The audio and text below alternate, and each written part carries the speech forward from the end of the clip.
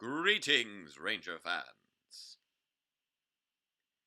If you are able to hear me, please let me know in the chat by typing in vote. That'll give me a clear indicator to make sure that you're not just greeting each other, that you're greeting me. So is everybody able to hear me? I believe that I am operating properly.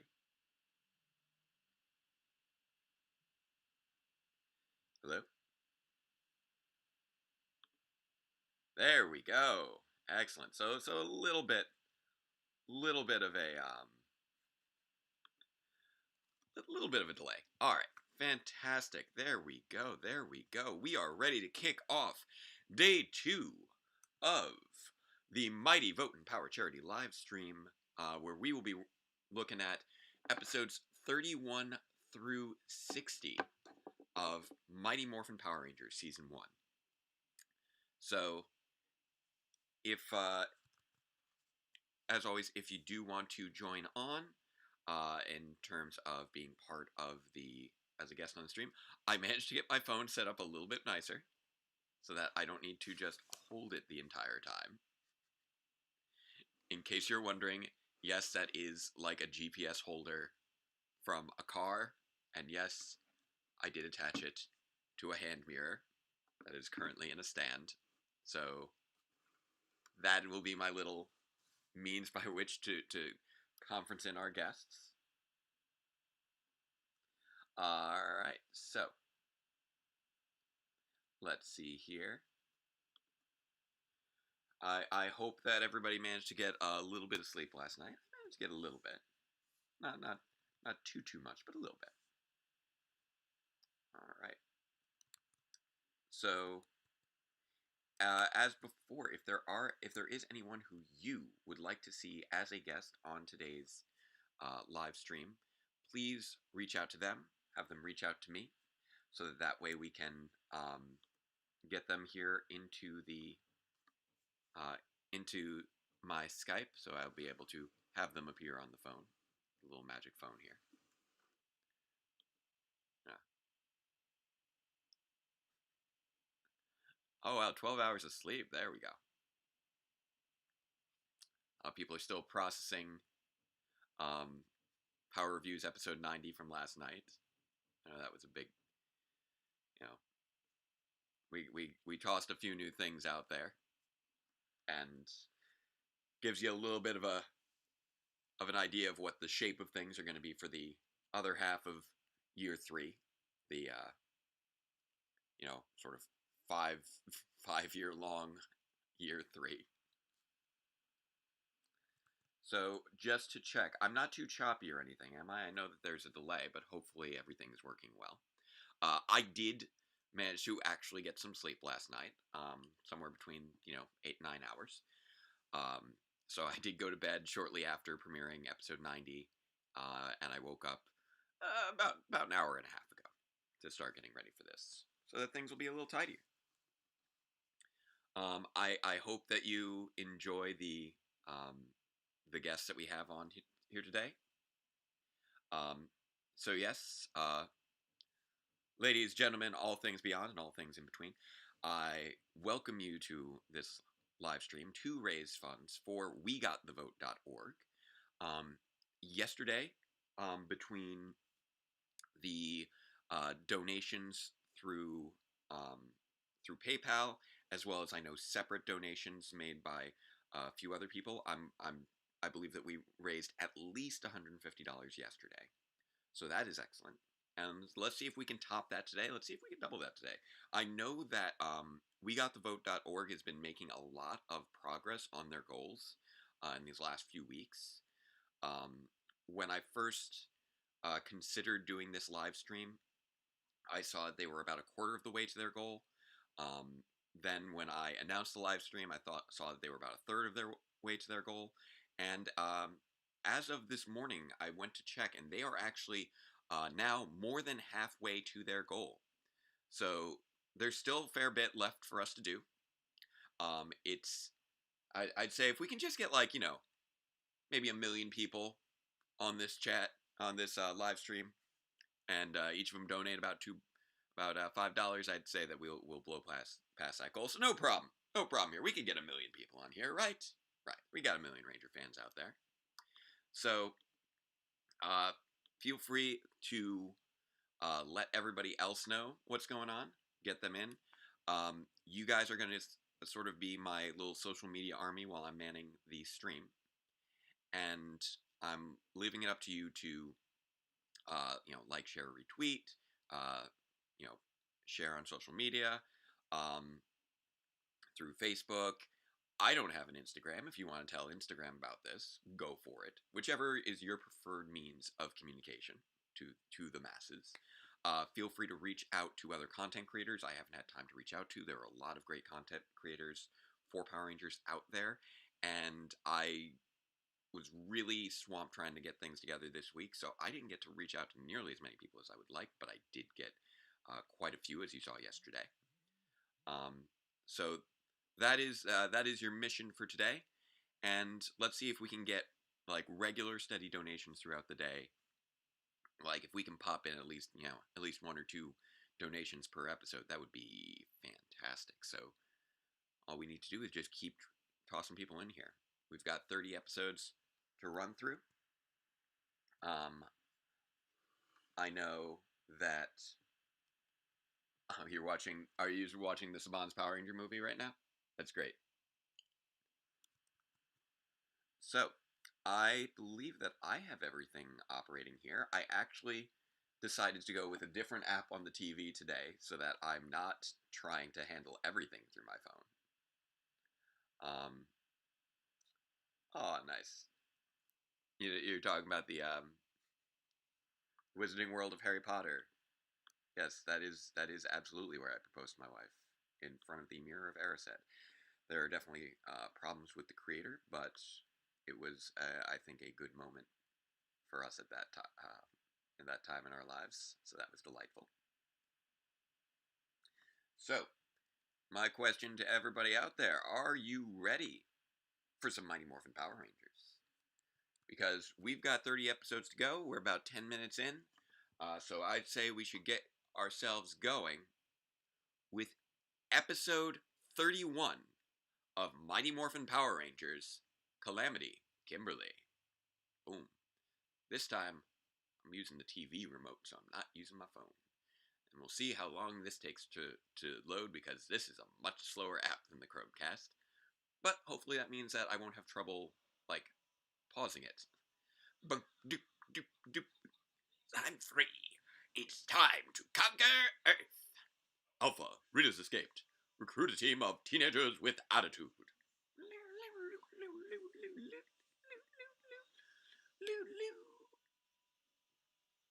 Go, go, Power Rangers. Go, go, Power Rangers. Here we go. Go, go, Power Rangers. Mighty Morphin Power Rangers. And welcome back to Chris Taylor. I've got you here on my little phone today. I know that you're just audio, so hopefully people will be able to hear you clearly. Oh, did you say the camera picks up the flashes from the remote? Okay, I will keep an eye open on that. Boom.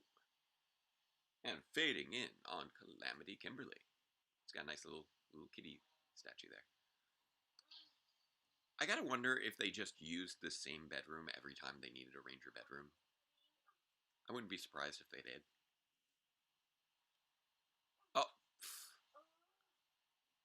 Oh, this one's written by Tom Weiner and Julian Clem.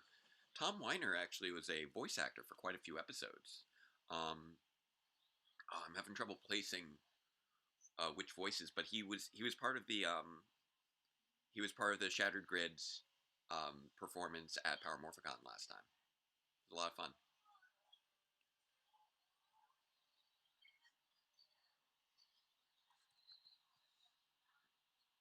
Yep. And yeah, this was reportedly David Fielding's last Zordon episode before they switched over to Bob Manahan. I don't know the details of that switch, Um, but I believe that is accurate.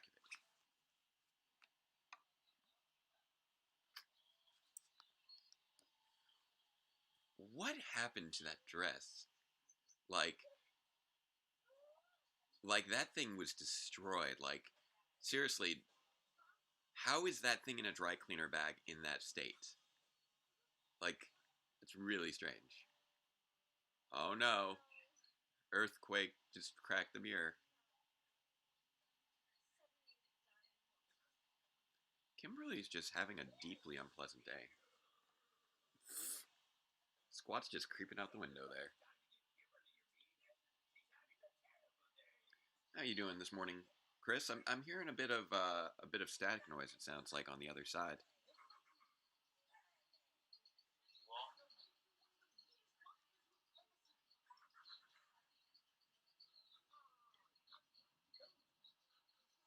And then again, I'm one to speak. I forgot that I left the dryer on. Hopefully, that won't make too many noises as it finishes up. Oh yeah, just a good old fashioned samurai fan man.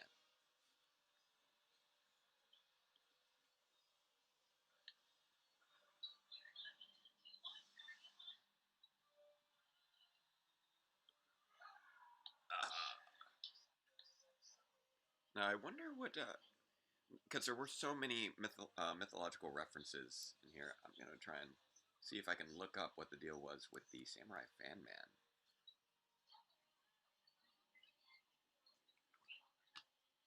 I'm also just kind of digging the setup I've got going on with the phone right now. There's nothing to see on it right now because of his voice chat, but much better than me having to hold with my fingers all day and you know damage my arthritis.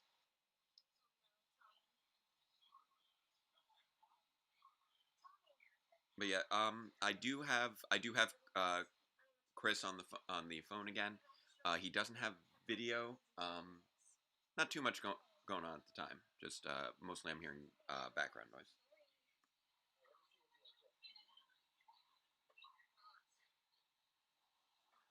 Boop. And we've got the stars of the show have arrived.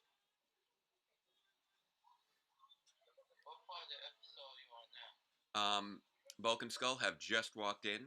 Skull is standing by the by Kimberly's locker. Poor Kimberly is just having an awful day.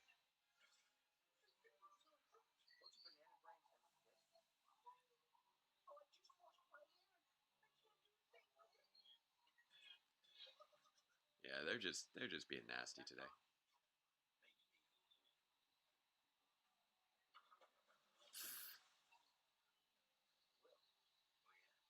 Yeah.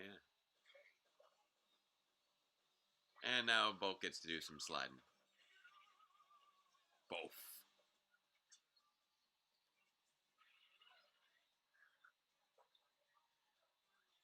Hey, to those of you in the chat, I've never actually like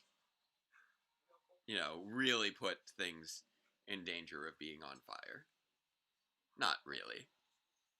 I have I boiled away a whole pot of water before? Yeah, maybe once or twice. Um, if, has the oven caught on fire once? Yes, but that was not my fault. That was a short circuit. Um, and also like children, in terms of discussions of me becoming a dad, children don't tend to be eminently combustible. They need some separate ignition source. So, unlike with an oven, they are. It's not likely that if I walk away and they remain the same location, that they're going to just spontaneously catch fire. So these are separate skill tracks. That was a little serendipitous accident there for those. She got a little dip.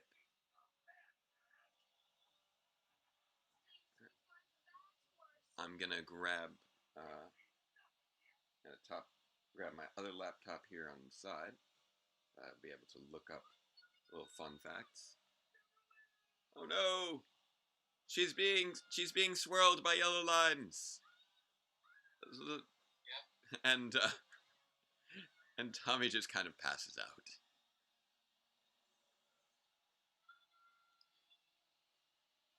Now, if you guys enjoy stories of my absurdities, I can tell you of one time that I was in a show. We did Titanic the musical back in college, and I got a phone call from one of my roommates because I lived in a house with about five other guys at that time, and they and four of them were involved in the show. I'm sorry, no, uh, three of them besides me were involved in the show, and then we had two at home. And while I was backstage during our big tech rehearsal, I got a voicemail, and I didn't check it until we were at intermission. And the voicemail said uh, from from one of my roommates, Mike, saying, "Hey Jake, just letting you know, you probably shouldn't uh, leave your laundry on top of the dryer while it's on, um, because everything started to smolder and your clothes nearly caught fire and your slippers are now melted to your shirt. Okay, bye." And I'm like, wait, none of that made sense because one, I remember finishing my laundry, and two, my clothes I had remembered leaving on top of the washer, not the dryer, and three, I didn't have any slippers in my laundry, so I was very confused by this voicemail because none of it made any sense. Um, and when I tried calling him back, he didn't answer the phone, so I tried calling my other roommate who was still back there. He's like, "Oh yeah, I don't know, something about you nearly burning down the house." I'm like, well, yeah, tell me about that. What was that about that? Yeah, you need to talk to Mike about that. I wouldn't know about that. Bye. I'm like, wait, no, I want answers. So I then get home at the end of the day wondering how on earth I had burnt the house down. And apparently, I when I got back, the issue was although the dryer had ostensibly turned off, there was a flaw in the dryer. In that the when the tumbler stopped, the heating filament didn't. So there was heat in there even while it wasn't actually moving things around, which is why it got so very hot. But it wasn't my clothes that were on top of that dryer. It was my other roommate's clothes, with his slipper now melted onto his shirt. Um, and my clothes were nice and safe, exactly where I had left them, in my laundry basket, which I had placed on top of the stove. Obviously, the best place to put a laundry basket. So that's my little story of how I almost not really burnt down my home in college.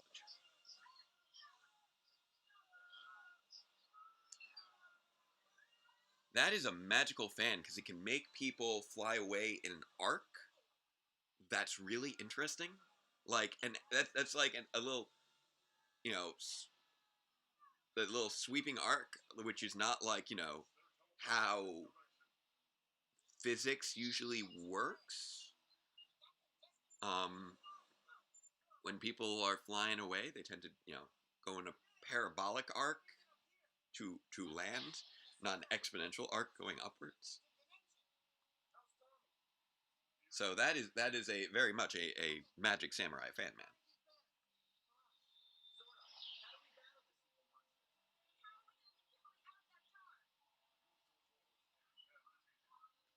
Oh yeah, why don't we just use the Zords? That should defeat the monster like it does every time. Well, not every time, as we've seen, but close enough. It's interesting that they're having them appearing in morphed form in the command center more and more right now. The Putty Bowl restaurant, because that's just a thing that exists.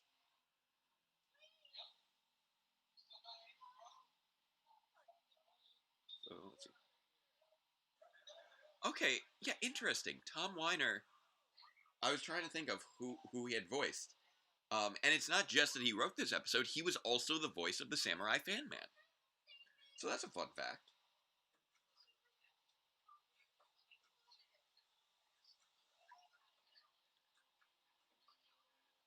That is a creepy looking face there to be staring down at you when you're trapped in a bottle.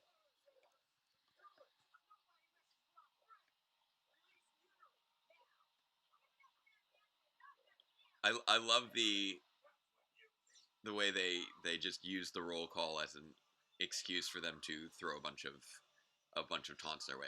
Ah, the battle bikes, which they never once ever acknowledged.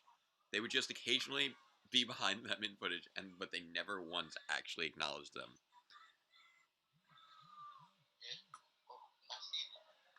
Yeah, I've got mine right here. And good old Zach with his sidecar. I've had this for um, 26 years.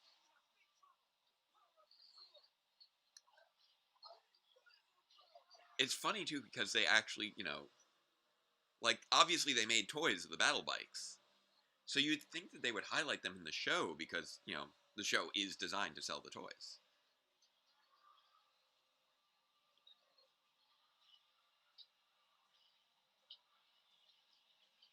Here we go. Getting some Zord action.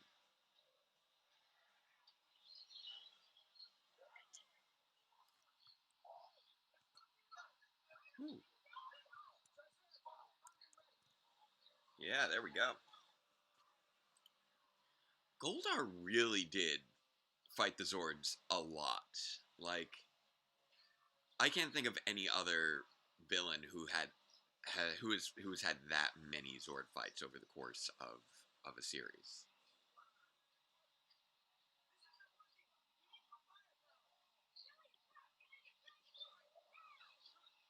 Dragon Zord firepower. Here we go. Now that Tommy's awake, he can get in on the fun.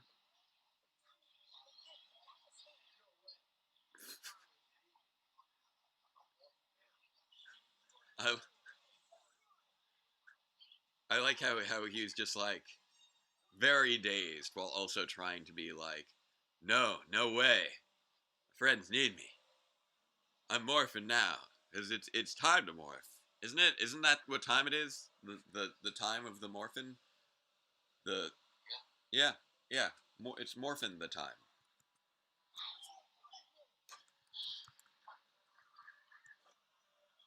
Oh, Dragonzord fighting mode. There we go. Which is what they actually decided to call it this week instead of Mega Dragonzord. That was so confusing as a child. Like, I genuinely did not know what the Mega Dragonzord was because they changed the name so many times. Because they changed the name back and forth so many times.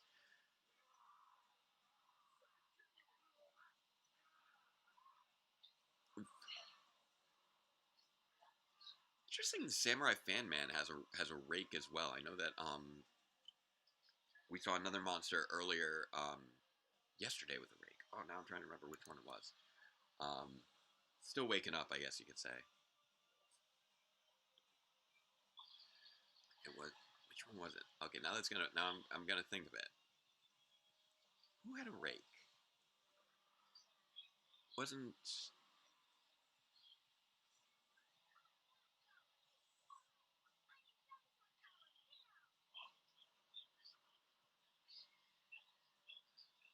which monster yesterday had a rake? There was. I'm trying to remember which one it was. It wasn't. It wasn't Bones or the Giant. It wasn't the Minotaur. It wasn't King's Fangs. Was it Gnarly Gnome? Did Gnarly Gnome have a rake? I want to say Gnarly Gnome had the rake, which is just an odd weapon to for multiple monsters to have.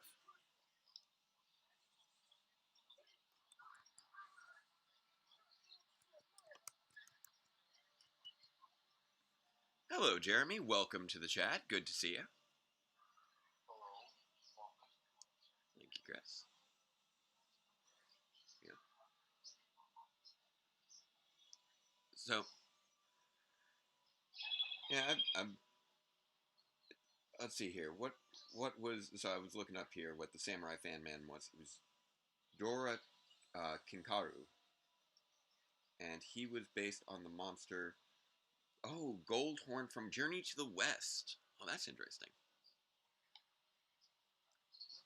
So that's again not Japanese mythology, but Chinese mythology, which makes it extra funny that he is dubbed the Samurai Fan Man since he is based off of a Chinese warrior, not a Japanese warrior.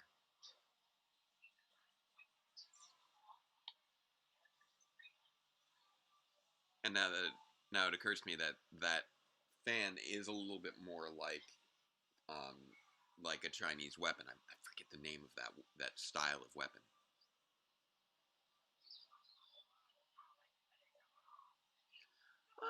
MJ has successfully managed to install things back onto my net little Dell book. Oh, here we go. We got the actual Mega Dragon Zord. Hop it in for the Ultra Zord. Now this combination, this is just such an excellent. You know, we've had a few Ultra Zords in the past, but I don't think anyone has managed to really match the sheer majesty of the original Ultra Zord. Like this, you've got the Megazord with the Dragon Zord armor, riding the Carrier Zord as a chariot. You know, everything just kind of flows together. It looks very regal. Um, and none of the others really quite manage that. You look at like the Thunder Ultra Zord, and they basically just like, okay, we got a turtle. We're gonna put a Zord inside the turtle. We're gonna smack the rest of the Zords on top of the turtle, and then we're gonna drop the turtle on top of everything. Oh, we got that newsman guy again. Same newsman from Big Sisters, I believe.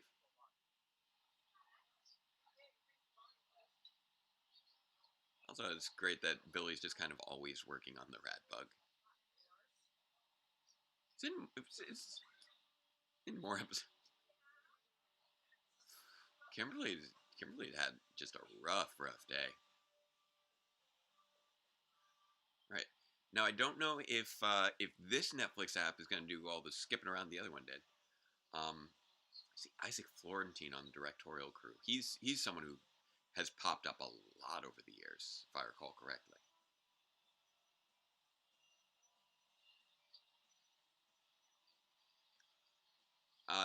Getting battery information. We just wrapped up um, Calamity Kimberly. Yep. Hi Jen. Hi Andre. How are you two doing today? And next up, all right. So this one does give us a little bit of lead time in between the episodes. So we got about 10 seconds before we kick off. A Star is Born. Um, Obviously less than 10 seconds now that I finished that statement. And those 10 seconds are about to disappear. Here we go.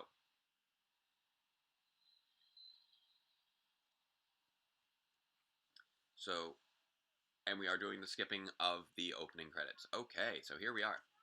A Star is Born, aka another excuse for Tommy to be written out. I really am amused how many different ways Tommy has been written out of the battles. It's like Monster knocked him out yesterday. Today he's going to be doing a karate commercial. Also, Bulk is very confident for someone who does not know karate. What? Okay, I'm feeling Bulk's confused face right now because it's like, um, why why did he need my scarf for that? Why did he need to take my scarf to do a backflip? I don't know. Oh, I totally understand if the for, if people were not able to make it things yesterday. I'm sure plenty of people have work and other things keeping them busy. Um, if you if you haven't already, I do recommend again.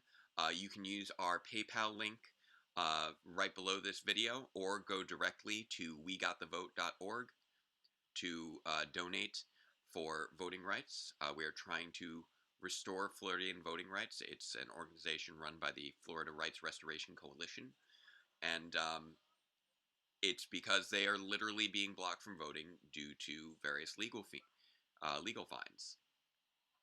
And so we're going to try and just pay those off, get them to have their voices heard. Florida is a major key state in, especially in presidential elections, and not only is it important for everyone to have the right to vote, but especially if we are, putting this much pressure on this state, everyone in that state should have the ability to get their voices heard.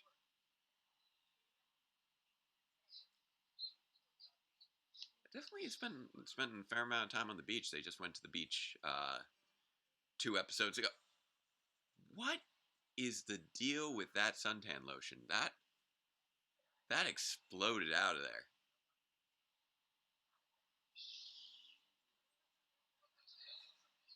Nice.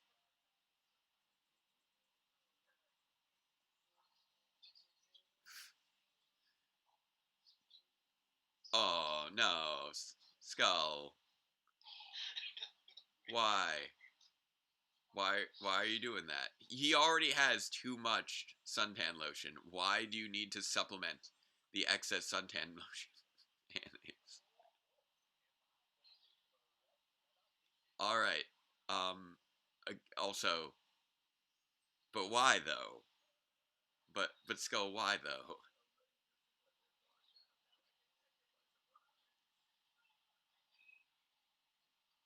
Oh, now we've already jumped back over to this. That was a little bit of a weird little time skip there. Oh, I wasn't looking. We got it. Let me check here. I wasn't looking. Let me see if I can. Uh, oh, there it is. Oh, I see. Oh, it finally. Oh, it's finally acknowledging Pocky Squirrel's donation from yesterday. That's amazing. Oh, I love the little dancing star. It's adorable. Oh yeah. You know that they just told Paulie to just go to town, and he just did. Like none of you. I feel like none of this was blocked in advance. It's just like, okay, Paul, we just need you to just do your thing. Like, I really wonder how much they actually like worked out in advance what he was going to do just there. Because that also feels just like something he would just do on his own. You can see Este's donation from yesterday. Fantastic. There's Misty's. Oh, wonderful. I'm gonna love this little dancing star so much. Thank you, MJ, for getting this going. Wonderful. All right, so if you want to make that little dancing star give you a little wink and blow you a little kiss, then please, by all means, make further donations and bring in more people who will also make further donations. It's the best thing. It's Morphin time.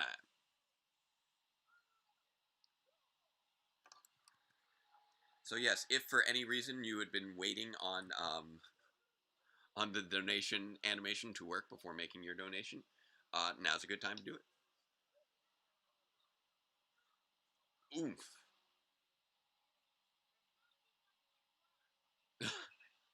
Oh, Scorpina's pet worm. Like there's like no lead up really to that. It's just like, now meet my pet worm. boom, you're in a cocoon now, which is great.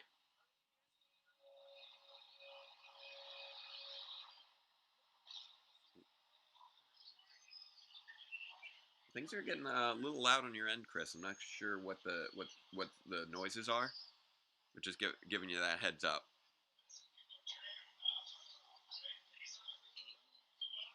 Ooh.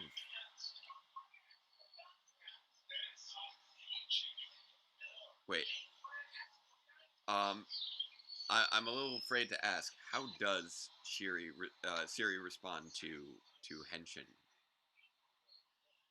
Do they autocorrect it to something that's not henshin that I don't want to know?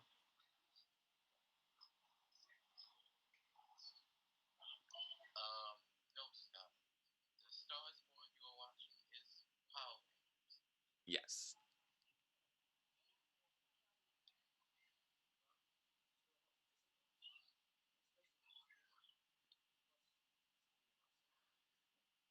Here we go. Yeah, he's got the 3 degrees. They really liked letting him show off in this. It was always more. He always got more of the solo stuff. Great crescent kicks there. It's hard to kick to get a crescent kick quite that high. Um,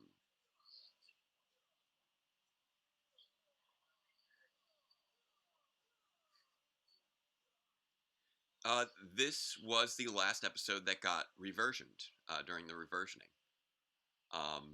Because they just did an order of 32 because that's the length of the seasons back then. For that's how long Mystic Force, Overdrive, Jungle Fury, and RPM each were.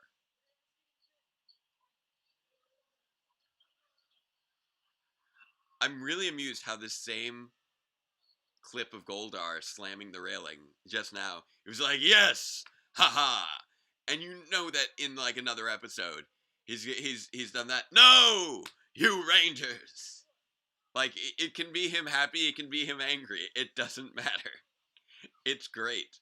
It's like the Cool Chef effect, but with dubbing. You know, what emotions are being conveyed by the scene are are reflected in the audio rather than the visual, which is fascinating. Um, it's very similar to something that MJ was talking about the other week with regards to mime work, where you try and see what emotion you can convey while wearing an expressionless mask. Um, and it's all about what context you're able to layer onto that blank slate. Um, hey, Babe Ruthless, you came out of nowhere.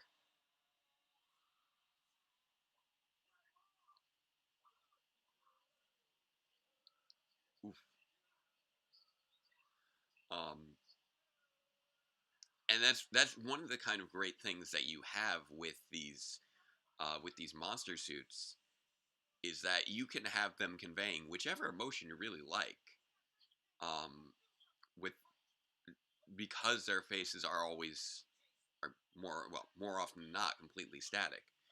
So whether they're being so right now he was doing this, he could have been right now he was going ha ha I got you, but he could have easily been going oh no why is this happening?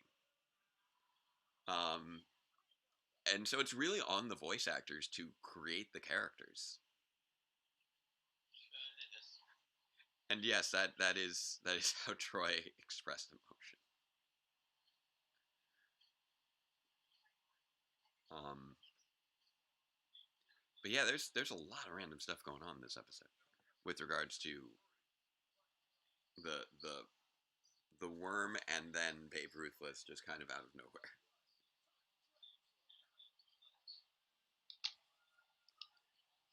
Babe Ruthless is probably one of the um I'd say less aesthetically um uh coherent designs of the season.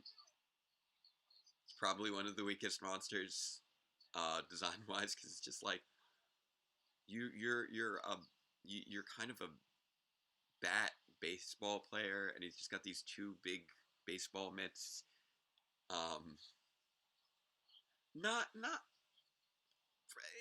probably one of the weakest monster designs is in season one, I'd say.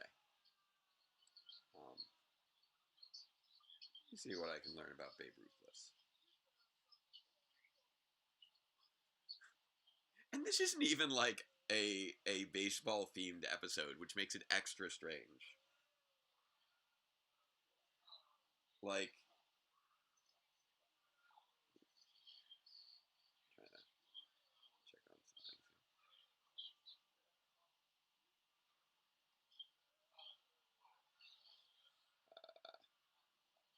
Trying to look some things up, but but it keeps popping up ads in my way.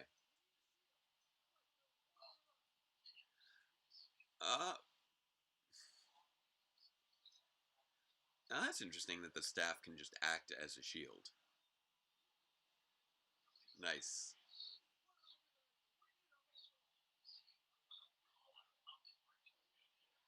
Yeah, let's take a look. What is the deal with Babe Ruthless?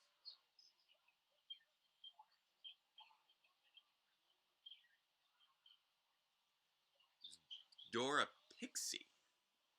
Oh man, back in the day when they could just drill straight through a monster. That's kind of crazy to me. All right, so yeah, apparently he was based on a pixie, which I wouldn't have guessed that. But he had apparently he could take the form of a boy that used magical baseballs to enthrall his victims until his horn was cut.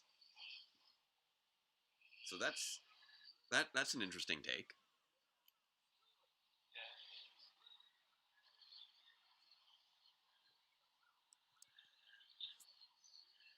Right, so let's see here.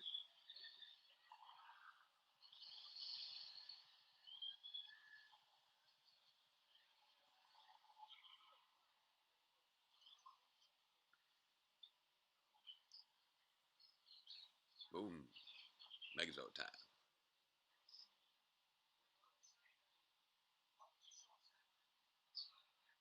Yeah, now we're fighting the like. There's so this is such a strange mashup. There's very little that is cohesively tying things together. This like the monster sequence is just so divorced from the main plot in this episode. It's very strange. Um, and yeah, you can hear at this point Goldar's voice has really evolved into the voice that we knew for most of the series. He started off with his voice much higher up, and then he eventually made it lower down where it was a bit more comfortable for him as he realized he had to keep doing it.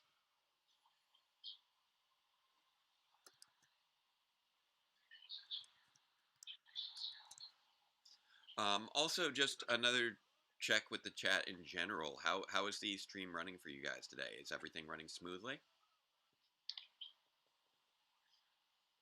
If I'm choppy and you want and at any point I should be taking a break to tweak anything, please let me know.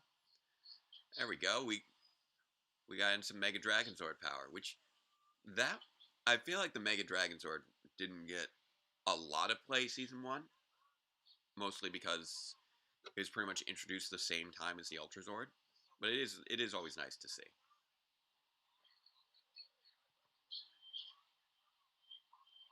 But yeah, this was such a mishmash of an episode. We got it was they had a decent excuse to keep Tommy out of the plot, and that was like I said at the beginning. This is the let's come up with another reason to keep Tommy out of the plot this week. But they just didn't have a separate plot to keep him in, to keep him from. Wow, third appearance on Reporter Man. Andre and Jennifer both said that the stream is good on their end. Excellent, good to hear.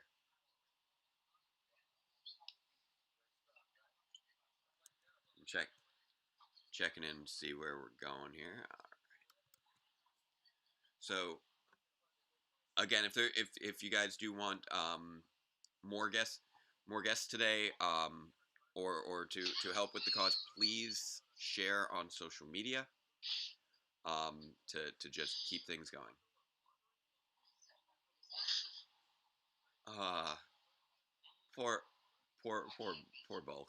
That's like, you don't want to find out that you're the before scene like that. Like, that wasn't an audition. That was a covert uh commercial filming where they didn't have to pay the people because they just filmed them and then made the commercial from that. I don't think that's how auditions are supposed to work, generally speaking. But I do recognize that, like, people can be misled in when it comes to companies filming things in that way. Like, it's not something you expect to happen, or happens, I think, particularly often.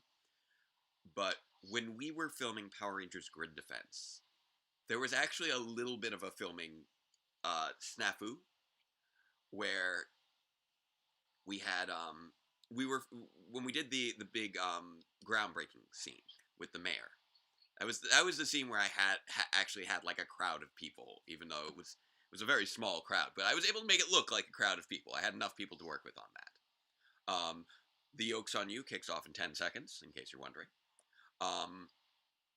And we were filming out on the lawn by the library, our local library, and is kicking off now with the Yolks on You 99% loading, and we are fading straight into the episode, skipping the opening credits. All right, and we were filming in the morning before the library was going to open at noon, but the filming was running a bit long. It was a hot day. It took a while to get everything set up and working properly, and I was approached by the employees of the library, wanting to know what we were doing out there. And because they were like a bit concerned. What's going on? Do you have permission to be here? And I'm like, no, I figured, it was public property. I was hoping that it would be fine. We were hoping to wrap up before you guys opened, so we wouldn't be, getting in the way of anything. And they're like, well, we need to talk to the library director. I'm like, oh, okay. And they wanted to know, what are you filming with our library? I'm like, I'm with, uh, you know, I'm with DR Productions, which, it's the name of our group, but it's really just me. I'm filming a Power Rangers fan film, and we were just using it as a location.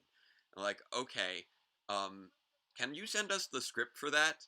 I'm like, yeah, sure, because they wanted to make sure that I was doing what I said I was doing, and I guess they reasonably assumed nobody would just have a random Power Rangers fan film script on hand just in case they needed to disguise what it was they were filming.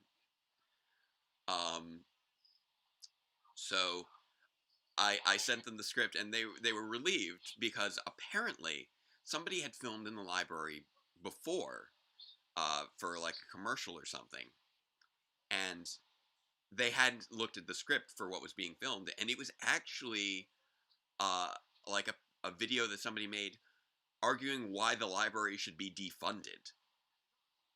And so that is something that apparently can happen.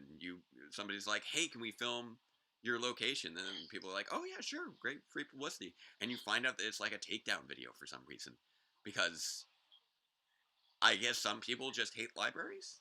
I don't know. Very strange.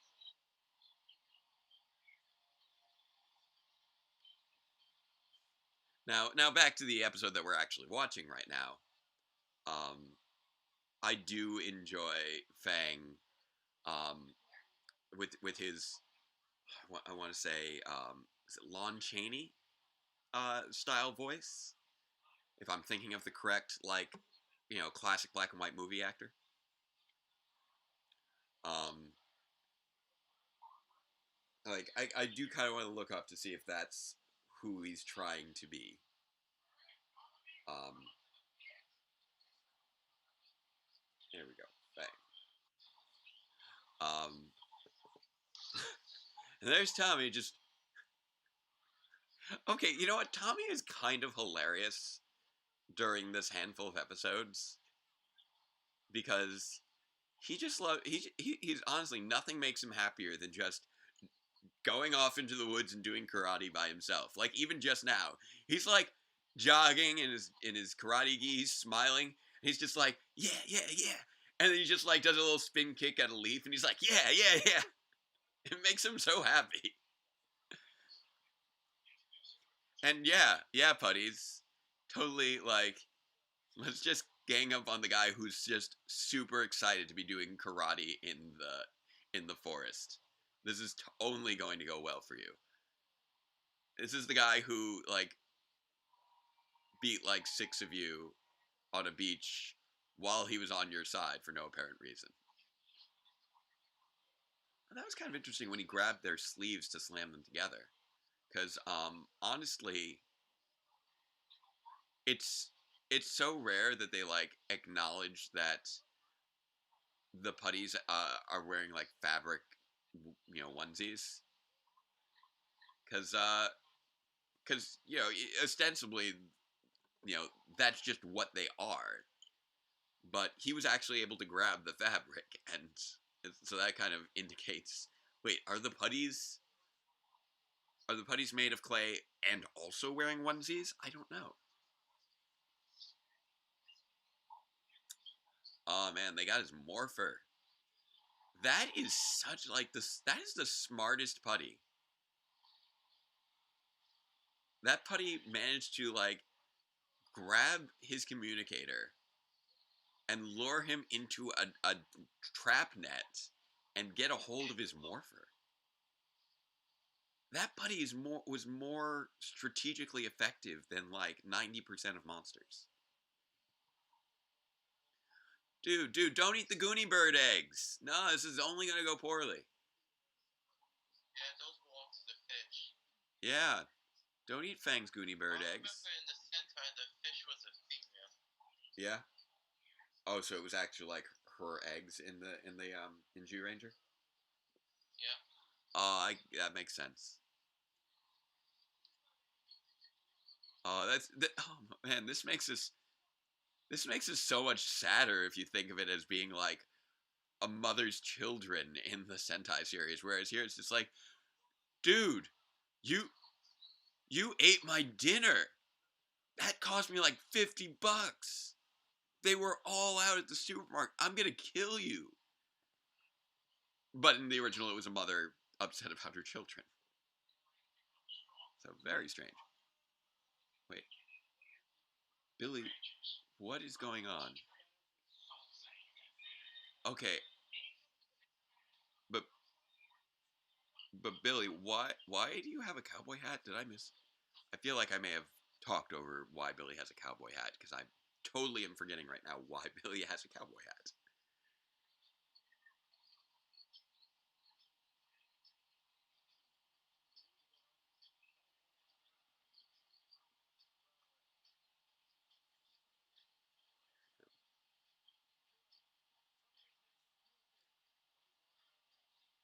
But yeah, Fang is in many regards arguably one of the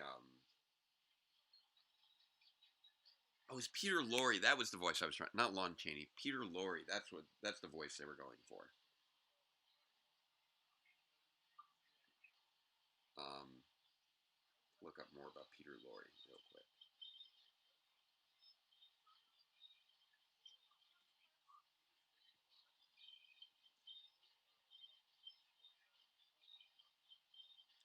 Oh, and then I can hear the Power Rangers 2017 movie on your end because they're up to the hand clap scene.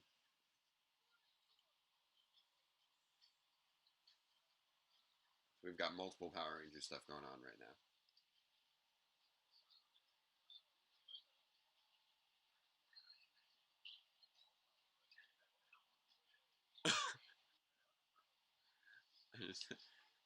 Dude, the Power Rangers have the Gooneyberg eggs.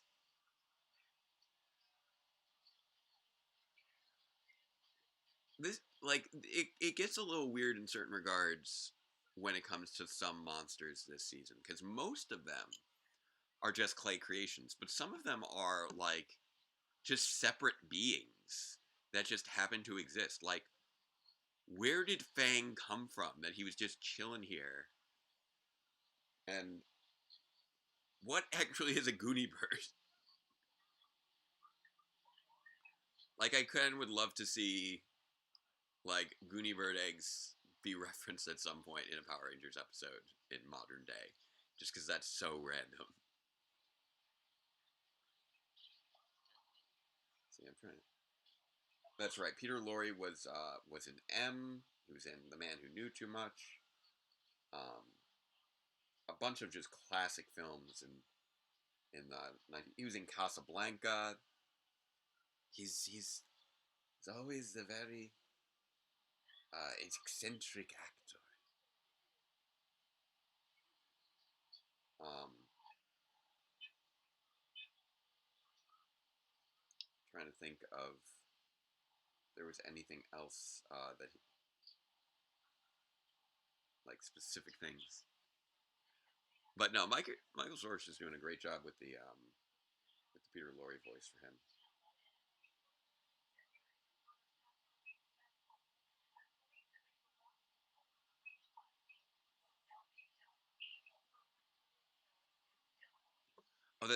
No, I'm sorry. Fang was created by Finster. He just has a surprising amount of agency.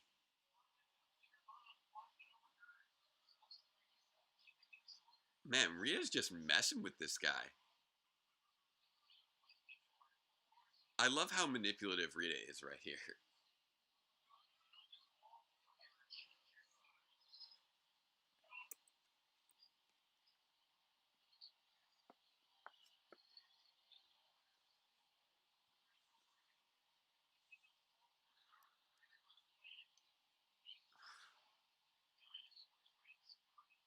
Fang's going hardcore. So hopefully you guys manage to um, hopefully you guys manage to find time to make some donations or share this link so that we can get more people getting involved to raise some funds for voting rights. I'm gonna try and make more reference to it today than yesterday. Now that I've got a little bit of a better feel for how this whole thing is running, and you'll get to continue to enjoy random stories from me and analysis of Power Rangers and a little bit of discussion of um, the importance of voting and some of the political implications thereof.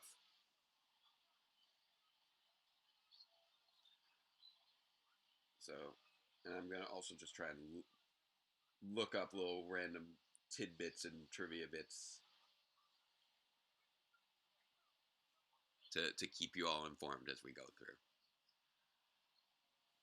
Now we're going hard with Megazord against Fang. Here we go. Fang was one of the first monsters that you actually felt some level of sympathy for. Mr. Tickle Sneezer was um, a little bit. It was a very similar.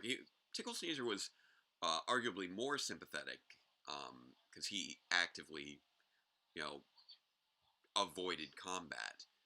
But Tickle Sneezer also wasn't a wasn't a canonically real monster because he was part of um, Trini's dream for some reason. So Fang is really kind of the first monster that's arguably sympathetic because you feel bad for him because all he wants is he's really just obsessed with his particular food. He's not trying to destroy the world or anything.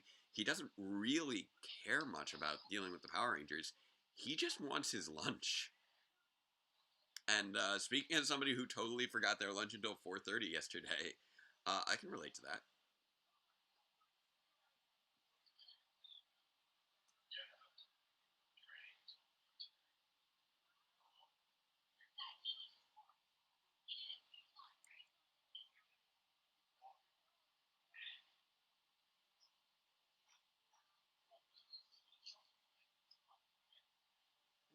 So let's see.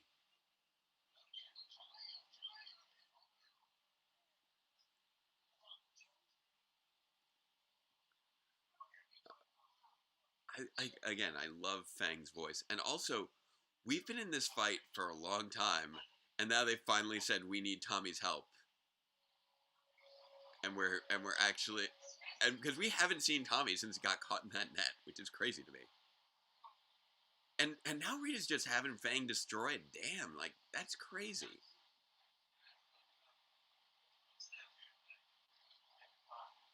Like they're actively looking to. And why have these putties not done anything this whole time? They have the morpher and the communicator, and they just are just hanging out there instead of bringing the stuff back. What is with these putties? They waited long enough for him to actually remove himself from the trap net. Like, I don't think I've ever seen anyone else actually just climb out of a trap net before when they're suspended in midair.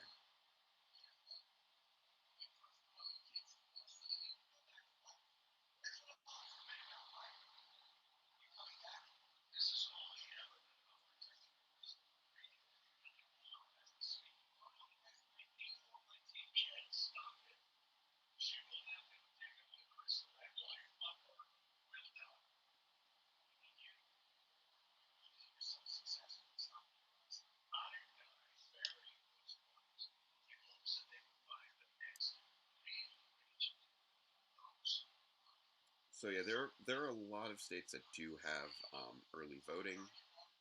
If if your state does have early voting, please again partake. It's one of the best ways to sort of um, keep polling centers from being overwhelmed. If we can, knock things out early, then that reduces the chance that polling centers will be overwhelmed on election day. So when whenever you're planning on voting, try and do so as early as possible. You know, as with many things, don't wait till the last minute if you can avoid it. Try and get there first thing, so that way the people who can't get there until election day won't have to worry about the long lines. And feel free to volunteer for your local polling centers if you happen to, especially if you live in a more urban um, in a more urban area where we have a lot of where we have a lot of people to vote, but we don't have that many people um, to really run the polling centers. So we need more polling centers in those urban areas in order to serve everyone. So if you're able to volunteer at your local polling centers, I absolutely recommend that. All right, and I got the question on in '90 was K Alpha tricking the gang? Um, well, that's the thing. We haven't seen enough from her to know what her deal is. This was sort of our first introduction to K Alpha, and she is still rather enigmatic at this time. Oh, and Dragon Trainer put a good thought there on the putty that was smart enough to trick Tommy. He was trying. It was maybe trying to crack the morpher for himself so he could be independent from Rita. I like that idea of this sort of rogue putty that wants to be something more. All right, town show time. I want to I want to see Billy's talent though. I want to see why Billy has a cowboy hat on. Like right now, we have Jason and Tommy doing their karate thing, but I want to know, Billy, why do you have a cowboy hat? You have not been a cowboy prior to this. Did I miss something?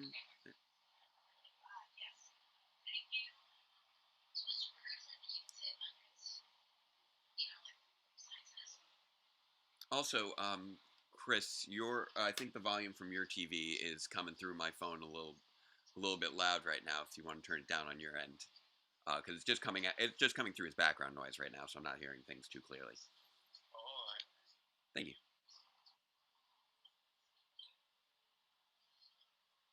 There we go. Broke some boards.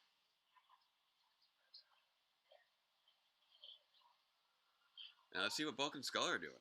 Here we go.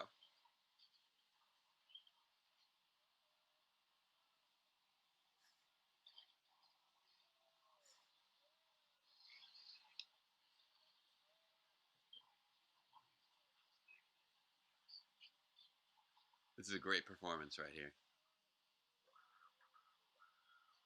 This is what really should have been called A Star Is Born.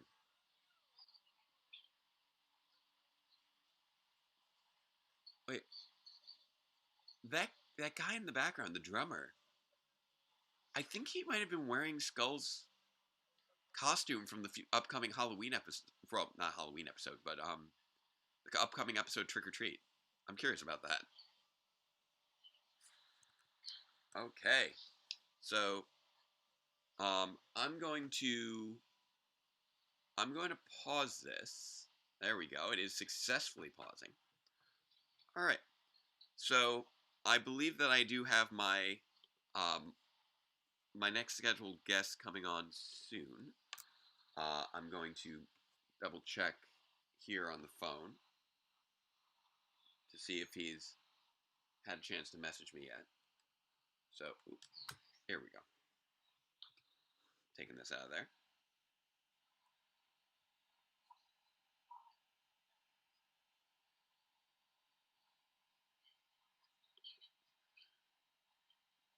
All right.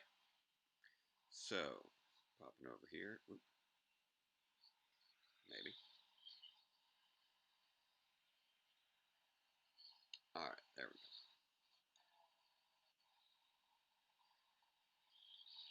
All right, so Chris, I think just because just to simplify audio outputs, are we good? We good to close out? All right. Well, thank you very much for joining me on these first 3 episodes, Chris. I appreciate it. I'm glad that you've been enjoying the Power Rangers movie. Yep. Yeah, I'll be coming back later. All right. Fantastic. Thank you again. All right. So I will hang up that conversation now. And here we go. Before we kick off Green Candle, let's bring in our next guest. Whoop, I had him all queued up and then disappeared. There we go. All right. And let's call them up.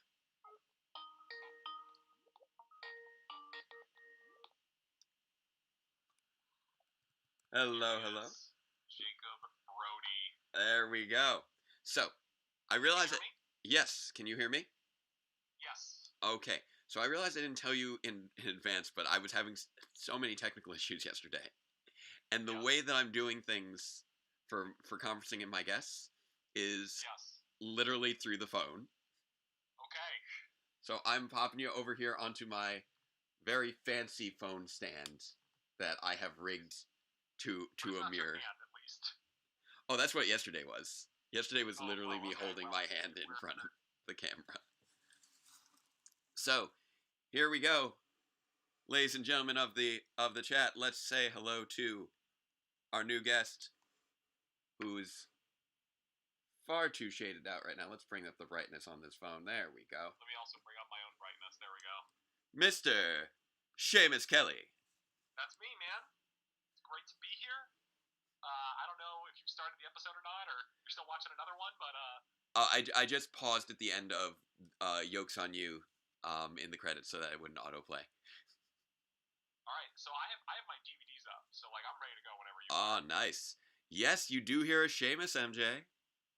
Yeah, that's me, man. MJ, it's great to see you in a chat. Seamus and I have known each other for a good number of years. Nice. And thematically appropriate, the shirt I'm wearing, you probably can't read it, but it says "Loves music, hates racism," which, you know, wonderful. That's just my life right now. So that is a good way to live. Love some music, hate some racism. Correction. Love some music, hate all the racism. Racism is a bad thing. All of it. All of it.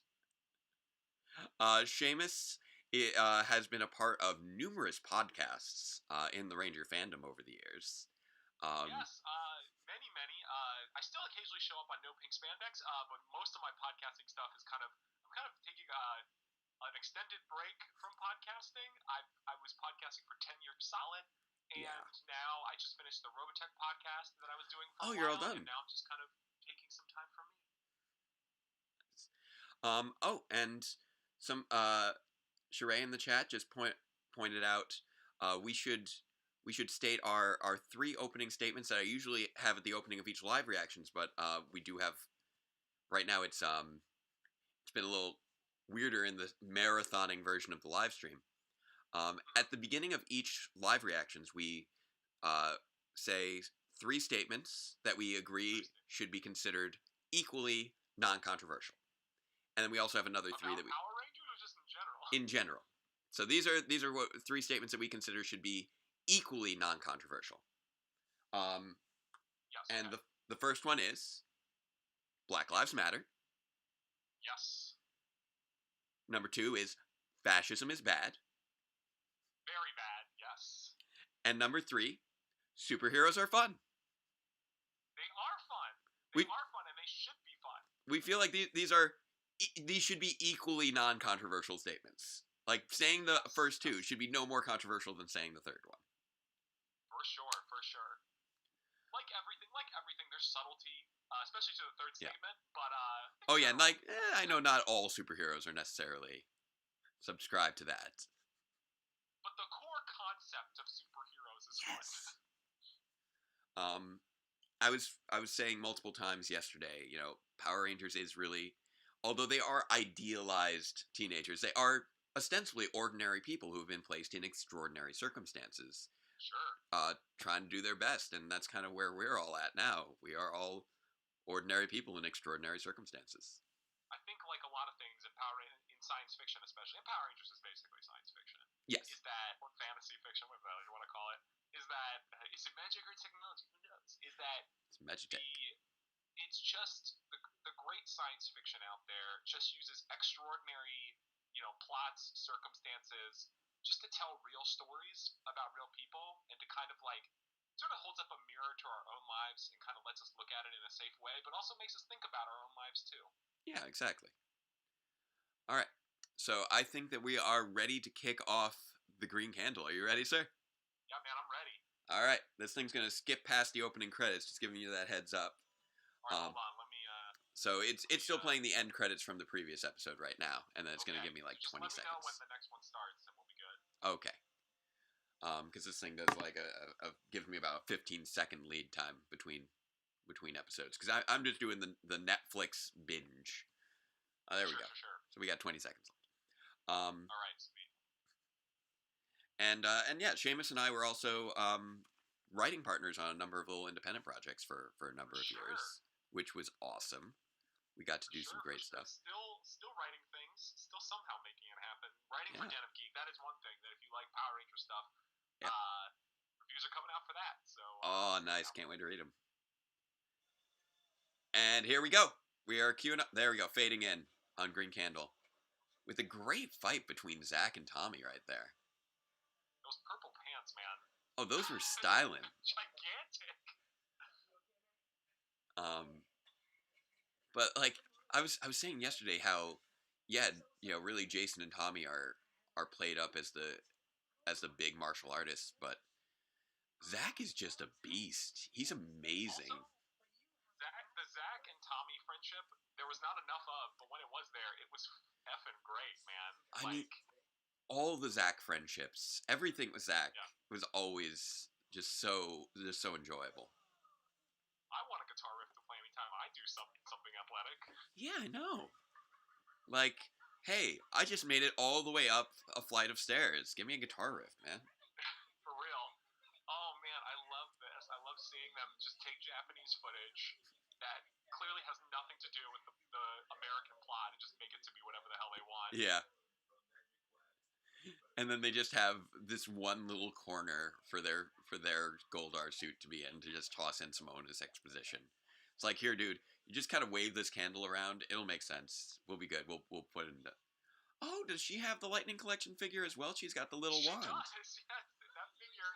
Although she's not really pleased Yeah. about her face on the Lightning Collection, the Rito Lightning Collection figure. It was a Yep. choice.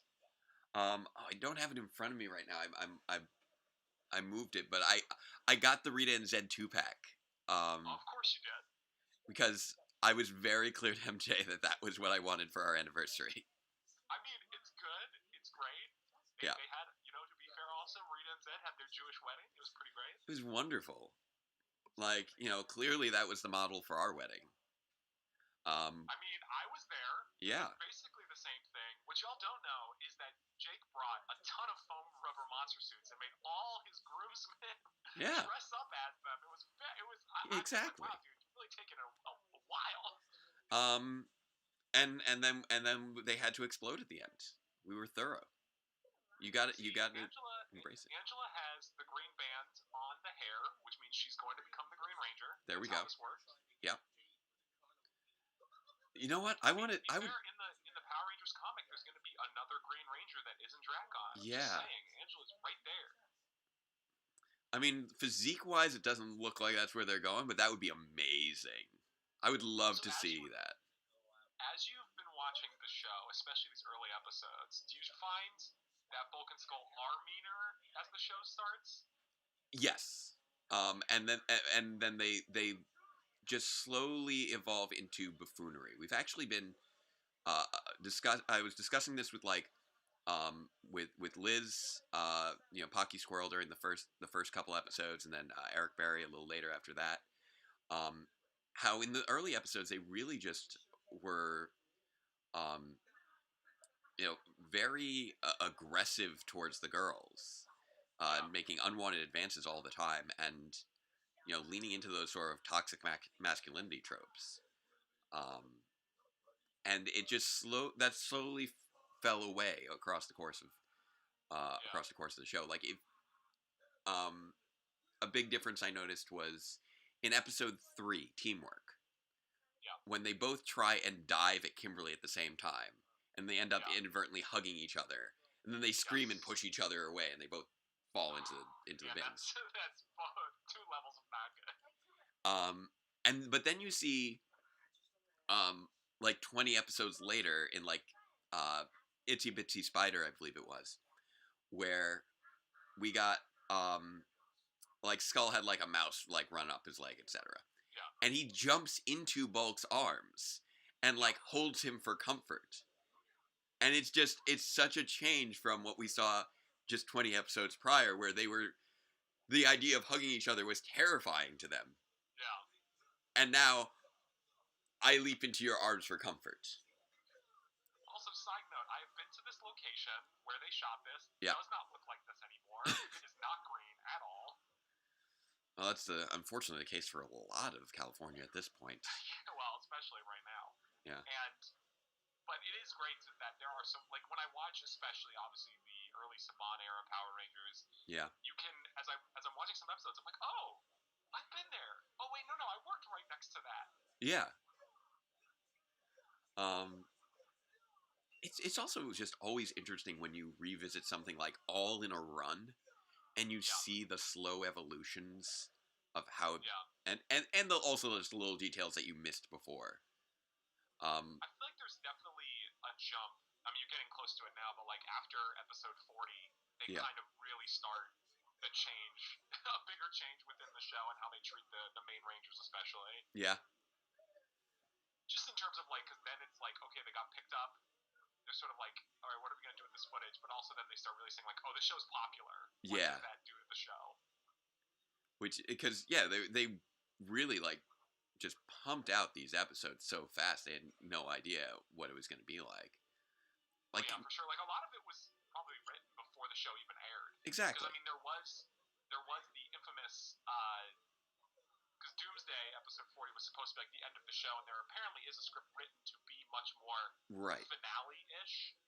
Yeah, they basically just kind of changed Zordon's last couple lines there just to tweak it. And apparently there was a draft of that script where like the Rangers go to the prom or something like that. Well, that's fun. I always like prom finales. Those are good times. Yeah. I like Dino Thunder. Although I felt like the end of Zeltrax and Mesogog were a bit on the anticlimactic side. Sure. Like everything with the prom was great. Yeah. And it was really those characters that made that season. Oh yeah, yeah. That season's not really there. Like some parts of the plot are great, but Yeah. some of the overarching stuff doesn't really work out. But that was also the problem. And I say that lovingly of the show at the time when they Yeah. only had a certain amount of the Sentai and you literally could not plan the whole show. Right. Like the first half of Dino Thunder is just hit after hit, and I feel like the entire first 19 episodes, like they don't Yeah, I think it's when they they don't start miss a beat. introducing the Trent clone is when things start getting a little Yeah. like we don't know what we're doing. Yeah, like when Trent like joined Mesogog's team for like a hot minute, and then they like, Yeah. okay, but we can't just have him just be part of the bad guys team and just leave him there, and Yeah. that's where things kind of got a little off the rails. Well, yeah, because there's not any Sentai footage to support that. Although it's so funny because Yeah. I feel like these days with Beast Morphers they use less and less Sentai footage. Yeah, they recreated all those costumes, which is crazy to me that they did that. It's weird because I almost feel like I'm like, why don't you use more? And I know that used to be a thing of people saying, oh, they use too much, but I'm like, Yeah. it's a happy medium. Right. Where hopefully they could, if they used more Sentai footage, they could say afford more people coming back or afford, Right.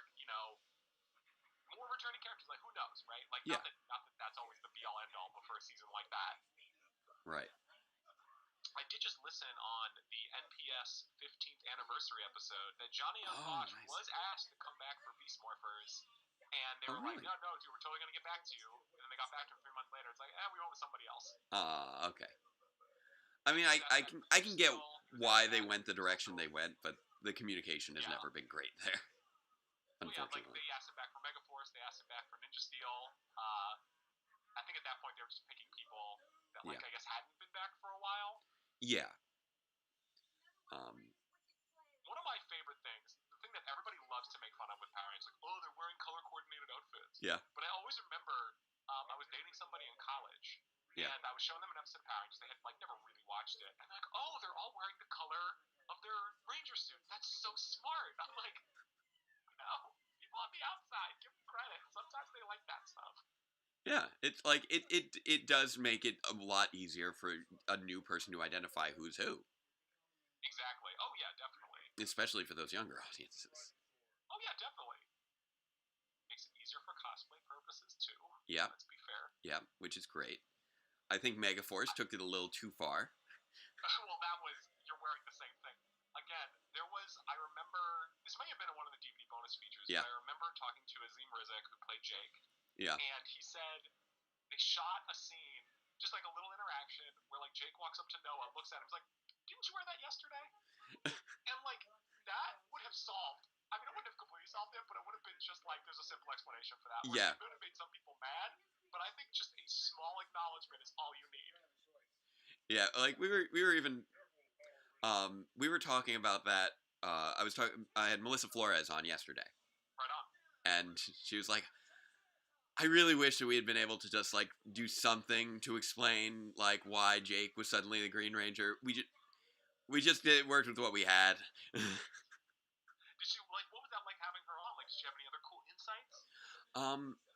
Really, a lot of focus on how people, when thinking about what they want to see from Power Rangers, outside of clearly pixelated like NES style chains surrounding Tommy, apparently. Yeah. It's driven by a lot of different elements and different market forces and different limitations that a lot of fans don't always take into account. Like for instance, one thing with Q Ranger, and choosing not to adapt Q Ranger is all of us are like, oh come on, we've had dinosaurs so many times and we've never and we haven't had a space themed season in like 20 years. Come on. But when you look at it from Hasbro's perspective, it's like, okay, we've got all these Star Wars toys, we've got Guardians of the Galaxy toys, but we don't have a dinosaur brand. Power Rangers is a really strong dinosaur brand. And if you look at it in that context, it makes a lot more sense. Associated with it too in pop culture, like why not? Yeah. it's so funny that I remember when Q Ranger was coming out, people were like, oh, this is great, like Star Wars is gonna be out, like this is gonna be perfect. And maybe if the toys were still with Bandai, maybe Yeah, they like would maybe be they would have done it. competition. But Yeah, yeah, like now that at least Star Wars seems to have sort of ended a little bit for a while, yeah, maybe people will get jonesing for some more of that um maybe, yeah. in another couple years. Um And I think that's the thing too, like especially yeah. with what Melissa was saying, and this is true for everybody, is that we think we know everything as fans, and Yeah, we thankfully we don't, because there are some things we just shouldn't know. Like in my perfect version, right. we never learn anything that we aren't supposed to learn, and we don't get leaks of anything. And fans Right. are like, no, we should know as early as. I'm like, no, no. Like obviously, like there's a whole thing to be said about like Yeah. corporations controlling news, but come on, this is just Power Rangers. It doesn't matter. It's not that Yeah. intense. Yeah, But exactly. I think that there is something to be said, just like letting yourself be surprised. Like imagine if you didn't know that Austin St. John was coming back to the show, and then like the reveal at San Diego Yeah. Comic Con, Power Morphicon, like that would have been, oh my god. Yeah, we know things before we can. It's really unfortunate that we know things before they can be revealed in a spectacular fashion. Like It's the same with the Super Mega Force thing. Like that got spoiled a year and a half in advance. more really when you get right down to it. Yeah. So it was. So It, then like, and it was then spoiled arguably imagine the 4 years in shock. advance. Yeah, it was. Well, Well, yeah, four. yeah. If you could somehow magically never see Gokaiger, Exactly. Then that would be an amazing experience. I remember sitting at PMC 3 and they show the promo for Megaforce, and you're like, well, it's just Gokaiger footage. It's not that exciting. Yeah. But if you've never seen that, that would be exciting. Exactly. Like You just gotta take it in the context of how it's supposed to be seen.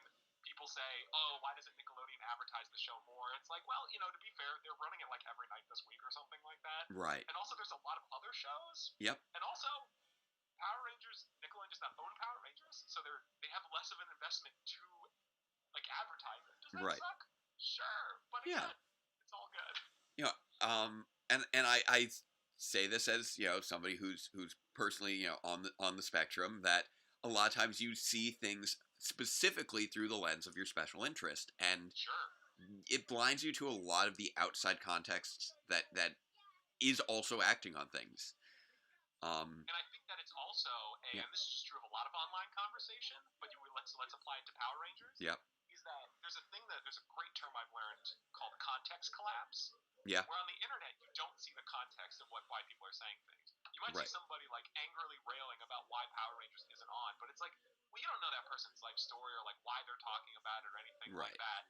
The thing is, obviously, unless it comes to the three things that we talked about earlier, Yeah. racism bad, fascism bad, I'm trying to believe the best in people. Yeah. And also, like, if somebody's like ranting about this, that, or the other on the internet about Power Rangers of all things, like, dude, let them do it, man. Like, Yeah. as long as you're not like talking crap to somebody else or making somebody else's life bad, like, and you're not adding the people who are on the show and like Right. talking crap about, like, if you're just having like a general, like, man, I wish the show was advertised more. We don't need to then have a big argument about, well, actually, like, Right. it's all good, man. Like a lot of times when people make statements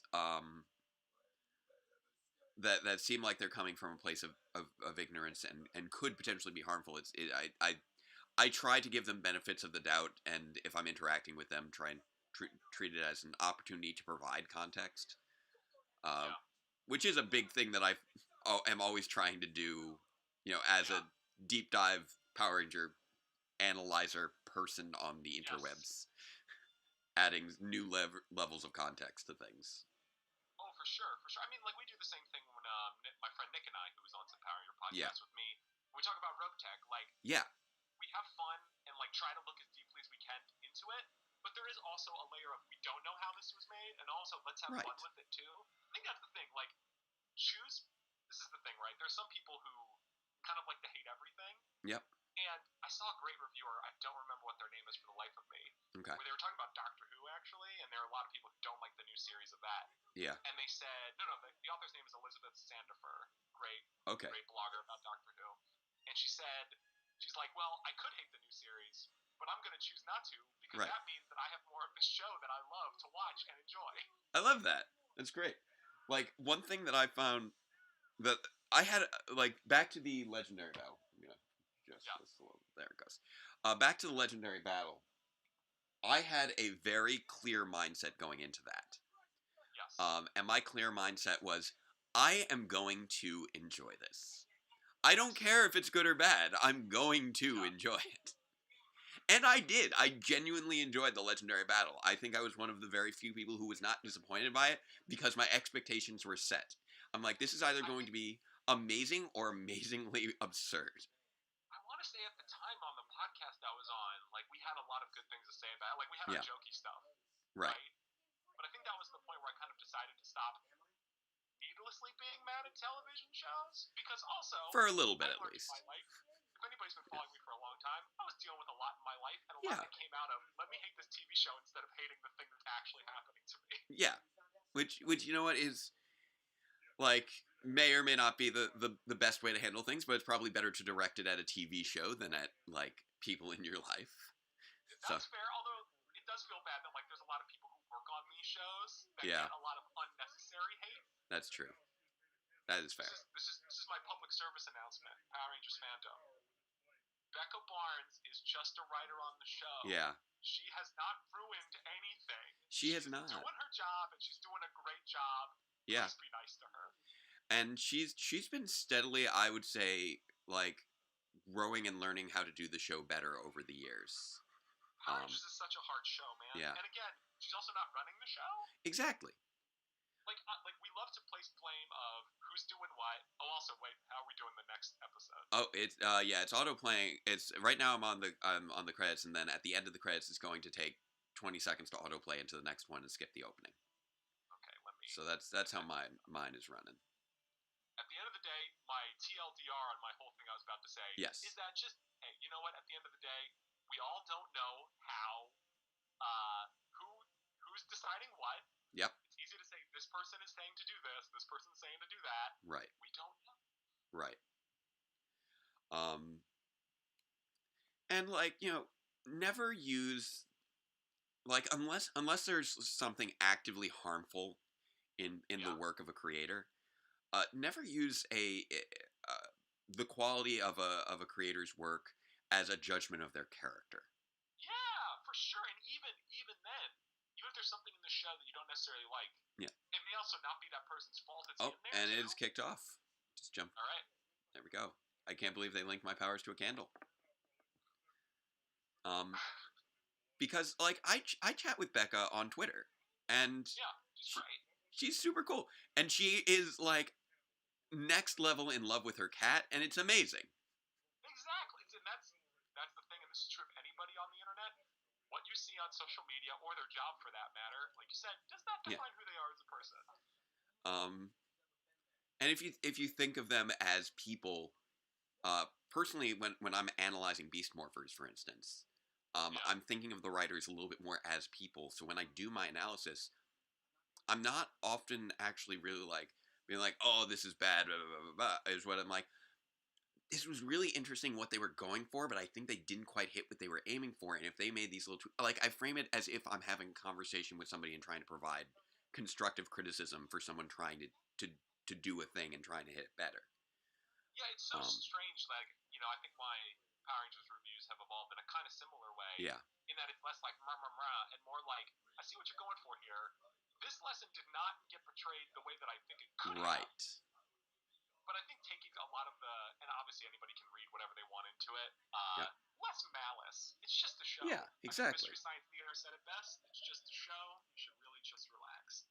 Just making sure the volume's on max for people who apparently are having a little trouble hearing me. I don't know. You know what? Maybe I can tweak my sensitivity. Can you hear me a little bit better now? Hopefully. I know there's like a minute long delay for them to be able to respond. I mean, I hear you. Fine. Okay, excellent. Man, those glasses. Like, I want to find them. Yeah. They custom make those glasses. Oh, and also, I want to like in my headcanon right now, these were like the prototypes for the transportal devices that everybody's been using in recent seasons. I want to believe that. Dude, that'd be great. Can you imagine if they're like, yeah, man, like this, like Wes holds up that device and Ninja Tail's like, yeah, it's based on Billy's original design. Yeah. Because. But also, it's easy for us to say that because we're hyper mega fans. People who are writing the show, like, It is. Is it 900 at this point? 900 plus? Like, We've passed 900. 900 episode 900 aired earlier this year. It was the gaming episode. oh yeah. Just randomly. Um, I love hearing the voices, especially the monster voices on the show, because they're yeah. all voices that were in Robotech. Yeah, it's So like if you're out there and you like Power Rangers, Robotech is a great watch, and a lot of the same talent's there, and it's a good time. yeah, in many regards Robotech kind of trained a lot of those people to in terms of how to do a show like Power Rangers. Yeah, oh yeah, for sure. Both in the writing, because Tony Oliver was an actor on that show. Yeah. And then a lot of the voice talent in that show, who also wrote that show, ended up working on Power Rangers. I mean, I would.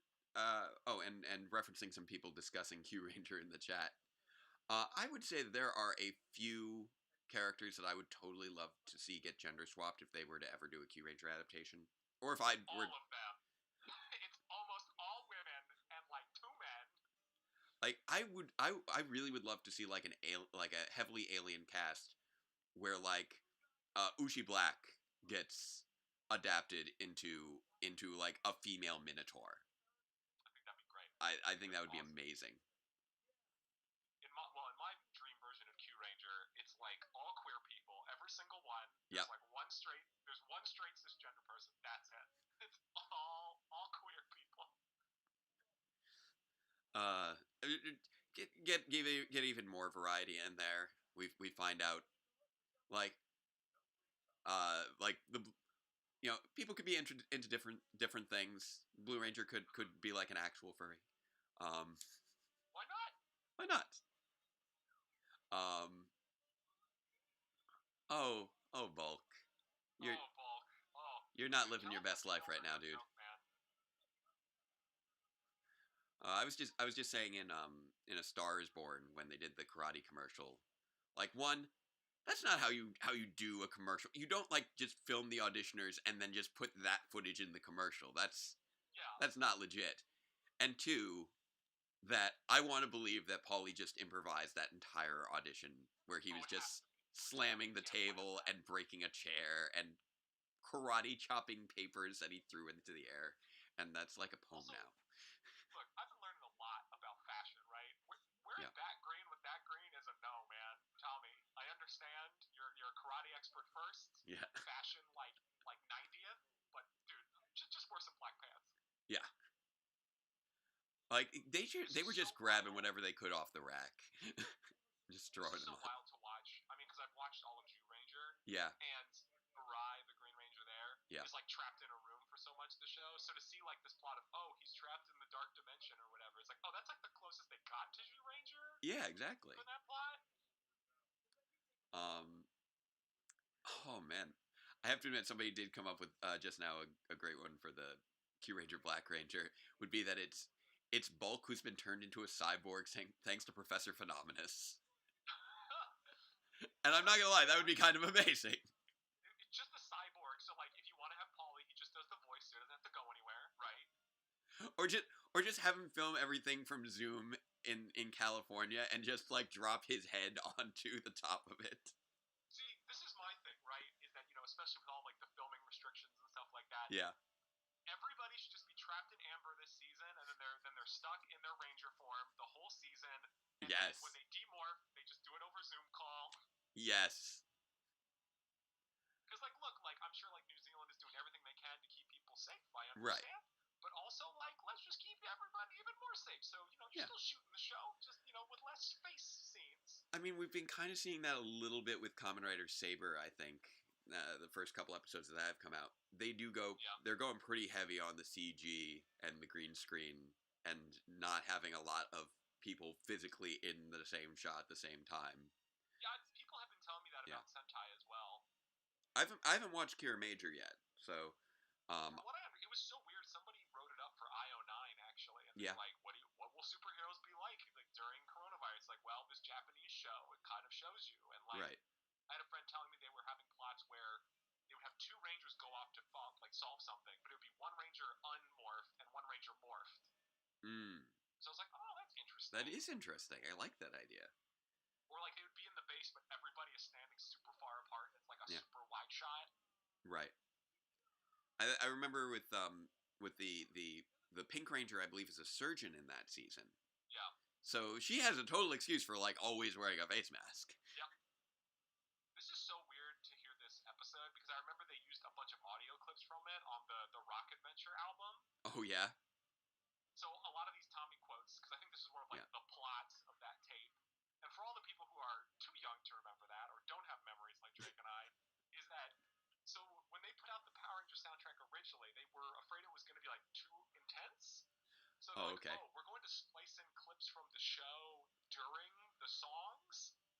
They were always afraid of weird things being too intense. It's just like you never know what the censors are going to go where they're just going to go like, no, this is too much. We need to scale back. Like I just watched I'm watching a lot of HBO Max lately, and Sure. I watched like Blade 2 the other day while I was editing. Sure. And I saw like on the TV Tropes trivia page or whatever that apparently they decided to give the last vampire like blue blood so it wouldn't be too bloody. And I'm like, this is an R-rated vampire movie. They've killed like so many vampires. There's been so much blood, but this one guy at the end, he can't have red blood. It's like, Yeah. why? Again, like, and it's so people make these decisions like, oh, why did the director do this? Like, it was probably like a studio mandate. Yeah. Like, and for every time Yeah. studio mandates have dumb decisions, there are a lot of great studio mandates too, but no Yeah. one ever talks about them. I love these little transportal devices or whatever they called them on this time. Oh, is it, someone in his chat is recommending that that the Gold Ranger from Q Ranger should be an Alpha 5 unit, or it should be an Alpha unit, and then someone's like, no, that instead of Alpha 5, it should be Beta 4, just to offset it. I'm just saying. We should have other series in there. Yeah, I remember I wrote something where I was like, no, they're at like, they're like at Gamma series or something at this point. No, that Alpha series, that's a popular series. Like, we've established now that by the year 3000, they're up to Alpha 55. So that's a thing. That also says like a lot of them survive like 50, 60 years at a time. Yeah, I can't do the math, but it's something like that. I think it's like a few thousand, but close enough. Depends on how many come out. Like how long is Alpha 5 hanging around? Like how long is Alpha 6 living? Like, yeah. Well, yeah, that's a good question. We don't know how old Alpha 5 actually is. Like, you think of him as always having been in the command center with Zordon for the last 10,000 years. But he was also created by King Lexian, and we don't know how old King Lexian is. Yeah, there's a whole thing about, mass rider powers are passed from father to son. Yeah. But we don't know, like, Dex's dad is never shown, not even in Mass Rider. Yeah. So, like, we don't know how old they live. Because, like, apparently Zordon knows King Lexian. Right. Zordon's been trapped in a tomb for thousands of years, right? Yeah, exactly. And he could know, like, you meet people throughout your life in all sorts of different circumstances, and when your life is 10,000 years, you don't know if they met the person, 10,000 years ago or like 10 days ago. It's just like, oh yeah, we go back.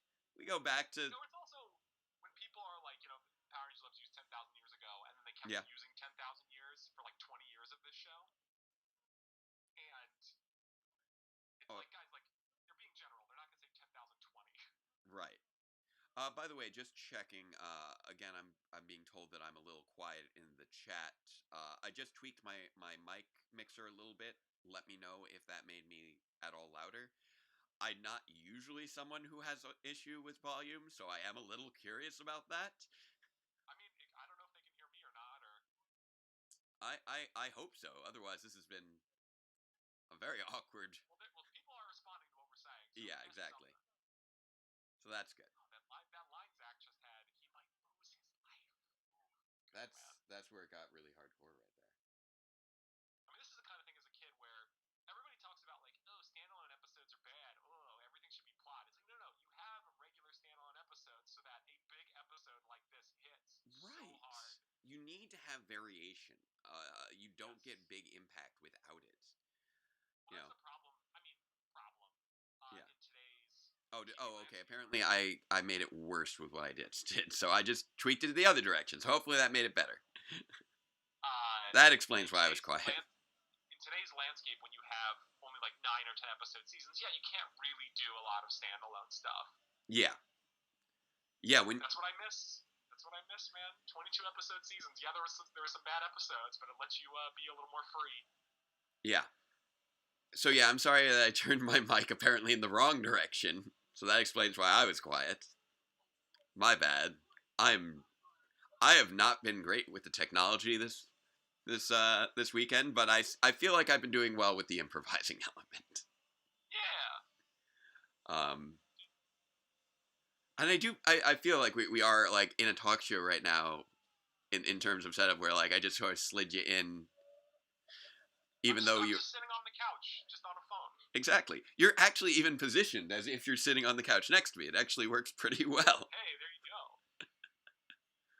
Oh man, that candle's burning down. Oh no! Those graphics, man, I love it. They're amazing. The dithering on It looks like it was created like somehow it was modeled. It was like created on an NES, and I don't know how.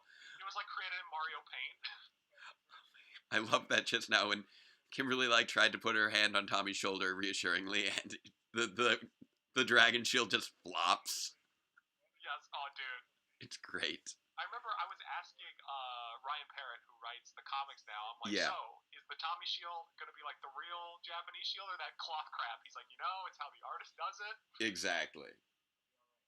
Oh god, their necks. The necks, especially Jason's neck in this scene. Yeah, those bulky, like when they have the bulky necks. Like right now, the necks aren't even the bulky necks right now, really. Yeah. But whenever they take off the helmets, you're going full like, super prep turtleneck right there. I was about to say full turtleneck. Yeah. Oh my god. I'm checking on some things here. Sure, no worries. Trying to. Everybody who's watching, thank you for waking up so early. Yeah. I mean, maybe on the East Coast it's not. West Coast it is. I mean, I get up at like 5 o'clock every day anyway, but still. And for those of you who are in like Europe, thank you for waking up. Sometime in the afternoon. if any of you are out in Europe, I don't know. Japan, it's like nighttime. Yeah. I was actually trying. We weren't able to make it happen, but I was trying to see if I could get somebody from New Zealand in on the show.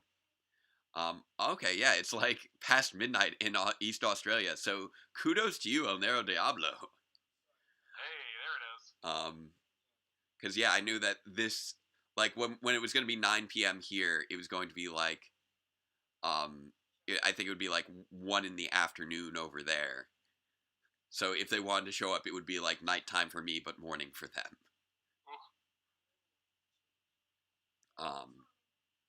So actually, no, it is. Yeah, it's just like, 22 hours off from where I am. So that's a little crazy. It's wild to watch this, and like they were making up their own footage. Like they had Tommy show up even more than he did, or the Green Ranger show up more than he did in Jew Ranger. Right. It's funny that they even felt the need to like write him out. I mean, yeah, there was not all the footage for him. Yeah. It's so funny that like they just were like, well, the Sentai doesn't have him, so I guess we have to write him out. Yeah, exactly.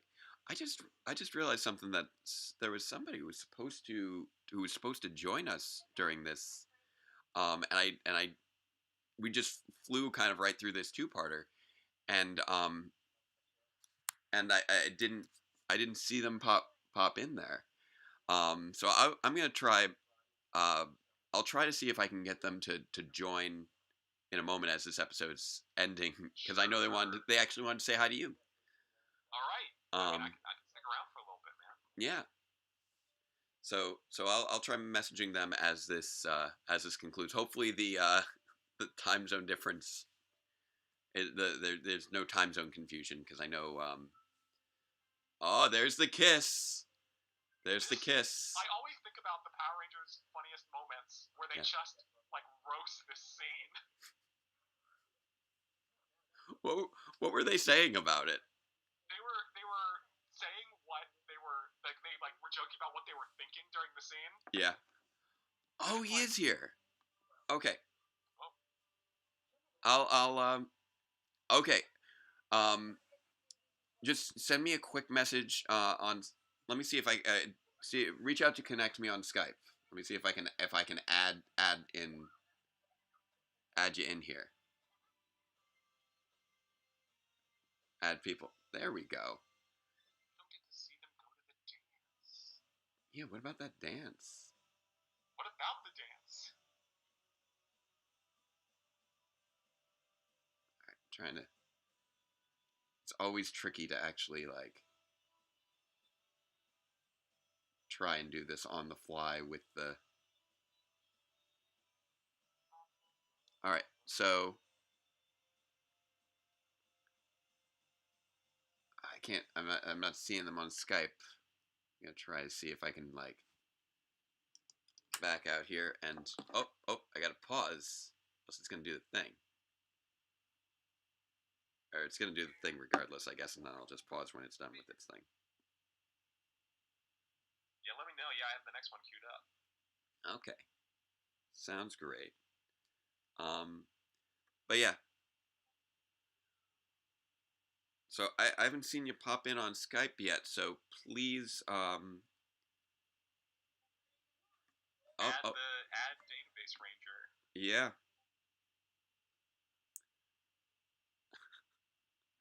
Alright. So you know what? I was messaging this person on the Facebooks earlier, so I'll see if I can do the same here. Hey, who I got here on the Facebook? Oh no, that's someone else for later. The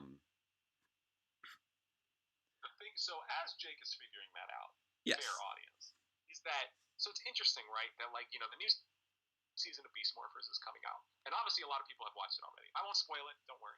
But it was fascinating because I obviously traveled to the UK to watch Power Rangers.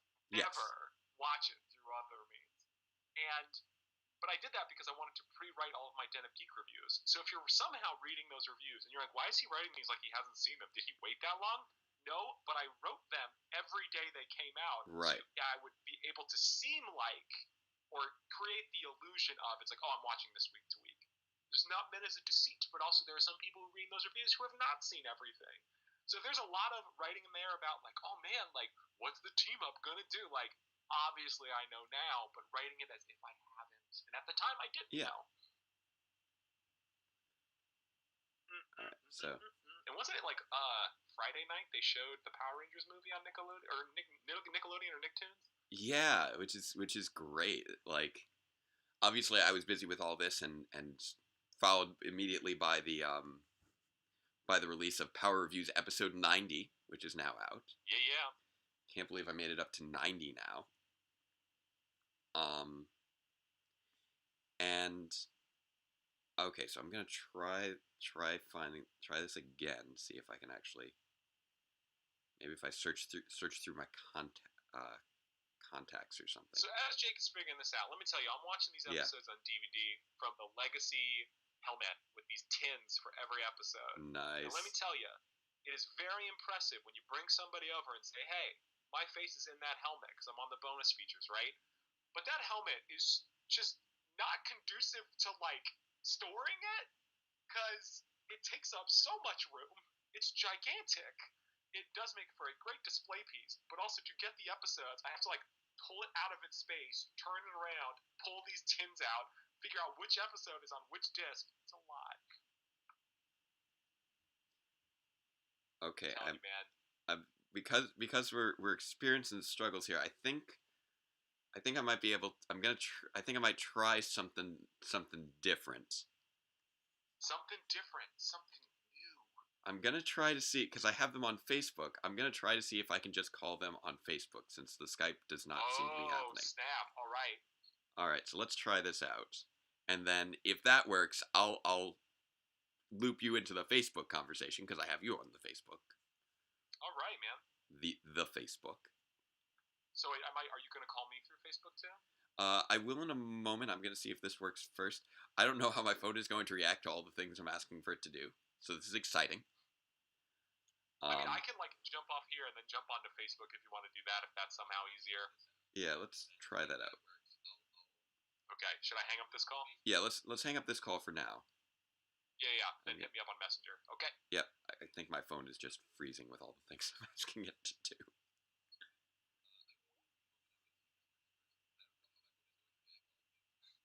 All right. I'm hearing myself. Messenger isn't responding. Oh, that's less than optimal. Oh wait, there we go. Oh, I do see. I do see you. There you are. So that seems to work. Okay, so here we go. So you can see me. I can see you. Is it working? I think it's working. Are we on Skype right now, or are we on Facebook? Which thing are we on right now? I don't know which thing I hit. I've lost track of which app I'm in. Okay, we're in Messenger right now. So yeah, this is working, I think. Okay. So now, Can you hear me? yep, I see you. You can can you hear me? All right. So I'm gonna try to see. Facebook. Yeah, Facebook seems to be working. Okay, we're getting a delay on that. That's hilarious. Can you hear me? Yes. Yes. But I'm hearing my voice come out of your phone, like after I speak to you. Very funny. Yes. We're having an offset conversation by like 30 seconds. It's amazing.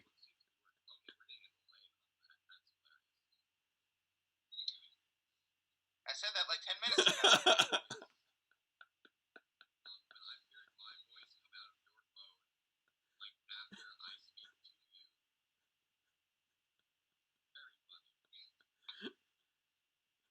This is so delayed.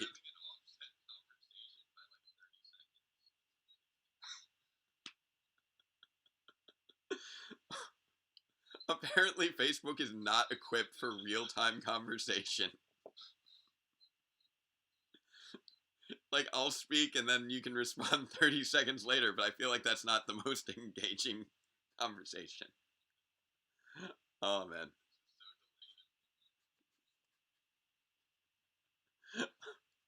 Okay. You know what? Let's try Skype again, because this is just too weird. Because it's so far delayed. Um, so try and at least try and see if you can just you know what? At this point, I think it's fair to just for people to know I'm Database Ranger on Skype. It's all one word. Message me, and we're gonna make this happen. So in Skype, go to go to like your contact list and just search for Database Ranger. Um, and let's see if we can get you on there. Please rate the quality of your call. Poor. Yes, that is. I mean, correction. The quality was fine. The latency was awful.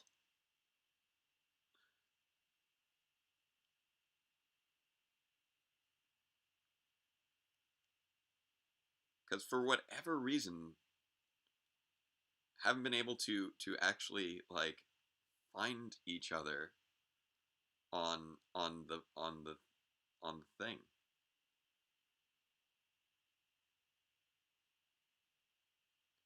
Yeah, all of these are like different names that aren't the name I'm looking for.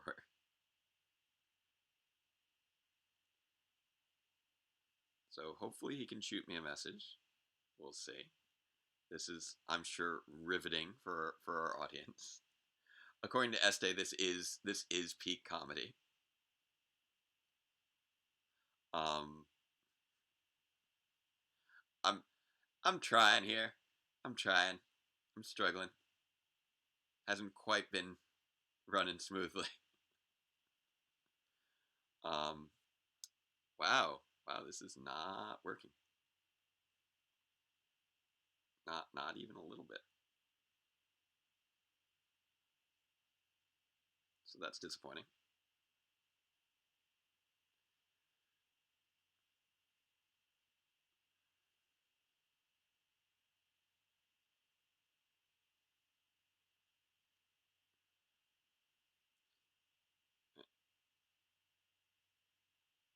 So I'm trying with the Skype, but I don't see him popping up.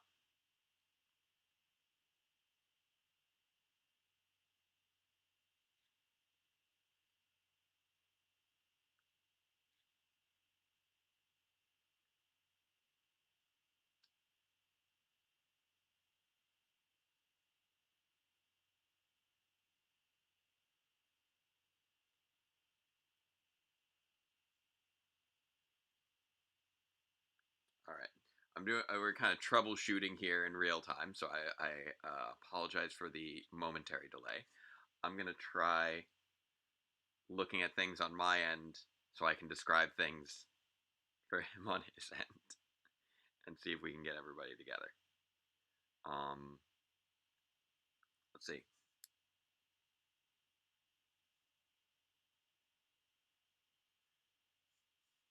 Come on, computer, initiate something, anything. Vamping for time here. Vamping for time. We can make things work. Yep. Nope. That's not something that it wants to do. Okay. Good to know.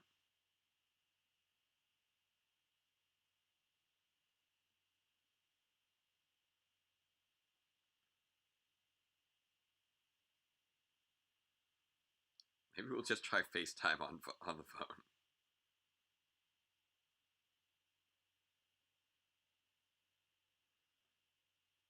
Because apparently the delay on the Facebook Messenger was absurd.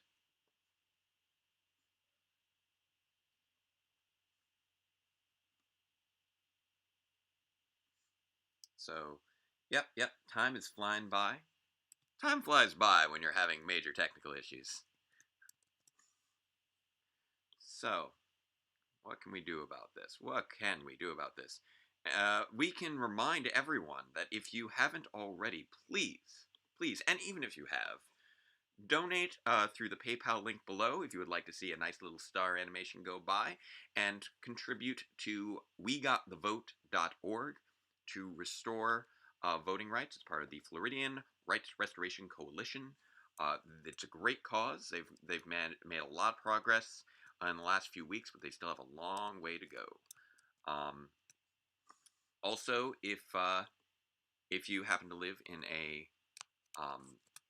an urban region by any means, please, by all means, volunteer for to work the polls if you are able to. So let's see.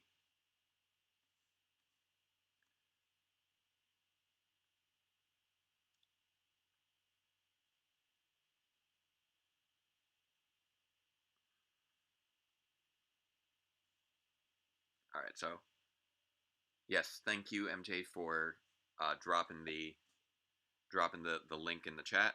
Much appreciated. All right, I'm just gonna try seeing maybe if Facebook works better the second time.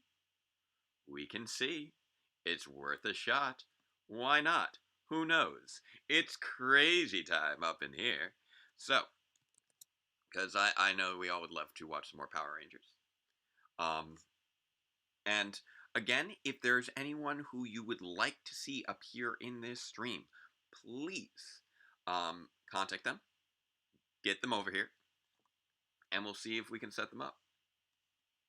Oh, maybe? Maybe there's a thing?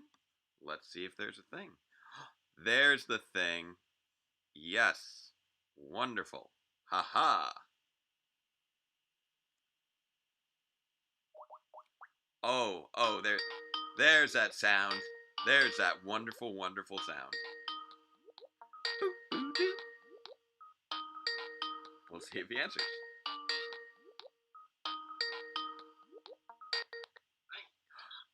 There we go. There we go. Yes. I did it? Yes, you did. Congratulations. All right. Like, I don't see you at the moment. I see me. No? Oh. I don't think your camera's on, but I can hear you, and we are connected. It was just on. How does... Son of a bitch. Oh, man, the delay. There we go. There you are. Wonderful. And if you like, I can bring Seamus in here as well, so you can say hi to him, because I know you wanted to be on here with Seamus. Oh wow, the green screen background is just like having this weird little delay, so it looks like you keep having an extra ear. It's fantastic. All right, so I'm gonna bring Seamus in here as well, so we can resume with some more Power Rangers. Here we go. Adding on there. Wonderful, wonderful, wonderful.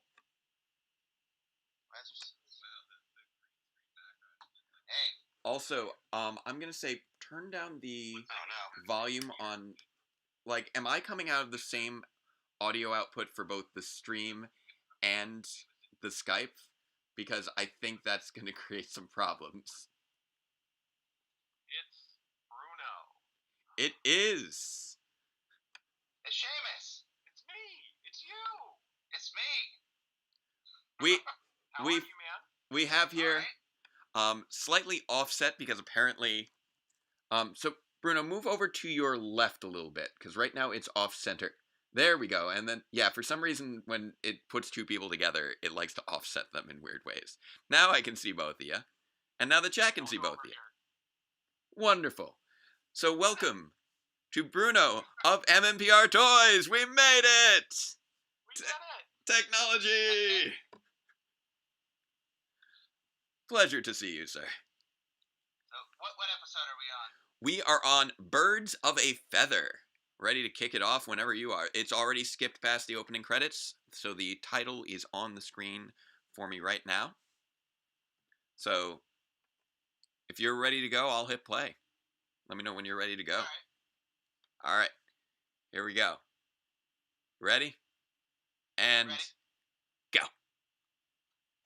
Yeah. Zach, I don't just see any. you don't. Oh, are you not watching it on your end? With the net? Sorry, I'm playing it on Netflix on my TV, Oh, okay. and I have you pointed at my screen so that the people can see you. Bruno, you just keep disappearing into a void of your background. It's beautiful. It's artistic. This is high art production there. I'm loving the hip hop keto right now that I'm seeing going on there. Should we restart the episode, Jake?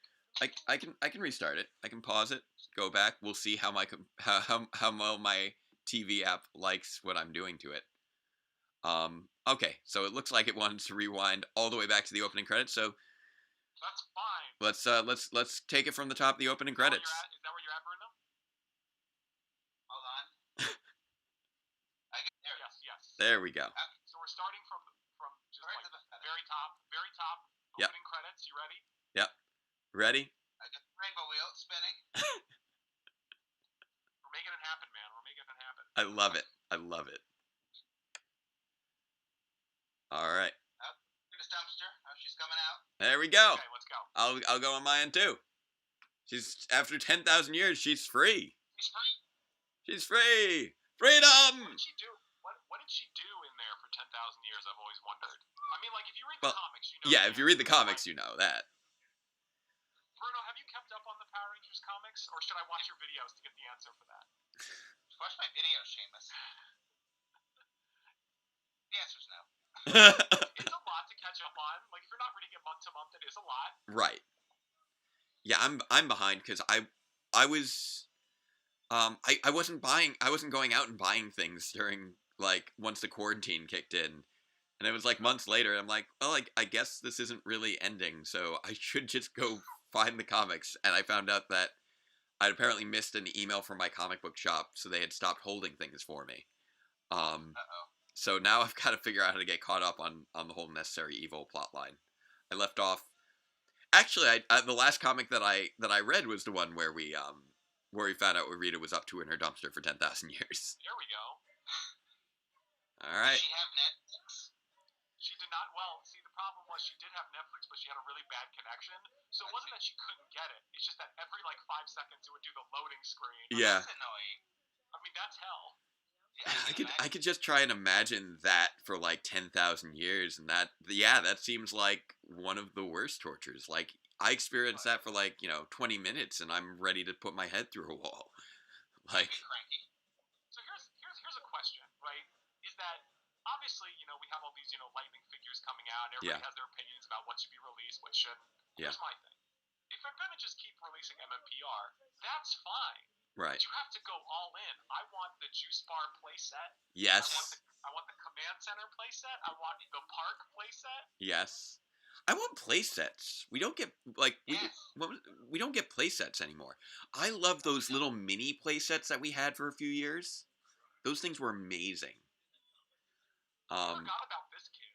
Where's my Bandai Premium bulk jacket? It's just Yeah, a jacket vest with a B on it. I know. Oh, Biff is showing them up. He's this kid seems to actually know what's up. Also Zach's student there with the green belt is doing quite well, honestly. Like I remember where I was at on green belt. I'll tell you that. Yeah. You guys are ahead of me. Yeah, whatever. Okay, there we go. Well, I just got to the moon. Okay, now Zach's with the kid with the green belt. Yeah, there we go. All right. Well, here's the thing, Bruno, man. How are you, man? How is life? Yeah. All right. Just being inside doing your thing. Huh? Just being inside doing your thing. Yeah. Pretty much. I feel like that describes a lot of life. Like, obviously, we would love to have you here in California, but at the very least, you did move before all of this ridiculousness was happening. Can you imagine if it happened, like, while you were moving or something? Oh, man. Yeah, we had a window in which to get out, and we made it in that window. Another month, we would have been stuck there. It sounds like, like in a disaster movie scenario. We had a window in which to get out. Yeah. Like, one more month would have been too late. We'd still be there. Which, like, on the one hand, obviously you got to do what you got to do, but we miss you here, Bruno. I'm happy to be missed.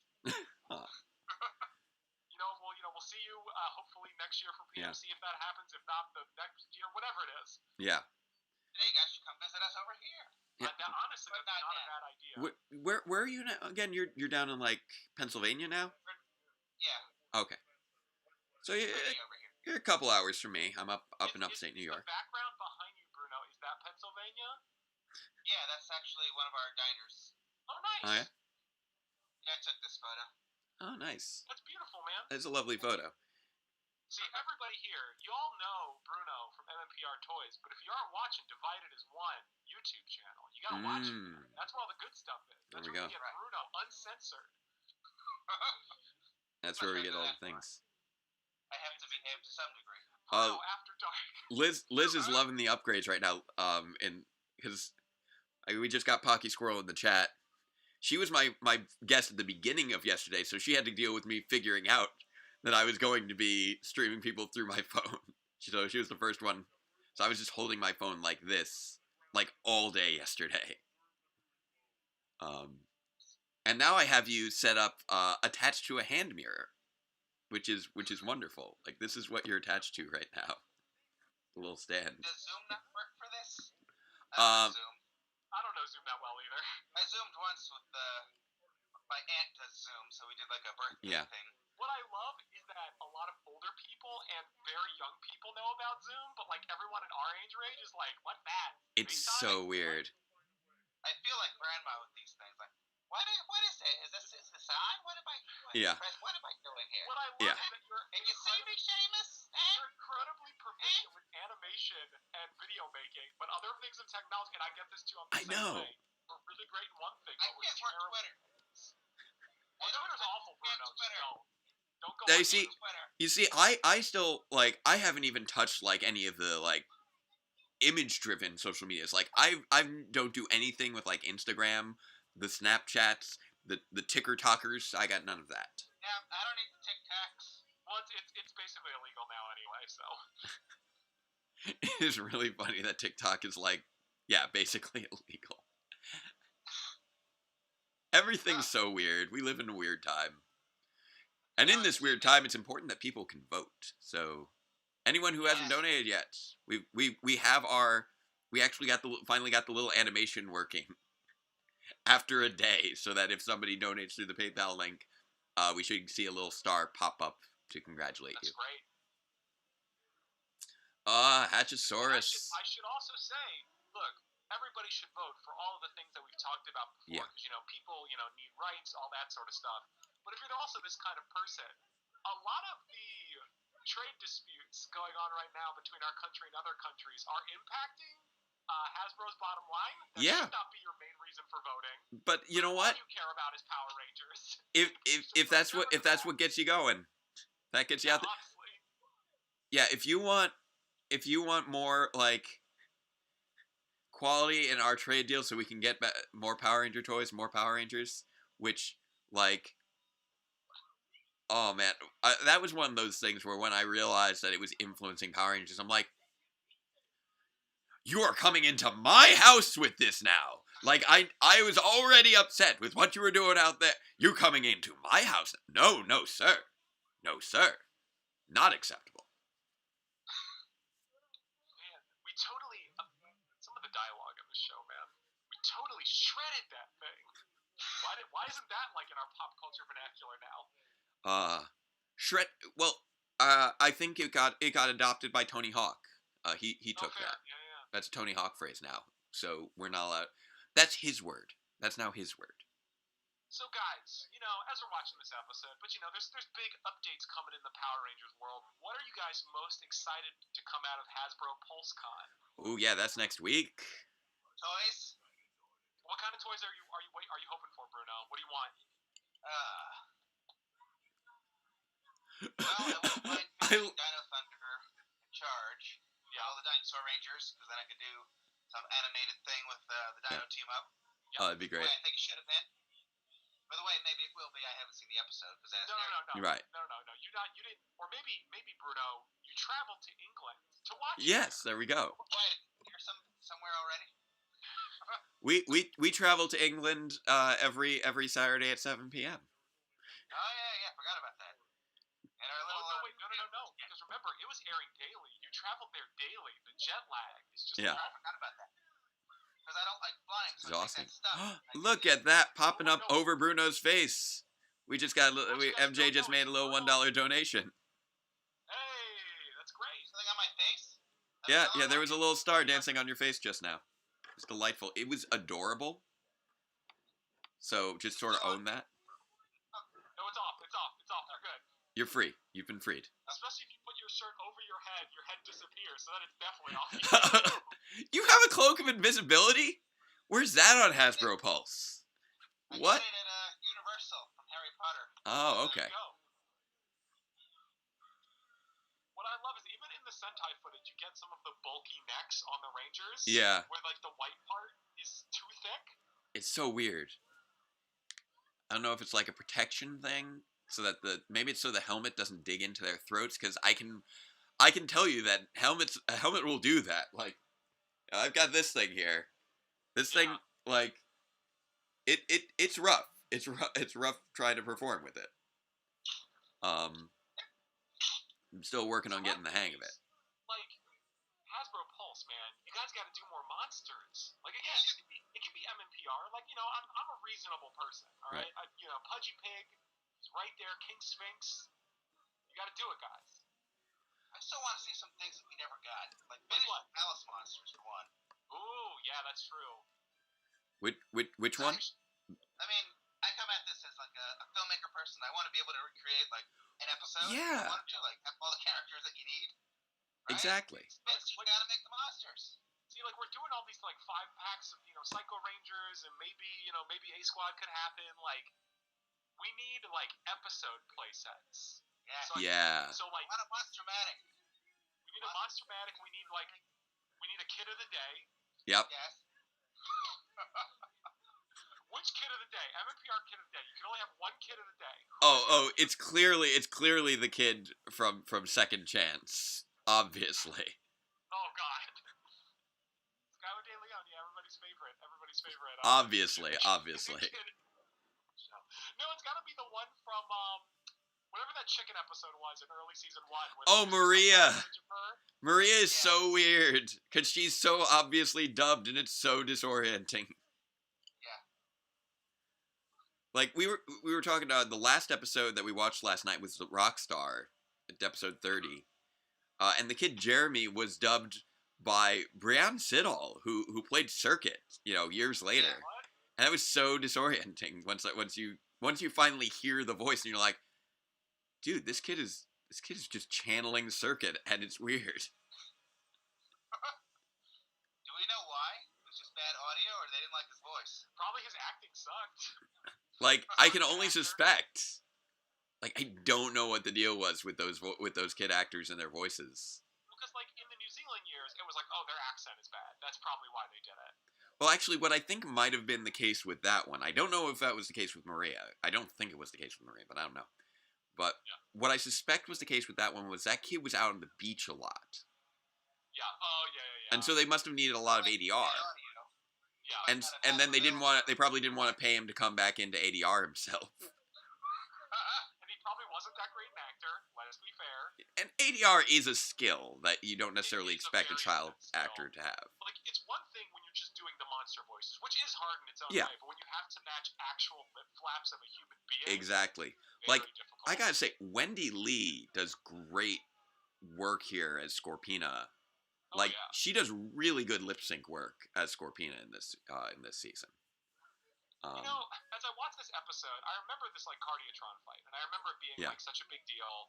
It was a huge thing, but I forgot that it was in such, like, a nothing episode as, oh, man, Zach's teaching a kid to, he's getting bullied. I'm like, I thought this was in a much more epic story. Yeah, it's not even a Jason episode. And really, even that this is where this little area of episodes, like the 30s, seem to be where they got around to just throwing a lot of Sentai footage at things and just having like the barest plot. Yeah. They had a lot of the footage. It was a lot of Zord stuff, so why not? Yep. We can sell the toys. And like, I don't know how to tell the viewers of this, but Power Rangers is a giant toy commercial. Yeah. Yeah. We're sorry to have to break this to you, Bruno. We're sorry you have to find out this way. Bruno, I know your YouTube commenters always tell you how serious the show is. And it's very serious. And it should be darker. It should be darker. But it's a toy commercial. Yeah. Like, as much as I would love Power Rangers to be like in like a very intense, critique of capitalism, that's never going to happen. Right. Well, I always think that I would always love for each new series of Power Rangers to tackle some different sort of key theme throughout the series, not aesthetically, but like sociopolitically or something like that. Bruno, that's not canon. That wasn't in this season. Oh, what just happened with the? What is that? Is that the Super Mega Force one? No. Wait, what the? Is that like a Japanese Aba Ranger one? It's actually the American version of a Japanese Aba Ranger one that they recolored. Oh, that's right. Oh my gosh. Oh, okay. Oh, is that the? I think they called it what the Blizzard Force Megazord or something. Yeah.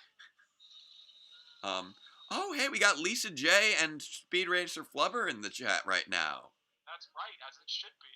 All right. In this scene, as Jason is fighting Cardiatron, you see like the squib on his shield for a second there. Yeah. Okay, this scene, I remember this scene when Jason is fighting like Cardiatron or whatever. Yeah, it is Cardiatron because Hadrosaurus is the monster. Yeah, he's double wielding right here. Just how epic this felt. That's just a great shot. Like, that finisher is just that double wielding finisher is just amazing. Now for the geek with the beak, who has no heart because you destroy it. You ripped out his heart. This was a Zach episode for a minute. Yeah, for like a hot minute. This is like Megaforce. What do you think about Power Rangers being animated? What do we think about Power Rangers being animated? I love it. Yeah. Like, I don't know if it's actually going to happen. Like, we've all heard the rumors about this, that, and the other thing is going to happen. Right. But I'm down for it. Like, even if people are like, oh, it wouldn't be good. I'm like, even if it wasn't, like, good necessarily, it would be something different. I think that'd be fascinating. So quick heads up for people who just popped into the chat. The link is right below the video. We've got a PayPal link that will cause a little star to pop up next to me, hopefully. I've repositioned so it won't go over Bruno's face. And it's to raise money for wegotthevote.org. So you can also go there directly as well. I have not. The Zach episode again? Oh, there we go. It's Cameron versus Biff. Good for Cameron. So hopefully you're able to see the link. I don't know how difficult this may be if you're on your phone or anything, but hopefully should be fairly straightforward. Yeah, it's right there in the description. Also, Hasbro needs Hasbro. Well, they have Hasbro Pulse, but we need Hasbro Premium, and I want to buy all the outfits for these characters at super duper inflated prices. Come on. Yeah. Which would that shirt might cost like $20 to make, but you gotta sell it for $300. Right. 250. 350? Okay. 250. Okay. 250. Do I hear 450? Do I hear 450? $5. Going $5. No. Let's face it. It all costs like 30 cents. Yes. In terms of selling things, this reminded me, Bruno. How many Ripper Rats do you still have? So here's a little insight for everybody who doesn't know what we're talking about. At one point, when Bruno was trying to get rid of his stuff, he went to a local convention, and he had about a box of 12 Ripper Rat toys from Ninja Steel. Did you sell any of them that day? None. I couldn't give them away. If you were, I would have taken a Ripper Rat if you were giving them away. You had an army of Ripper Rats. Make that video, Bruno.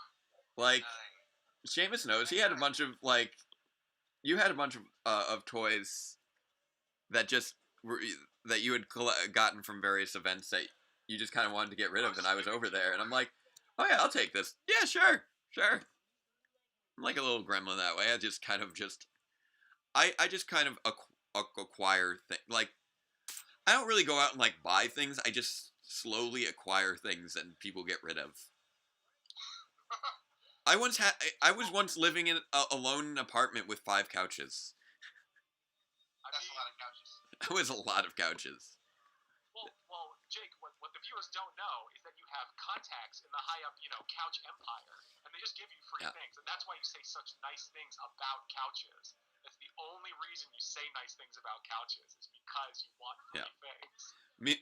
I mean, truth be told, we do have 2 couches lined up, just waiting for us right now. Bruno, people would never do that, right? Just say nice things for free things. That feels direct. Oh, is that? No, what? I think we got Ed Neal leading the judging the or acting as the referee for the martial arts competition again. So he popped up quite a few times there before he was running around as Lord Zed. But yeah, no, this couch is falling apart. To all the viewers out there, nobody says nice things on the internet just to get free stuff. Lisa J just donated. Got a little dancing star. That Bruno does stand all along, Seamus. Bruno does things because he enjoys making them, and yes, of course, he makes the YouTube money. But Hasbro isn't paying him a ton of money. If they are, get me in on that, Bruno, please. Yeah, same. Dude, I'm spending 24 hours talking about Power Rangers this weekend. I will totally say nice things about Power Rangers toys for money. I can ditch my teaching gig. We'll see. I wouldn't mind. I'll take it. Yeah. All right. So. All right, guys. I gotta head out. I gotta do this for the day. But Bruno, it was great seeing you. Don't be a stranger. Yeah. I'm not strange. You know me. That's true. Well, you're strange in your own Bruno way, just like I'm strange in my Seamus way. You got a lot of strangeness here. Pizzas with many pizzas as toppings. Yeah, that was beautiful. That sounds so delicious. I want pizzas on top of pizzas. With mini pizzas. Didn't we joke about that? And then Jerry was like, "Yep, he did it." I once saw. What toppings you want on the pizza? And somebody, I think was actually Daryl. Somebody said a pizza with mini pizzas as a topping. I'm gonna pause this. Frozen there pizzas. Oh, all right, maybe I'm not. I'm heading out. Stay groovy, stay awesome. Donate. Racism is bad. Yep. People vote. There we go. Fantastic. Thank you, sir. So, Bruno, if I know it took us a long time to get you on here. If you want to stick around, you are welcome to stick around. I can stick. All right. And then I also see we've got some extra people in the chat as well. between Speed Racer Flubber, Lisa J, Pocky Squirrel. If any of you want to join in on this, reach out to me, let me know, and we can connect you on the Skypes. We can Skype you in.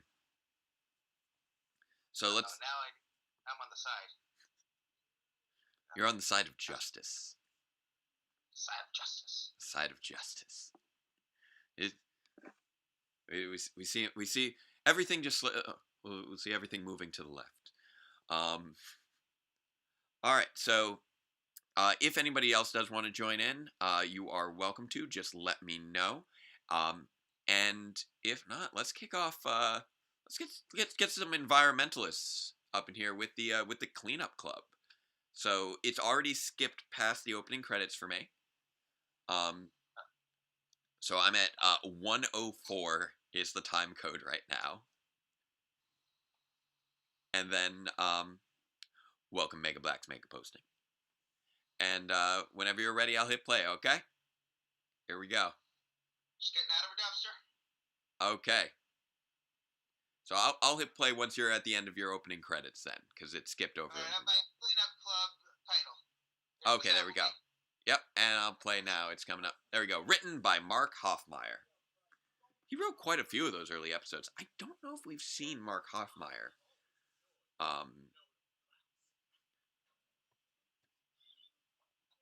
Hey.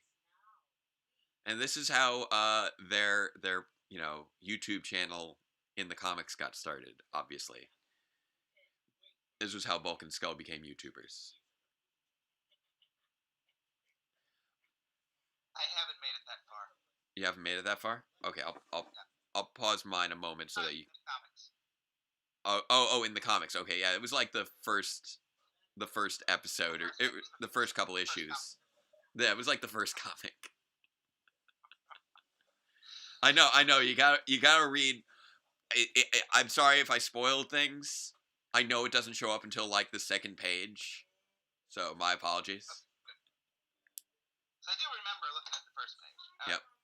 Oh, thank you very much, Seamus. Nice, getting up on that leaderboard. Looking great. Very much appreciated. And I think that the dancing star is adorable, and I thank you very much to MJ for making that work for us, because we could not figure out how to make that work yesterday. Pollution. Pollution's another bad thing. We need to work on that. Like, I recognize that there are people who have issues with the scientific evidence for anthropogenic climate change. I recognize that some people aren't necessarily going to be swayed one way or another on that, but regardless, the efforts that would be necessary to combat it are also things that are just good things to do, and we should be doing anyway. So completely separate from that debate, which for most countries is basically settled. We should just be good to the planet that we're on. Like, I don't know if you about you, but I'm pretty sure smoke is not good for human breathing. I would agree. Can I say something kind of controversial? Yeah, go for it. I kind of think we should vote for somebody who believes in climate change. I'm down for that, and especially if we've got, if you know what, I'm gonna put this out here. If you've recently encountered a double hurricane, you might want to vote for somebody who has some goals with regards to combating climate change. Maybe not, maybe not somebody who's doing everything that needs to be done, but at least, some of it would be good. At least a little bit. Like, how about at least somebody who's not going backwards and polluting what was previously trying to be cleaned up? Yeah. That's something. Like, look at these guys right here. They are willing to karate chop cans to save the environment. We should be able to at the very least, bubble in a box to pick somebody who also is, I suppose, in favor of karate chopping cans for the environment. I love that we have this environmentally conscious episode. We've had very few of those actually in recent years when you get right down to it. Which is already nearly 30 years old. I know. That's crazy. Like, I think back with Megaforce, they had like that one episode about pollution to introduce the toxic mutants in the Robo Knight episode. And I swear that was some of the most confused messaging ever. Because it was like it was obviously anti-pollution, but at the same time these monsters were created from pollution and wanted to destroy humanity for polluting, even though pollution was responsible for them existing. And I'm just like, what?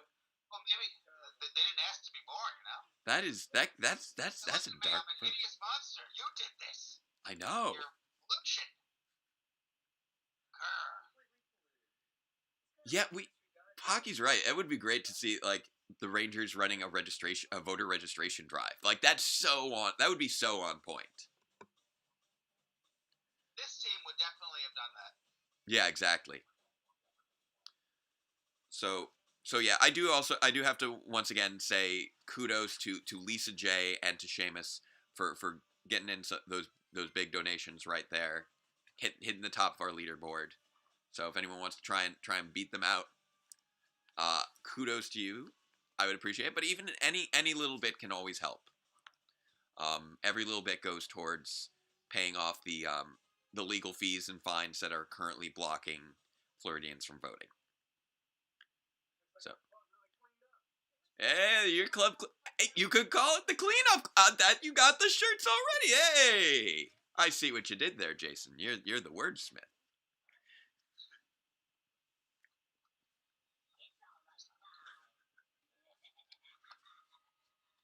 I love how many times I've seen that shot of Rita staring through the telescope in the last 24 hours. I want to read a telescope. Yes. Oh man, that is basically the one thing missing from that Rita and Zed Lightning collection. Like, I think they'll do another Rita. If they were to actually release a Rita with her telescope, I'd almost be tempted to get another one.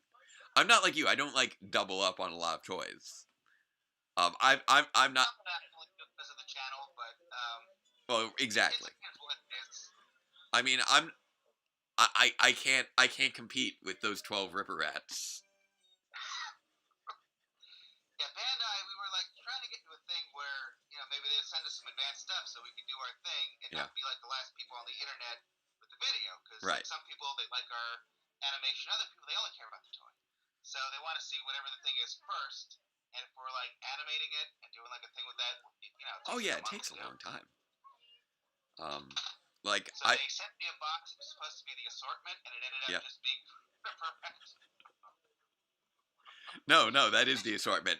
These are the 12 Ripper Rats. You only get to see 2 in the show, but there's 10 more. No, actually no. This one's Ripper Rat. You got 6 Ripper Rats and 6 Trap Saws. There you go. That would have been great if it was Bashers. That was the name, right? Basher bots? Yeah, the Basher bots. I also am kind of fascinated how there was like a whole string of episodes where the putties just didn't have belts, and now they're back to having belts again. And I don't know why. I'm curious about that. I wonder if there is a story there for why the putties didn't have belts for a while, and now they do. How high is Kimberly jumping right now? I'm usually one of the people that says let's see other things besides Mighty Morphin, but still, their civilian fights in the first 2 seasons are still some of the best. Oh, absolutely. They hold up very well. It's astounding how well these fights hold up. Like, because it's really just in the music. Yeah. these are five people just like at the top of their game in so many regards. Like, Yeah. not only were they doing all of their own stunts like this, but they did 60 of these in a year. Like, that is, I can't imagine. Like, it takes me months to do to do like one video. I can't imagine having. Long out, too. Yeah. And yeah, with you, animation takes so long. Oh yeah. Like, We've got a thing coming that's like probably going to be 30 seconds long. Mia's been animating like every day since August. oh my god. Yeah, stop motion is like, I at least do CG, which is a little bit faster. But stop motion, that's it. I use Maya. Okay. I just sort of sneak in the little bits that I can here and there. Like, I look at some of my animation work in in Power Reviews, and it's like, I know I could be doing things better, but I also know that if I were to try, it would add like a year onto every episode. Yeah. Because I'm also a teacher, like, that is my day job. So like, time is not a thing that I have like at all. I understand. Yeah. I totally get it. It's a very difficult thing to explain if you're not somebody that's ever tried editing or animating. Yeah.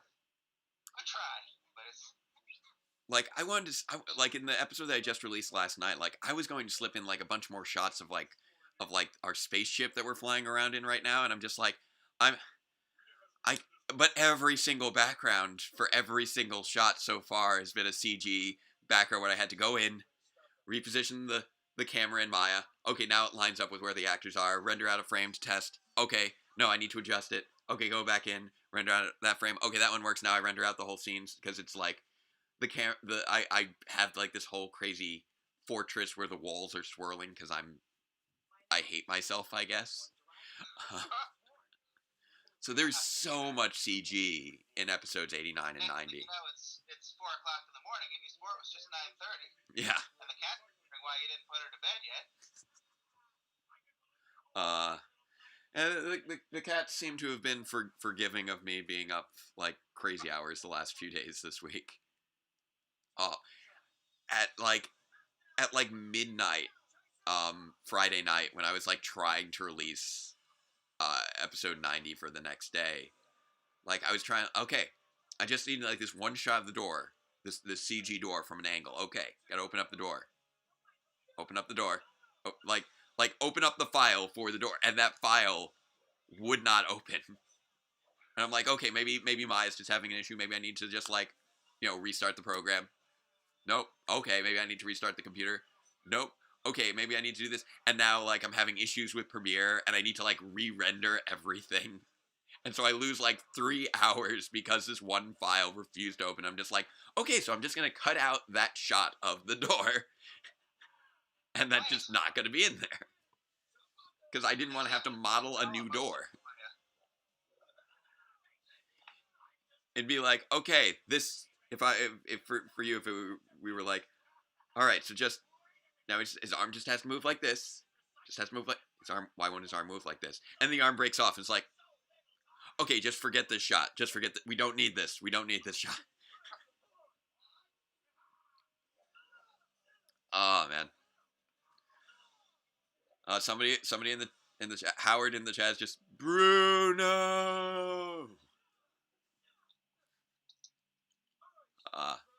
Smog breath. Oh, we're getting some more of that Armored Red Ranger action. I remember Koichi Sakamoto at Power Morphicon, I think it was. I think it was, or no, it was actors talking about Koichi, and how he would teach the Rangers how to morph, and it's just like, okay, show the toy, sell the toy. Show the toy, sell the toy. This is how you morph.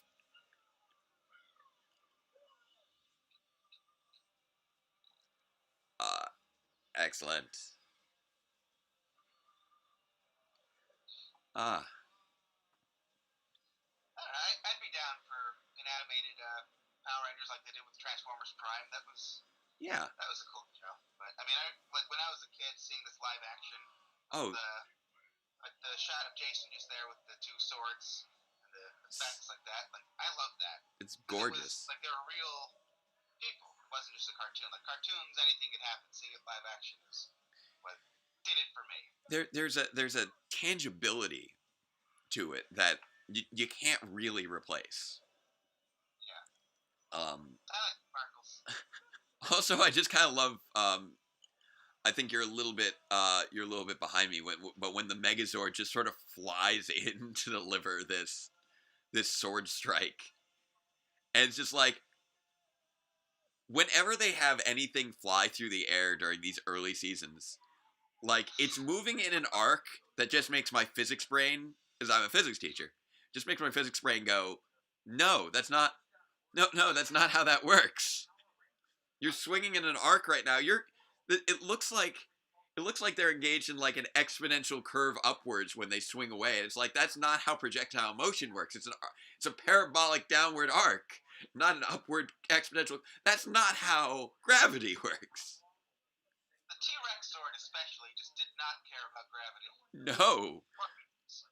Somehow, it's like somehow when they launch it into the air, it's like they somehow create like a separate point of gravity that they just use to create like some sort of centripetal arc for them to fly on. Almost as if there were like a wire leading from them to some point just off the screen that they're just swinging back and forth on. But that would be crazy.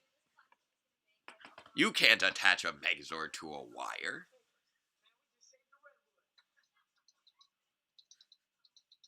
That is a lot of newspapers. All right, and now we're continuing with the Bulk and Skull little movie here thing, which I will admit I still don't fully understand, like, what they're trying to do, because it's not like, yeah, but it's also like, where are you planning on broadcasting this? Like, they don't have online streaming. What is this going to be, their public access show? They have a school thing. Yeah. My school had a thing. Well, that's fair. I think sort of every school is now kind of doing that now, where everybody kind of needs to do everything through video. I know my school is doing a lot of things for video. Oh, it was for an assignment. That's right. I think we were discussing something at the time. Oh, Pocky, you want me? I will tear apart whatever like random like disruption of Newtonian physics happens to pop up on Power Rangers anytime. It's great. It's wonderful. I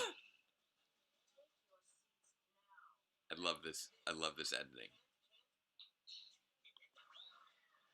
Oh man, this is some great art house stuff we got going on here. What is happening? Like, Skull, I swear, you are an artist, sir. Like, this is impressive editing here. I don't even know how you do that in the 90s as a high school student. Like, he's got the makings of, like, this is the sort of thing I remember back in college when I would take, like, advanced video classes, or whatever. Like, this looks like the kind of things that they would show in the video classes in college. Because, like, this is how we're creating juxtaposition to create this effect. And you don't want to think about what, like, the mayonnaise on the sandwich is supposed to be. Video classes were weird. Oh, yeah. They showed us some boring films in film class at college. Yeah. I guess they were supposed to be art. We had a friend who, The teacher, I think she knew they were boring. She would just leave the room, and we'd all be sitting there watching these weird films. Yeah, exactly. Our friend got up and started fast forwarding. Yeah. All right. So that's another episode down. So I will. Oh, Pure Nerdy just missed me go off about physics. So I will put it out to you, and I'll put it out to the chat. If there's anyone who would like to join in on here, or if Bruno, you need to head out, I understand either way. Get rid of me? No, you can keep sticking around. I'm fine with that. I don't have anyone set up clearly on the schedule for the next one. So like, I think I remember somebody was expressing an interest in the next episode with Bad Reflection on You. So if anybody wants to look at some evil rangers with evil sunglasses, MJ's remembering Professor Bustamante. Actually, Pocky, I think you enjoy some evil ranger clones, right? Do you want to jump on? We can have another twofer. We had you alongside Seamus before. If Liz is interested. All right, so Pure Nerdy, which time zone are you in? When you say 2, do you mean Eastern time, Western time, Morphin time, which time? So I know that the chat's going to take a moment to actually respond to me. But let's see. I'll see if because I think I remember Liz expressing an interest in this episode. So if she is interested, I will invite her on.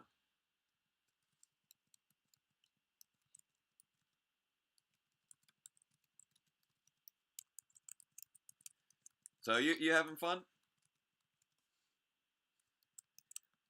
Yeah. Yeah, you sir. Having a good time? All right, so yeah, after 2 Pure Nerdy, that would be fine. We'll get you on the Skypes, the Skippy Skypes.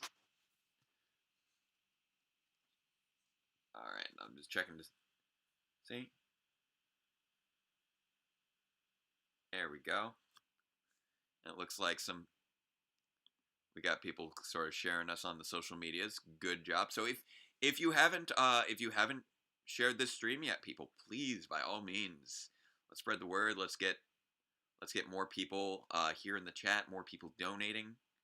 Again, we're donating for wegotthevote.org, which is to restore voting rights to Floridians through the Florida Rights Restoration Coalition. So, okay, I think that maybe Pocky has dropped out of the chat, so I was wrong. So you know what? Let's just keep it rolling. Let's keep it rolling. So, let's head into another fine showing with some Bryan Cranston. I know that he does. Yeah. I hear he takes the bad things and he breaks them. So let's I will let this play through. Oh, I get it. Oh, okay. Thank you. All right, so I will let this continue to autoplay and finish up the credits from the last one, and then so in about 40 seconds, it'll be after the opening credits, if that makes sense. Okay, all right. So Pocky needs some time to get camera ready before some Billy episodes later, which is fair. I was trying to remember who expressed interest in. I thought I remembered somebody mentioning this episode before, as far as one that they would like to join in on. Here we go. 19 seconds, 18 seconds. We got the countdown going. I love that thumbnail that they got right here on the Netflix of the 2 Jasons fighting. That's pretty great. The Zyuranger suits were just so very clean. Like it's just a nice, simple, polished design that I love. All right, it's loading up, and we're skipping right past the opening credits. Power Rangers fading in on the Moon Palace. Okay. Do you want me to pause so you can catch up? Fielding a Zordon. Oh, there's Titanus. Okay. I like Titanus. Titanus is great. Yes. Titanus doesn't get enough love. I love that they just brought Titanus back for like 2 seasons later because they just wanted it. And they could more toys. Sell more toys. Just shove toys inside of toys. Alright, I'm on Rita now. Alright. We shall pulverize those power brats. Alright. Scorpion. Yep. And Bad Reflection on You is just popped in. Here we go. Talking about the Twin Man. Directed by Robert Hughes. Robert Hughes directed so many of these episodes. Before later going on to basically... I know that he was the showrunner for Mystic Knights of Tir na Nog, and I think possibly Beetleborgs as well. These putties. They got such amazing attitude right here. I love how they just jumped into this plot. They're like, no, this is going to be serious business. We just need to start on the Moon Palace. No subplots, just jumping right in there. They got so many... I kind of love this just evil attitude here right now. They're owning this so hard. Okay, Jason, are you in West Side Story right now with that little snap move? Okay, why are putties like so focused on this water fountain? It's great. Screw that water fountain.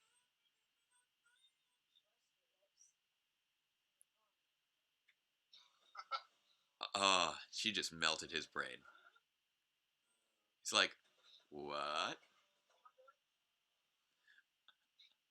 Billy is like... Billy is just, like, so oddly ripped, considering the context. Pasta la pizza. Pasta la pizza. I want to, like, say that to people when I'm leaving. It's detergent. It's just a giant box. Okay. These putties just have a crowbar, like, bolt cutters, a monkey wrench, and a giant box of detergent.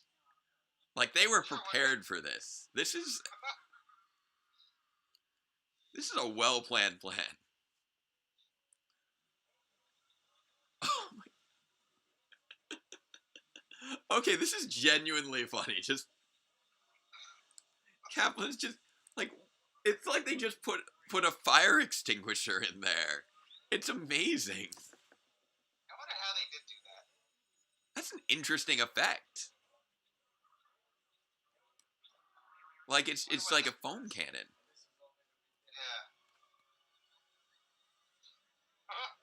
Yeah. Oh man, they didn't line up the glow on the eyes right. They were just slightly offset, and now I feel better about myself because, like, I had glowing eyes in my episode last night, and I'm like, I don't have time to make these line up right, and I feel really bad. Oh, thank you, Speed Racer Flubber. Good job, sir. Donating $50 to wegotthevote.org. Very much appreciated. Miss you too. Yes, everyone should vote. Thank you, Dante. Yeah, he is covered in foam. I know they used to use a lot of flour and yogurt. Yeah, that's true. For like paint and other things that would get in bulk smell. Yep. Poor Polly.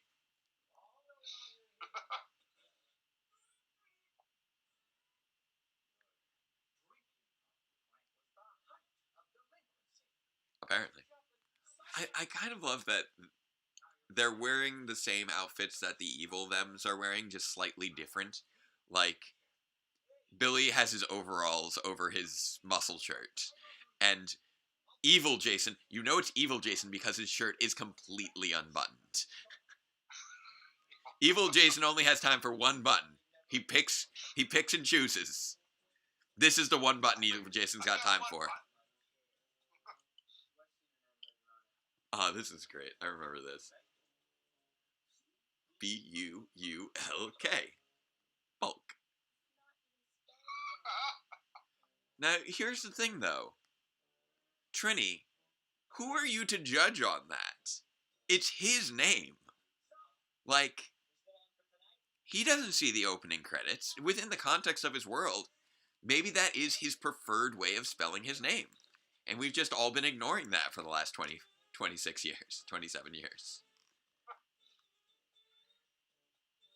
I guess, actually, by this point, we're probably into 1994, so I guess it would be 26 years thereabouts. I love the sandwich. Oh my god. The Mary Poppins bag trick is always a crowd pleaser. Like, I don't think that's ever not a great gag. Like, does he have a portal to another dimension? What's happening? What is this detention?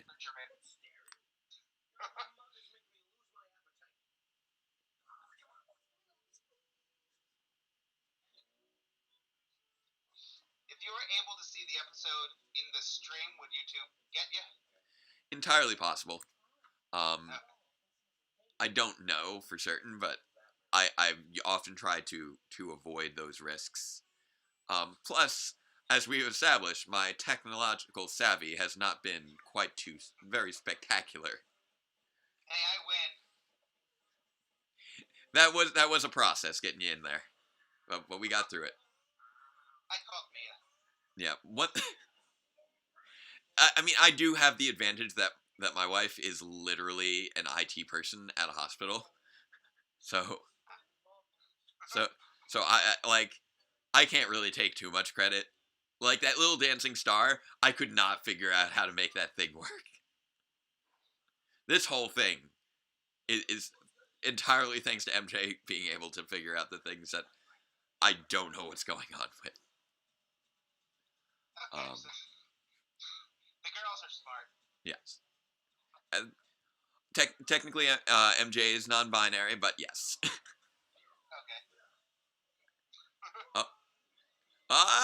Firing into crowds. That's not kid-friendly. I feel like this show got a lot edgier once we got Bryan Cranston in it. Like, you look at there were only 2 episodes where Bryan Cranston voiced a monster, and they're like some of the edgiest episodes. Like, here you've got evil rangers firing into a crowd of people. In the previous episode, Foul Play in the Sky, you had a plane threatening to crash. Like, that's serious. He is so well equipped for detention. It's amazing. Like, this is Bulk living his best life right now. He is, like, he's taken what's supposed to be a punishment, and he has just made it work for him as a lifestyle. Like, I'll be honest, this episode is... Yeah. Like, my school doesn't really do detention because of the structuring of our school schedule. But, like, this is one of the reasons that... I feel like this episode, like, colored my thoughts against, like, the efficacy of detention as an actual, like, disciplinary practice. Because after a while... What was that? What do you do in place of detention? Nothing or something else? We have like, we can still do like disciplinary referrals. Like, you need to go have a conversation with the principal, or you may be removed from a classroom, and or you may not be allowed to participate in clubs, things like that. But the whole, like, you need to stay after school and stay in this room punishment isn't something that my school does. Because logistically, we just don't have the time resources for it, really. Because I work at a school. It's I don't know if you're familiar with BOCES. I don't think so.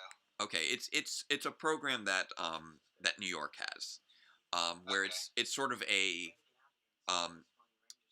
a supplementary school program that's run by the state, and so we have students from 14 different school districts that that all want to be part of our program, and it's a free program, and so they may go to their school district at the beginning of the day, and then they'll hop on the bus from their school over to our school, and then they'll have their day of school in our program, and then they'll take the bus back to their school district and then go home from there. So our school schedule is limited by the school schedules of the 14 districts that participate. So we can't start our school day until the last school district bus comes in. We need to end our school day before the first school district bus comes in. So after school extracurriculars are really tricky to coordinate with the bus schedules. I can imagine. Yeah. So that is one of the reasons we do not have detention as our practice. But it is also, something where people have debated the efficacy of detention, just because past a point, students just incorporate it into a part of their daily routines. Like what Bulk does right here. This is just what kids do. They like, okay, yeah. I'll see you in detention after school today, because that's just where you go after school. It just becomes another part of your school day. And in my school, we had kids who would try to get central detention because it was air conditioned. There you go. Their houses weren't air conditioned, so they would go go stay in the nice air conditioned detention for a while before going home. Right. Also, the ruse they get to escape from detention is hilarious to me.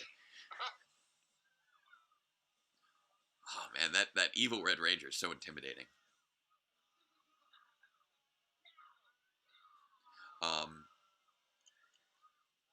But also, yeah, the kids who are in detention the most often do have unhappy home lives. So detention for some of them may be like preferable. Yeah, that's sad.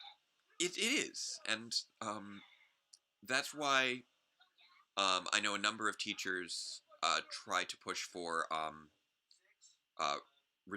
restorative discipline. Instead, it's a sort of restorative justice instead of retributive justice. So instead of punishment being, oh, you need to suffer through this thing as a result of what you did, it's you need to make it right by doing this.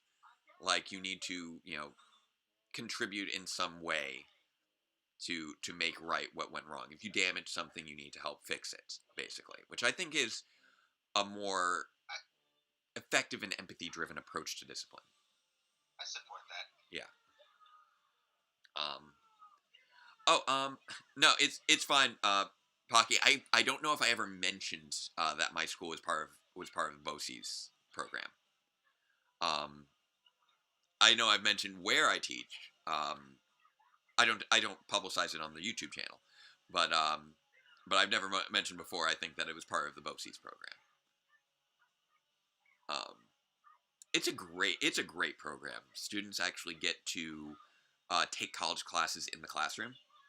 So when students take my physics class as sophomores and juniors, they actually are getting college credit through the local community college.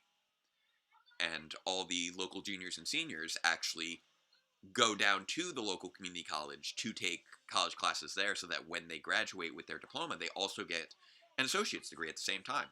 And it's all fully funded. So they don't have to pay tuition at the local community college if they're in that program. So I'm very proud of my school for just what it is and how it operates, and the people who I work with are just great. Ooh. And we don't get into the sorts of disagreements that lead to two of us dressed up in spandex fighting each other with maces. That's not the environment that we build up there. Love the hide and go seek here. It's like, that eventually, like, Skull's just going to look in every single cabinet and drawer. Like, he's going to be looking into his shoe for people within a half hour, wondering if there's somehow a Power Ranger in his shoe. Because as we've established, in this room, like, anything could be stored inside of anything else. For all he knows, they all just jumped inside of Bulk's lunchbox.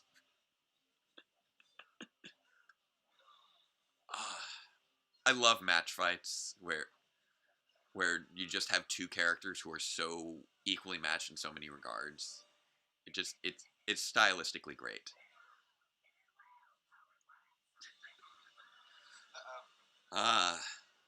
That's that Emmy Award winning talent right there. They had such good glows in the effects back then. Yeah. I was all about the glows. So many glowing things. That's how I do most of my effects. I layer in a glow on top of something else.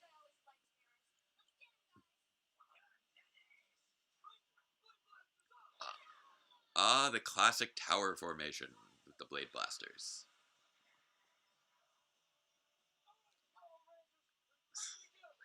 This is definitely one of the very few times when I believe they actually just took out the monster with the power blaster as opposed to going for the Megazord. Is there a Megazord battle in Blue Ranger? I don't remember. I don't think this one has a Megazord battle. The power blaster is also just a great weapon. Like it's we don't get the combined weapon blaster thing really much anymore, and I miss it. It's a great like team-based approach to things.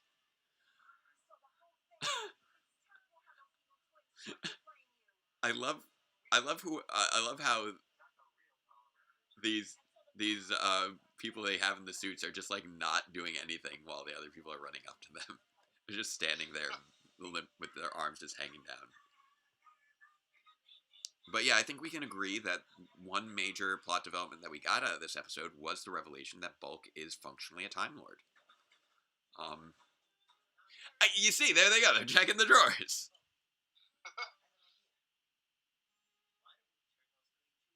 Maybe the blackboard twists around and there's a secret room where you lift it up. Oh, man. I would love that. I would love to have that in my classroom. Like, if just the students leave and I just, like, hit a little panel on my whiteboard, and I can just go into my own little office. Because, I'm not gonna lie, you want that sometimes. I can imagine.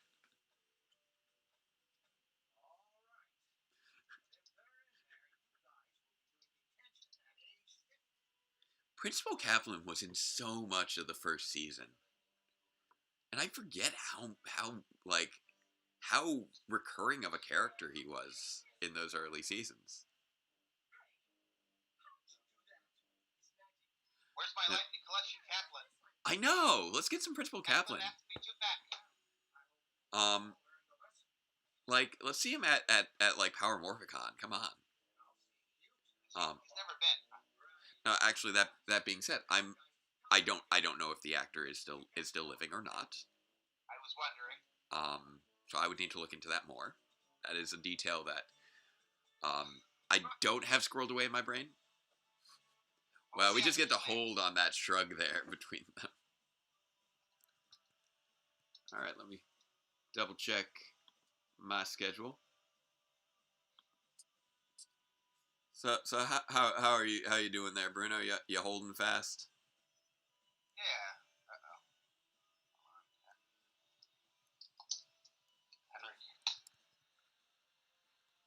I know that next up we've got the big two-parter Doomsday.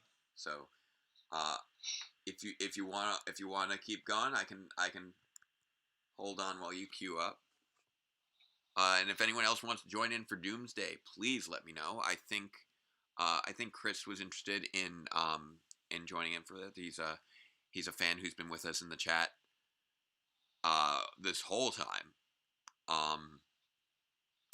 So if you would like for me to bring you in on the Skype call, just let me know. I'm always happy to bring bring in the fellow fans, and I'll once again take this moment to remind everyone. I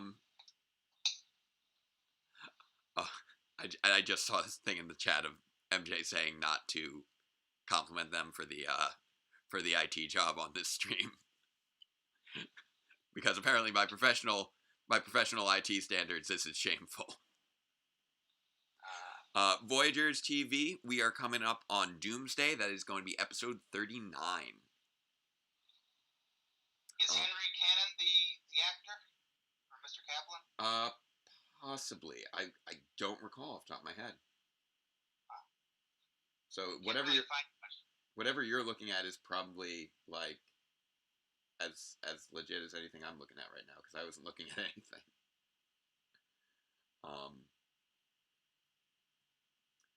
Okay, so all right, so Chris wants to pop in, so I'm gonna add him to the call. We'll jump in on Doomsday. He's gonna pop in as a voice. There we go. All right. Yep. All right. So people wonder. Here we go. All right. Let me know when we're all ready for go time. I'm gonna resume the video on my end now. So it's gonna finish up the end credits. There we go. And now we've got that 20-second countdown before we jump past the opening credits. Because that's what Netflix does. It hates opening credits. It hates the joy of the Power Rangers opening theme. I don't know why. I don't know why it hates joy. And here we go. We're loading up, going past those credits. And we are in front of Angel Grove High School. And I'm seeing the title for Doomsday Part 1, written by Stuart St. John, who really got like all the multi-parters during the first season. Power Ranger Day, yes. All right. So if you're having any trouble following along, just let me know if I need to pause. Otherwise, we'll. Okay.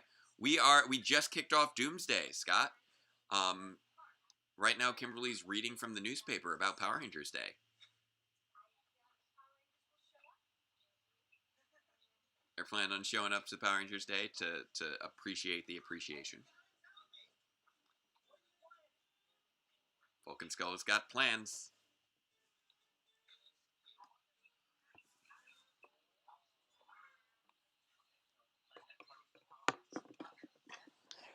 Oh man, that line right there. Like that is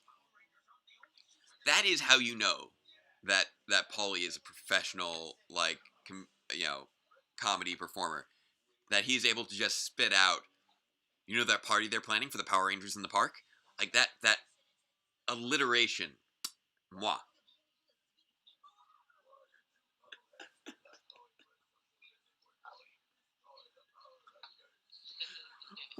What is Babu's interest in Swedish meatballs?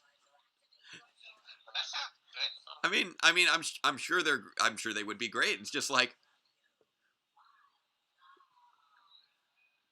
I wonder what, like, you kind of wonder what, like, Squat and Babu, like, get up to in between these episodes.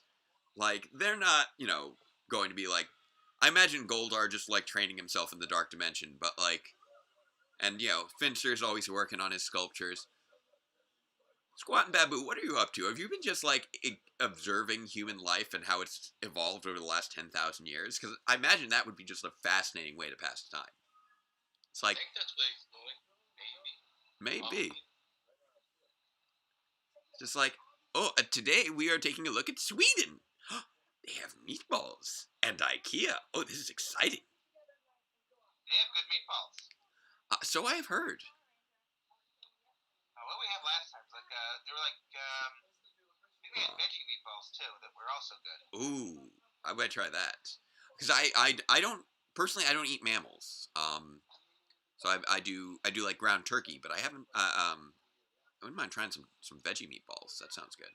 That was a good gravy, I remember. Yeah, that's the big thing with the Swedish meatballs is the gravy, right? You gotta get on that gravy train. Yeah, I remember going places. Yeah. That was fun. Places with people. Yeah. I don't know about that. I think that part of society where we like, you know, would interact with large groups of other people, I think that's a little overrated. Yeah. Like one of the big things with the whole, you know, switch to the like lockdown and quarantine, you know, months ago when it first really got going before we kind of fell into the weird hybrid we are now. Was prior to that, I had spent like a year before this past year of teaching. I'd spent 2 years taking a break from it, working to get my master's, doing tutoring in the evening, you know, so I could get my teaching certification. And I was working towards my master's online. So so during the day hours, I was just home because tutoring was always in the evening. So like when in the spring, we were all just spending all of our days just in our house. Like that actually was sort of a return to normal for me in certain regards. I just felt less bad about how little I was actually going into the outside world. So what are you doing now from school? We are doing a hybrid model. So basically, about a third of our students are fully virtual, and then the remaining 2/3 are split up between every other day. So each time that I go in there, I only have about a third of my students physically in the classroom, and the other 2/3 are basically in a Google Meet. And then I'll have a different third the next day, and they swap back and forth. And then Friday is a full virtual day for everybody, so things could be split up evenly. So, like, kids just like stay home today, they come in tomorrow, and vice versa. Yeah. So it's definitely been a challenge in certain regards because, you know, there's obviously there's challenges with teaching in person.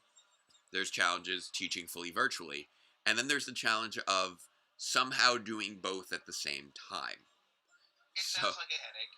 Yeah, it's taken a little bit to adapt to, but I'm starting to get used to it. It's actually very similar to what I'm doing right now, where I'm basically talking to like I'll have plenty of times where I'm talking to one person directly and then a bunch of other people who are just in a conference who are just icons who aren't like speaking directly to me.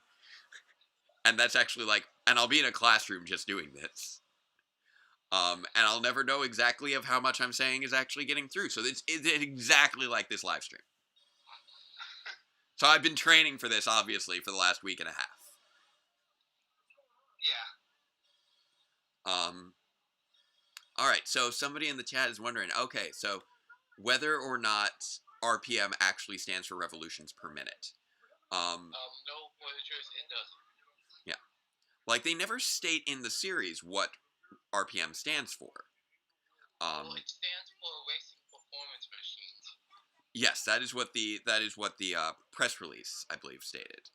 But it's interesting that they never actually said that in universe.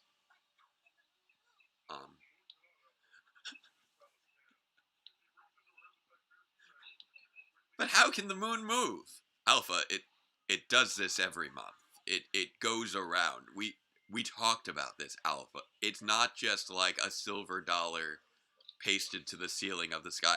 Alpha, we're from outer space. You should know these things. Oh, I don't remember, Zordon. I'm old. Ranger Protection Movement. Now you see, my personal headcanon for what RPM stands for, is Ranger Prototype Models. That is my personal headcanon for RPM, because that feels like what Dr. K would call them.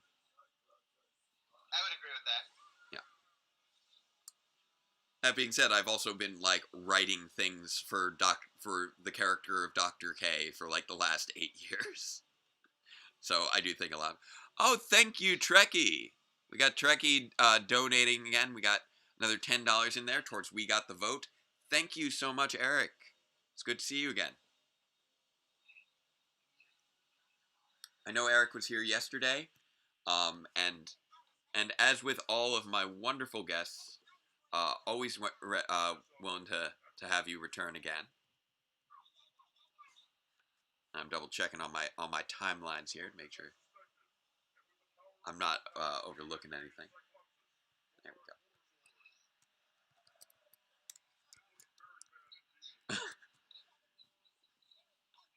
It looks very bad indeed.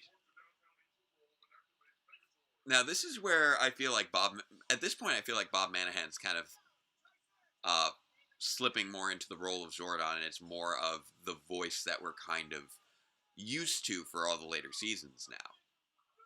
You know, it seems like every recurring voice character has that sort of period during which they're just kind of finding their voice for the character, and now we're starting to get into that groove. Voyagers was asking if Ranger Liz has popped up here yet. No, she has not. There was some discussion about her popping in. Okay, and she was online yesterday. But I know that she had some family issues she was attending to for during this weekend, so I haven't pressured her to jump on in the Skype. But if she's doing well, then she's absolutely welcome.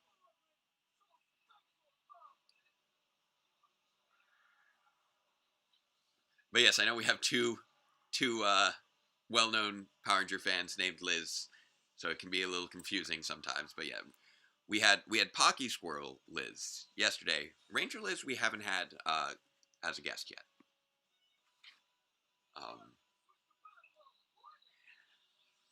And I really love having I really love this new setup where I'm not having to physically hold the phone anymore. It's so much more relaxing. Yes, Joe from Illuminati was here yesterday. So that was nice. But yeah, I do feel like, Bruno, like you're literally like, as I'm looking at the shot, it feels like there's just a tiny version of you just sitting on the couch next to me. It's wonderful. It's a mini Bruno? It's a little mini Bruno.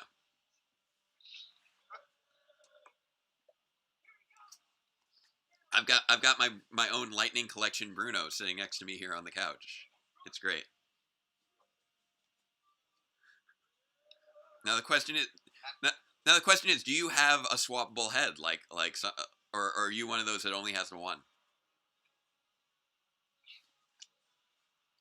It's stuck. Those joints are so tight, man. What's up? They're tight. You gotta use a hairdryer or something, hot water, I don't know. Oh wait, I just got an idea. Let me see if I can make this. Now you're Zach. I'm just kind of putting the Zach figure underneath my phone, so now you have a body. I don't see it yet. Oh. There we go. Now you are truly Bruno of MMPR Toys. You are Bruno on an MMPR toy. Oh, here it comes. How's that working for you? Now I see it. Yeah.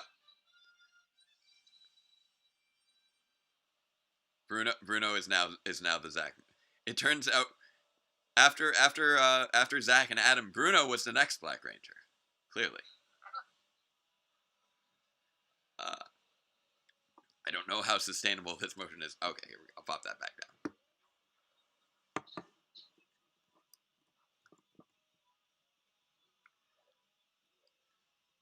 This guy's held up pretty well over the years. Like, he's a little dusty. But I have had this for going on 27 years. This was my first ever Power Ranger figure. I also have my first ever monster figure around here somewhere, Snizzard. So I got on that Bryan Cranston train early, obviously.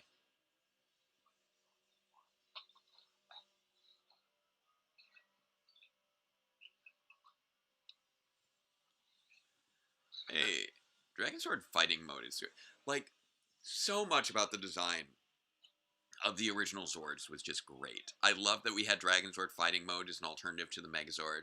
Mega Dragon Zord is a great combination. The Ultra Zord's a great combination. All the Zords individually are great for combat. Like, really great lineup. Ooh, that's a move that you don't see much. They just threw, Dragon Zord just threw its fin at Cyclopsis. He had it coming. He had it coming. He had it coming. Had himself to blame. You should have been there. You should have seen it. I bet that you would have done the same.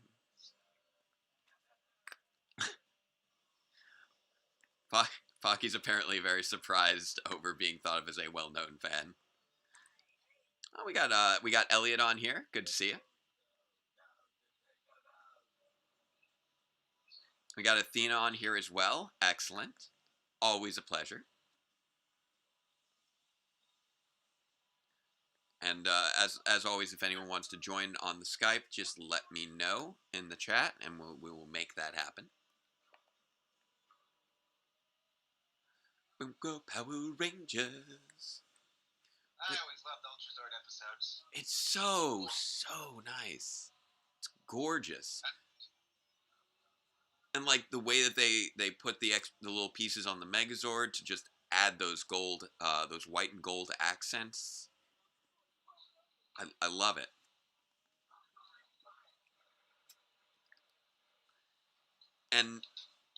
And the other Ultra Zords really can't compare in many regards, just in terms of just. They really can't in terms of this. Yeah. It's like you look back at what the Thunder Zord, the Thunder Megazord, or Thunder Ultra Zord I was talking about earlier. Oh no, Titanus, no! You got awkwardly composited into a crater.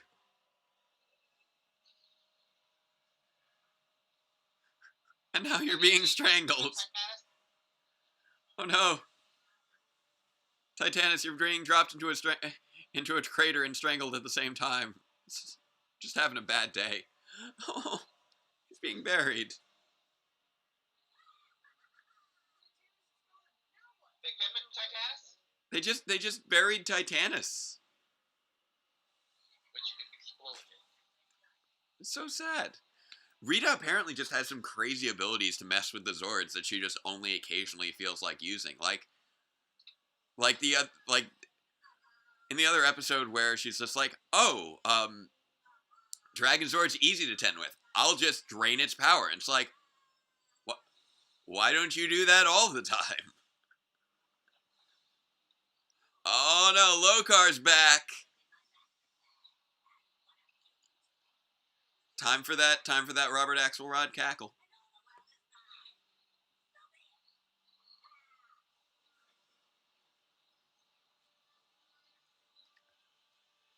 Oof. Cyclopsis is back.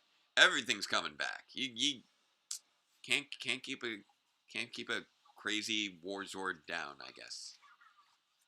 I wonder if Hasbro will make one of those Cyclopses. Oh, that would be a nice one. Like there's so many like characters and monsters over the years that we never really got figures of that would be amazing to have. Like I'm so looking forward to that Andros and Astronema 2-pack. Like sign me up. I hope they got a couple heads or at least hair. Yeah, I really want to see what they do for Astronema. I'm so on board with that. Also, please, Hasbro, if you're watching this, probably by accident, please give us a Darkonda figure. I want one. Yes. I want Darkonda. We have a clip drawer. Astronema's coming. Give us Darkonda, please.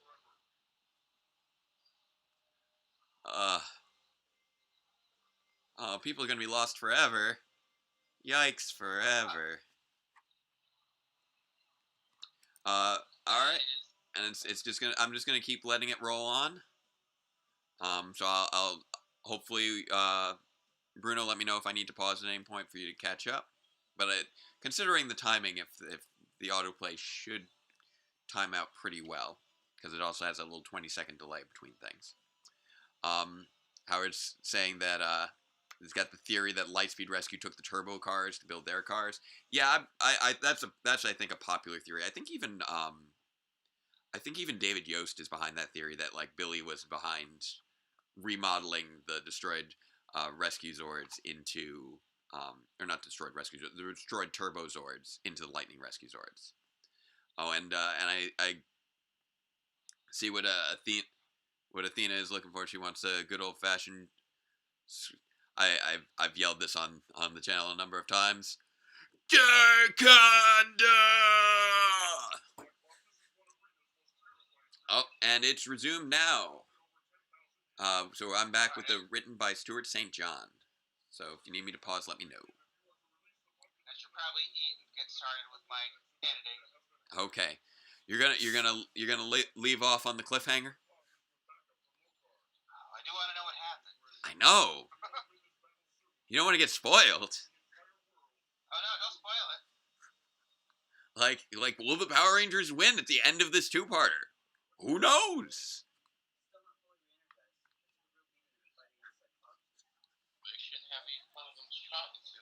Yeah, exactly. All right.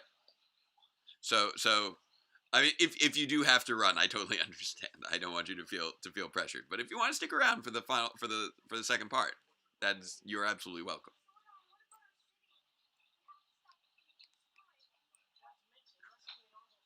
I've been drinking water. I have been drinking water. Actually, I'm very well equipped this time, relatively speaking, compared to yesterday.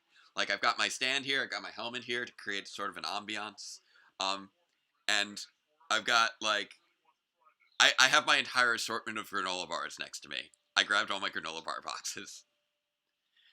This is something that most people don't really know about me, but Pocky, have a great time. I'll see you again soon. One thing, I eat a lot of granola bars. Like, I have a ridiculous number of granola bars. And like I recently restocked, so like pterodactyl, triceratops, saber-toothed tiger, tyrannosaurus, dragosaur. I've got literally 6 boxes of granola bars next to me, so I have a full assortment. I'm ridiculous.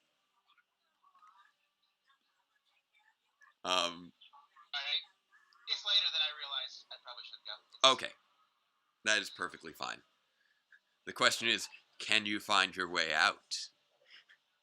Oh, no, I don't know. I have to get me a... Well, thank you so much. Thank you so much for joining us for all this. We really appreciate it. It's been great having you here. We having Bruno on MMPR Toys, so there's his Ranger body back again. So he's got to get there. He is. So Bruno's got to get back to action on his real life. But thank you for joining us to help raise awareness for WeGotTheVote.org, so we can continue to raise money for voting rights. Oh man, Megazord's just lost its arm. So and now I'm losing my right hand man over here. All right. Have a great one, Bruno. You should be able to use the little red hang up button and be okay. All right. Enjoy your weekend, and thank you again for joining. I hope to see you again soon. All right. See you later. Bye.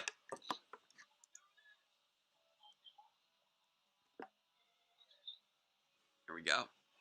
All right.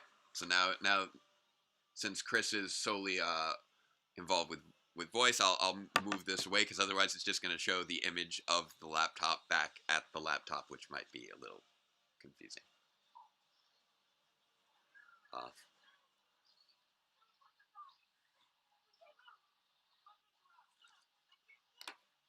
MJ's giving me sass in the chat, I see. Oh, man. The Rangers are just getting wrecked right now. Wowee!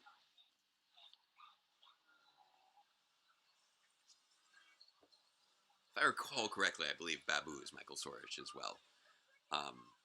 Did a lot of great work. Oh, man, they got their colors inverted right there. That's bad times. Oh, man, the Zords they're just fading away different parts of the costume, and it's actually rather chilling. Like watching all the pieces of the Megazord just kind of vanish. This is a genuinely chilling moment.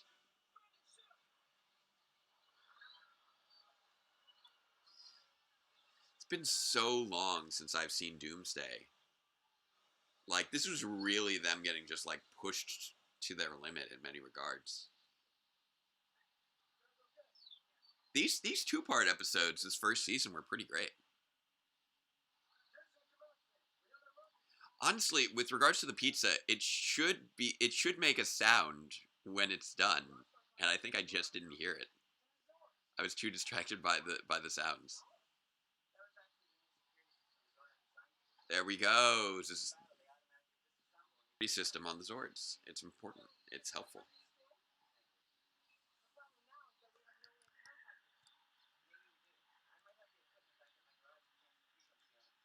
Oh, there we go. Gotta try and track all the people down. All right, so who wants to be the next to donate to WeGotTheVote.org? Just click on that PayPal link that we've got through Streamables, all set up here.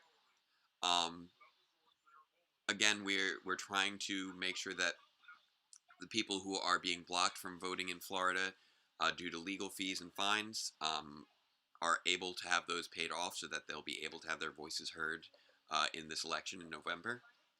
I know that this fund's already raised a huge chunk of their goal, but still have a long way to go. So, again, please, think would be able to raise some awareness. Feel free to reach out to them. Like if you have a favorite Power Rangers actor that you follow or anything like that, and you can message them this link, and they're willing to pop on, I'd be happy to have them. The pizza takes maybe 15 minutes, if that. Probably more like 5 to 10. I just put it on the preheat cycle. Oh, that's nice. Goldar just drops by to say hello. It's always nice to have someone drop in. He's just standing outside the garage and laughing. He's not even really doing anything at the moment. He's just standing outside the garage and laughing.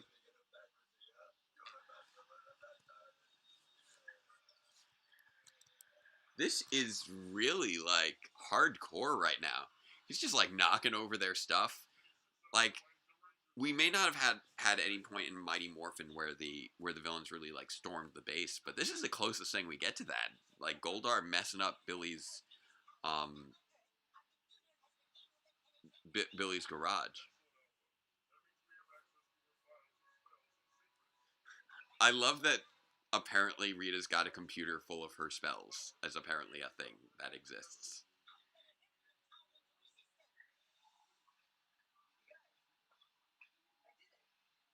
Yeah. So again, just checking in with the chat. Hopefully I'm still running smoothly and being heard clearly.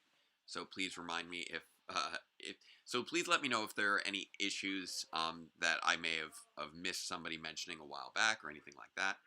I'm sure that I still skip a good number of frames since this is still not truly optimized. But I want to make sure that everything's working well. That's true. Mayo does have her tablet full of spells, so why not Rita? Well, mostly because we've never seen Rita with a computer of any sort in her ship. There we go. Titanus digging its way out of the grave. Titanus is a boss.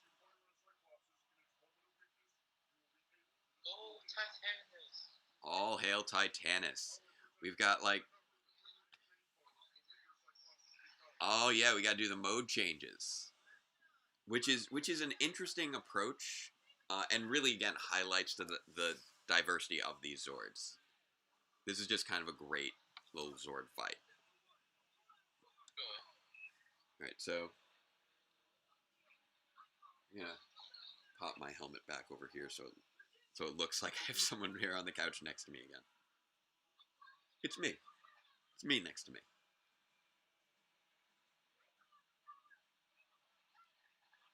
Yeah, this really has a lot of the feel of, this is the finale from Jew Ranger. So we're getting that feel of the last stand being performed by the Rangers, as they're summoning their Zords in the dark and light, and they're just all going to town against Cyclopsis. It's just an all out action fest of a two-parter. And kudos again to Stuart St. John for really handling a lot of the event episodes this season. I'll make sure that my audio is doing well over here on my phone. Yep, that's doing good. But yeah, Chris, whenever you do have comments, just make sure that you speak up clearly, just to make sure that the chat is able to hear you. Okay. All right. Great.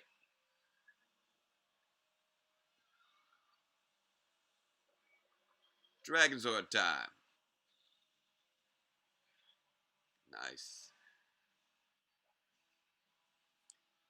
So, you know what? I think I will have granola bar actually. There we go. Yeah. Take him out. Some Dragonzord fighting mode time. Yes. I approve.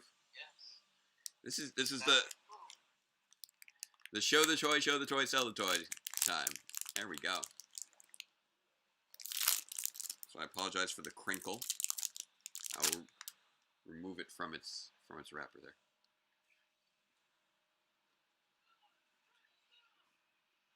Boom.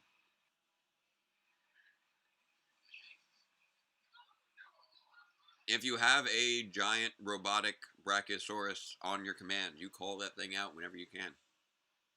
Yeah, pull it out.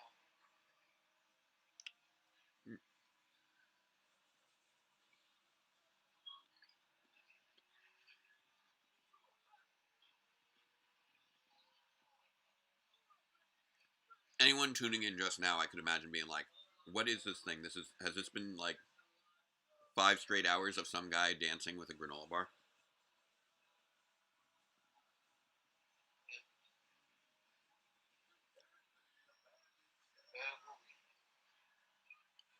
Goldar escapes.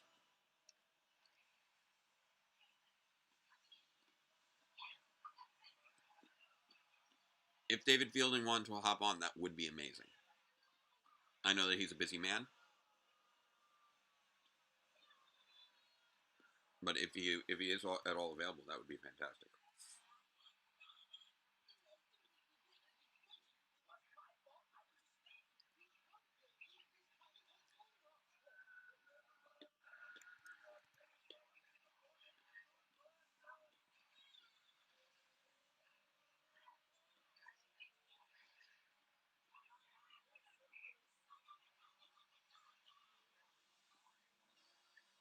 And do it. Everybody's good. But yeah, that building attached to the bottom of Rita's palace is just so weird.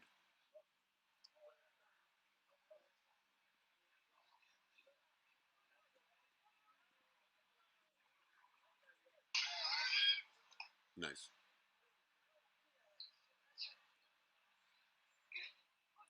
Skull's got such like the Robin kind of look there with the little stitches across the chest and the little stylized S.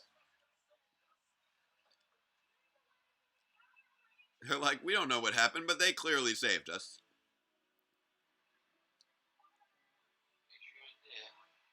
This is also just a great moment. It feels like they've kind of reached the celebrity status that they've slowly been working up to the whole season.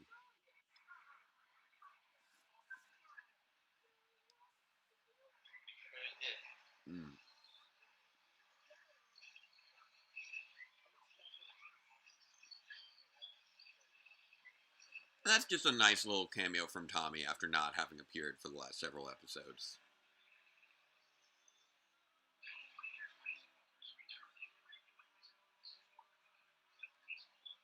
He gets that nice little acknowledgement from his teammates.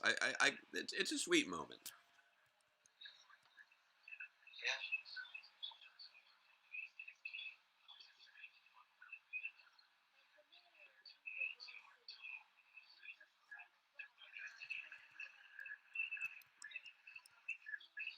Yeah. Good old Mayor Carrington.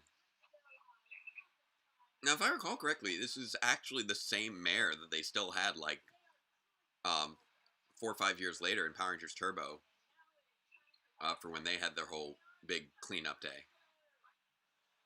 There we go. Happy Power Rangers Day to one and all.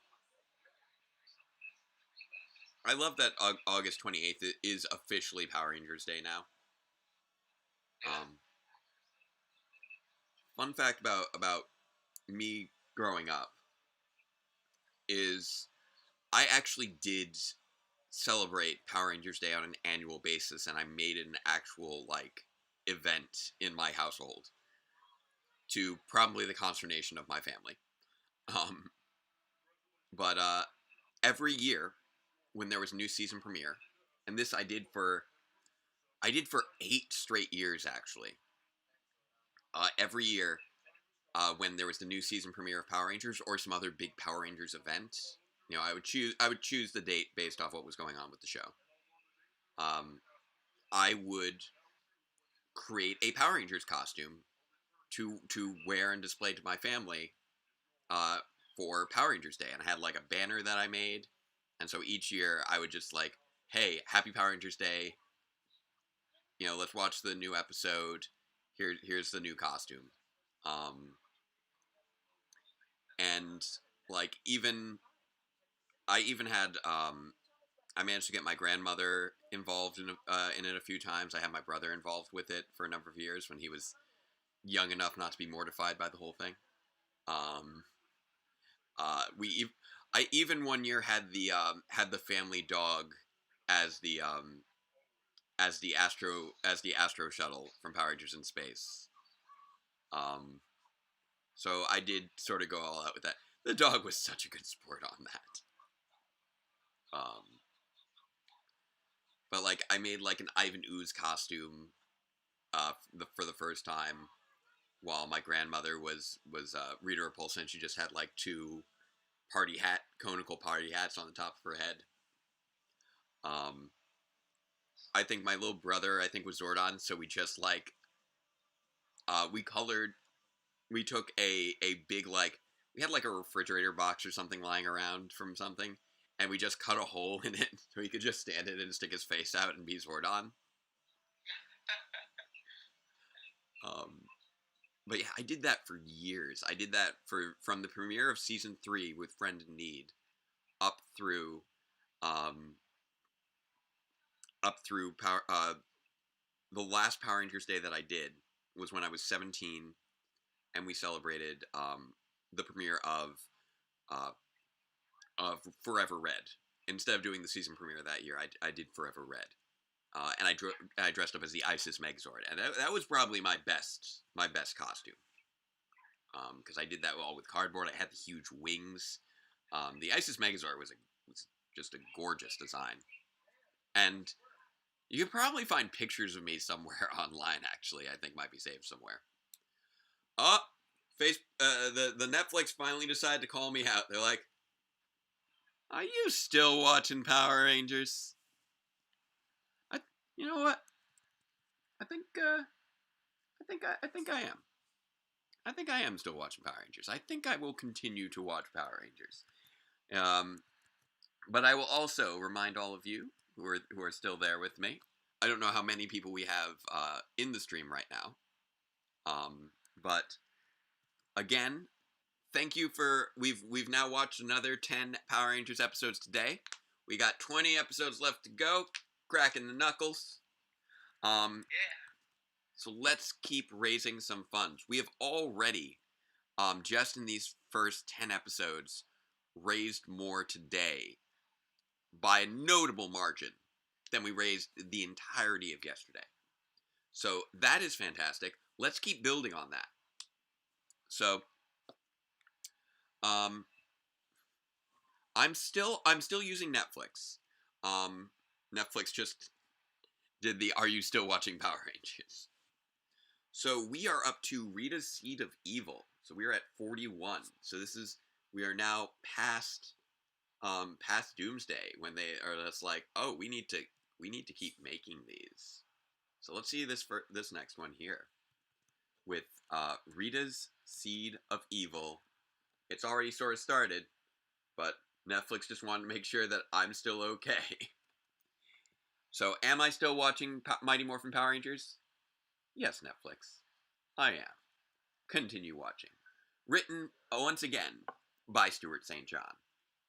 That man was a beast.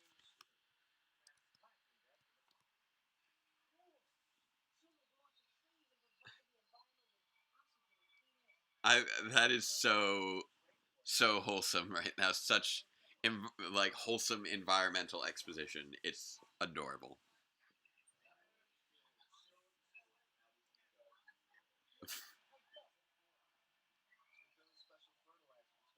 Yeah, Billy's got the special fertilizer.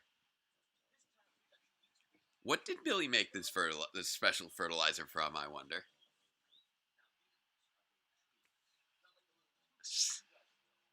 I love that you can clearly see the price tag on that baby tree right there. Yep. 1995.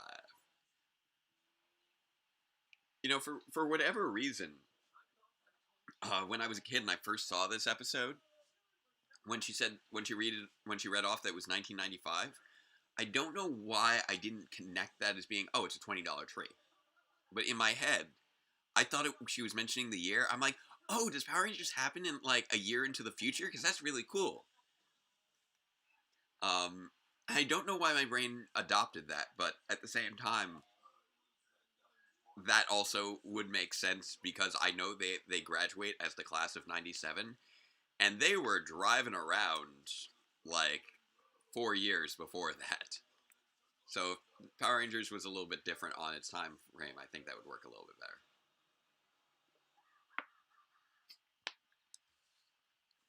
Actually, I did a silly thing, and I didn't like go and put my pizza in the oven just now while I was waiting on it, while I was wondering if I was still watching Power Rangers. That was an oversight on my part. Yes. Just checking on something there with notifications. Okay, so not overlooking on anything there. All right. Trying to make sure no one was trying to get in touch with me. I love that we just get this like action music of planting trees, and it's honestly genuinely heartwarming. Like, you got Kim there in her like adorable little sundress. Everything's just so wholesome, and it's wonderful. Like I know a lot of people are like, oh, the original's the best, but and you know, from a technical standpoint, obviously the show has evolved in positive directions, but there's also just this wonderful feeling that you get from this first season that it really only applies to when you're doing the first of something, where you have that energy of them still figuring it out, experimenting with what they want to be, and that energy and that heart is something that by and large shows don't really maintain throughout their runs. So being able to go back and see that again and feel that just warm feeling again is delightful. Oh, Squat, what are you up to? Oh no, Octoplant.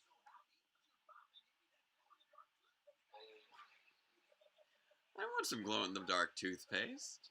Why not?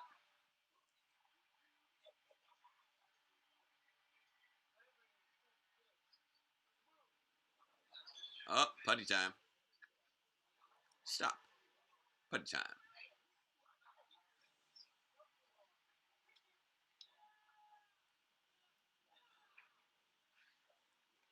It's also great sort of just dissecting these fight scenes. They're so good. Like,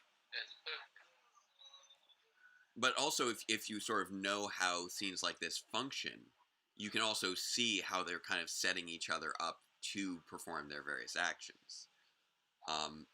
Like, you know, when you saw like that one putty duck down to kind of cue things up for Zach to jump up for the flying kick over. Or when you see putties like come, it seems like they're attacking the ranger from behind. The ranger flips over, but you can see that what the stunt actors are actually doing are basically spotting them for an appropriate flip.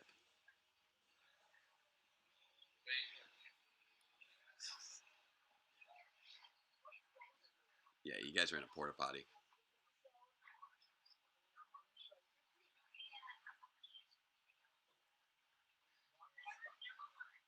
Oh no, trapped in the porta potty. That is not a situation we really want to be in.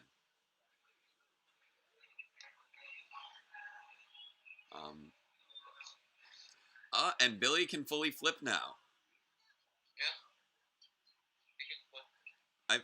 I forget at which point along this season that they actually started letting David Yost do gymnastics. Because you know, obviously it wouldn't have made sense in the early episodes, but at this point now he's been fighting monsters for 40 episodes. Him being able to engage in backflip isn't quite so out of the realm of believability anymore. That being said, I at some point would love to be able to learn how to do a backflip. Like, I know I'm getting a little old for that, but that is still something that I would love to do. You know, I got my black belt last year. Who's to say that I can't, you know, join a gymnastics class in my late, as I'm going into my late 30s. I'm in my mid 30s right now, so I'm not quite my late 30s yet. I'm squarely in my mid 30s. Soon enough, I'll be in my late mid 30s, and then my early late 30s. But for right now, I'm right there in the middle, mid 30s.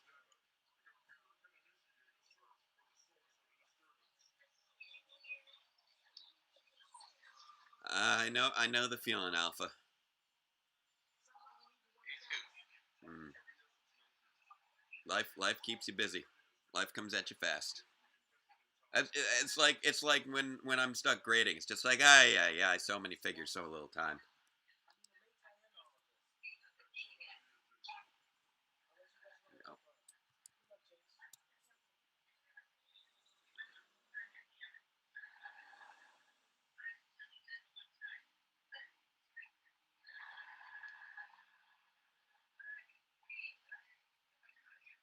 You gotta investigate. Oh no. The Viney thing. Doing Viney things.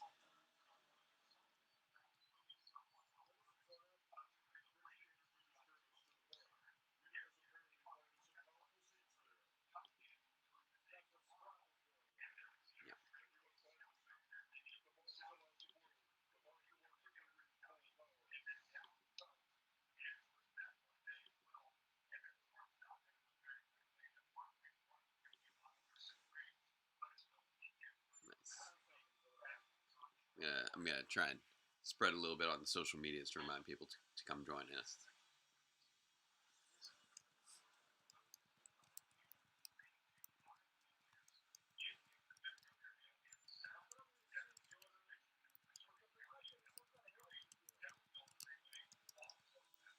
Because we can.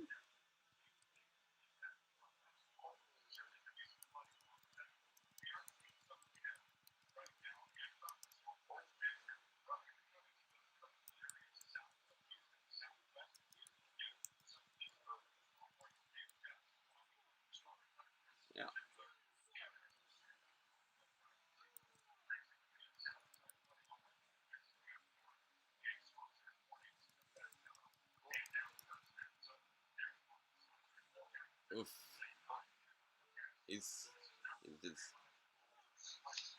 I decided to sort of have a little shop of horrors for him outside here in the park. Yeah. Little park of horrors. We'll go with that. It's the little park. Little park of horrors. Little park of terrors.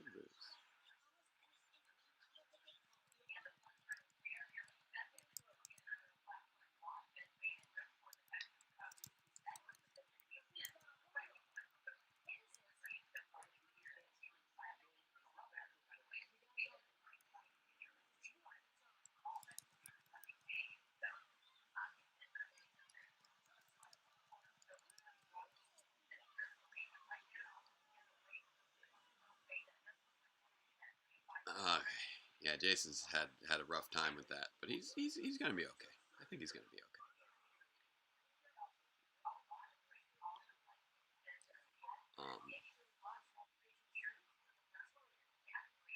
Yep. I'm just sort of imagining now, like just that scene with the stunt people, of, oh, okay, so what do we got to do? All right, you got to so you're dressed as a Power Ranger. All right, who am I gonna fight? This evil seeds. Evil. How do I fight evil seeds?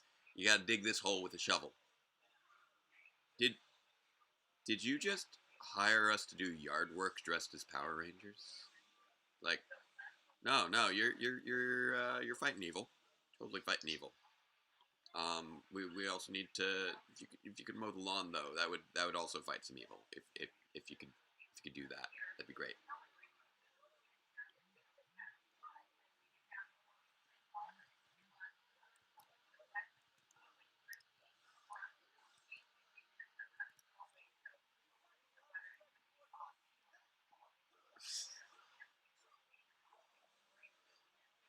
Yeah, some added Now, technically speaking, what you do want is greater force when you're delivering a punch, to get into the physics things again. But I will admit, if you do attack with greater velocity, you do make a faster punch, it is going to deliver greater momentum. You are going to have greater momentum as a result. And really, the force of the punch is that moment of the sort of transfer of momentum from the fist to the body being hit. So you do want to increase your velocity because that increases your momentum. And so long as it's a quick hit, there's going to be that momentum, that combination of mass and speed. If it's a very brief moment of contact, that means it only has a brief amount of time to transfer the full force of that. So yeah, maximize your velocity if you want to beat the Power Rangers with your punches. Oh yes, and I did just see that like on the Twitters. So thank you, Sheree. Let's hope that maybe leads to something. Now that they have the link.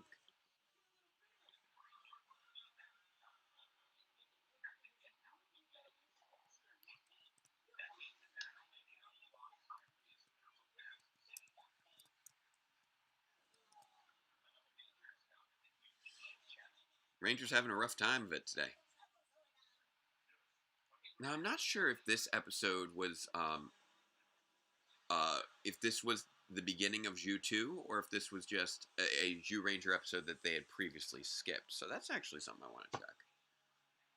Octoplants. Yeah.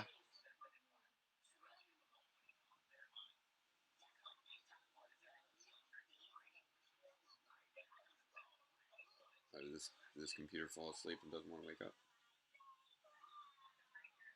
Yeah, I've got my other computer off to the side so I can not mess with the one that's running everything. Octoplants.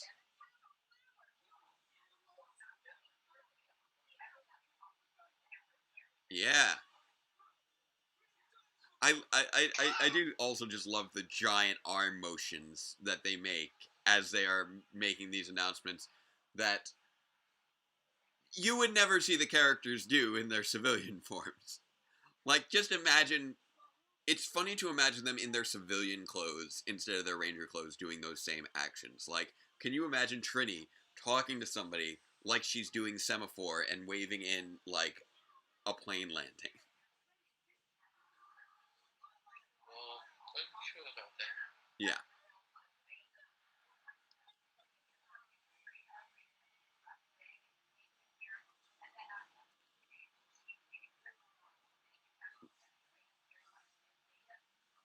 So I'm going to take a look at Rita's Seed of Evil here in the good old Ranger Wiki.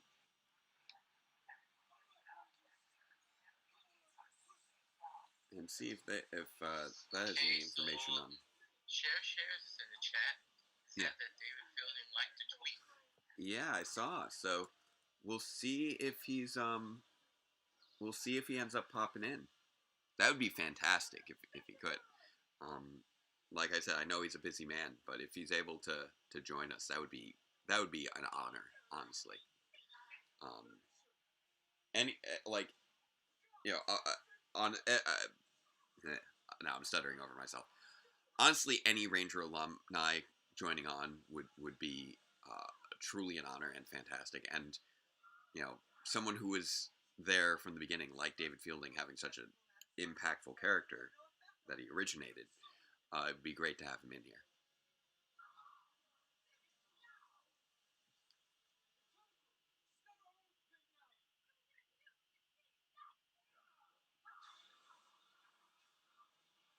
Oof.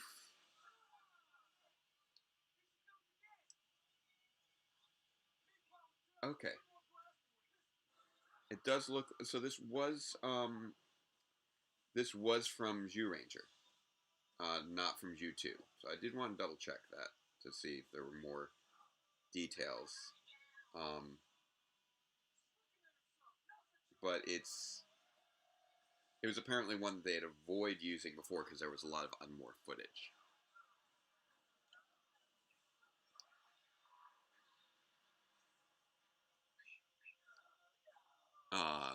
Little fainting Rita.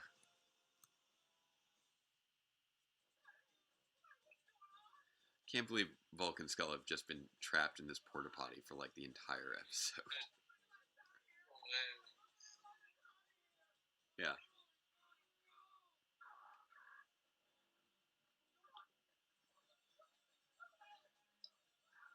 Seriously, how do you pick up a porta potty and put it on the back of a truck and not notice there are people in it?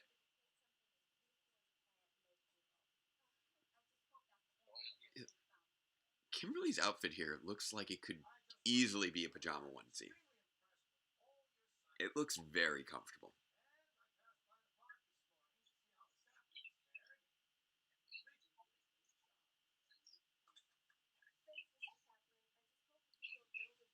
Oh, and now I see that I gotta make sure that I'm charging some things up. So I see this laptop over here is almost dead. I'm gonna make sure my phone is plugged in so I don't lose you again. I'd unplugged it temporarily because it was difficult. Now it should be in good shape, and I'll bring down the brightness.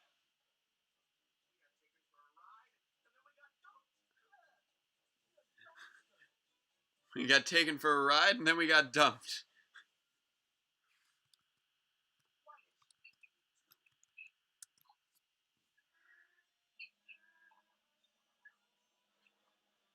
Ugh. Aw. Yeah. Huh? Oh, they're used to it. But I like at this point they're starting to acknowledge just the absurd things that regularly happen to Bulk and Skull, and that it is genuinely weird to happen for those to happen to somebody. All right, I'm gonna take a quick moment before the next episode to pop my pizza in the oven. I hope that everybody is still having a great time. And again, thank you, Sheree, for sharing the link to both David Fielding and to Campbell Cooley. Hopefully they'll be able to pop on if they are capable. And feel free to everybody keep sharing the link around to other people that you follow that you think would make good guests for this stream and would help us raise awareness. So I'm gonna pop that pizza in the oven. Should take me like 30 seconds. Here we go. Run. So grab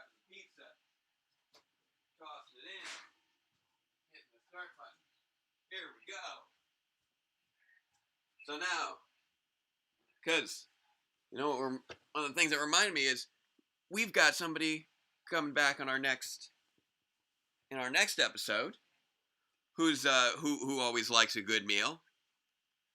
We're gonna see some Pudgy Pig returning in a pig surprise. So that's pretty exciting. Also, again, just a reminder: look into your states, see who does early voting. That is another. Like there are limited things that we're able to do as individuals to help others vote. One of the things that we're able to do here through this stream is raise money for the restoration of voting rights. But other things that we can do, again, as individuals, are paying for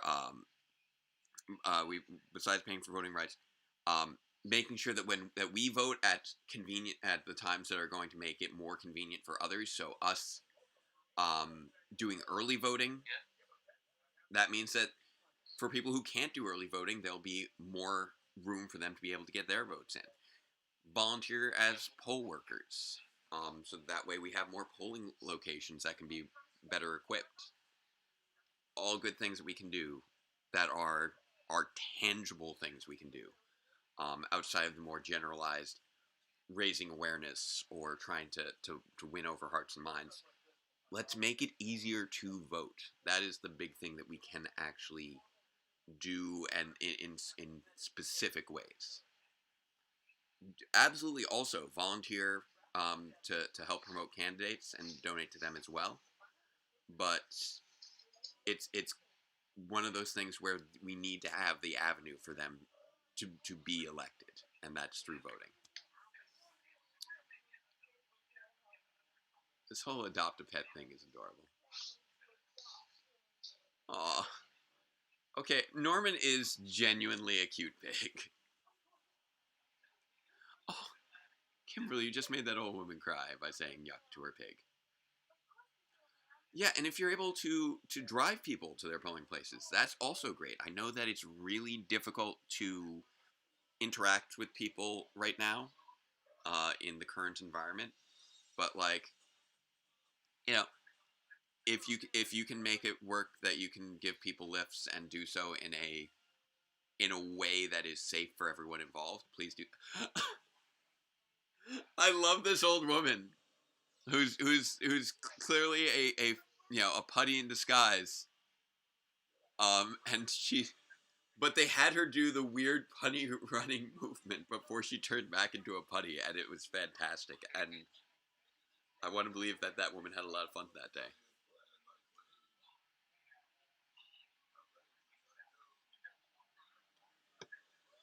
Oh man.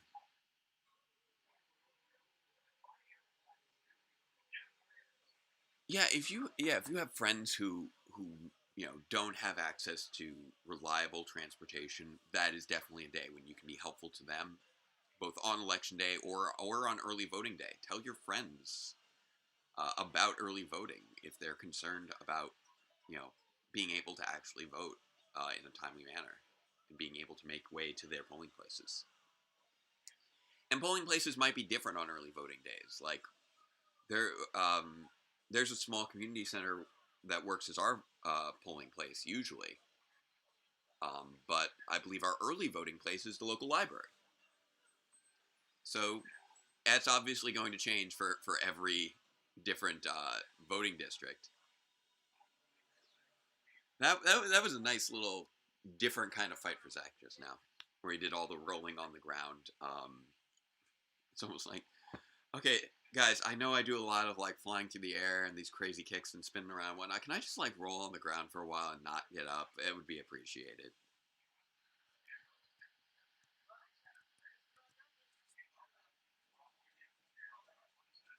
Vulcan Skull, what's up? They want a pet. They're pretty different. Norman's great.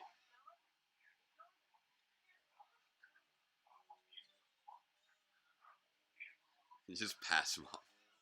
There's no paperwork involved in this transaction.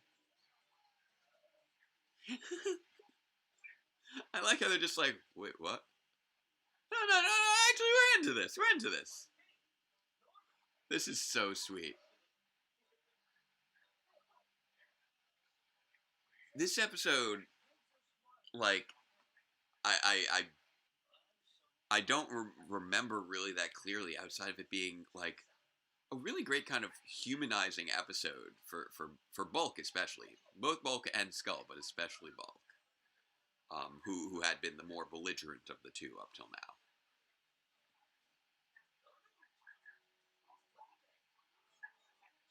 Also, what are you wearing on your legs, man? I know it was the 90s, but are you wearing tights over, like, culotte? Or are you wearing, like, ripped jean shorts over culottes over tights? Like, what is that fashion statement that you are making right now? Oh, he said the name of the episode. Pig surprise. This is an interesting device that they've got whirring around here. They're trying to figure out.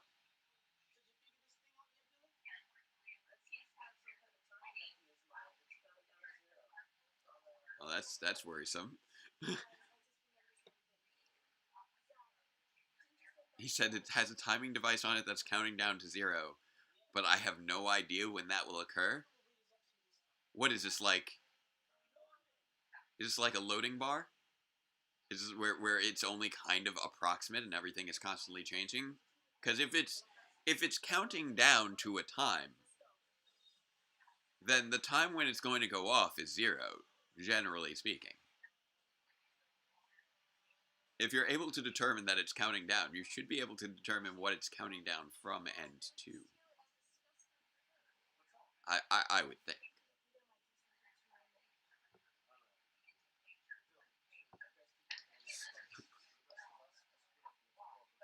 I kind of love Jason's moment of leadership there, where he hears something's going to happen to this random pig. He's just like, all right, leadership time. It's just like that little moment of, like, exhaustion with the absurdity of their lives. Norman. This is just kind of a great episode for Bulk and Skull. I suppose it could be using alien numbers, but in that case, how do you know? How do you determine that it's counting down before you determine,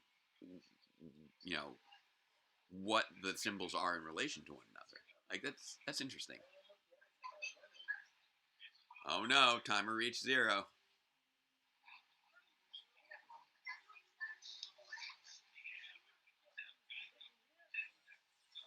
Ah, it's Pudgy Pig. He's back again.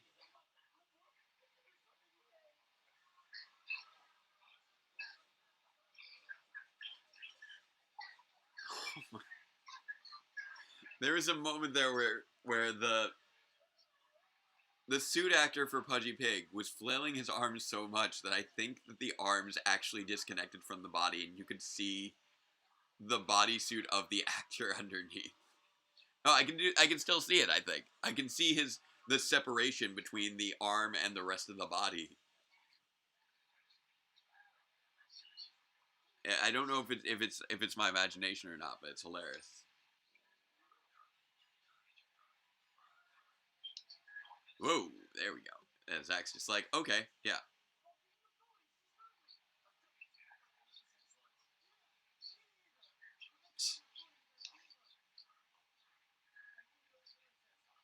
Yeah. Pudgy Pig's always hungry.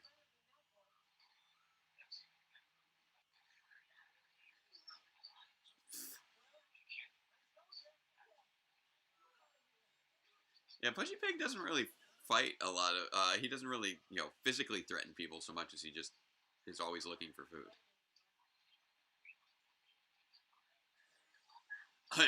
I vapor. I'm a digital effect. That's fair. If they're not using a base 10 system, you do raise a good point there, Dragon Trainer. I know I was thinking, in terms of how things work. One of the things if you don't know the cycle and they're not used, one of the tricky things, this is why in my mind it should be fairly easy to interpret, if regardless of if they're using a base 10 system or not. If you can recognize that they're changing in a pattern. Oh, Chris, have you lost where we are in the episode? Yeah. Okay, the Rangers are morphing right now on Pig Surprise. So they just morphed just now to go track down Pudgy Pig.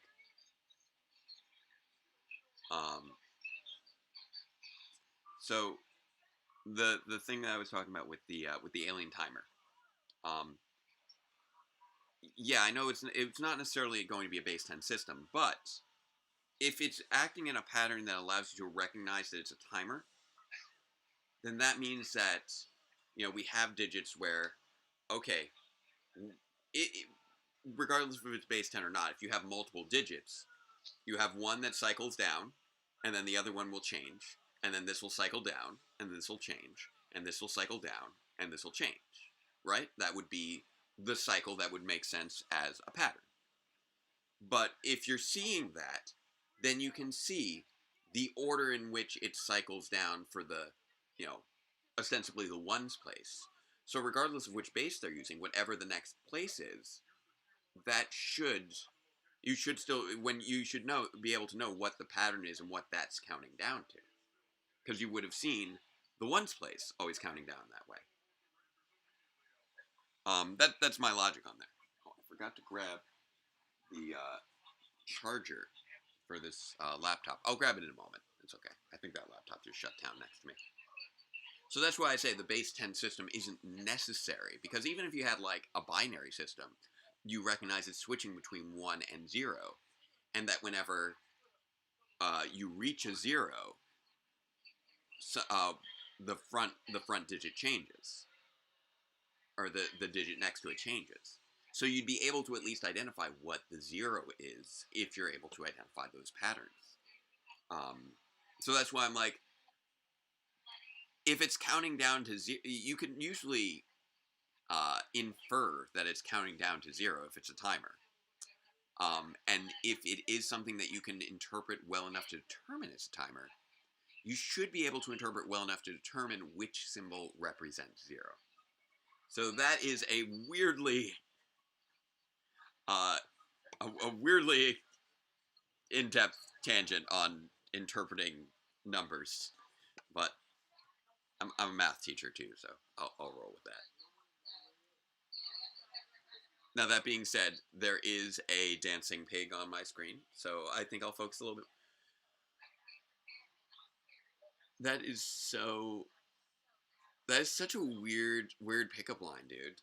Like, why would you say, like, I'm sorry, Norman, but, like, why would you hit on another pig by saying we'll make such beautiful bacon together?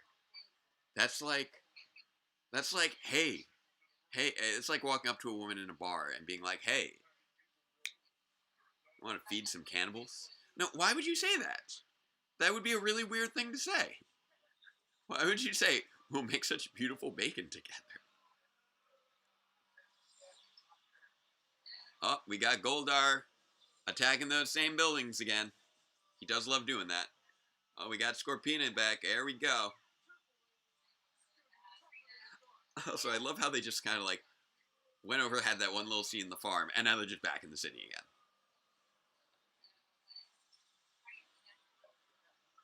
And then they were in front, like, oh man, they are changing locations so fast. Like, they were on a rooftop, then they got blasted in front of that stone staircase, and now they're fighting down the harbor. And before all that, they were at a farm. You do not know where these Rangers are going to be from one shot to the next. It's kind of hilarious.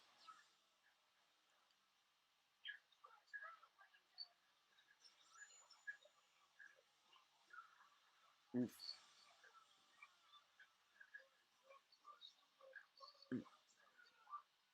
Oh no.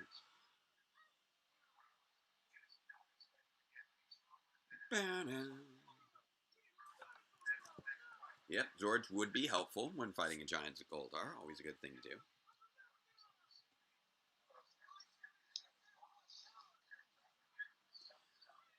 But yeah, Sheree, my point is, as I went through, even if it is complex, that countdown, in order, if you can recognize the countdown pattern, then you should be able to recognize the countdown pattern of which is the zero. Even if you can't determine what the rest are per se, or what, you should at least be able to determine what the countdown, what's the zero.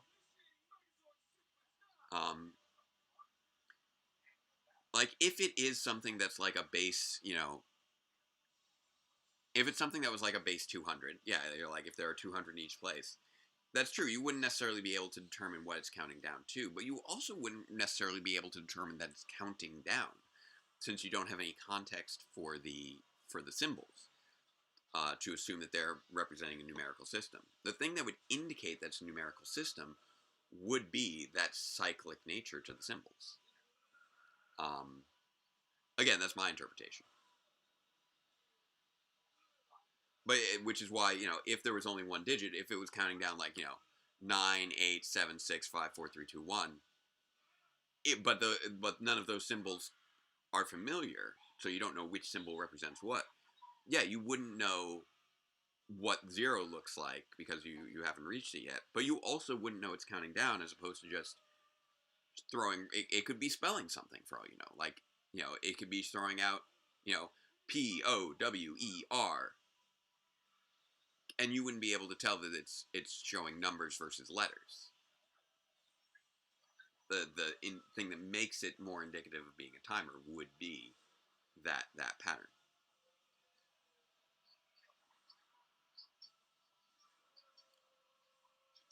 Boom.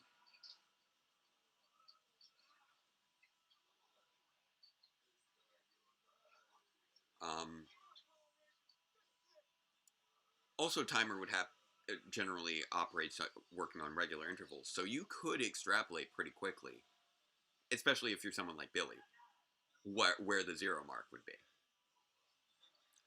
Like the process of figuring out that this timer is, you see how many symbols it cycles through before a leading symbol changes. So you basically, if we have like a ones place, you see how many times we cycle the ones, how many symbols are in the ones place that it goes through for a cycle before it repeats, and then you know what your base is.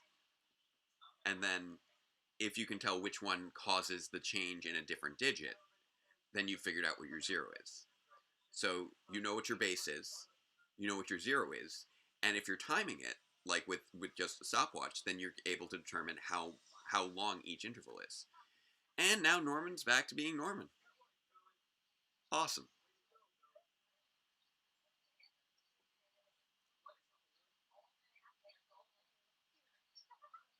Aww. And the little pig's got the little pink bow. It's sweet. It's sweet.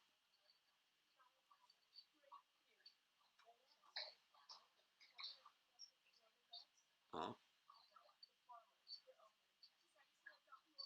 Aw, Norman's gonna be living at the farm. Oh, but what about Bo?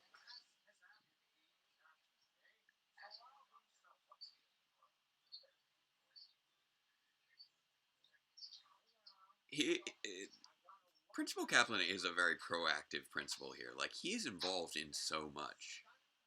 Like, he's portrayed as a, harsh disciplinarian, but at the same time, like, he is substituting for classes.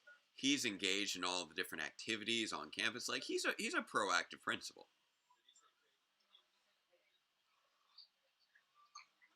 Yeah, Bulk and Skull are out of here. Nice.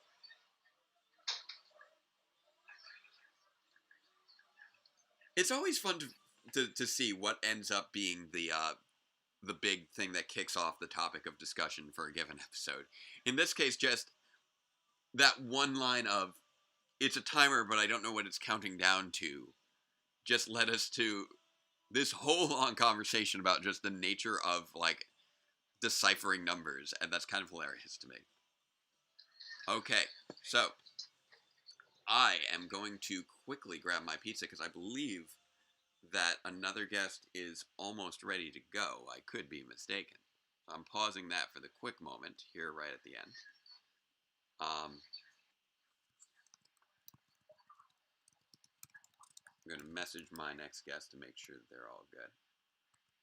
And to make sure I'm correct that the next episode is what I think it is, which should be, yes. Next up for something fit is something fishy. Not bad. Yep. Here we go. Alright, I'm going to go grab my pizza and grab my charger for that other laptop that I plug in. Here we go.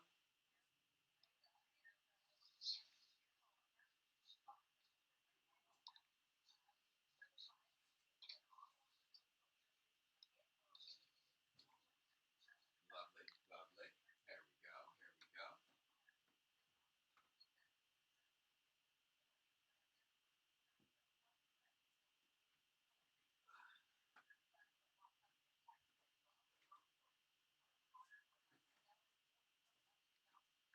Nice toasty pizza right here. Nothing is on fire. And you guys can be proud of me because after I took the pizza out, I even remembered to turn off the oven. So aren't you proud of me? I managed to not only remember the pizza but also turn off the oven. All right, let's see what we got here. Okay. So I'm checking to see how my pizza came out this time. It came out pretty well. Oh, there we go. It's got the proper coloration and everything. Yeah, I got this. I'm a responsible adult person. I've been on this planet for about 35 years. I can make a pizza. All right. So let's see here. I just messaged the person who should be my next guest, I believe, but I don't know if they get the message. So we may just choose to continue on. And how are you doing, Chris? Having a good time? Good. Yeah? Excellent. Alright, I think I see the little check mark of them seeing it. I'm gonna have a quick little bite here. Let's see how many people we got going on here right now. I think, yeah, we've got about a dozen people here. I know we're always cycling in and out, so I have no idea how many people have seen the stream so far today. So again, if you want to help out, please share to social media. I know that I've put out the link on Twitter at least. If you follow the Power Rangers, the Power Reviews Facebook page, I've shared links both there and on the DR Productions Facebook page. Or just share the link for yourself as well.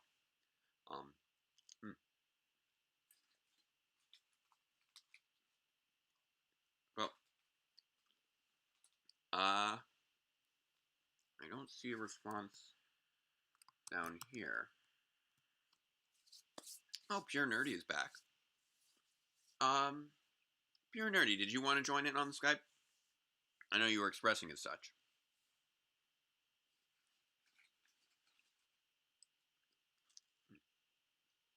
I know there's always a delay when I say things. All right. So I'm giving it maybe a moment longer, and then I think I'm going to kick off the next episode. I knew there was someone who didn't want to, who was interested in this one in particular, so I didn't want to have them miss out. Okay. So, hit me up on Skype. Look up Database Ranger, all one word. Should be able to find me okay.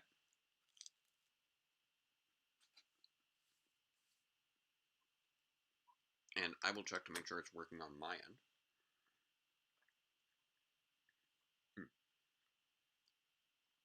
Nice warm pizza.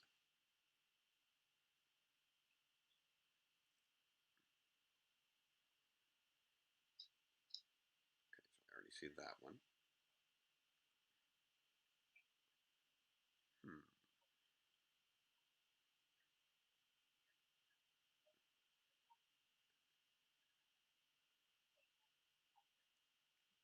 Alright, so let me know if you have any trouble finding me on Skype. And we can try to accommodate that accordingly. If you need me to message, you can also at me on Twitter as well. Twitter's always a good place where I can be reached out to pretty easily. And hopefully we can bypass the lag delay of the video.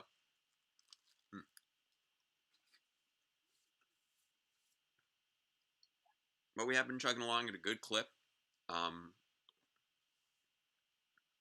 It's about 1:45 my time right now, so we're actually a little bit ahead of schedule. I wasn't expecting to hit 43 until about 2 o'clock, so we're doing quite well.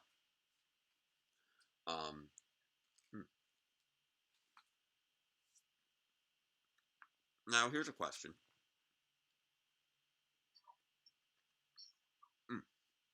If I can finish chewing. Is this the sort of thing that you guys would like to see more of? Would you guys like to see more of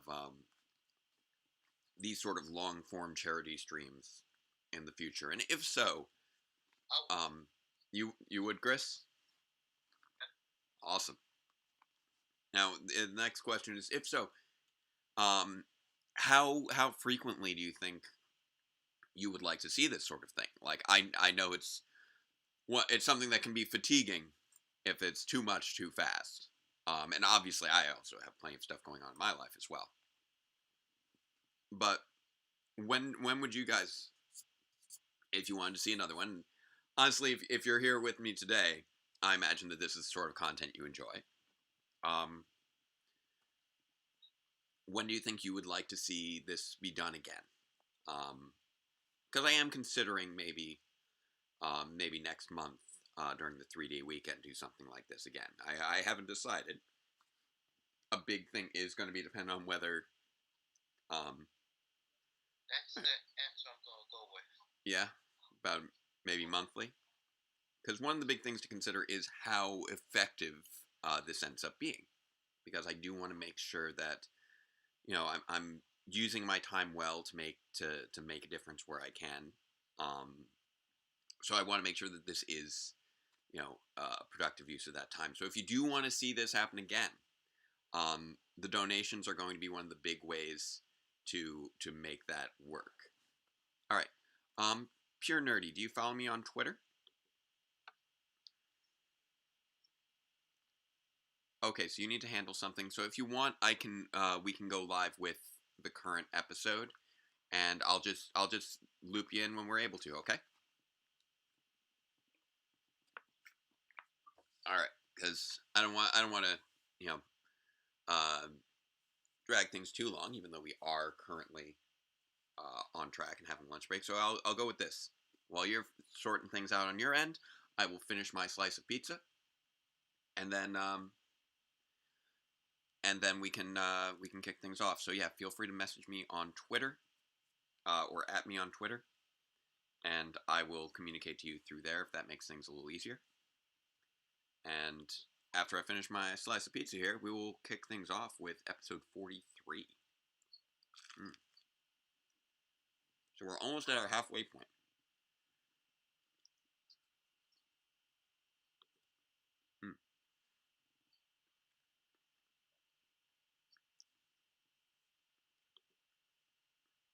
So,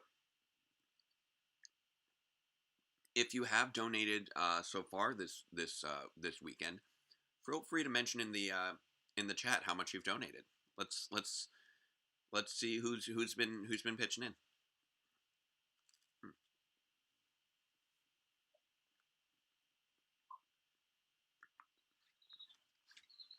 But yeah, we're nearing that halfway point in the day. It's hard to believe that we're not yet at the halfway point of the day. That'll be at about 3 o'clock, but because it's a long day.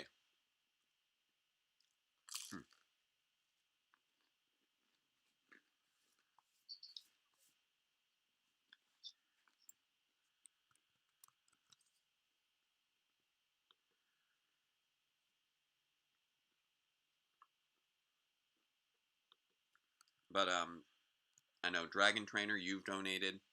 I believe Mayo Jane at the very least has been donating to test things out, if nothing else, as well as other donations as well.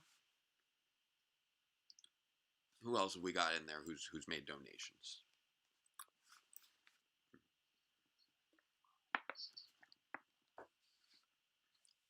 I also don't know if everybody who's following today is capable of talking in the chat. I don't know if you're on your phone or what you may be doing.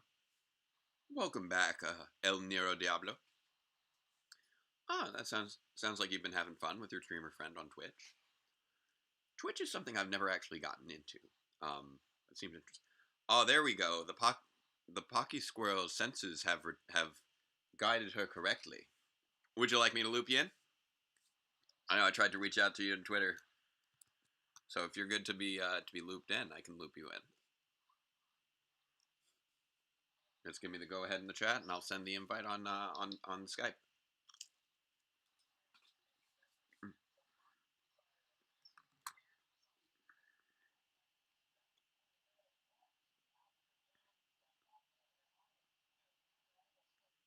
Here we go.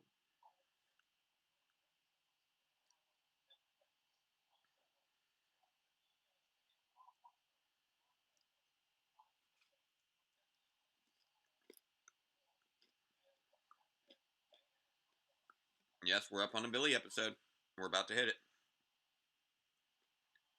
I paused things for a moment so I could eat my lunch and so that we could sort out our next guest popping in,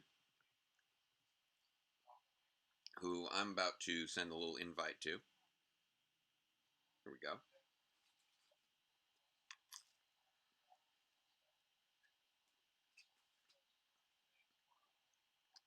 Things are about to get fishy. Well, we are now on something fishy. Mm-hmm. Things are about to get fishy up in here. Hello, hello. Here we go. I've definitely got a better setup going on this time than yesterday. Let me make sure that you're all lined up here for the stream. And actually, it looks like I'll twist you vertically this time if I'm capable. Ooh, that's upside down. There we go. It looks like we're going for the vertical.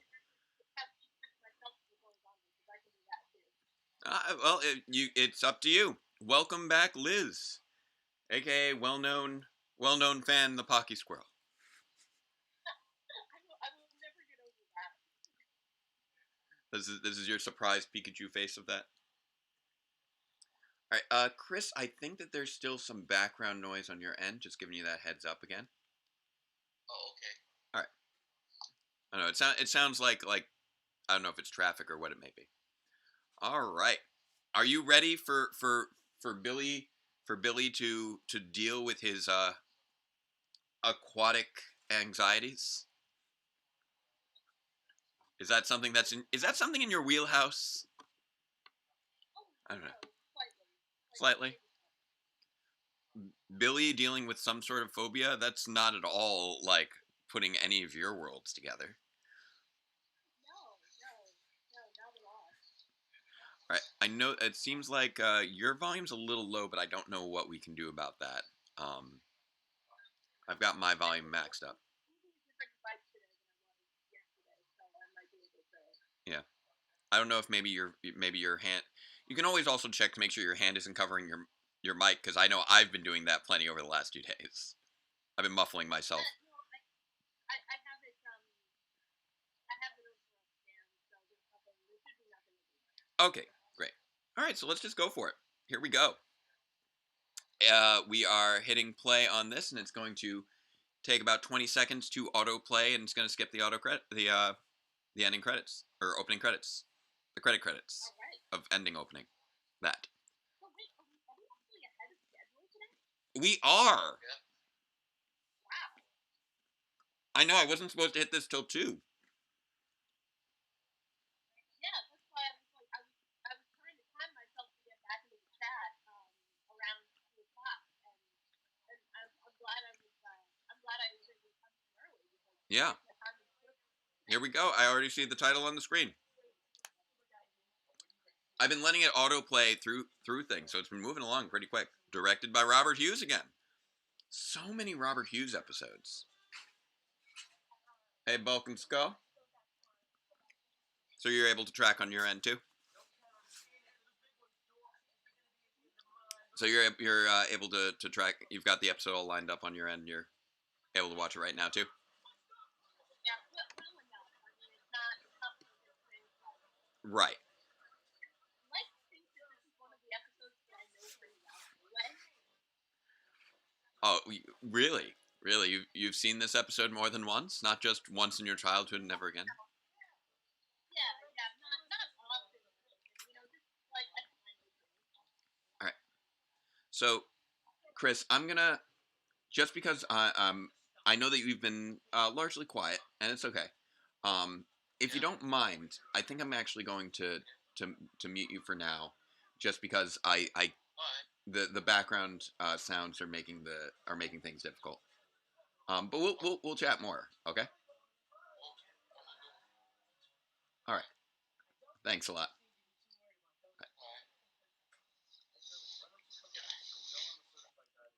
Oh, there it goes. Okay. So yeah, there was a lot of background noise. I'm not sure what the issue was there, but we'll chat more in the future, Chris. Thank you again for being around like all of this. Chris has been a trooper. All right, and I should still be able to hear Liz a bit more clearly now. Possibly. Is that any better? Yes. It really does seem like the background noise was really what was making it difficult, unfortunately. And Chris has put in 2 donations. Awesome. So El Nero Diablo is up in down in Australia. Oh wow. So I think it's what like it's what is it like? Wait, isn't it like 4 a.m. in Australia right now? What time is it where you are? What are those? Because we were talking earlier, and it was like, yeah, he was saying earlier that it was 12:50 a.m. where he was. Back when it was 10:50 here, and he's been spending the last few episodes gaming, dude. That's true night owl energy right there. That's a power move. That is a power move. I mean, like I know that I like over the course of 3 days only had like 4 hours of sleep for Friday night and Thursday night and Friday night. Oh, whirlpools. We're like over here experimenting with the Coriolis effect and you know what's particularly funny to me about this whole situation that like sparked Billy's fear of fish in the first place is that's a thing that could actually happen. Like I worked at a summer camp for a lot of years, and it was like perpetually a rumor that the fish in the lake would bite you if given the opportunity. And of course, we're trying to get the kids to participate in things, so we would always say the fish don't bite, the fish don't bite. The fish don't bite, and then the fish bite. Because of course they do. They're animals. They're gonna bite things. They're just looking for food. If you're acting like a worm, expect to get bit by a fish. It's kind of filling in the. Whoop. My head fell off. Oh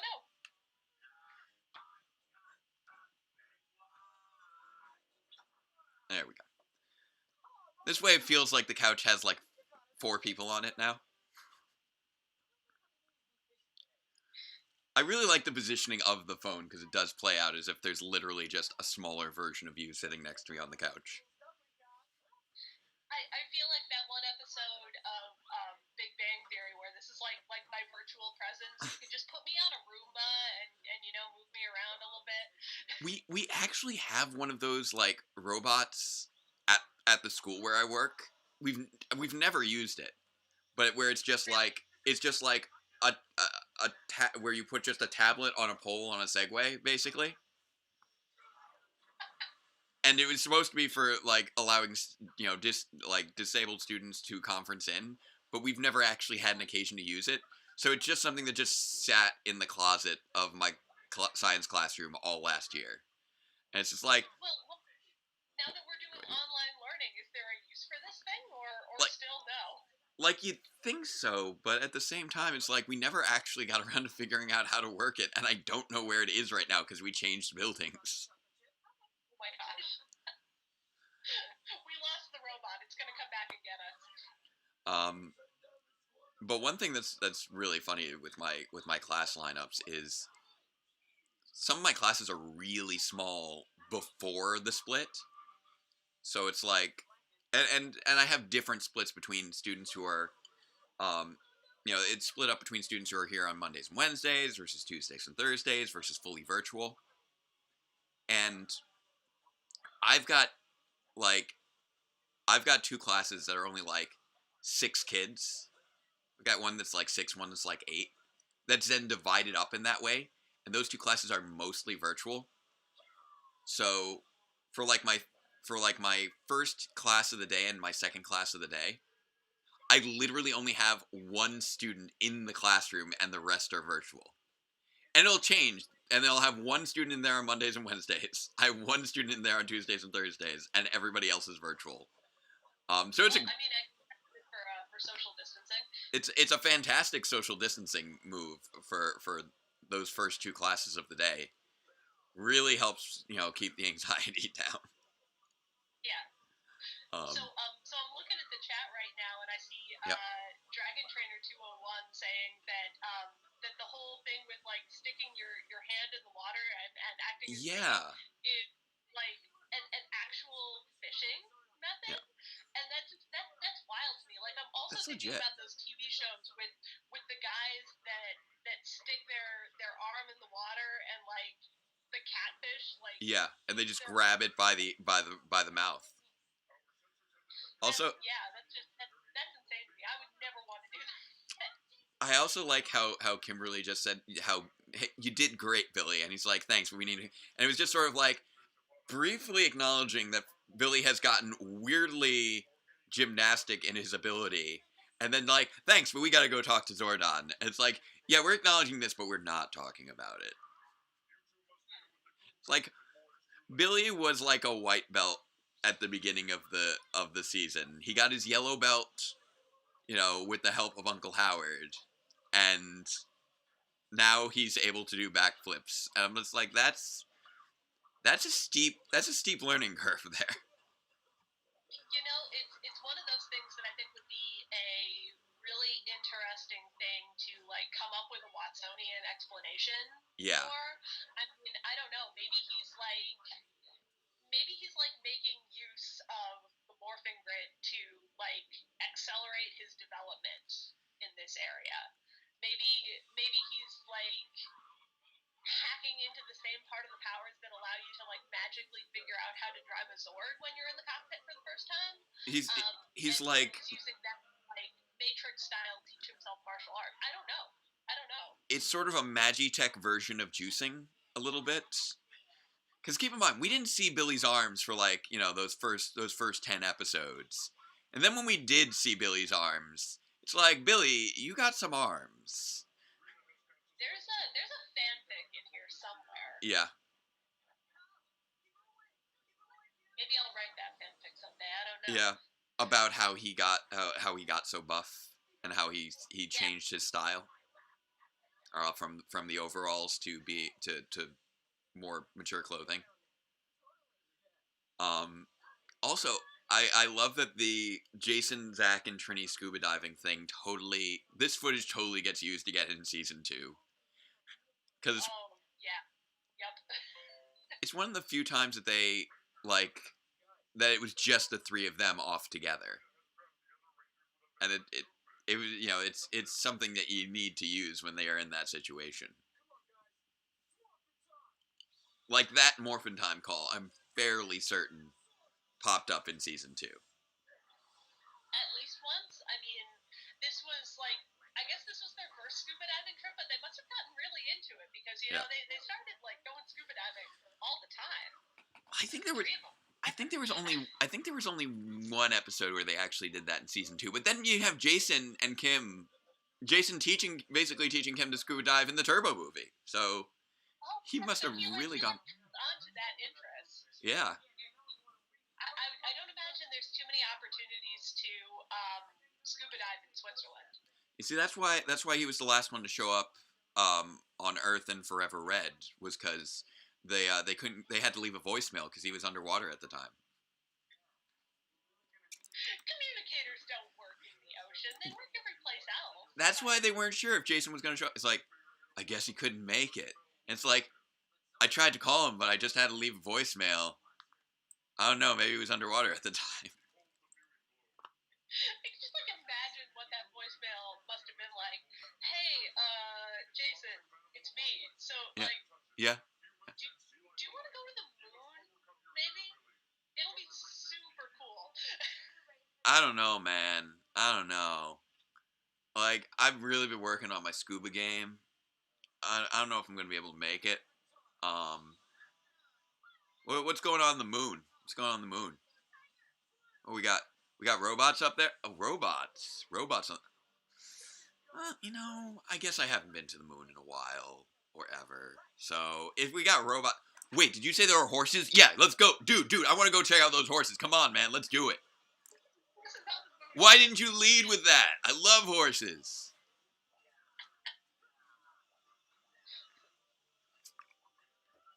We got all of these newbie rangers. You know, you want to maybe like show up and flex a little bit, put the fear of God in them. Oh, I wouldn't know anything about flexing. Like I'm like, yeah, Jason, don't. Why would I go about flex? I don't know what you're talking about. Like that man and his like aversion to sleeves. Like I feel like sleeves for Jason are like what fish are for Billy. Like he got bitten by a sleeve at some point, and that is just like why he can't wear them anymore. He wasn't even. Maybe it's a Red Ranger thing because Rocky had a problem with sleeves for a while too. Well, the problem with Rocky was that when he moved to Angel Grove from Stone Canyon, all his luggage was lost. But so Jason left him all his clothes when he went off to Switzerland. Clearly, like that was supposed to be kind of a joke, but it also feels kind of like what happened because they all just started wearing their clothes. But there's like some different ones too. I mean, there's that vest that Rocky wears with no shirt underneath it. That was apparent. I feel like I just missed that phase of the 90s where we were all apparently doing those vests with no shirts. Vests without shirts, vests with shirts, but only if you're a VR trooper, not if you're a Red Ranger. You wear no shirts. Oh, man. I was, I tried to pull off that look at a party once. Specifically because somebody had spilled, like something got spilled on me. And I had like a vest with my shirt, so I just like, it was a theater party, so I just like, put the shirt in the sink, and I was just walking around with a vest, and there was one guy who'd been, he'd been partaking of alcoholic refreshments, and I just walk up to him, and and him and others were having a conversation. I was joining in on the conversation, and he just looked over at me, and one thing you guys might know about me, I've got a fair amount of chest hair, and he just looks at me and is like, I'm like, why did you do that? No. I took so much I think that I had took so much punishment at that party.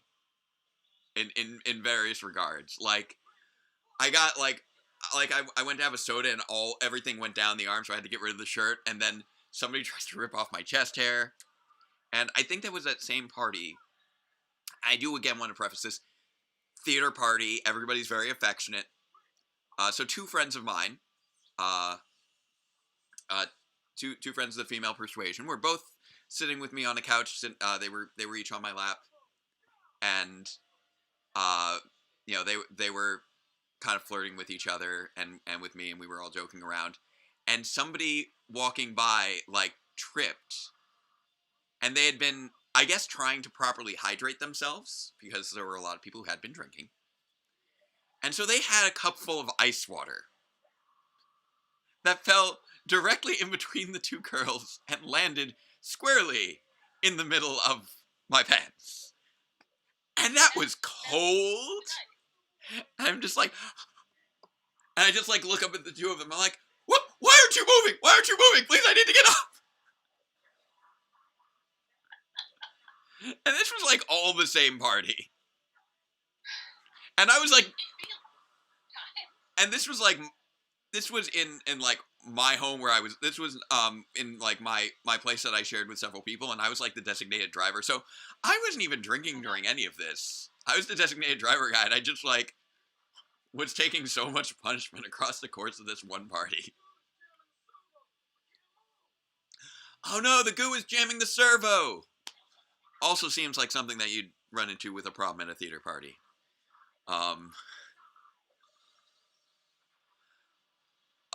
Also, I love that Goofish is Robert Axelrod. Every time that we get to hear, the Zed cackle coming out of something other than Zed is always wonderful. It's like the primordial version of the Zed cackle. Yes. The cackle that would evolve into the Zed cackle. Exactly. We got it pretty hard out of Lokar. In the Island of Illusion and Doomsday. And then never again, because Lokar just vanished. Oh! The Megazord just popped right back up. It's just... I love Rita's face to the Megazord just popping up like nothing.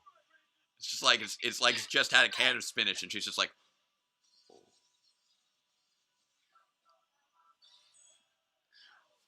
oh no.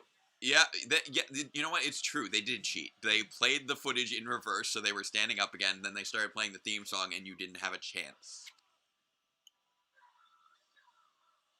Actually, you know what would be really interesting if they were to do sometime? If they were playing, the opening theme song during a fight scene while the Rangers are losing. Because I don't think I've ever actually seen that happen. Can you imagine? No, it's meant to signal the victory. It's meant to signal the moment where we're returning the tide, right? Yeah, that would be such an amazing tonal dissonance. Wait, what's happening? Wait, I'm confused. What are you doing to my emotions right now?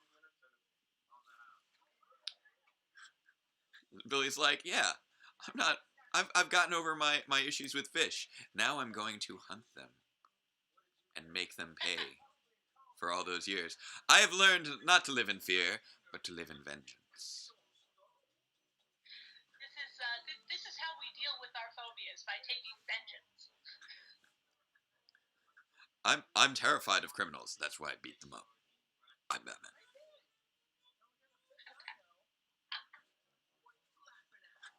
Now,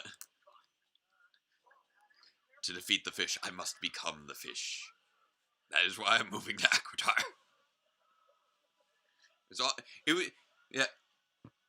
There we go. A new alternate, very much darker interpretation with Billy moving to Aquitar was the Batman approach, where he wanted to get to know the enemy much better. Oh God.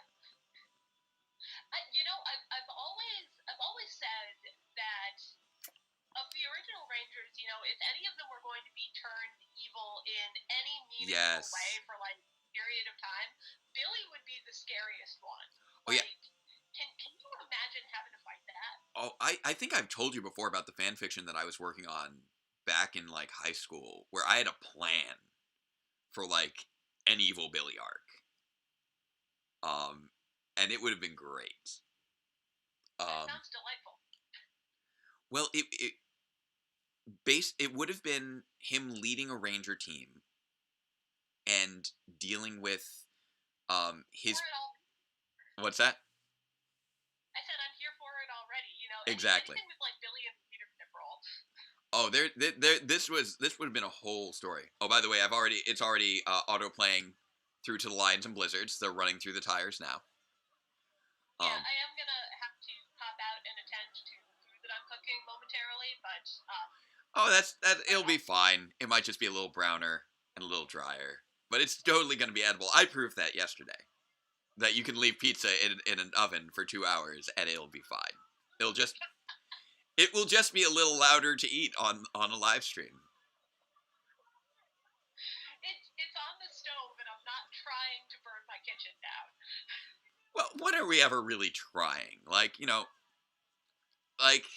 it is actually something of a challenge to burn down a kitchen. Like, I was telling a story earlier about how, like, somebody once thought that I had accidentally set my clothes on fire by leaving them on top of a malfunctioning dryer. But it turns out that was somebody else's clothes. And, and my clothes were nice and safe in my hamper, which I had placed on top of the stove. So everything was fine. As I'm watching this sequence here, like, Bulk is showing some athleticism.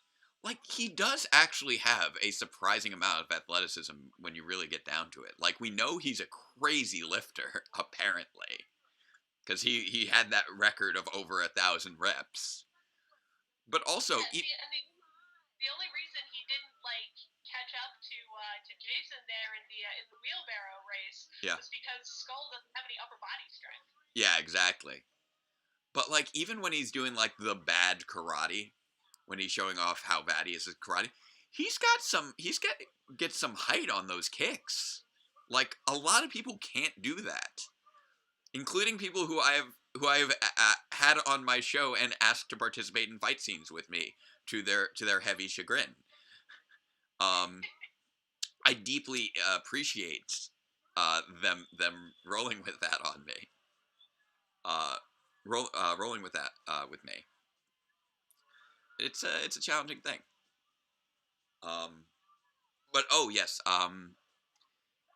But yeah, it was something that I had brainstormed with like 2 other guys on Ranger Board back in like 2002. So there's my dating of myself right there. And it was actually going to be set like right around like I forget, it was something that was going to be like set right around Wild Force. And the idea was that the name of it was Power Rangers Militia. Because it was going to be a very tech-based sort of season where Billy and Cestria flee Aquitar, which is under an invasion. And they have a power source that was discovered on Aquitar that they then team up with a splinter group from Lightspeed led by General McKnight to develop a new Ranger team using the Equation artifact. Now that's cool. Yeah. And there was going to be this whole thing about uncovering a hidden Equation colony on Earth that had been abandoned and is the basis for Atlantis. And they were going to find like new Zords down there. But one of the issues with Billy was that he couldn't be one of the Rangers because of the issues with his physiology that had been established during Zeo. Right. And there would be a whole arc where he secretly finds a workaround to create a new set of Ranger powers for himself. And it messes with him. It messes with his sanity, and it messes with, like, his physiology, and it goes from being, the mysterious Sixth Ranger to, you know how usually you have the evil Sixth Ranger, and then you discover who they are, and then they turn good. And this was going to work backwards, we had the mysterious helpful Sixth Ranger discover that he's actually like an ally who then gets turned evil by like losing his mind due to his powers. Gosh, that sounds amazing. A little while ago, somebody in the chat was asking, if you were given the reins to Power Ranger season, if you could like show run a Power Ranger season, what would that season look like? And this might be like the answer for both of us. let's bring Billy back and put him in charge of things and just like put him through a very painful character arc. Oh man, that one. I was gonna go so hard on Billy with that arc, cause I was going to tie into, if I recall correctly, and I'll get confirmation if I'm recalling correctly. I think like only Billy's dad showed up during the Parents' Day episode, and I don't think his mom did. There was widely established fanon for a very long period of time, in like the 90s, that Billy's mother was dead. I don't think that was. Well, I mean, this was Mike Morphin Power Rangers, so of course it was never established in the canon. Right. But like every fan fiction involves his dead mom. Yeah, and I was gonna lean into that hard because in the Atlantis fight, they were actually going to uncover the true leader of the villains who had been locked away down there all this time, and then when they got out the Zords, they unknowingly unlocked her. And when Billy, who is now like so like sort of high on his own power at this point that he decides that he's just going to go into the villain's lair and take them down himself, he goes in there, encounters the new lead villain, who is so manipulative, actually takes on the form of his mother. Oh no. Yes. Oh my gosh. And that would be the breaking point, where he's just on their side and helping to try and bring about the apocalypse. With his final Megazord actually being called like the Apocalypse Zord and being created from salvaged Super Zeo gems. Wow. Give me like 30 seconds to go turn my stove off so that things don't burn, and I will be right back. Okay, you can go do that.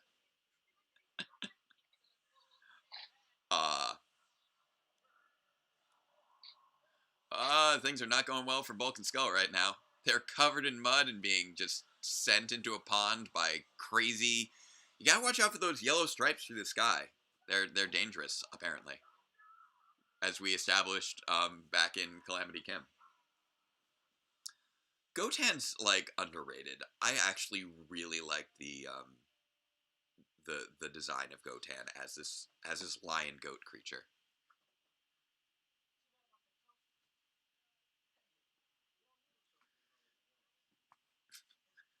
It's funny how they were like building up the friendship between Tommy and Zach prior to this, and now, or between Jason and Tommy prior. First it was Jason and Zach, then it was Jason and Tommy, and now it's back to Jason and Zach. Oh, we're getting the saxophone music. Oh, sorry, Chris. I muted you earlier due to the issues in background noise. I can unmute you, hopefully. Maybe. If I can.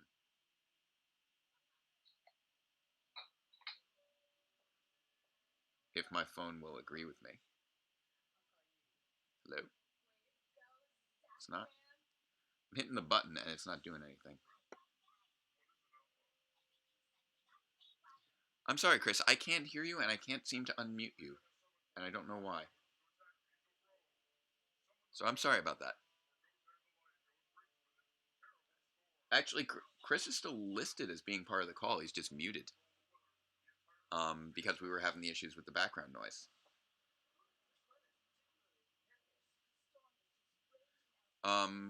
Chris, I may need to drop you out of the call for you to come back again. But yeah, since we were having the audio issues, we'll bring you back in another episode if that's okay. I'm sorry. I love having you on, but I also know that it creates audio issues, and I'm sorry. There we go. Turn it back over here. There we go. We got. I keep making you like put your face on the internet, which I know that like you spent years avoiding. This happening. My gosh. I feel like it just keeps happening specifically for projects that I'm involved with. Like, I know that that your brain got melted a little bit when you popped up in my Intro to Power Reviews video. I was not expecting to see my face on the internet anymore that day. That is fair. There was just like, they just had a tornado warning, and aren't they supposed to be like in Southern California? Yeah, no, that's fair. I'm sorry. For a moment, I got distracted from the episode, and I'm like, wait, because I know that you're local to me. I'm like, wait, do we have a tornado warning? Weather's been so weird this year. No, not today. Recently, yes, but not today. Yeah, Angela's not. Angela lives in the cold. Angela was born into the cold. Angela just is not interested in Zach, like, at all. Like, she's willing to put up with him. Games with him, for sure. What was that? She plays some games with him, for sure. Oh, yeah. Like,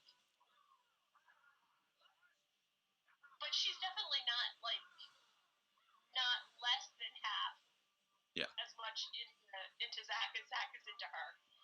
Big time. Like, he's like so targeted on her, and she's just like not even interested really at all. Like, it's a communicator with a button. Yeah, the communicator's like, I feel like you need, like, you know, a buzzer mode on that, because there's so many cases where they just don't hear the little chime. Yeah, you need to be able to, like, having that chime on in the theater, that's just rude. Also, Gotan is, I said before, is an underrated monster, I think. Like, that's just kind of a really nice design that actually flows surprisingly well as a chimera. Yeah. I can't remember anything whatsoever about this monster in the Sentai. Yeah. But I'm pretty sure it was. Pretty sure this was a Zyuranger, not a Zyu2 monster. Because pretty much all the Zyu2 monsters got recycled. I'm trying to think in my head. I'm trying to think in my head if we're far enough in that we're encountering the Zyu2 footage yet. Like, we're pretty close to that time, I think. So actually, I'm curious. I'm gonna see if I can look that up. I've got another computer over here next to me to look things up on, and it had fallen asleep, so I'll wake that thing back up. It involves a certain young starlet. Oh my. Moves, but the lion mouth doesn't. That's a nice touch. Yeah. Also, like, I kind of want to, like, in my headcanon right now, just for this moment, I like to imagine that they're seeing star-crossed lovers, because that's apparently the only movie that exists in the Power Rangers universe.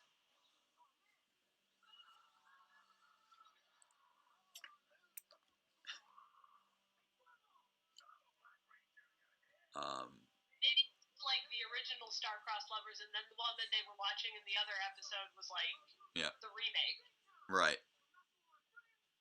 Well, I know that. Didn't they like film like another one like on Terra Venture? Was that also Star-Crossed Lovers? I know Star-Crossed Lovers was from Date with Danger with Zane Nostronema. Yeah. But I feel like it's like it pops up elsewhere as well. And people are for the life of me remember what it was that they were filming in Lost Galaxy. Yeah. And people are shipping Zach and Trini right now in the chat. And hey guys, if you like that, read those Boom comics with Mighty Morphin Power Rangers Pink if you want to see some Zach and Trini together. Like, they were off on that peace conference. That was in the Pink miniseries, but then the series proper, it was a different.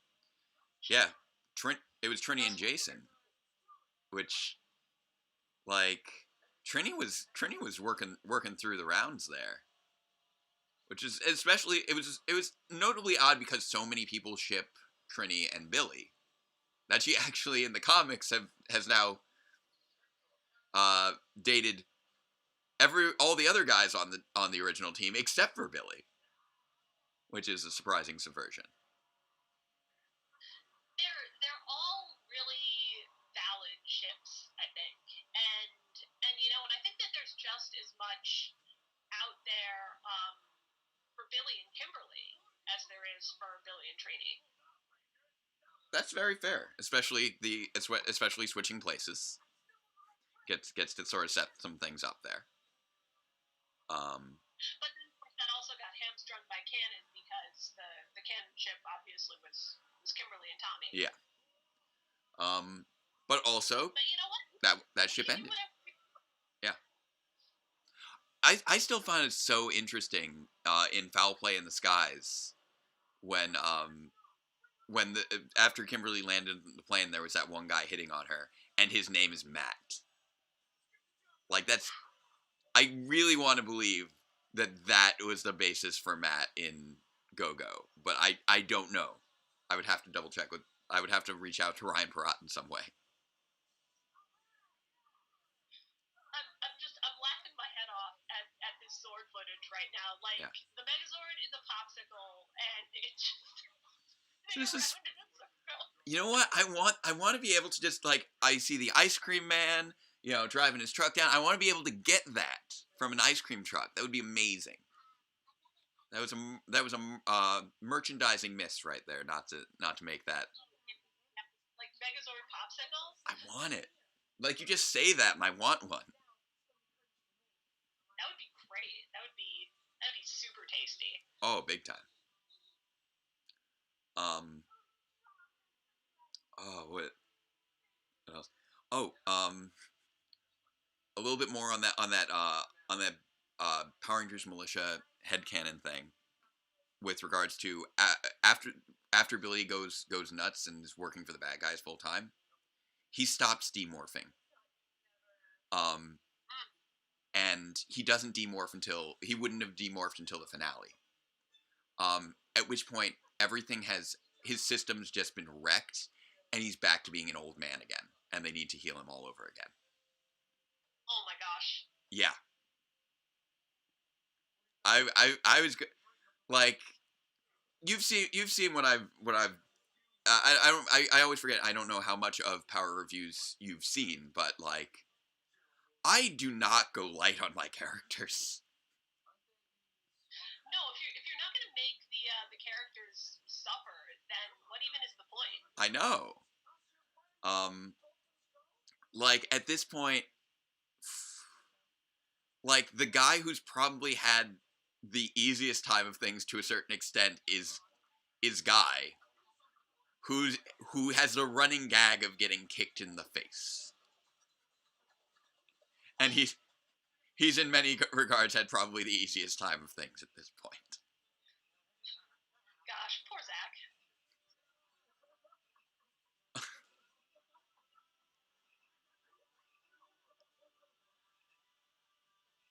It's weird to me how in the very last moments of this episode they just keep playing that frog cricketing sound, like while all the other sounds fade out except for that little frog chirping sound.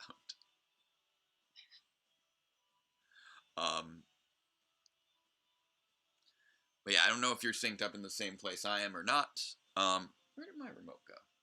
I have a remote here. No, I don't think I am. I think that I'm off sync with you. Fair enough. Yeah, I just got to the Saban Brands logo there. I'm gonna double check to see how we're doing on our time. I know we've been flying today. Because I know. Okay, yeah. No, I'm still like. I know I've had Chris popping in and out, but I'm actually pretty open on my like pre-booked guests outside of Chris popping in and out, and throughout the afternoon. So you're absolutely welcome to continue to stick around, and we can play chicken with whether or not your house will burn down. Which you have one of those now, don't you? At the moment, so. Okay. But you have one of those now, don't you? You have like a house now. No, that hasn't happened yet. Okay. That's happening probably next month. Okay. We are in process. Right, because I know you were saying that you had closed, but I didn't know if ever. But you still need to do the actual move, right? Oh, did that one not happen? No, closing didn't happen yet. We're still like in the midst of everything that needs to happen before closing happens. Yeah. Okay. Like, I haven't gone through this process as of yet. That adulthood thing of, like, you give someone money and they give you a home to live in, and then you don't need to keep giving that person money. I've been living the rent life for a long time. But yeah, somebody saying, "Do we remember Doomsday?" Yes, I watched that just an hour or two ago. I absolutely remember Doomsday. Oh my gosh! They just pump up the stakes. Yeah, Doomsday was about 2 hours ago ish. I've definitely been just rocking through these episodes. It's fun having Bruno and Seamus on earlier.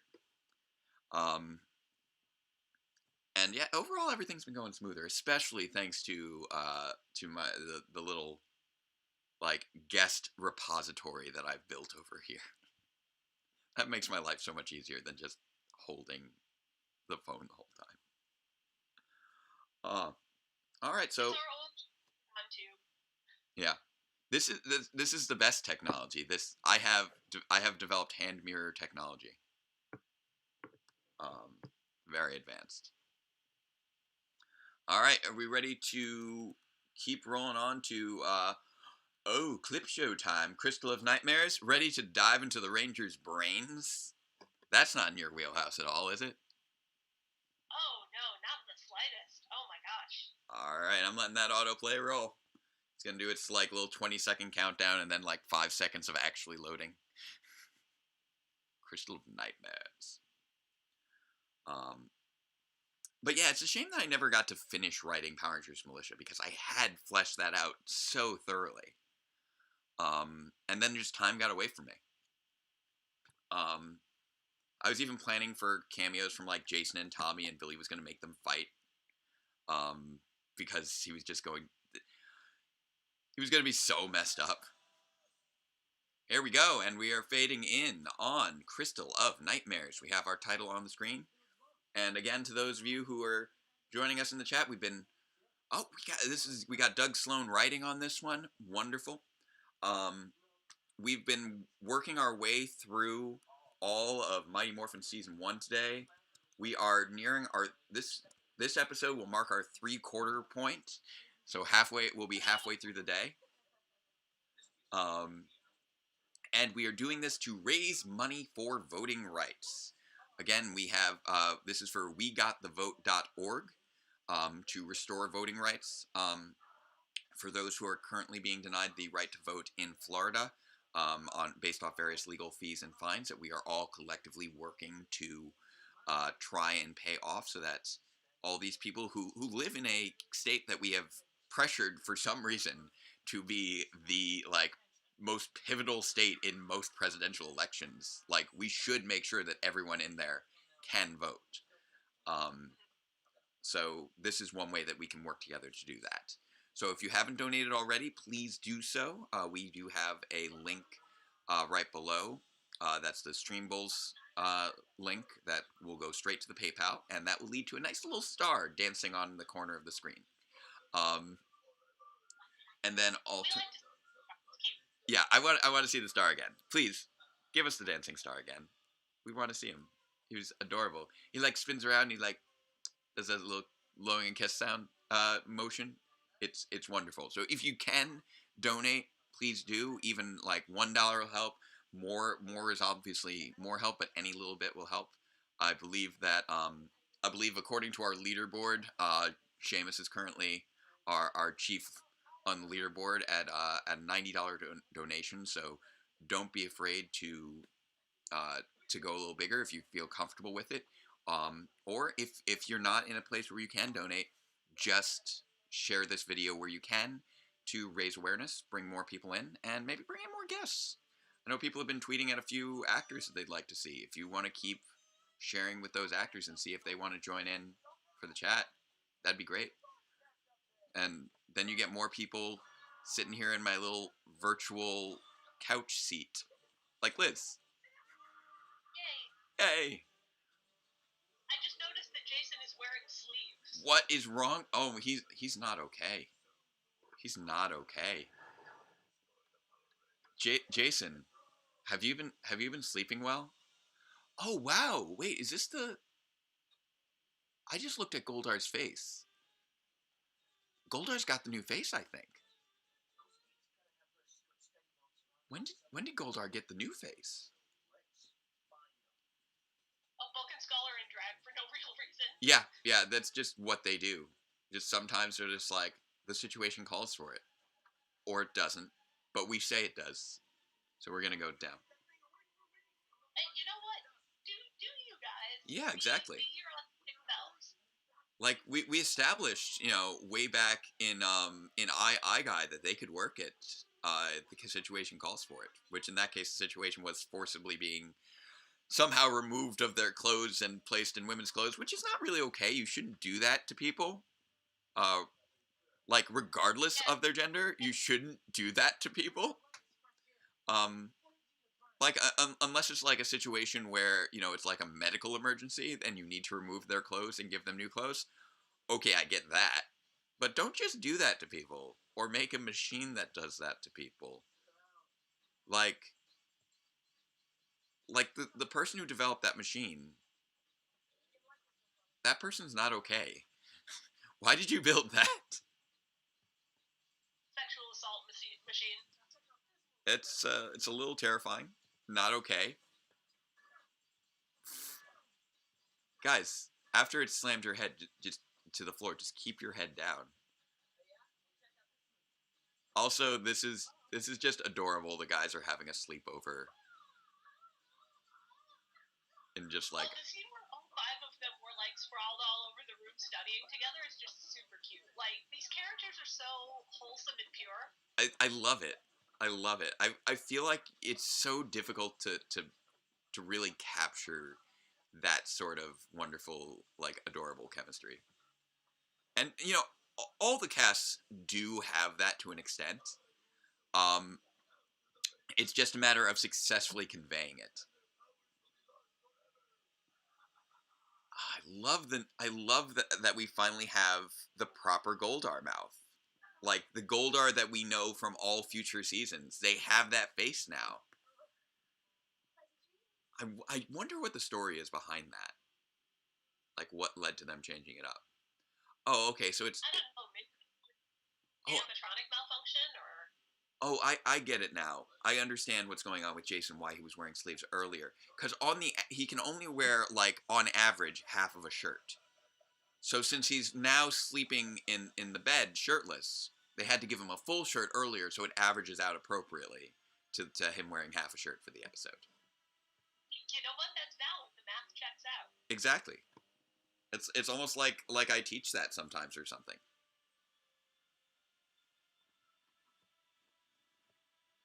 Vulcan Skull are still in there. Like, you wouldn't think that they would just, Well, what are they gonna do?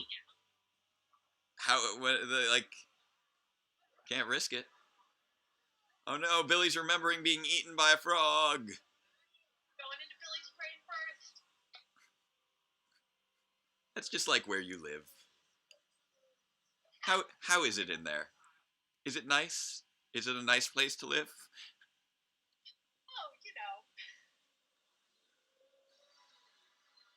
Oh, Oof.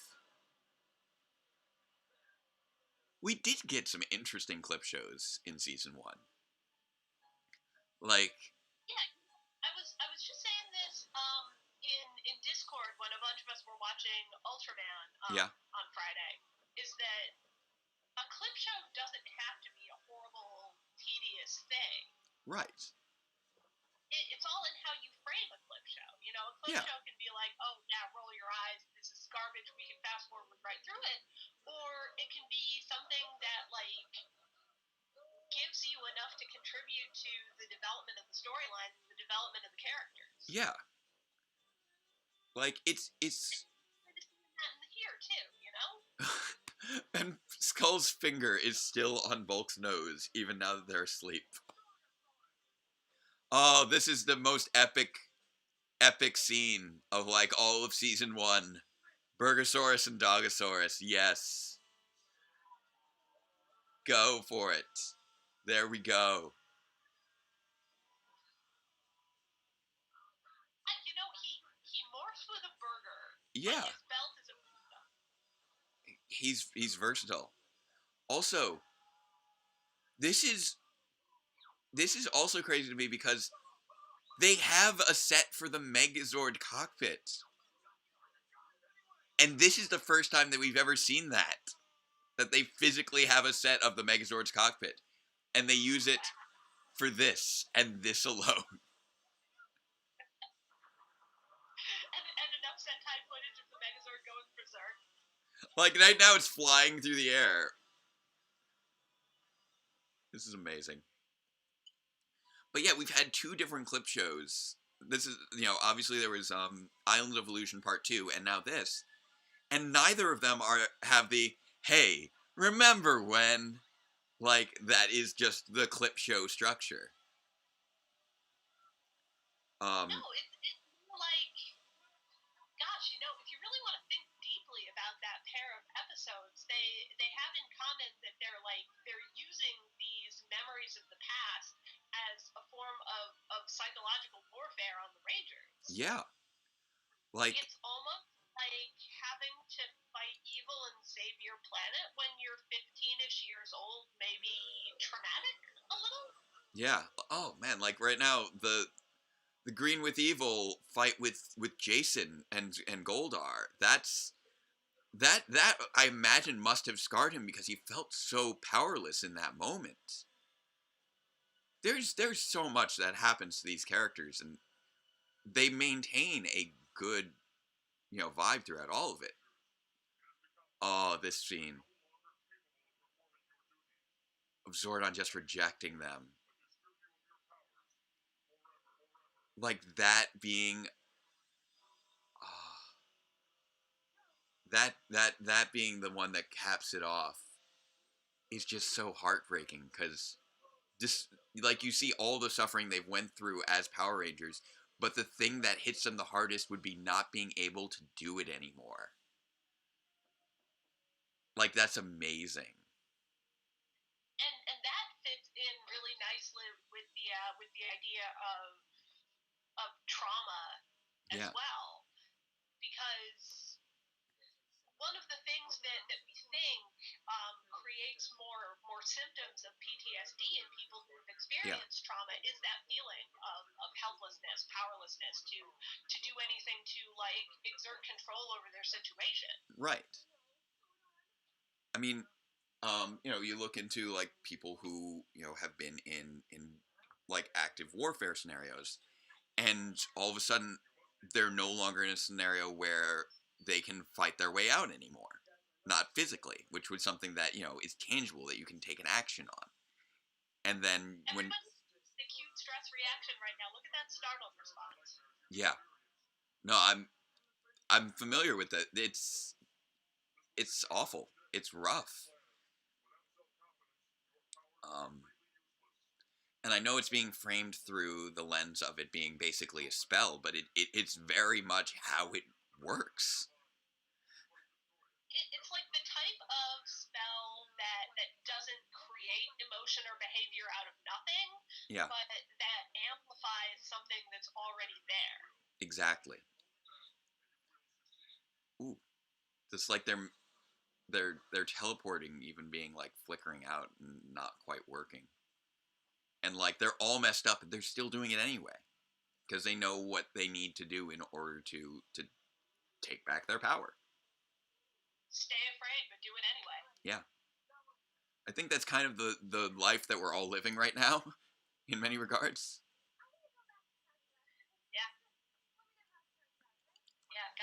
what a situationally appropriate episode. Yeah. I love whenever we get to dive into things like this. And I'm glad that I have you for this episode, because this is a good discussion that fits well for us to have. I'm glad I stayed for this episode. I wasn't thinking that I was going to, but I had actually like pretty much forgotten that this was an episode that existed. It was like, oh, we are psychologically traumatizing the Rangers. You know what? Let me stay on. That's your wheelhouse right there. I have to ask, have you seen Steven Universe and Steven Universe Future? I've seen like bits and pieces of Steven Universe. Mm-hmm.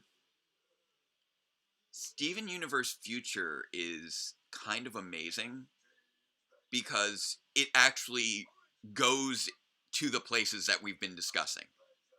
Like, oh man, hang on, I'm sorry to interrupt, but look at Jason right now. He's facing Goldar one-on-one on his own again. Facing like the exact situation that he was facing in the dream. My gosh. This is a shockingly good episode the clip shows are genuinely good episodes that really dive into who they are as people and the suffering that they go through. Yeah, and you know, this has got to like be cathartic for Jason as well, because when he fought Goldar before in that situation, he didn't win. He had to retreat, and he couldn't do anything to change the situation. But this time he faced the same situation and he came out on the other side of it having accomplished the thing that he wanted to accomplish. I know. It's great.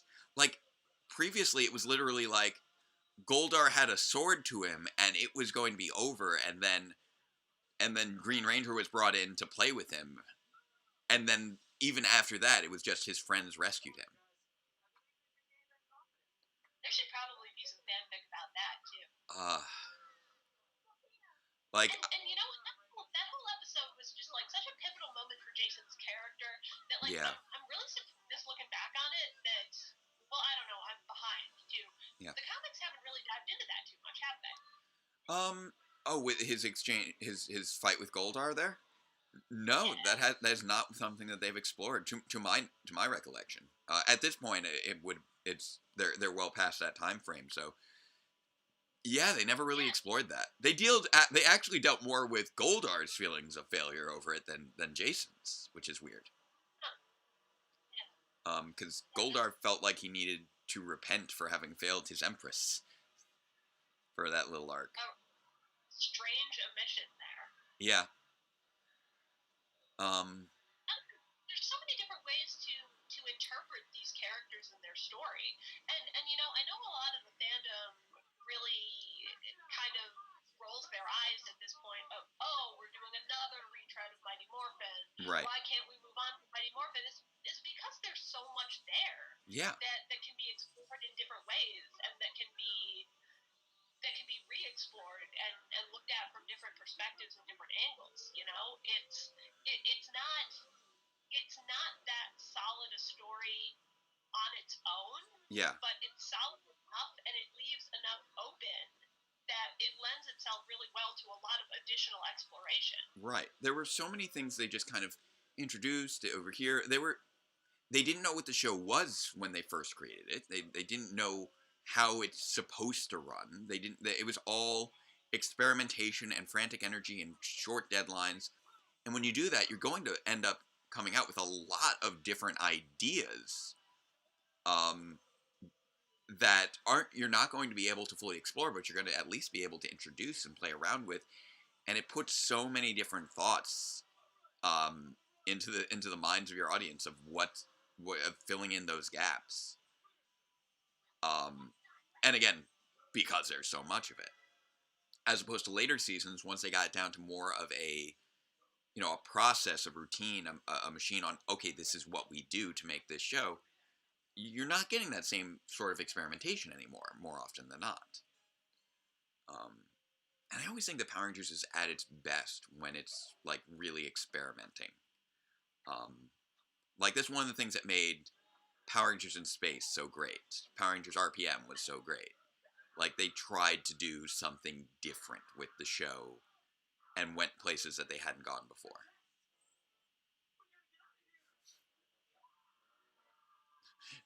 This poor woman has no idea what's going on. This is very strange.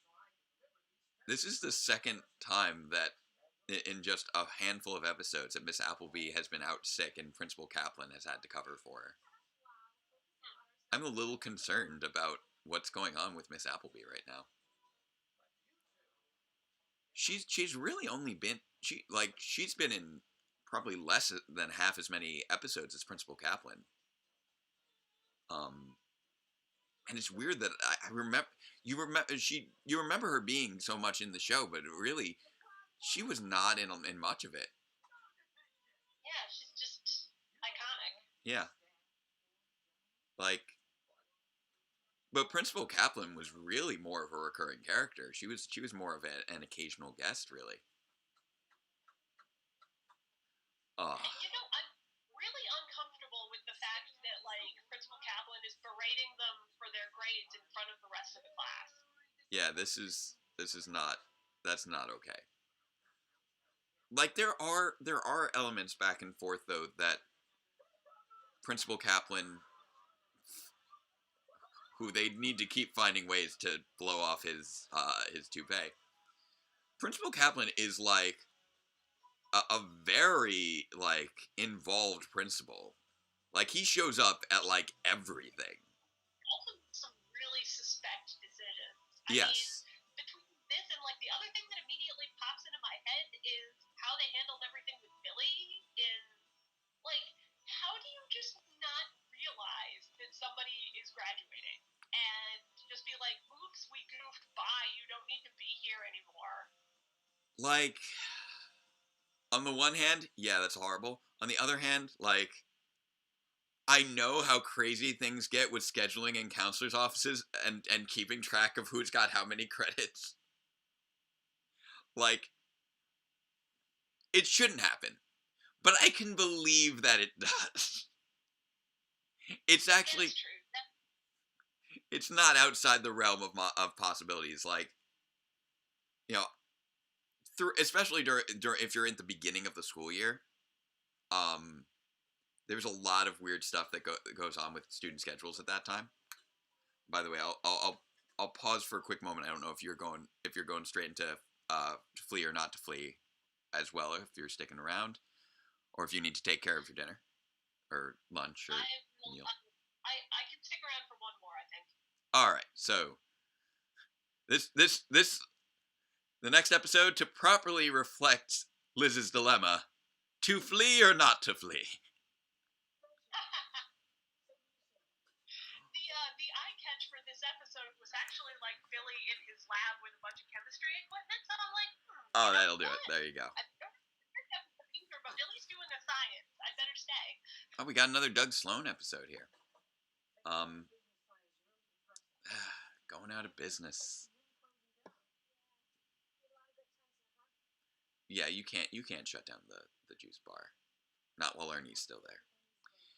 That being said, apparently you can, totally shut it down and then remodel it into a completely different location during the 2 days that the Rangers are off planet in the transition from Turbo to space, but that's neither here nor there.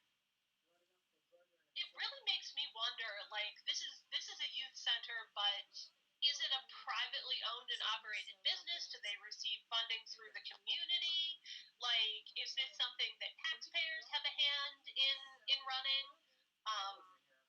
Well, it does seem that it is Billy's private establishment. Oh, thank you, El Nero Diablo, for donating to We Got the Vote. Very much appreciated. We're getting our dancing star. Adorable, wonderful, very much appreciated. Thank you. Yeah, dancing star. We'll do the dance with the star. Yeah.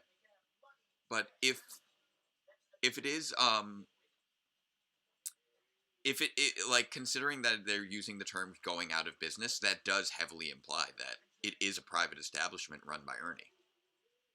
That's true, and I kind of wonder as well.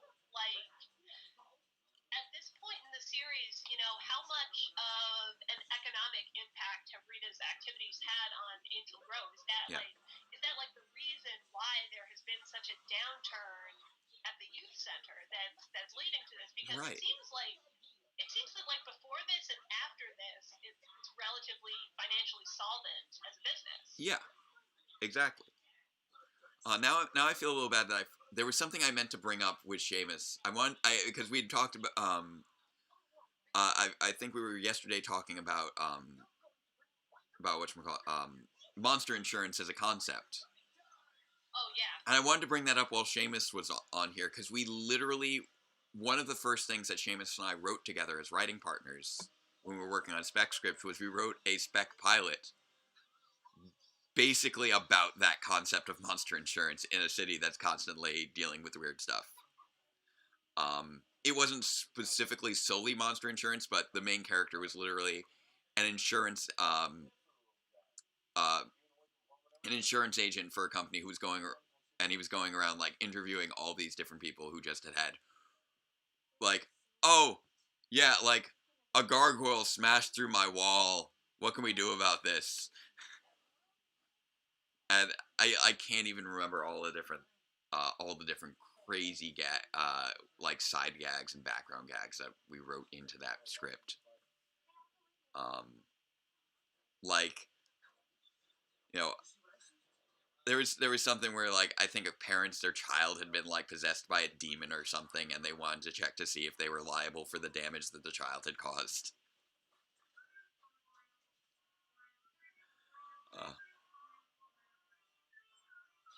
Vulcan Skull, you're being sketchy. Trying to steal that dog. I see you.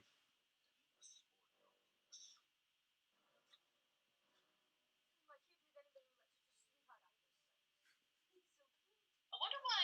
We were talking about something else while we were up on the moon a second ago, but I wonder why it is that Finster is so hype about this particular monster. Oh, the flea? Yeah, I don't know. Yeah. I mean, probably you know what? Actually, it's because the first time that he's had a monster that can go back to being small again. It's like I have my little sculpture, and now it'll become big like a monster, and now it'll become small again. And then, that would be a new ability. We haven't had a shrinking ability thus far. Yeah, that's true. It's like an innovation in monster technology, biotechnology. I also like how Jason is being attacked by pixelized artifacts right there on his arm.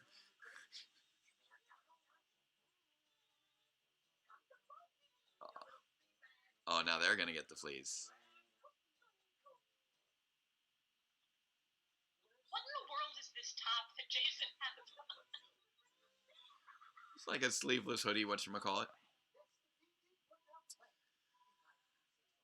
Somebody made reference to how Ben and Betty compare to Bulk and Skull, and they do try to do a very different thing with Ben and Betty than with Bulk and Skull.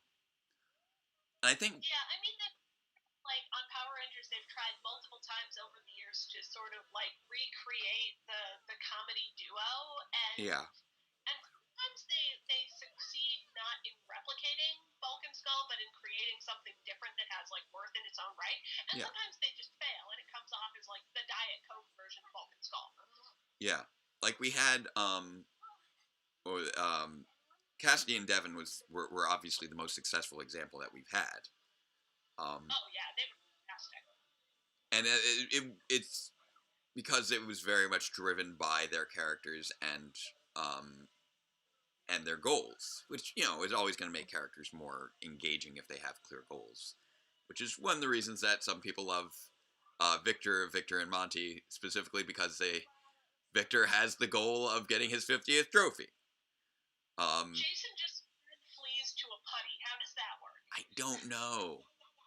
Like, I don't even know how skin works with putties. Like, because I saw in another episode where Jason grabbed a putty sort of by its sleeves. I'm like, okay, so they're made out of clay, though. So are they made out of clay and wearing onesies? Is that how this is working, like, in universe? Yeah, like, do putties wear clothes, or are they naked, basically? But I guess that if Tommy's able to grab the sleeve that would suggest that those are just fabric coverings. So he doesn't just create putties, but creates putties wearing putty onesies, who may or may not wear belts sometimes. I don't know. Maybe it's intended like as a protective mechanism because well, actually, I don't know if this would like benefit the putty in a fight or not. Yeah. But like, if the putties were not wearing clothes and they were just like made of clay, isn't it possible that if you like tried to grapple a putty the wrong way, you would just like grab a chunk off their arm? I was just with a handful of clay. So maybe the putty onesies are specifically to hold them together so that their clay doesn't fall out. Yeah, it's like a light armor structural integrity enhancing thing, but it doesn't work super well because they just like fall apart anyways. Sort of a containment mechanism. Oh no, the flea has decided to suddenly. Oh no. And now this marks we're now officially into Zhu 2. If I recall correctly, that the flea was a Zhu 2 monster. So that's why they physically had the monster. Yeah, because all of the Zyuranger monsters had a tie to mythology in some way, yeah? Yeah. To my knowledge, various mythologies, ranging from, a lot of Western mythology, Greek mythology, but even like references to Journey to the West and things like that. Yeah. Oh, here we got Billy doing his science. His itchy science of itchiness. But yeah, so it looks like we had basically 5 episodes of lead time before the Zhu 2 footage coming in, which is still a crazy turnaround time for getting new footage from Japan. Yeah, that's like. We have so we had basically 2 earlier Zhu Ranger monsters that we hadn't seen before. And then we had Pudgy Pig get brought back, and then we had a clip show. Or actually, wait, no, I think was Goofish the first one? I could be wrong. I'm trying to remember now if Goofish was. I think Goofish was the first Zhu 2 monster. Yeah, I believe you're right about that. Which makes it even faster. That was a really, really visible switch into like Japanese footage there. Yeah. Yeah, he's getting all the itchy. This is footage of him like flipping around over the itchiness. It's crazy.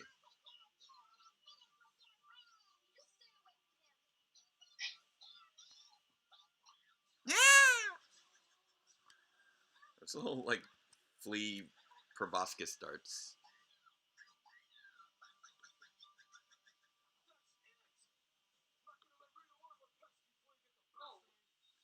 Jason's getting serious here.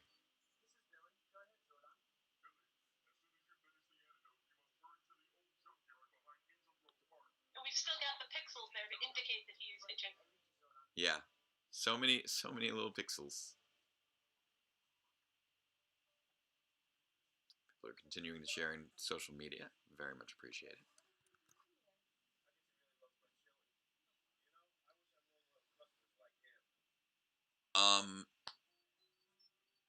Ernie, do you regularly feed chili to dogs? Yeah, that's probably the best idea in the world. Because if you want to have fewer customers, I think a good approach would be feeding chili to a dog. I think that would be a very good way to very immediately have people not want to be in your establishment if there is a dog in that establishment that has been fed chili. There's so much going on at this point in the episode because we've got a fight scene over here and Billy doing science and Trini and Zach dealing with the B plot involving the dog. Yep. And it all kind of like comes together at once. Yep, and now we're into and this is very much the clear Zhu 2 footage. Now, I think I'm a little ahead of you again, because we even have Billy using a little spray can to fix a problem. So they're starting to have the suit actors adapt some of the mannerisms of the American actors, which is amazing.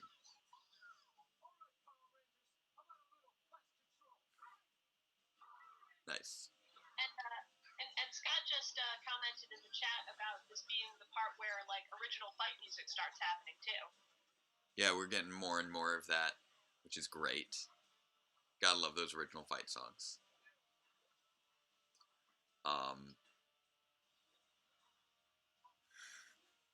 I appreciate. I was debating whether to mention what I just saw in the chat, and then I immediately saw your comment of blasphemy.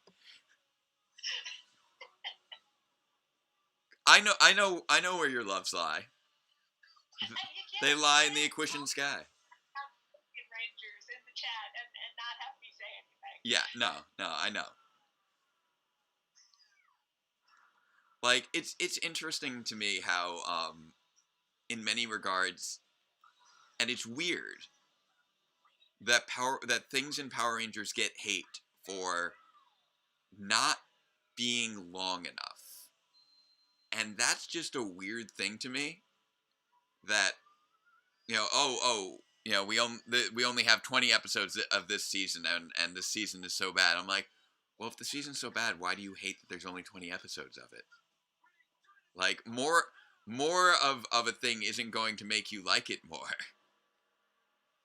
Unless the beef that you have with it is that it's an interesting concept that didn't have enough time to like get fully fleshed out in development. Because I think that's a valid criticism. Oh, absolutely. Is once again, like so much of what MMPR did, it created an interesting skeleton to be built off of and expanded upon in different ways. Exactly. But on its own, Alien Rangers just opened up so many interesting concepts and opportunities for world building, and then just didn't do a whole heck of a lot with them because the whole thing was an elaborate setup for Zia. Yeah, which is a shame. And I liked the Toku ladies' discussion of of canon versus continuity in the Viewing Globe, and that was interesting to watch. And like I was listening to you guys talk about it, and I'm like, oh man, I wish I was in this discussion because I have thoughts. And then I'm like, I'm gonna go on Twitter and share my thoughts with you in terms of like how the Alien Ranger timeline actually functions, which I feel like that's the. I know that my interpretations are obviously not canonical interpretations, but I feel like a lot of times I'll be like, that's the only way that it seems like it makes sense to me. Like it being oh man, this Zord fight is so different right now. Yeah, that's just like the differences in the camera angles alone. You can really like tell in a major way that they're moving away from the stock footage and into different stock footage. Yes. Like that low angle there, you see those so rarely, but I love it whenever we get those for the sense of scale. It's one of the best things about the Go Busters fights. About this, that like as I'm looking at it, it behaves visually in some ways like the Zord fights from Die Ranger. Oh yeah? Yeah, a little bit. I can see that. Which makes sense, because that would be what they were working on at the time. They would have been producing Die Ranger, or having arguably just finished producing Die Ranger at that point.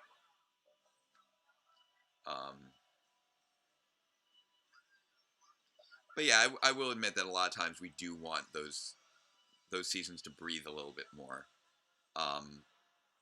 But the thing is, at the same time, they're spread out into two seasons more often than not. They're spread out over 2 years. So we do still get those 40 episodes a lot of the times.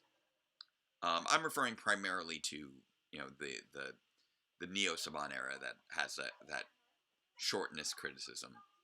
Although I also recognize that there were a few in the Disney era that had similar criticisms. Like, a lot of times, though, when I look at seasons where they're criticized for the amount of time, I usually find like, yeah, but these were ill-conceived notions to begin with. Like, I guess more time, they might have had more time to figure it out, but I don't think that would have made it a better idea to have, like, Americans all pretend that they are Japanese. Like, if that's the idea you're going with, I don't think that more episodes is going to make that idea better.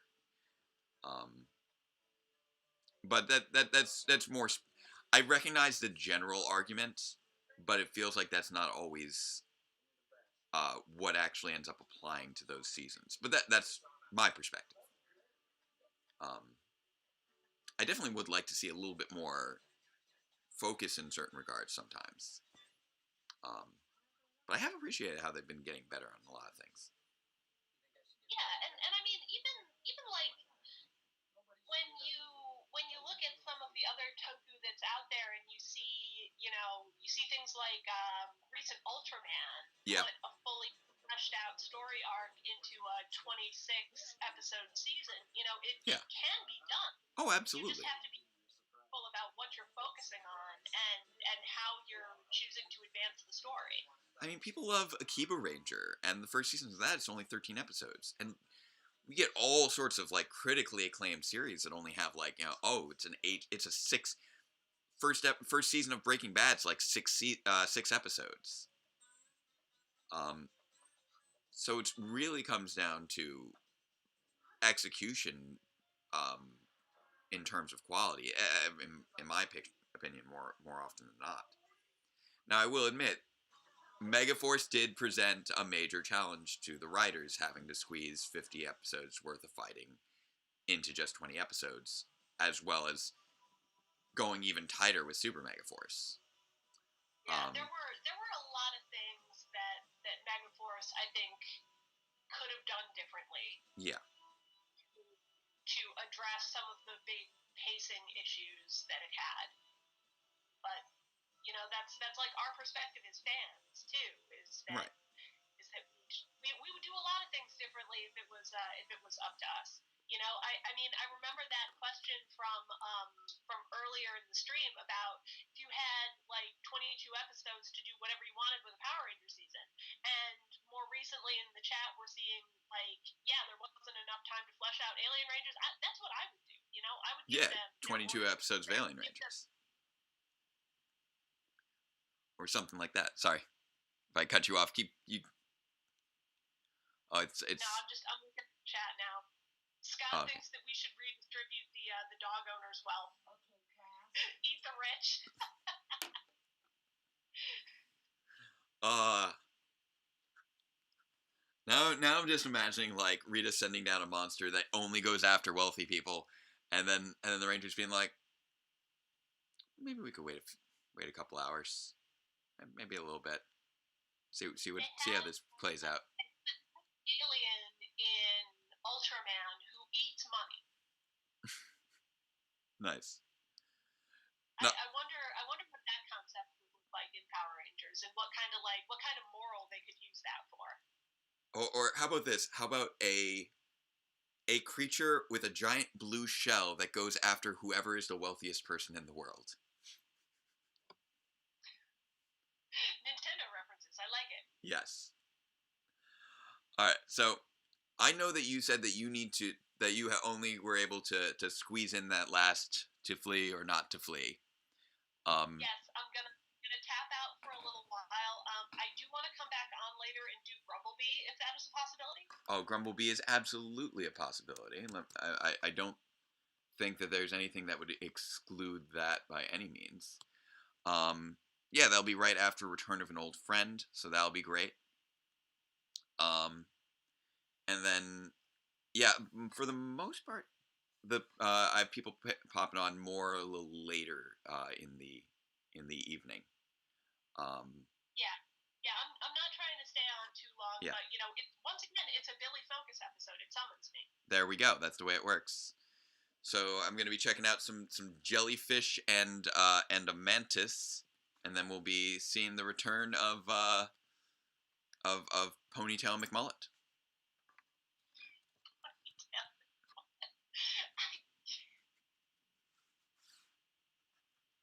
I can't. Do you have a better name for season 1, Tommy? I think that might be the best name for season 1, Tommy. Nope, I don't. And you know, if I end up deciding to make that my display name on Twitter for a while, I'll give you credit. Hey, that's just the Corona lifestyle right there. That is Ponytail McMullet is just that's the look of the season for this year. That's the look of 2020. Ponytail McMullet. It's like a hairstyle, and I always kind of facepalm to myself because if I don't know if I can get in, but like I undercut my hair, so when I go into a ponytail, I am doing a Tommy ponytail, and I'm just like, wow, low key hate myself for this. MJ's kind of getting into that same zone now. Whereas for me, like, I pretty much, with my hair situation, I pretty much have the opposite because, like, if I were to do the undercut, I would basically have, I have basically all just what you would undercut is what I have, and that's my ponytail. You have, like, the reverse undercut. I have the reverse undercut. It's all the sides and the back and, like, and nothing on top. And I will say, on a random note, because I think I've joked about this a number of times over the last 8 years, there will actually be, as I keep saying, like, in-universe explanations for everything in Power Reviews, or everything within reason, I guess. And then a few things that are outside of reason for me to explain. And one of those is, I will explain my hairline at one point in the show. There is an in-universe explanation for my hairline.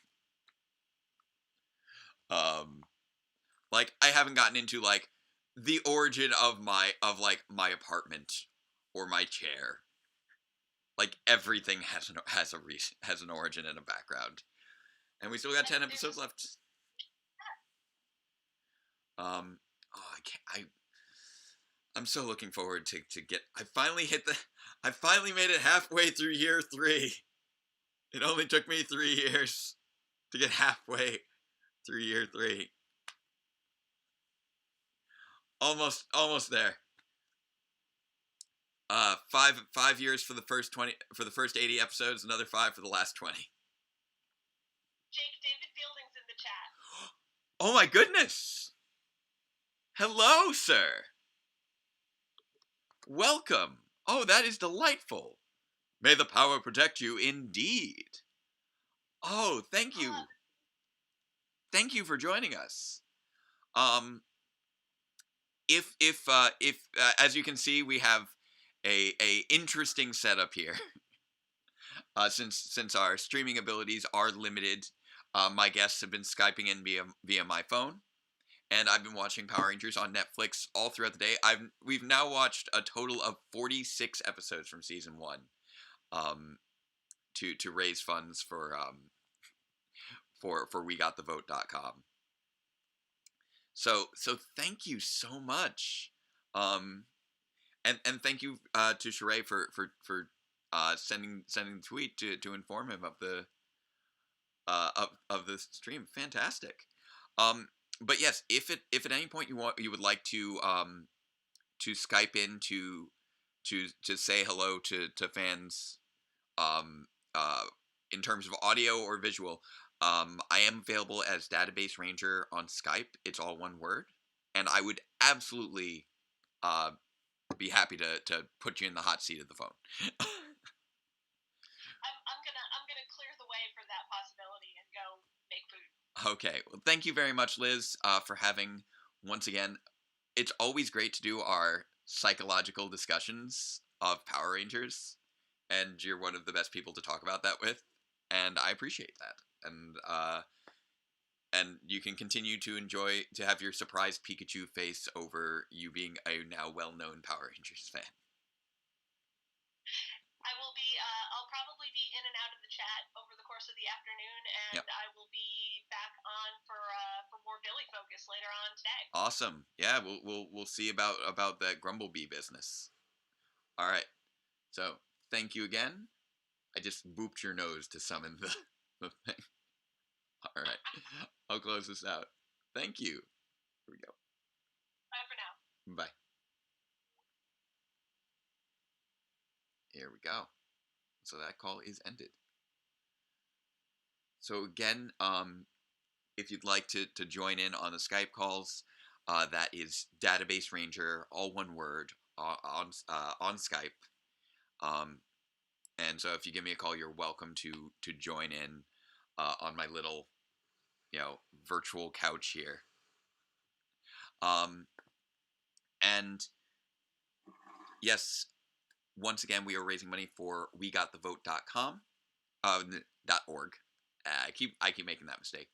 To raise funds to restore the voting rights of many Floridians who should have their right to vote restored as the result of a ballot measure in 2018, but due to actions of the government in Florida, those rights are being withheld until all their legal fees are paid off from their prior incarceration. And it's often interpreted by many people as that being a poll tax, which would be considered illegal, unconstitutional. But since that legal fight has yet to be won, we are in the meantime raising funds to pay off those fees so that they can still vote in this upcoming pivotal presidential election. And it's especially important for all of us because we have put so much pressure on the citizens of Florida to make decisions regarding our presidential elections. They all deserve to have their voices heard. And here we go. Oh my goodness. Mr. Fielding, welcome. Hey, how are you? I'm doing all right. Thank you. I know it's been a couple years since we've seen each other at Power Morphicon. Yeah, well, I mean, the pandemic has sort of put a hold on a lot of things, but somebody had mentioned on Twitter that you were streaming today, so I thought I would pop on for a little bit, say hi, and get my support. Thank you. For all the good you're doing, so awesome. Excellent, thank you. If you have Netflix as well, I feel like most people do, but I don't want to assume. We're about to watch episode 47, Reign of the Jellyfish. If you would like to join in on the watch through. I really can't stay on too long. My mother is in the hospital, but I'm sorry to hear that. I just wanted to spend a few moments. If you had a few questions you wanted to throw at me or whatever, we could do those. But I just wanted to lend my support as far as for all the voting stuff that you're doing, because it's so important that people are able to vote this year. Thank you so much. I just encourage everybody to make sure that they're registered. If they're not registered, they need to get registered, and to vote early as possible, because things are so crazy this year. And there are a lot of people, hardworking people, who are at the polls to help you and stuff. So make sure you get that done, and let's just try to make everybody's voice heard. That's the most important thing. Absolutely. Yes, and if we have any questions in the chat for Mr. Fielding, feel free to ask them. I know we were discussing how there was sort of the transition in your final original episode was episode 31. We were debating that a little bit. Was that correct, with Calamity Kimberly? That's the last episode that I voiced. Yes, they continue to use my face all the way through in space, of course. Right. My voice as the character was episode 31 in season 1. So yeah. Yeah, it was interesting seeing the evolution of sort of the Zordon character across season 1, and the subtle shift in that transition where it's like all of a sudden something's not quite matching up quite right anymore. It's very interesting. The character itself is. I think he started off as just sort of like an expository tool. He would just give them information and congratulate them at the end of every episode. I don't think they ever had any plans of showing him outside of the time warp or anything like that. And that's one of the reasons I really liked the 2017 movie and the interpretation of Zordon in that, because Brian's ability to move back and forth in the ship made the character much more dynamic. You could read emotions on his face and that sort of thing. And I wish we had sort of had that kind of tech back in the day, but yeah, we just absolutely. had the chroma key green screen, so there you go. Well, you made they really made good use of the limited footage that they had of you. I think that was probably used more than any other footage in the show. Yeah, probably. And yeah, we did definitely get a nice, very dynamic aspect to it. Now, as since you were providing the voice for Zordon for those first 30 episodes, did you get to get to know any of the other voice actors during that time, or were you kind of in your own little? Oh yeah, sure. I mean, generally when we went into the booth, we were just in there by ourselves. But there was a number of times when Richard Horvitz, who played Alpha, he and I were in the booth at the same time. Oh, that's great. If I remember, there was at least one time that Barbara and I were there. We didn't interact in the episode, but we got to chat and do our lines and just sort of get to know one another. And then, of course, things being what they were, we didn't see each other again for another 20 years. Yeah. Yeah, there were always people going in and out of that room to record voices and stuff. So we would pass each other in the hall and stuff. Yeah, I know that you seeing your two characters finally interact on stage together for that read through of Shattered Grids. That performance was amazing. Yeah, that put such a huge grin on my face to hear all the subtle nuance that Barbara brought to her, and she was so much more evil in that table read than she ever was in the show. So yeah, it was awesome. And you two, like, after all this, you two finally got to actually kind of have that little stare down. Just 20 years later. Yeah. But yeah, did you ever get to interact with I know Bryan Cranston voiced some monsters during your time. Right. So did you two get to meet each other like all those years before he also got to play Zordon? Oh no, I don't remember ever being in the same building with Bryan. I would have loved to have been. I was so happy when they cast him because I thought, okay, well, my chances of meeting him have just jumped up by 50% because if he ever shows up at like a Power Morphicon or something like that, that would be super awesome. Because he's such a funny guy. He's got such a great sense of humor and such a wonderful dramatic actor too. So it would be great to meet him. Yeah, we keep joking around every time that he pops up as one of the monster voices. That this was how you could tell from this performance that he was going to be big, as he's like snarling as Snizzard. Yeah, you can see the transition from Power Rangers to Malcolm in the Middle to Breaking Bad. That's the progression of everybody's career. So there you go. Exactly. Just to check again with the chat, if anyone has any questions, please feel free to let us know. And or feel free to let other people know on social media that this is going on. I'm sure people would like to be aware. I've been limited in my social media interaction while running the stream. It's been a. I've at least. Where is Zordon's other students like Gosei? That's a very good question. I mean, I really enjoyed what Boom Comics did with the Morphin Grid and the Morphin Masters, and that's an aspect of the universe that I think people could explore in some way. What other dimensions have Rangers, and who teaches them? Is there a version of Zordon in every one of those dimensions? It's an open-ended question. So I do like the idea of multiple dimensions of Zordon. That there's other Zordons in other dimensions still out there. I think that's a really interesting concept to think of. And then I see Dragon Trainer has a question as well. How would you explain Zordon's relationship as Alpha? More hierarchical or more in terms of friendship? Because Alpha could physically affect the world since Zordon was trapped in a time warp, he couldn't actually affect reality or the physicality of the place. I think they were pretty much on even terms. Zordon may have been smarter and wiser because he constructed Alpha. Is that correct? If I know that he constructed Alpha's body and stuff. Technically, Alpha was created by King Lexian, who is an old friend of Zordon's. Yeah. Yeah.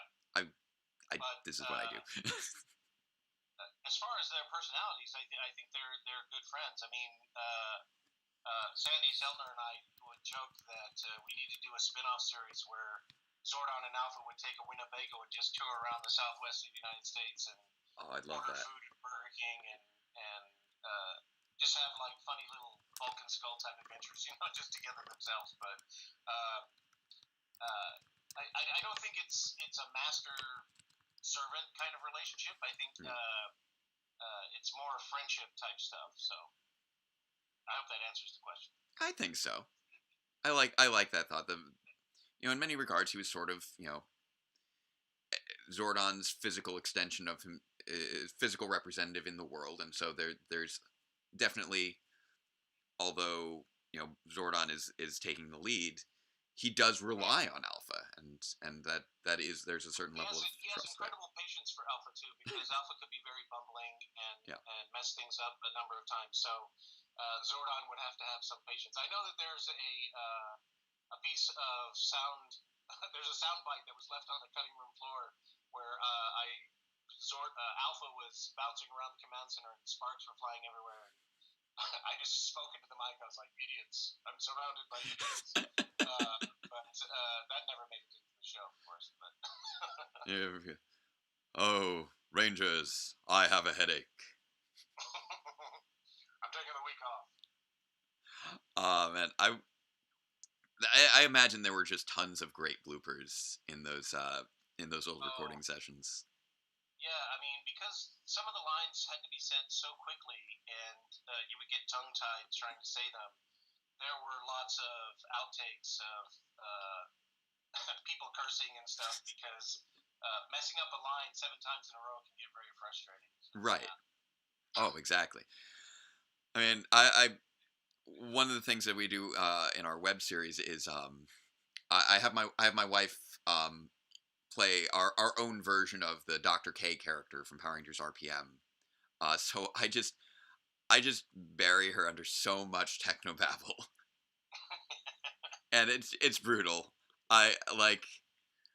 We've at least filmed all those scenes now for like the rest of the series, but like the term selective quantum utility electronic eyeline has popped up far too many times. Simply because I like the acronym of SQUEE for our mysterious floating camera that explains how we're able to film everything happening. But let's see. Let's go with another quick question. So now that Zordon's had a chance to shine a little bit more in the comics, and we've seen a bit of flashbacks to how Zordon looked back in his glory years. Would you say that's an accurate physical representation of how you looked in the 90s?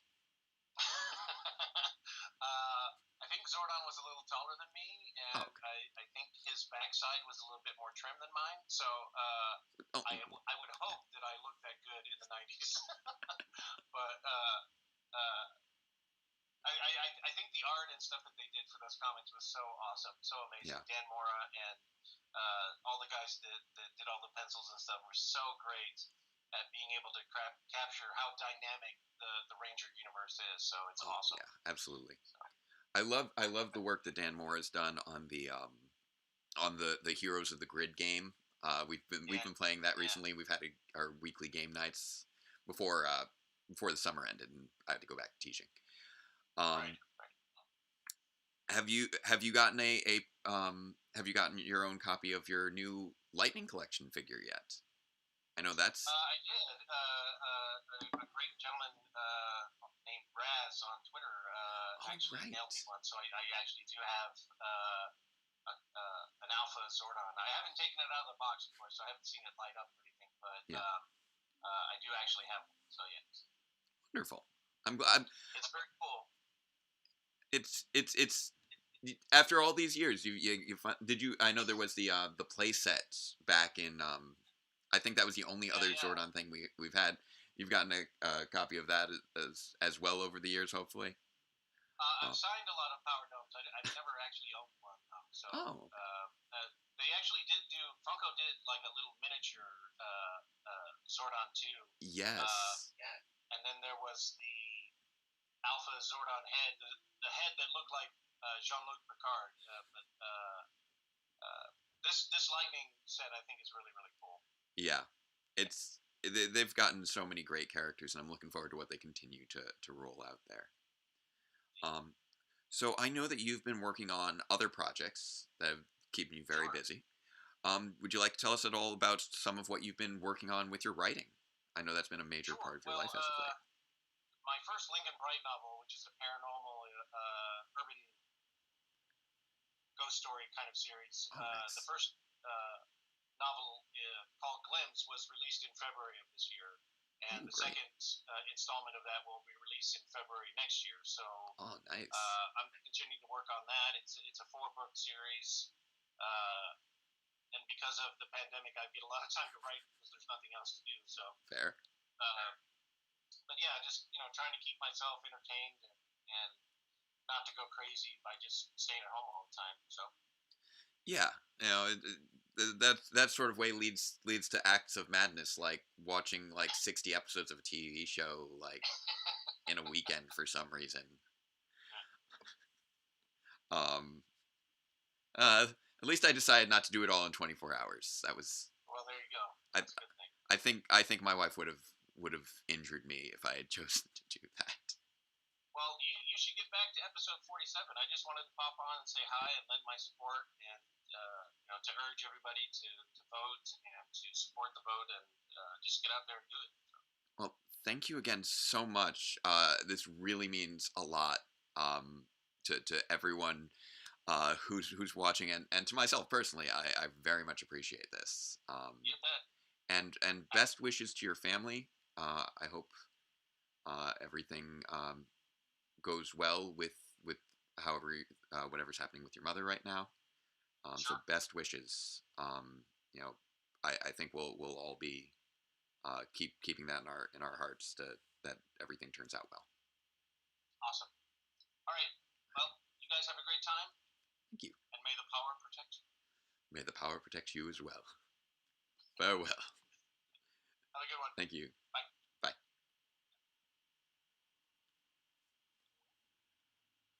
All right. So that was David Fielding for I think that was a worthy way to sort of pause the watch through today. That was very unexpected. So again, thank you, Sheree, for letting him know.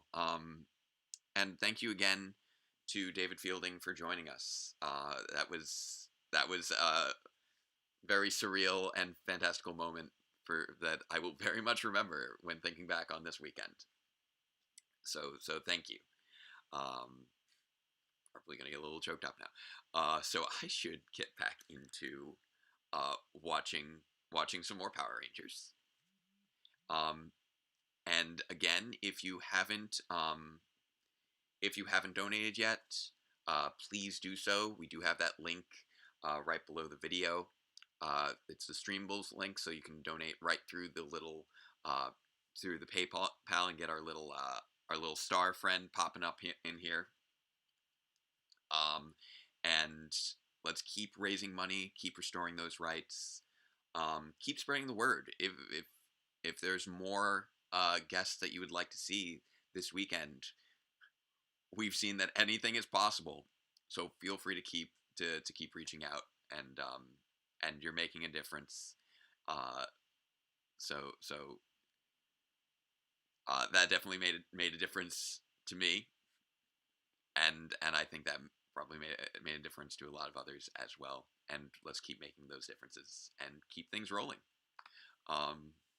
With a quick reminder of those opening non-controversial statements we always commit to, which are Black Lives Matter, fascism is bad, superheroes are fun, all statements that should be considered equally non-controversial to state, as well as 3 more that we'll tackle as we get closer to the evening. That we've now officially passed our halfway point in the day, our halfway point in the 30 episodes we have to watch.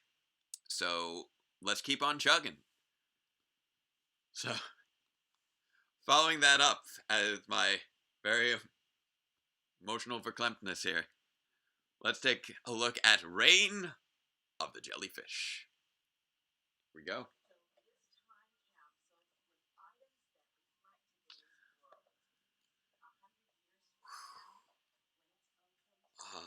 Oh, it's time capsules. I feel like you know, if you look at a time capsule from the 90s now, just like, you know, 25 years later, you would still just be baffled by what life was like, you know, not so long ago. I mean, you look at a time capsule from last year, it seems like, you know, 50 years ago now. Just how, with the world being so different.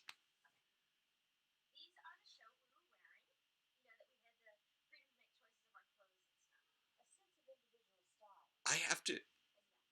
Okay, I'm gonna put this out there. Kimberly, you made an oddly like pessimistic choice right there. That was like, or not pessimistic, fatalistic choice just there. Like, this is to show people that we had the right to choose what we wear back in the 90s. And I'm like, you foresee people no longer having that right in the future, and that is terrifying. Like, you were oddly cheery about that, but Kim, that was dark. I hope that we don't need to demonstrate to people in the future that people in the present had the right to choose their own clothing. And I know there are still plenty of people who, to a certain extent, do actually still struggle to choose the clothing that best befits their identities. You know, so that's a whole separate discussion, getting into, I guess, our 3 other non-controversial statements that we will close on, being love is love, trans rights are human rights, and robots are cool. Here we go. Now you see, Billy is on point here. That is an appropriate representation of the time. It's just like, this was how advanced we were, or more specifically, how advanced we were not yet. The Angel Grove Clarion. There we go. Good choices. What have you got? Oh, right. This is hilarious.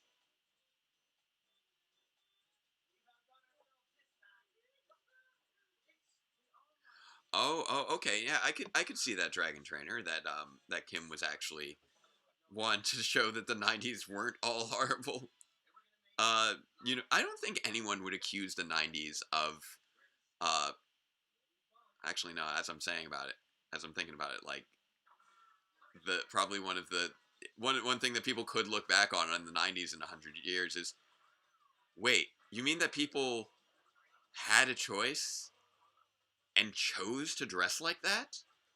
They weren't being forced? Like, they saw pants that were that big and decided, no, we can choose to wear these? No, we had the choice. We made the choice. The choice was bold. The choice was bigger pants.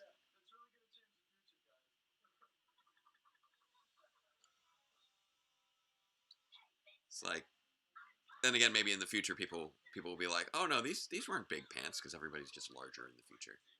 I don't mean like heavier. I mean like physically. Like, they'll look at a pair of baggy pants from the 1990s and think that they're a set of shorts because everyone's 8 feet tall. Because who knows what the future brings.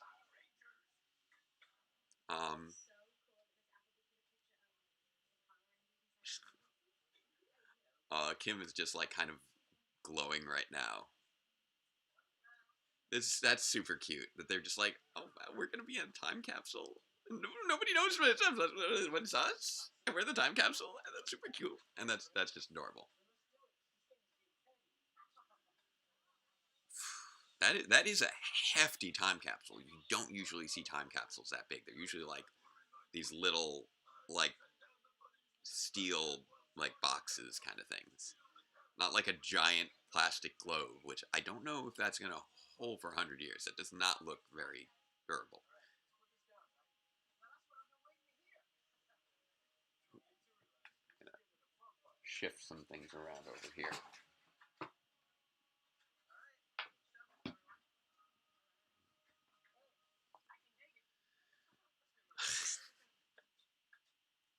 This is shovel time.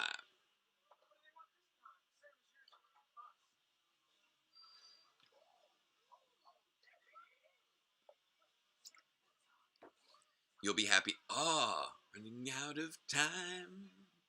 No, to stop. Circles behind. Yeah, come back. Oh, nice little cartwheel there from that.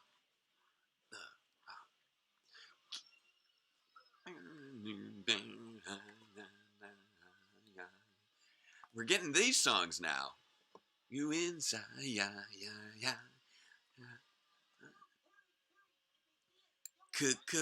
Combat. It's very grunge. It's a pink sweater, Babu. What do you think grunge is?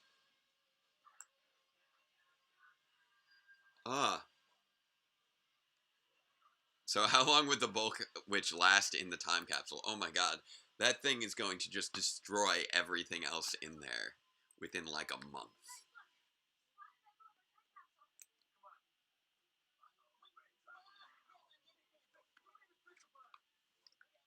But yeah, I've been staying well hydrated today. Yesterday I had almost nothing to drink, but today I'm actually staying pretty well hydrated.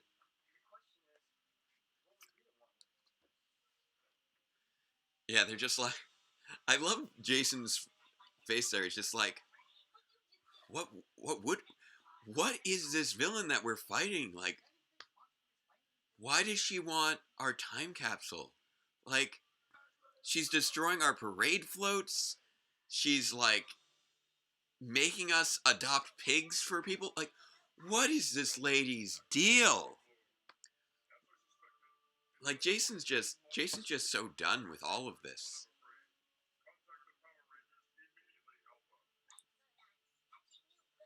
Oh my. I still can't believe that I was just talking to Zordon like 10 minutes ago. Like, that's amazing. That's like,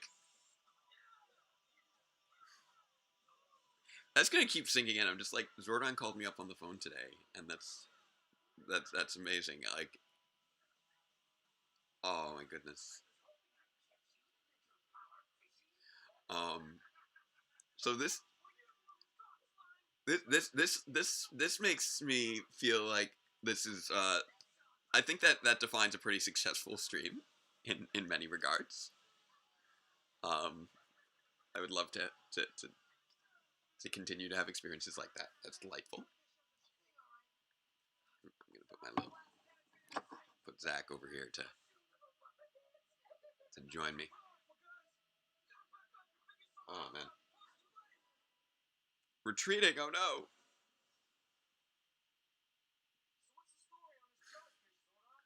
Yeah, tell us the story of the jellyfish.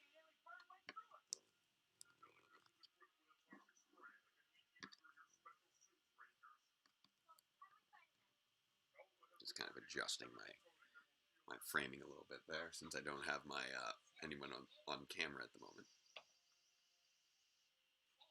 That's a little better.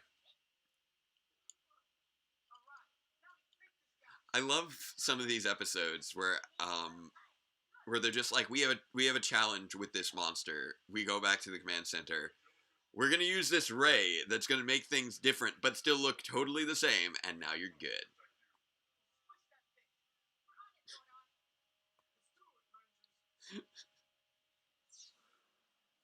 Like these episodes where they're in the command center in the suits, You know that's because they were running on the time crunch and they just needed more second unit stuff because they were already having the actors film so much and they just couldn't schedule that much more with them.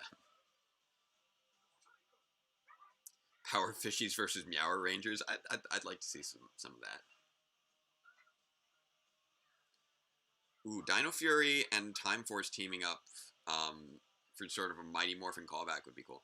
Wow, that one putty has got a lot of stripes. It's like a tiger putty.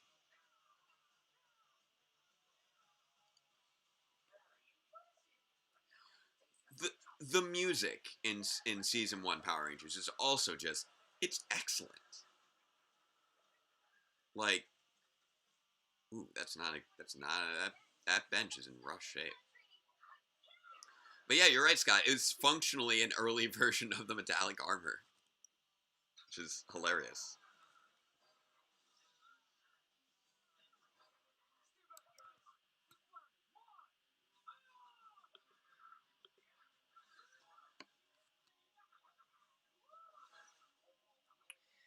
What?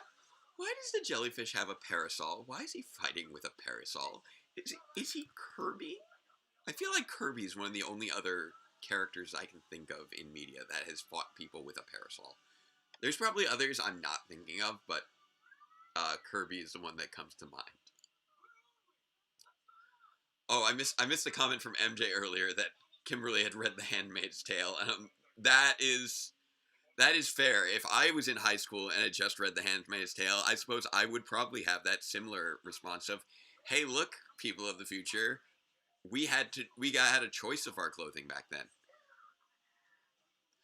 Even in the other dimension where he has the power of intangibility, he's still fighting with a parasol, and that's amazing.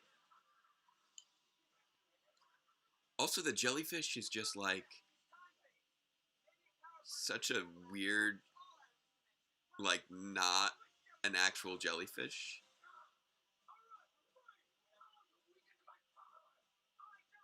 Like, that's not what jellyfish look like.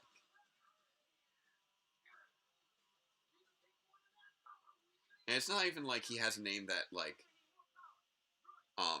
that harkens to or references a jellyfish. He's just named Jellyfish. And that's kind of crazy. Check in here. Like, oh, Jellyfish was voiced by Richard Casino. Interesting.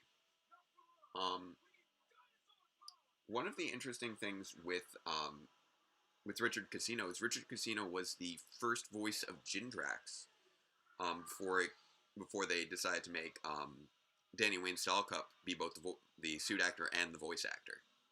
So I hadn't really realized that Richard Casino was in the show this early, but really so many of those voice actors were during that first decade of the show were there like the whole time. And thank you, MJ. Yeah, you're right. Princess Peach does also fight with an umbrella. So I suppose, but I guess she copied the jellyfish, and I think the jellyfish led the charge there on umbrella-based combat. Like, you know what? I'm joking about this, but it is actually a very viable defensive item to have if you're in a protest situation, because it's a way of defending yourself from like tear gas canisters. So I don't know, maybe Jellyfish was fighting the good fight before he got drafted by Rita.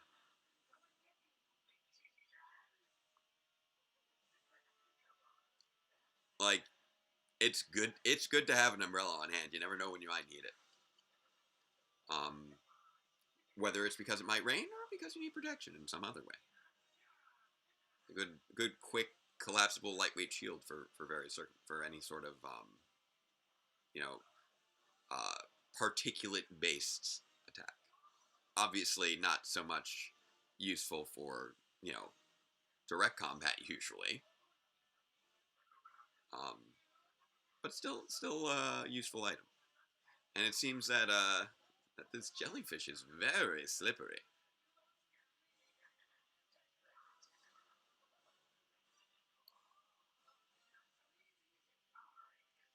Yeah, that's a good point, that all of their weapons just kind of come out of a hammer space, and then they're always confused when they're in the hammer space.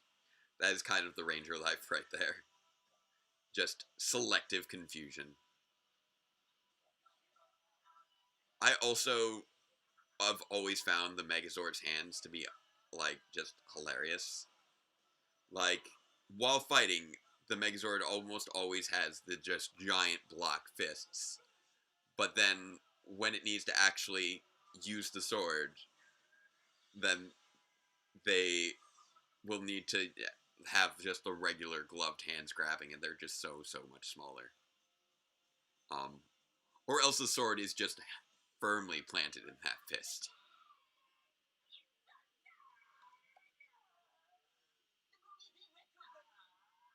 Wait, what was that, Babu?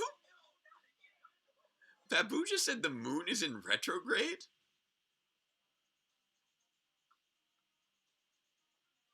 That's such a random thing to say, but you know what? Actually, I know that, usually that's more of like an astrology thing, but actually the moon being in retrograde might actually affect them and Rita's powers, now that I think about it. I'm trying to remember what I had an astrophysics minor, and I always kind of blank on some of the stuff I used to go over. Let's see, moon in retrograde. I'm trying. If I recall correctly, I think that might be when the moon is farthest from the Earth. If I recall what retrograde is, but I could be misremembering. Oh, it's when a planet appears to be backwards in its orbit. It's an optical illusion. Oh.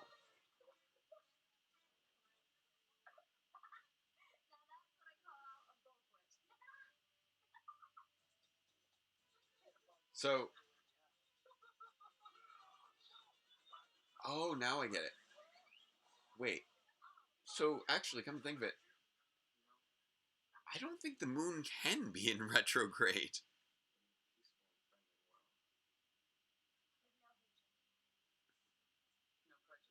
Oh, I love this. Thank you. Thank you, Power Rangers. I want to give you all hugs right now. Yes. Oh, that hope is. Oh, I love it so much. That's just that undistilled, like, determined optimism. Oh, that made me so happy. Um, yeah, I don't think the moon actually can exist in retrograde. Um, because of the way that what retrograde actually is. So I had to look it up because it's something that I haven't had to talk about.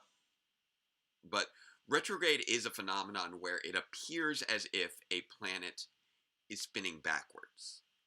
And the reason for that is it doesn't actually happen, but we usually observe planets from one perspective over there.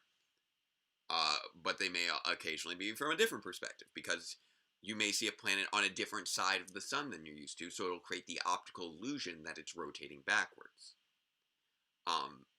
But the moon doesn't do that. The moon actually rotates in sync with its revolutions around the Earth, so we're always looking at the same side of the moon, so we never see it spinning. Another Mark Hoffmeyer episode with Plague of the Mantis. Here we go. Gotta love the Mantis.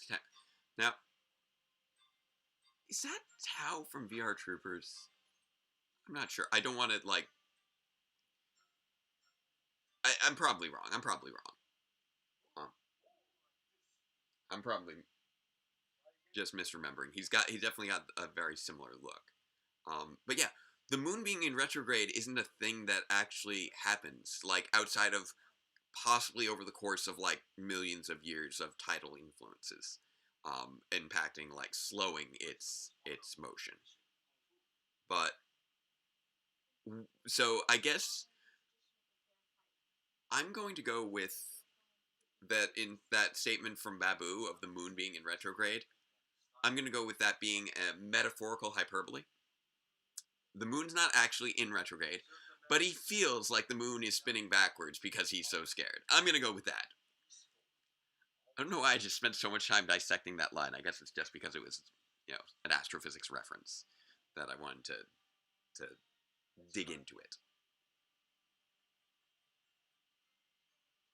I'll look up some more info on this episode. Bug food.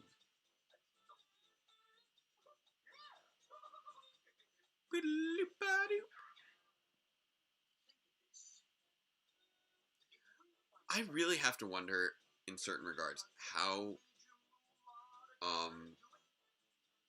much of this show with the music is just the music being fantastic, or just me having these just deeply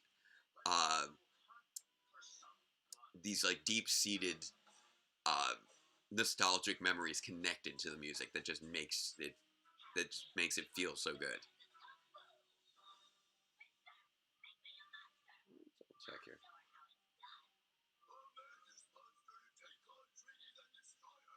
Okay, so Master Lee was played by Richard Rabago.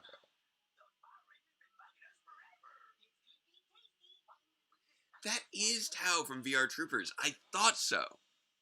I'm like, is it? I don't know. It might be. I don't know. It is him. It's Richard Rabago. Who sadly passed away apparently at the age of 68 back in 2012. That's unfortunate.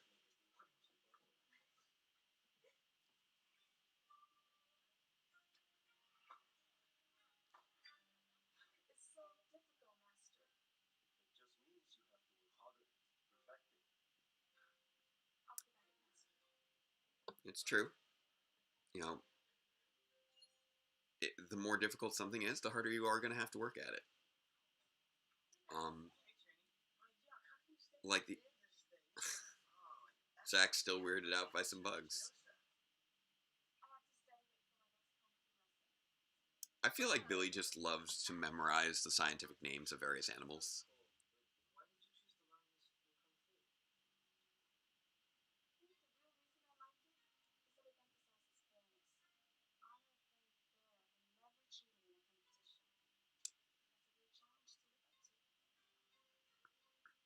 I feel like that's not what Praying Mantis Kung Fu is actually about, but I don't know. So, because they don't tend to usually focus too much on competition, I think, when cultivating different martial arts styles. But I suppose that, certain elements of that could be part of it. Awesome.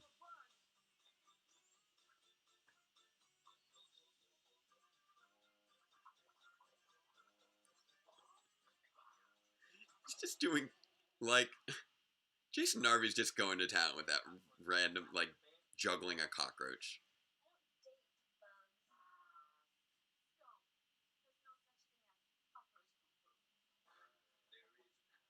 Dun, dun, dun. This is going to be amazing. Bulk and Skull's, like, obsession with martial arts is always so strange. Because it's not rooted in any genuine knowledge, ever. But they always treat themselves as experts and keep coming back to that. And I don't know why. It's such a fascinating aspect to their characters. And it is something that they grow away from, after a certain point, once they become, like, once they switch over to their obsession with finding out the identities of Power Rangers and becoming junior police officers, they do grow out of it to an extent until, Bulk in his later years, which, like, when he's an adult, being obsessed with becoming a samurai, which feels like circling back to who he was season 1.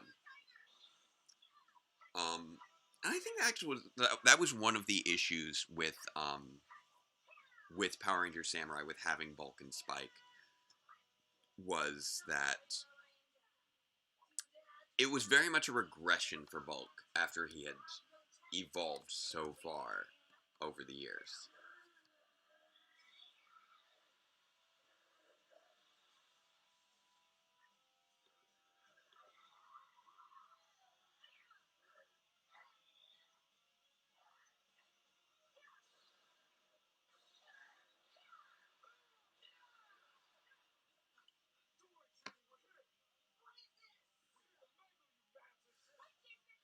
Mangle the Mantis. Oh, that kung fu. That good old kung fu that lets you teleport back and forth like Darkonda. Darkonda! Right. So, so Pure Nerdy, I know you were asking before if you would be able to pop in, and if, I don't know if you're still having challenges with your, with figuring out your Skype. I know we went through a few guests since then, so if you still do want to pop in, let me know, and we can still see if we can make the Skype work for you in some way. That being said, I think I'm gonna have myself a little snack. One of my ridiculous number of granola bars that I have just off, just off the screen here.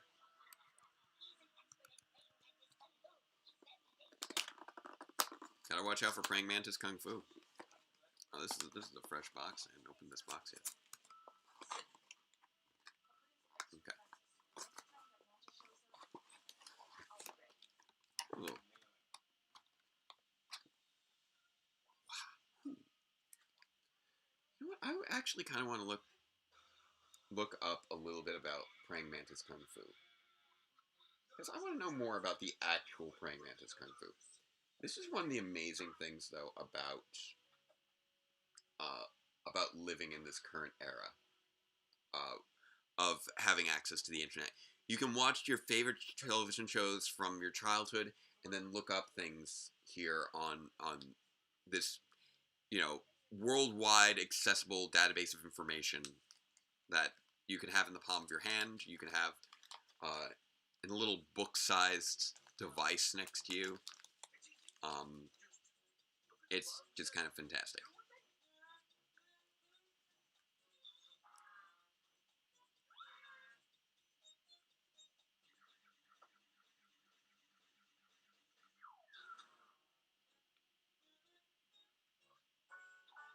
Skull is just being a dead cockroach. It's great.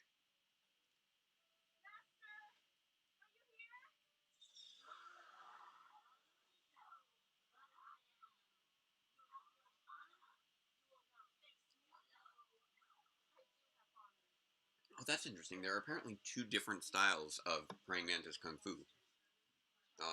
Northern praying mantis and southern praying mantis.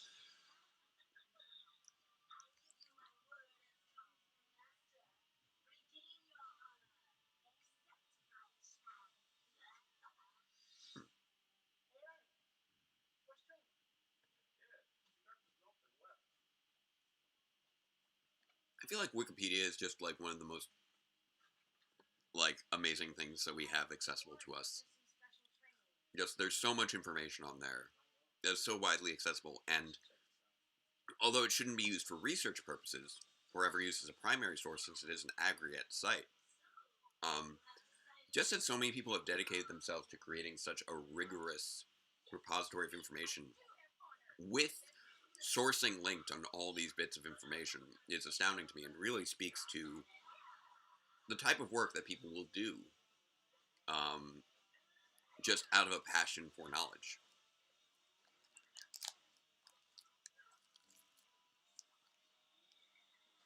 Ooh.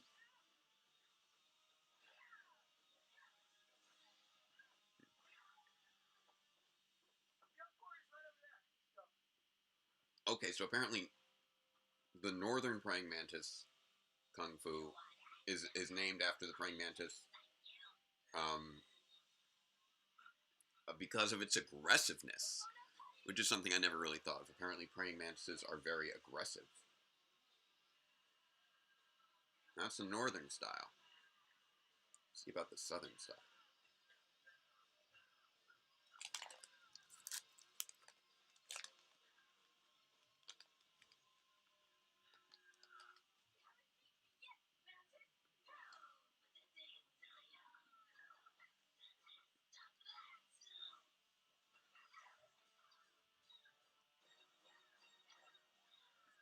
Now you see the mantis going stop that while it's like, yeah, she's standing on your claws, but you could just drop your claws and she would fall down. Like, you are still in control of the situation. You could have just dropped her and it would have been fine.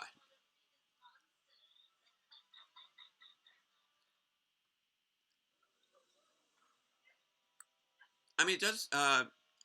So Dragon Trainer, it does seem that Rita's got a repertoire of monsters that she does draw from, as we've seen with various flashbacks where they use the Zyuranger footage to indicate past successes utilizing those monsters that he creates.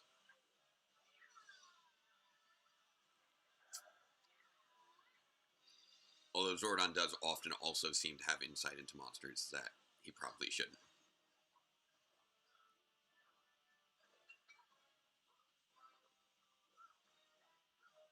Okay, the southern praying mantis is unrelated to the northern praying mantis style of martial arts.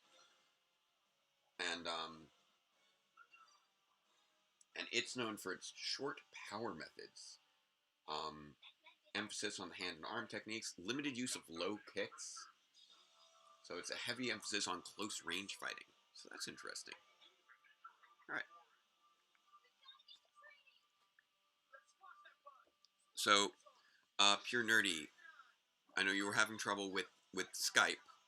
Do you want to? Is there another means by which you would like to try to communicate? Let me see what I got here.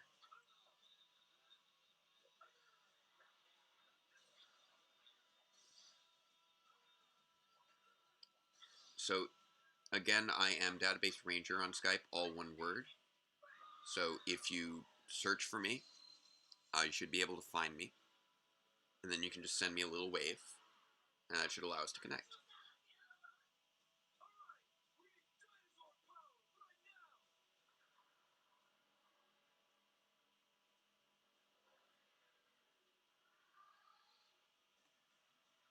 Oh yeah, that could have been a question. Zoom I don't have on my phone. I'm sorry, and trying to do any video chatting on the laptop disrupts things.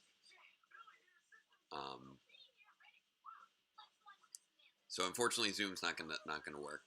And I know Discord works a little bit. All right, here we go. So Nerdy, is that you as because I don't know your real name. Is that Dan? Because I just saw someone added there. So Nerdy, are you Daniel?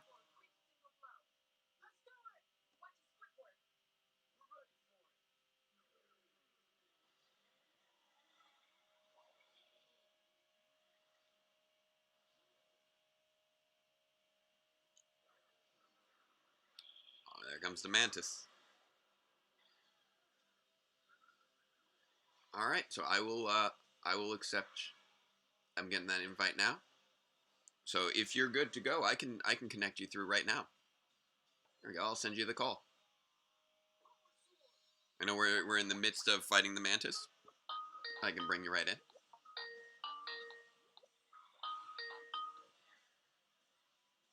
Hello, Daniel. How are you doing?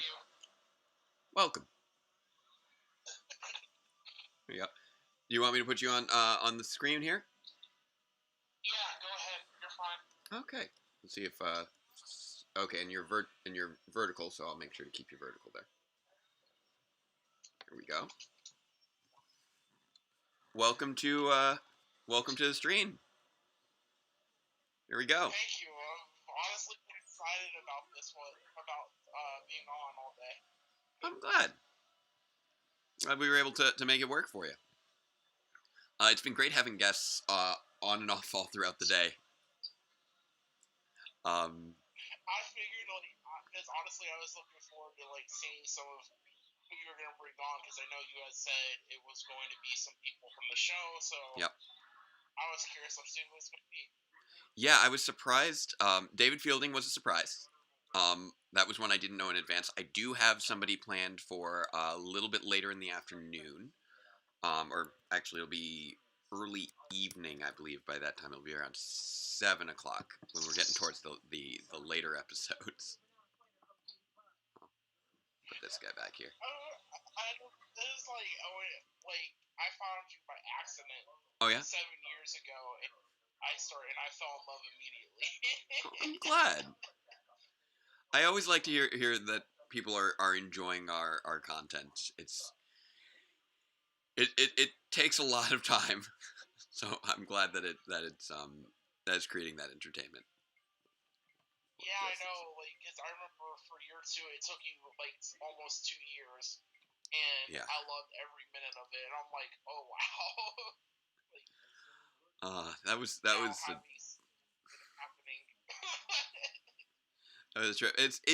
It's crazy getting so close to the end in many regards. Now that there's just 10 episodes left to go, because I thought up this series, way back in 2012, and I've known how it was going to end since the end of 2012, and I just haven't been able to get there.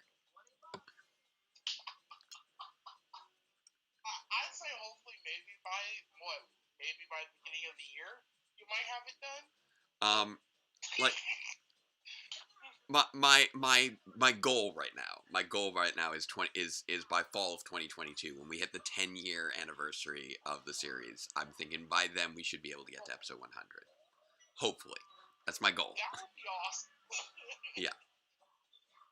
So we had year 1 took a year, year 2 took almost 3 years, and then year 3 would be about another 5 years.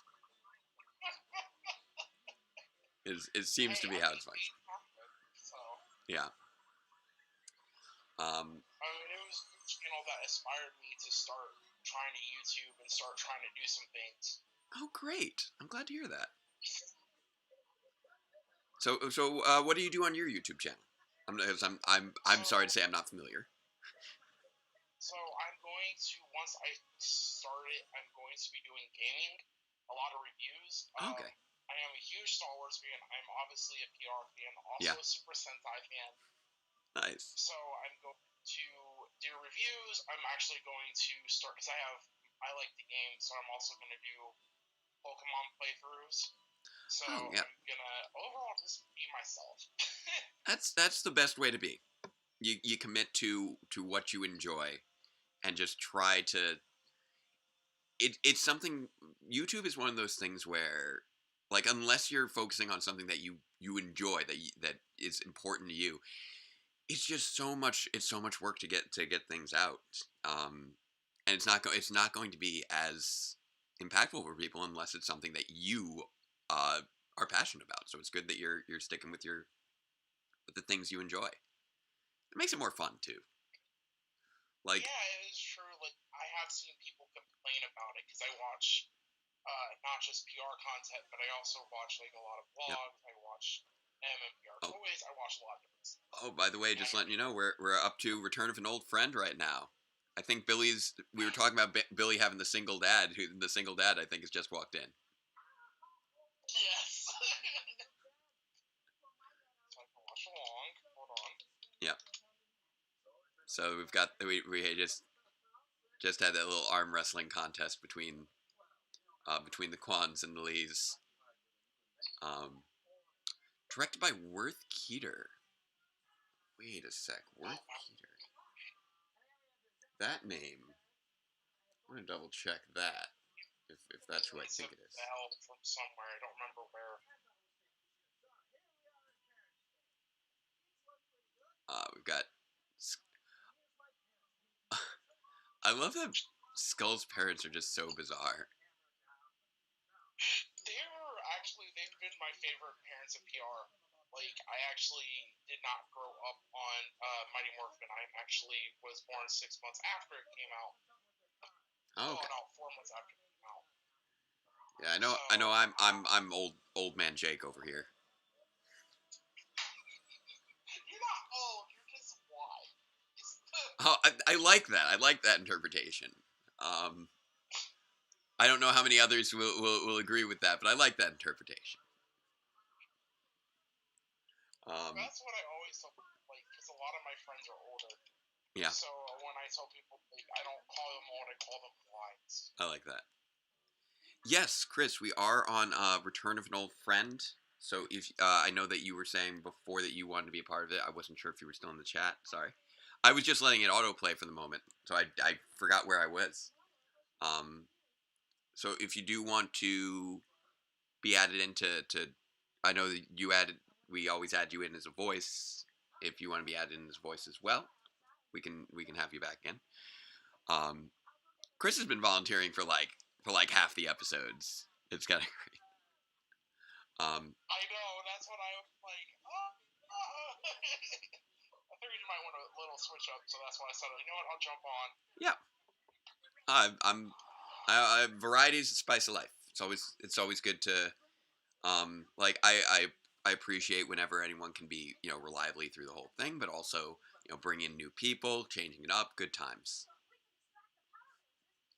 I agree with that. Yeah. So, can we ask serious questions?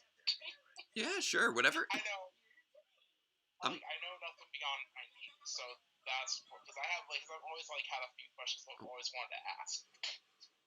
Okay, so I'm gonna try and merge the calls if I can. Let's see here.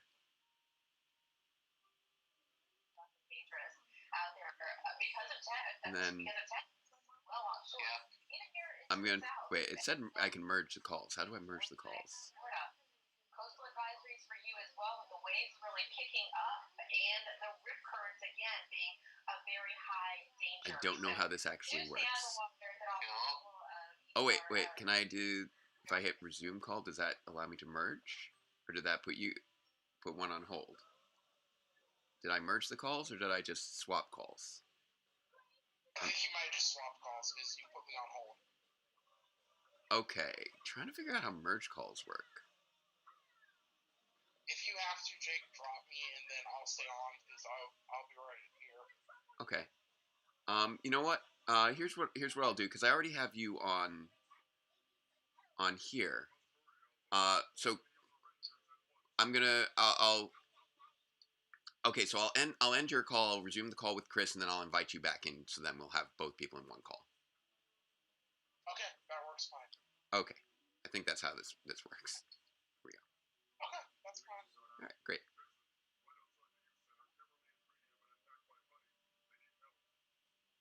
Here we go. So I'm resuming the call here with Chris, and I'm adding in. Here we go. Oh, Chris, your TV is very loud, just letting you know. All right, here we go. Yep, I can hear you now. Can you hear me okay? Yeah. All right, great. And I just invited Dan to come in as well, so we can have you both in here. Gotta mess with those putties. They can't mess with Parents' Day. So I think I've got this working right. I'm getting the hang of this thing.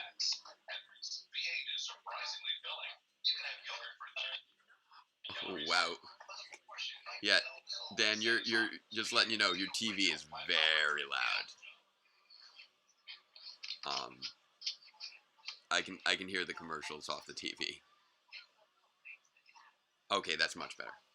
All right, now. Yep. There we go. That's better. And then I can't hear if Dan's in here yet or not. So, hello? Oh, okay, there we go. Okay, we got you both in here now. That's a little better. All right, now you can pop back in. Go back to seeing how Parents' Day is going.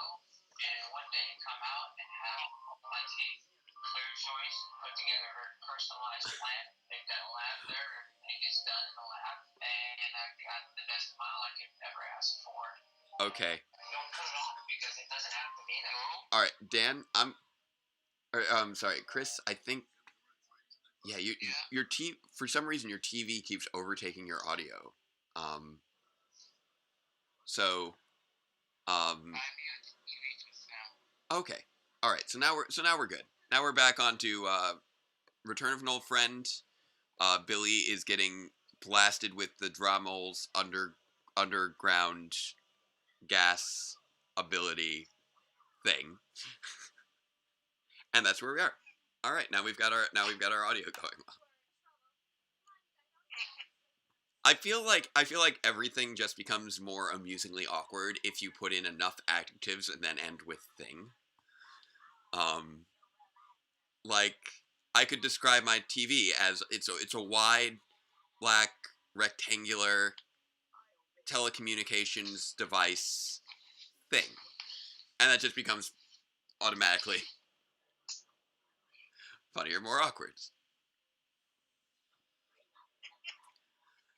Oh, Billy doesn't look suspicious right now at all. I detect something amiss here. Usually, Billy doesn't have electricity arcing from between his ears. That's not usually something. I think something might be off. Yeah, he definitely does.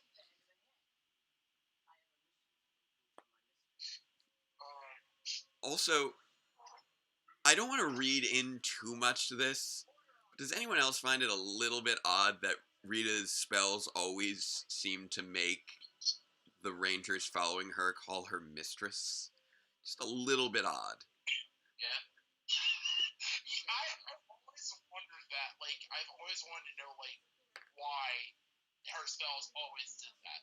Like, that's just been one of my curiosities. I mean, it goes hand in hand with the classic yes master kind of thing. It's yes mistress as opposed to yes master, but it's still, to an extent, it does feel like she kind of leans into that a little bit. So, yes, it does. And when like I started watching it again as an adult, like I picked up on that. I'm like, oh Lord. Now here's a question: if this is what happens when she places people under various forms of mind control, etc., does that mean that she made Lord Zed call her mistress while he was under her spell? Oh. Which I don't think we necessarily want to think too much about that. Yeah, definitely not. No, definitely not. But yeah, now my mind's wondering, like, Now I will say I do try to keep this a fairly clean channel whenever possible, but if that's where your mind goes when hearing that terminology, then that's where your mind goes. I'm sorry, I don't try to mind go that way, but it goes that way sometimes. Yeah. Yes, Jen, we are now at Return of an Old Friend. Part 1. Yes, part 1. Yes, thank you. Yeah. Yeah, that actually is a little bit of a good question when he says the Dromo monster, and he's like, what's a Dromo monster? Like, usually you don't use articles when describing the monsters. You usually just describe them as names. Is there more than one Dromo monster? Is this the only one of its kind? What do you mean by a Dromo monster? So I wonder if, like, these were, like, aliens cheese, or she just makes these up on top of her head. Like, that's what my curiosity is always been. Yeah. Oh, with the different ways that she's been running things. Yes. Pocky's just like, woo! Jake's bringing the spicy content.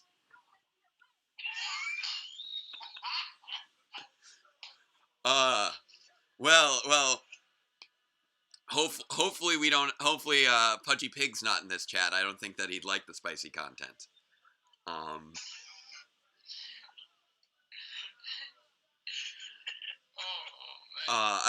feel like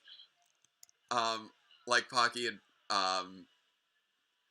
was just like also partially summoned by the fact that Billy is currently like.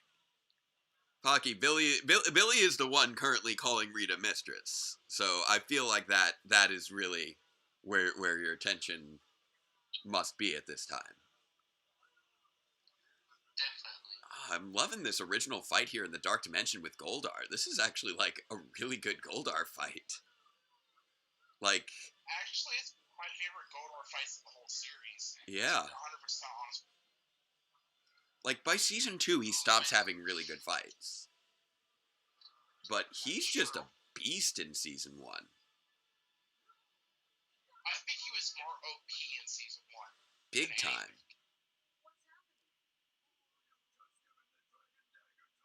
I mean, just from my point of view, and also with Beast Morphers too, Yeah. I think he was a little bit more powerful than what we thought.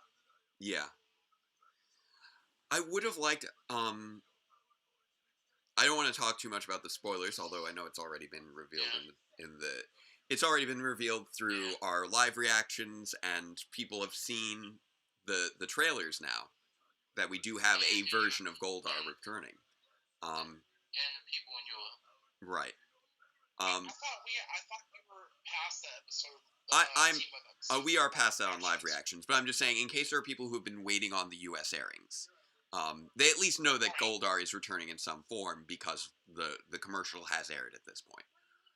So the little bit I will say about it is I do wish they had a little bit more, a little bit greater characterization on Goldar if they were going to, bring back that character.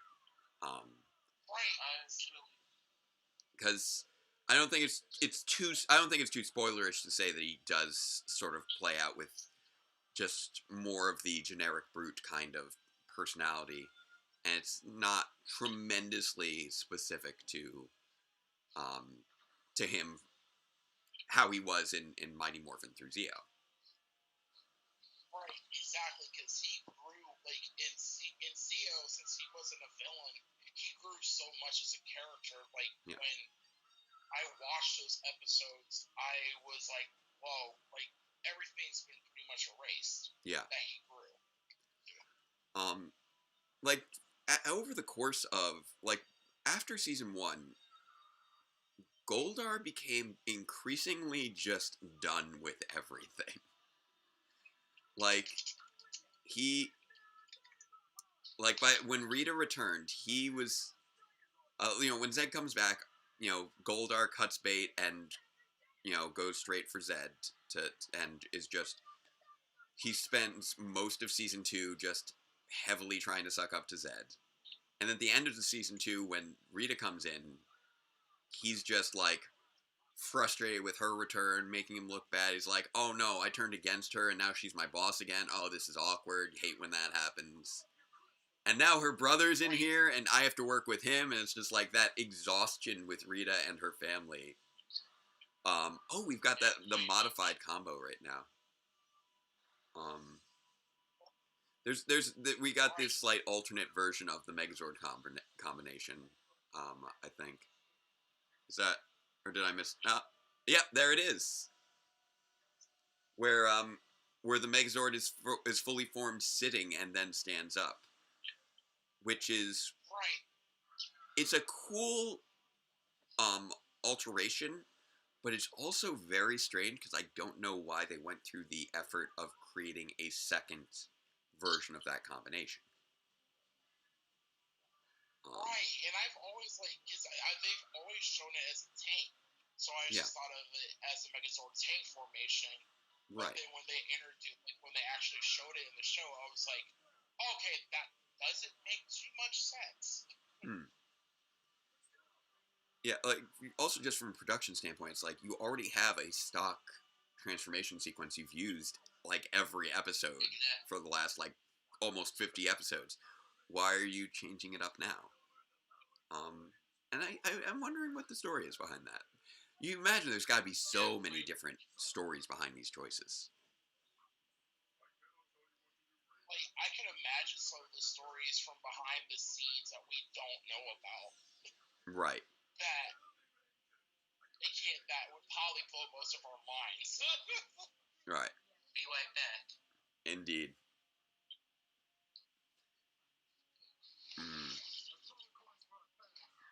This was another moment. Our power coins for our parents. They really got just pushed through the ringer across the course of this season. And we were talking about that earlier, but like, you know, one of the things with having a series set up this way where there are so many filler episodes functionally is you really get used to these characters being on top. Like you have those good vibes of they're always going to win. And so when you have these really stressful situations, they hit you a bit harder. Like, yeah, there's that's always, it's going to be okay. But you believe that there's more danger when they've been more successful and haven't had to deal with these stakes quite so often.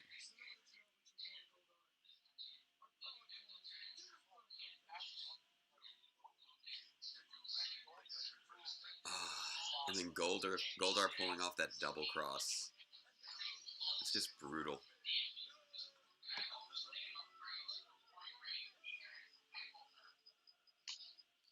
They took that gamble and they lost, and it's so sad.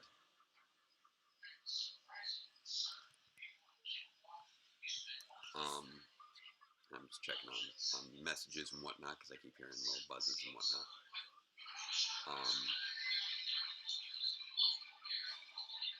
Here we go. Oh, sorry, Chris. Just letting you know that your TV is spiking up again. I think. Oh, Mayo's about. MJ's about to head on home. See you soon, hon. I can't believe you trusted Goldar either. Alright, I'm going to turn down the volume a little bit on my phone there because, Chris, your TV is kind of spiking. Okay, there we go. Now it passed.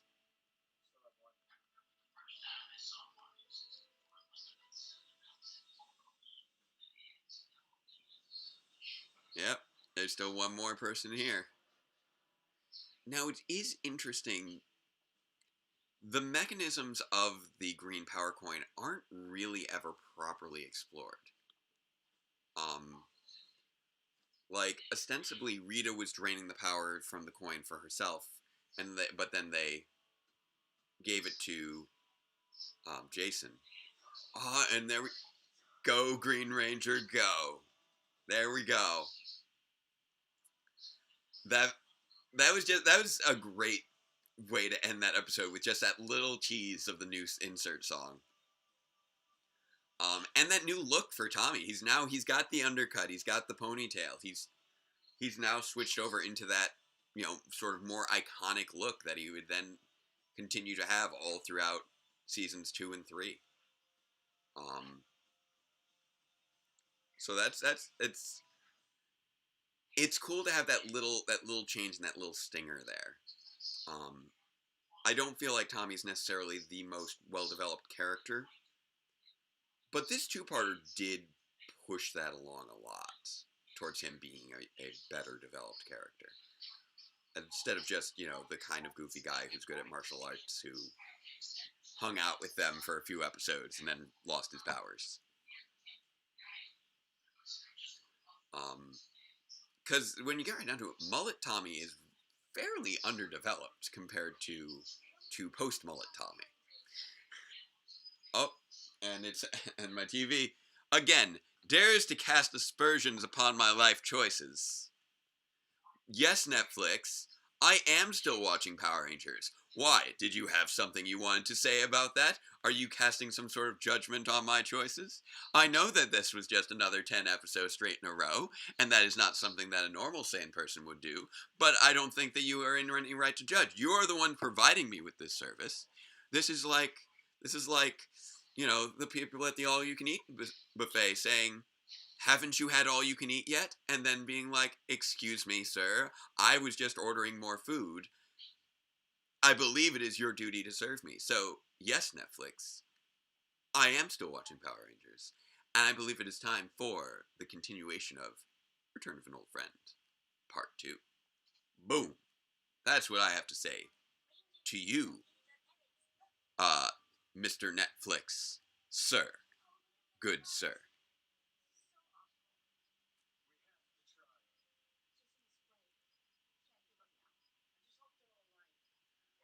But yes, more with Worth Keeter, who did direct a lot of Power Rangers over the years. Like, I know he's appeared at Power Morphicon. He also, he did several more Mighty Morphin episodes, and then during the Chip Lynn and Jackie Marchand era, just a bunch of episodes of Power Rangers in Space. That's why Worth Keeter is such a notable name in my mind. It's because I love Power Rangers in Space so much. That is true. If I used a remote more, it won't ask. But it's always... I just love arguing with Netflix when it asks me that question. I am amused by it. I hope you are also amused by it. When Netflix just asks if I am still watching, and I just am, like, offended. And Tommy's just like, wait, you said I wasn't allowed to use this anymore. That's the question. Now, you see, Zordon, you're willing to give Tommy your energy, but didn't we establish before that the coin had been transferred? That's my question here. Why can't Jason morph as the Green Ranger? Because the issue was that... Oh, crap, I didn't think about that. Like, yeah, that's always been my Ranger. Yeah. Oh, I'll turn up the volume again. Yeah, it's a weird thing, because the mechanism of the Green Ranger losing... Tommy lost his powers. It wasn't that the Green Ranger lost his powers, it's Tommy lost his powers. By giving them to Jason. I'm back. Welcome back. Right, that's always been my curiosity. Like, since the Green Ranger technically wasn't destroyed at this point, why wasn't Jason able to use the full abilities of the Green Ranger? I get that they just wanted to have the character back, but it doesn't really fly with internal consistency on that front. The mechanisms of how the Green Ranger was removed from the series and then returned to the series really is not very internally consistent. Also, that is a very... I always got frustrated with. Yeah. That is also looks to be a pretty cheap looking Dragon Dagger with the back of it. Like, the front of it looks fine. The back of it's very, very plain looking. I also kind of love this little location with the waterfall they're fighting at.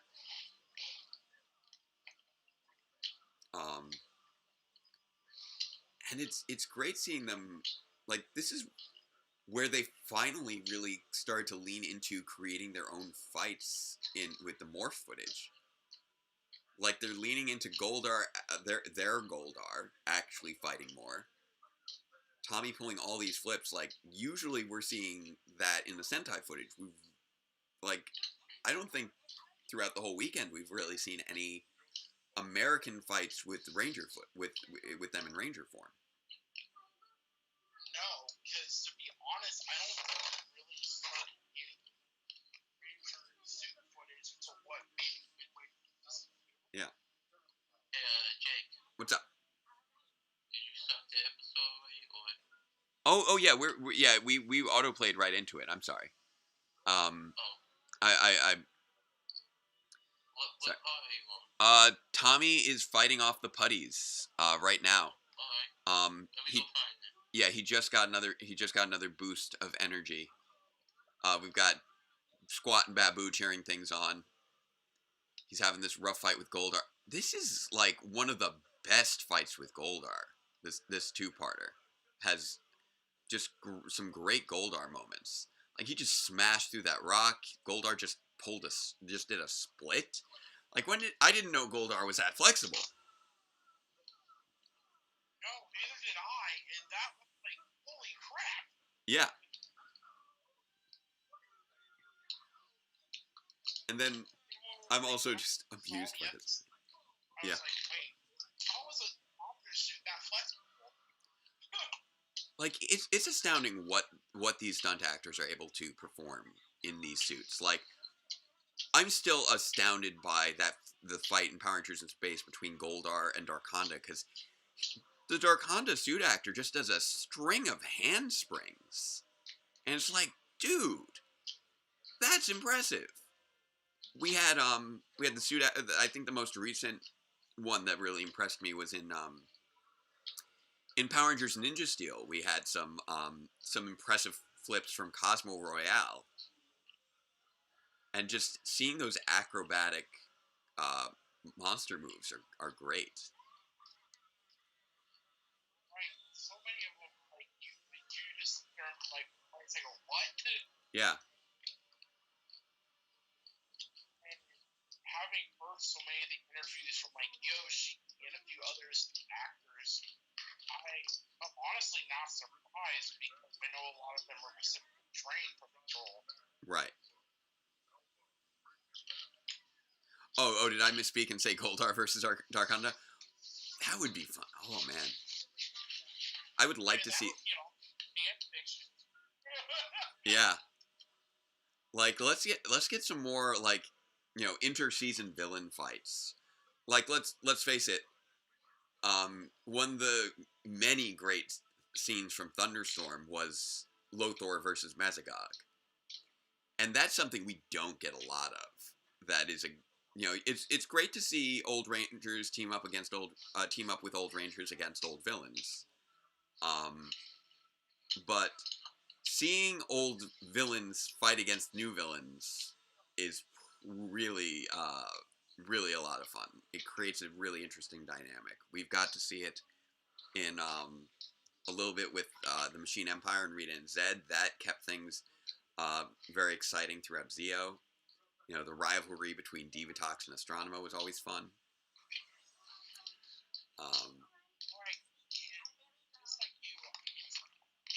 Yeah. Oh. Are you eating a bag of chips again? I think it might be a little close to the mic. Sorry. I think Dan was trying to say something. I couldn't tell. I couldn't hear very well. Yes, I was trying to say something. In Space was actually my favorite season. Like, hands down, I love it. It has a lot of some of the best details of all 27 seasons. Yes. Those villain dynamics in Power Rangers in Space. That's just a bar that's been set, and I don't think ever really surpassed. I thought maybe Time Force came close. Yes. Time Force and Arcane, the two I think that came the closest. Yeah, Time Force, especially with the depth of their villains, they did have also some interesting villain dynamics with Frax and Ransik, especially. Yes. But that sort of trio of Astronema, Ecliptor, and Darkonda was just such an interesting three-way character dynamic that was just enhanced by their each of them having a different relationship with Red Ranger Andros, and then also each having these different relationships with their commander Dark Spectre. And it was very well defined and very different for all of them, and it made for a very interesting and dynamic season. And Pocky is saying that I should watch more Kamen Rider. I've been working on it. I have worked through all of Phase 2 Heisei, and I have seen all of 01, and I have seen Kuga, and I've been trying to keep up with Saber, which has only just started. I'm very much loving some of the ideas in Saber, but I do want to see them kind of. I want to kind of see where they're going with it. It is hampered a bit by the circumstances of having to film everything with social distancing, etc. So I'm hoping that they're able to overcome that as they go along, and not having to rely too much on CG and green screen for everything. My gut tells me probably we're going to be dealing with this for a while, so I'm also used to the social distancing filming. Yeah. Yeah, I know. Like, getting used to social distancing filming, I get that. Getting better with social distancing filming is more so what I'm interested in seeing. Like, I can say for my show, I do a lot of what is arguably social distancing filming because I do so many, like, so many of the things that I shoot for my show are shot with characters talking to one another, and those are not shot at the same time, like 90% of the time. Like, I'll have somebody come over to shoot, and we'll just film, like, all of their, like, close-up lines in a row. Like, in front of the green screen, I'm like, okay, change this angle, because now you're talking to this person. Okay, change this angle, now you're talking to that person. And then I'll film all of my lines to fill in the gaps between them, then I'll have somebody else come in, they have to do their side. So a lot of times I film just one person at a time, unless they are both clearly in the shot at the same time. And that, while it's obviously something that happens fairly commonly in television, is not something that happens too much in power reviews for various reasons of logistics. Right. Yeah. How weird is it to actually have to improvise that and edit it so where they're talking to each other? It's something you kind of get used to after a while. You get into a rhythm with it, but sometimes you do need to improvise more than others, especially with regards to episode 90. There were some scenes that were filmed like during this year where I had to work around availabilities and whether or not people could come over to my home. So there are, like,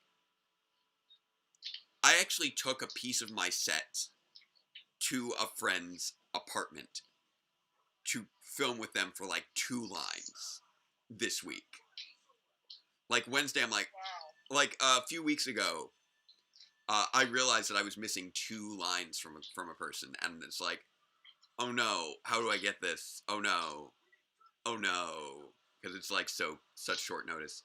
And I, like, messaged him. I'm like, are you at all available? He's like, I'm kind of buying a house at the moment, so I'm a little busy. I'm like, okay, well, let me know when you're done with that. And so, like, this week, because he was swamped and I was swamped, right after I got out of work, I drove straight to his place with all my stuff in my trunk, went over to his new house, which doesn't have furniture in it yet, and just put up this one piece of wall, like, on a shelf next to him, shot those 2 lines with me still wearing my mask the whole time, and I was in and out of there in, like, half an hour.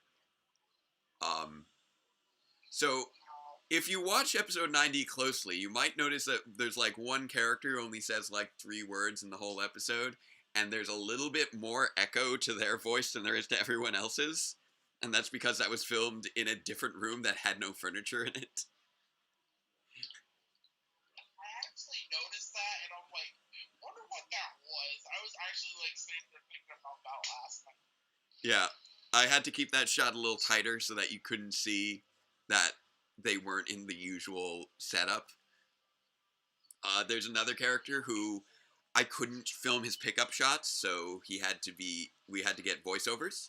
So I drove over to his house, dropped off, he drove by my place. I dropped off my camera with him. He went and shot his voiceovers, and then I went and picked the camera up. And then because I had his costume here in the room we used to film in, I body doubled as the character.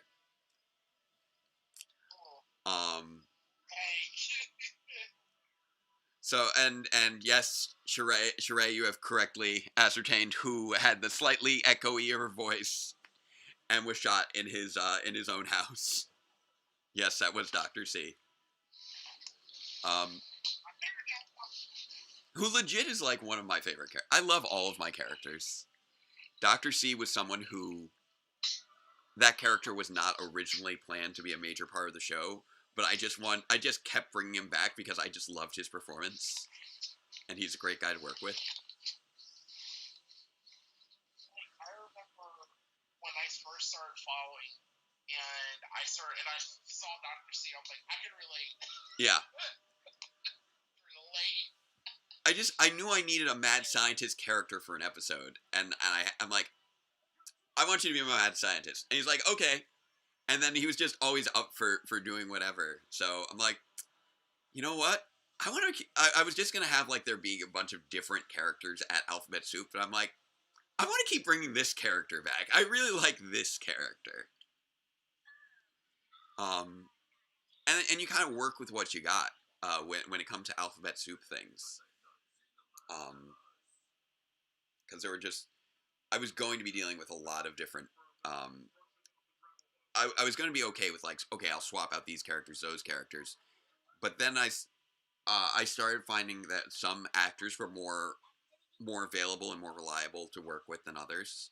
Not that the others were flaky or anything, just in terms of availability. So I started to enjoy working with them. So I wrote in arcs for their characters because I liked working with them. I wanted to keep working with them more and felt like they could bring things to the show. So like Dr. C's a really good example. R Alpha and R Beta, another good example.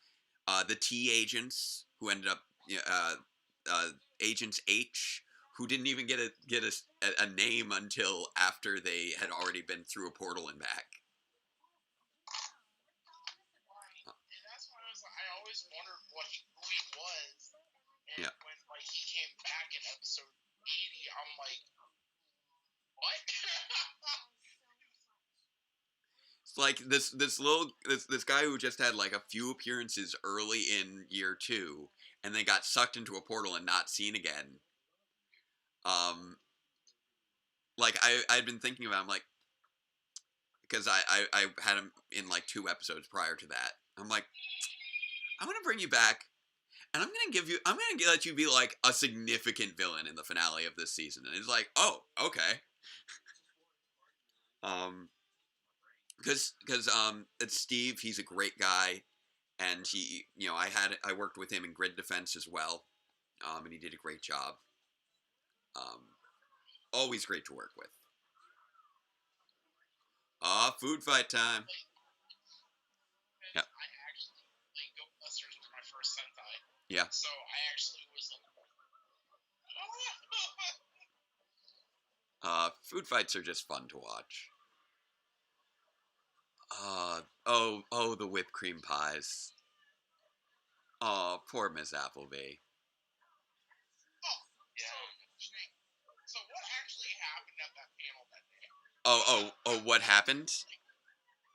Okay. Yeah, it's like I actually have heard that ever since I've heard of it. I've talked about that. Okay, so I've teased this story throughout the weekend, but I realized I haven't told it in full. So that was a crazy weekend for me because, or a crazy week, because that was Power Morphicon. That was Power Morphicon in 2012, and I was doing a lot of different things at that time. Oh, Sheree, you've got a book report to write? Okay, so thank you so much for being with us for so much of this. So. Well, Jake. Yep. I'm about to go now. Okay. So let me know when foul play starts so you can call me up. Sounds like a plan. Oh, and we've got Grumblebee popping up next, so I think I know who wants to pop in for that one. So I will grab my remote and pause for a quick moment. So thank you again for joining us, Chris. And Dan, if you want to stick around, you are welcome, and we can bring. I believe that there's an individual who has a penchant for belly episodes. Okay, so Sheree, you're just not going to be in the chat. Okay, cool. So I'll bring them in. Let's see here. If I recall my process, add people. Let's add a people. Here we go. See if this people person joins in on us here. And I think I should be able to turn this sideways for this. Oop, or maybe that way. This way, that way, somewhat.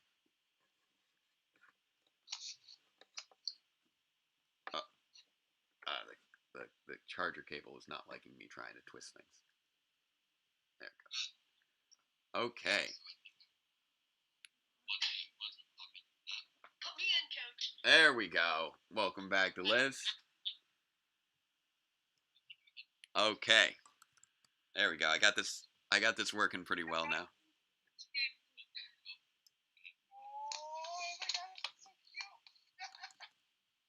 Oh, you've got. Oh, I got to do the angle twist. Here we go. My phone's practically upside down now. Now can I get both? There's the angle. There we go. Okay, there we go. Now we can see everybody. Now keep in mind that I can only see like half your screen right now. So if you want to show what you're holding, you got to hold it up a little higher for them to be able to see in there. Oh, there he is. There he is. Good little Barry Cranston. Yeah, and the bear is, oh my gosh, I can't with like camera angles, but somewhere behind my head is the shelf where all of my Billy stuff is. Your Billy shrine.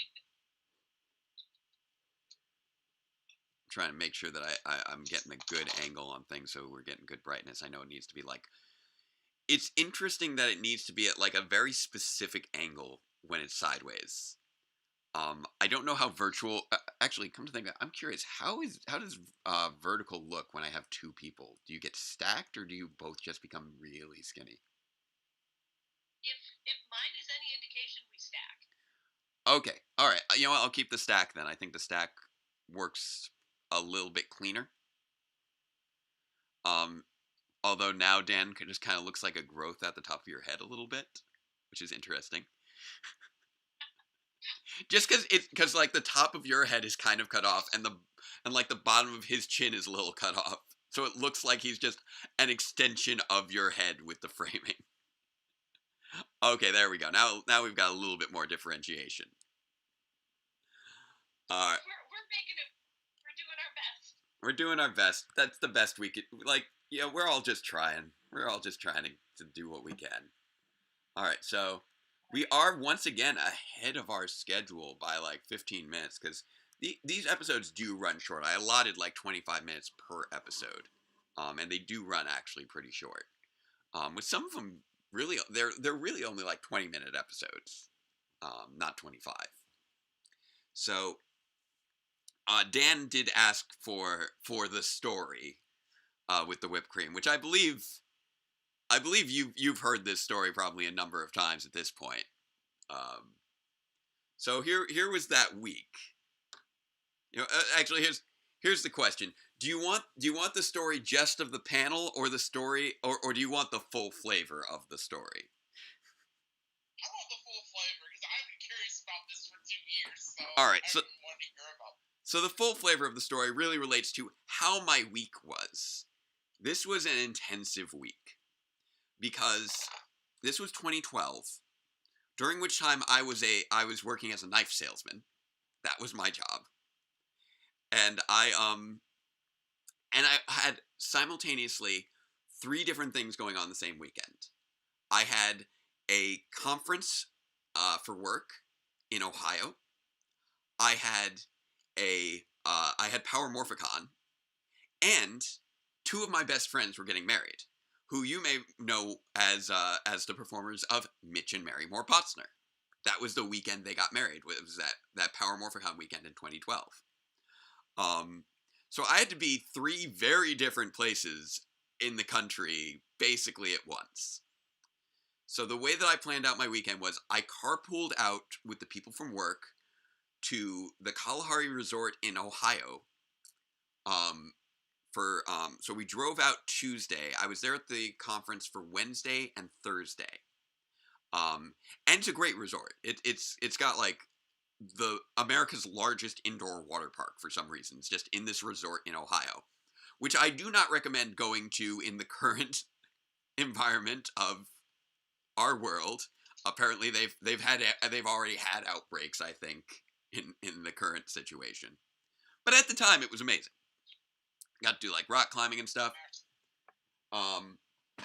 And there was also but there was also another issue. Oh man, so one of the reasons that I carpooled out with people to Ohio was so I could fly from Ohio to California. But that wasn't the only thing, because at the time, I had also my car had been totaled that summer. I got hit in an intersection. My headlight flew across the road, and I didn't suffer much injuries except for a major scratch on my toe because I'd been wearing flip-flops at the time. So, because my toe had been bandaged, I wasn't wearing regular shoes. So, I'm running around doing all this, like, wearing flip-flops, basically, as I go to this conference in Ohio, and then at midnight on Thursday, I have somebody drive me over to the airport, where I then sleep for like 3 hours in the airport lobby, and then I hop on my plane at like 4:30 in the morning to fly out to California. And I arrive early in the afternoon in California. This is like what? This is like the pure Morphicon experience already. Oh, it's like fantastic. Running around for days and being sleep deprived and getting on a plane and crossing several time zones and just being completely wrecked by the time you get to California. Oh man, I remember like as I was getting onto the plane at like 4:30 in the morning in Ohio, they stopped me. At which point I found out that the pocket knife that I had misplaced out of my kit for like weeks apparently was in the pocket of my suit. So I apparently was walking onto a plane with a pocket knife in my suitcase. But they were nice enough to let me mail it back to myself, and it didn't stop me for long. So I made it out to California.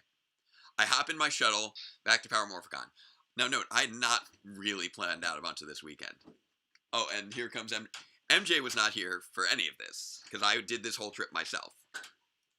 I'm telling the story of that. About the pocket knife. Yeah. The whole week. That whole week. Oh, wait. The whole week? That week. That was the week of... The week you proposed? No.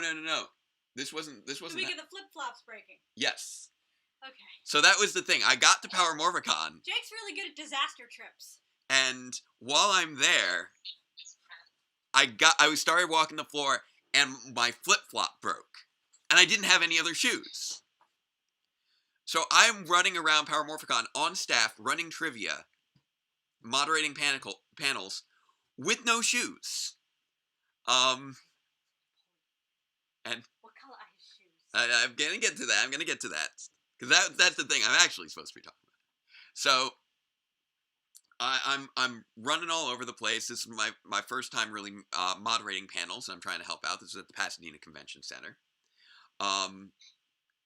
And one of the panels that I got assigned, after trivia, because I had to run trivia. That was my thing. That was my day there. Is I got to moderate the Bulk and Skull panel, and I didn't know what was going to happen in advance, any of it. I just knew that I was supposed to just kind of keep an eye on the panel and make sure things went smoothly for the guests. So I'm like, okay, I'm there to assist the guests, etc. was my thought process. And they start walking in with these shopping bags. And I don't know why they have these shopping bags. I'm like, what's going on? This doesn't seem like something that's wrong. And I see them taking out of the shopping bags these pie tins and these multiple cans of whipped cream. I'm like, what's happening? What's happening? I'm like watching this. I'm like, what's going on? And they just take they're just taking the pie cans, like doing a little assembly line between them of just fill it all up with cream, next to the next one, and now we've got all these whipped cream pies just lined up on the table as Paulie and Narvi are saying, all right, people, here's what we're going to be doing. We're going to have a workshop on how to take a pie to the face. And I'm just like, oh my God, this is amazing. All right, who wants to learn how to take a pie to the face? I'm like, oh my God, I want to be a part of this. Oh, this sounds amazing. And like all the audience members are getting up in line. I'm like, oh, this is so cool. And they're like going through the proper technique of you plant your arm on the shoulder so that you know the distance. You make the eye contact so they know what's going to happen. And then, boom, pie to the face. There you go. So they walked through with like one person, and then they bring up the next guy. And I talked to Paulie about this later, and about his experience in that moment. And he's looking at the guy, and he's looking at the guy's arm, and he sees the arm tense up, and he's just like, oh, this is gonna hurt. And he just angles his face down a little bit so it doesn't break his nose. And meanwhile, I'm watching this, and in my head, I'm like, oh, you know what? This is actually kind of messy. Is this the best idea? Maybe there could be a problem here. And this is the thought that enters my head just as this guy has tensed up his arm, and boom, pie to the face on Paulie. The whipped cream splatters beyond his head, right up against the soft wall divider above him, like 15 feet up, coating this convention soft wall divider. And I'm just like, oh no. Oh, I am in trouble. Oh dear, oh no.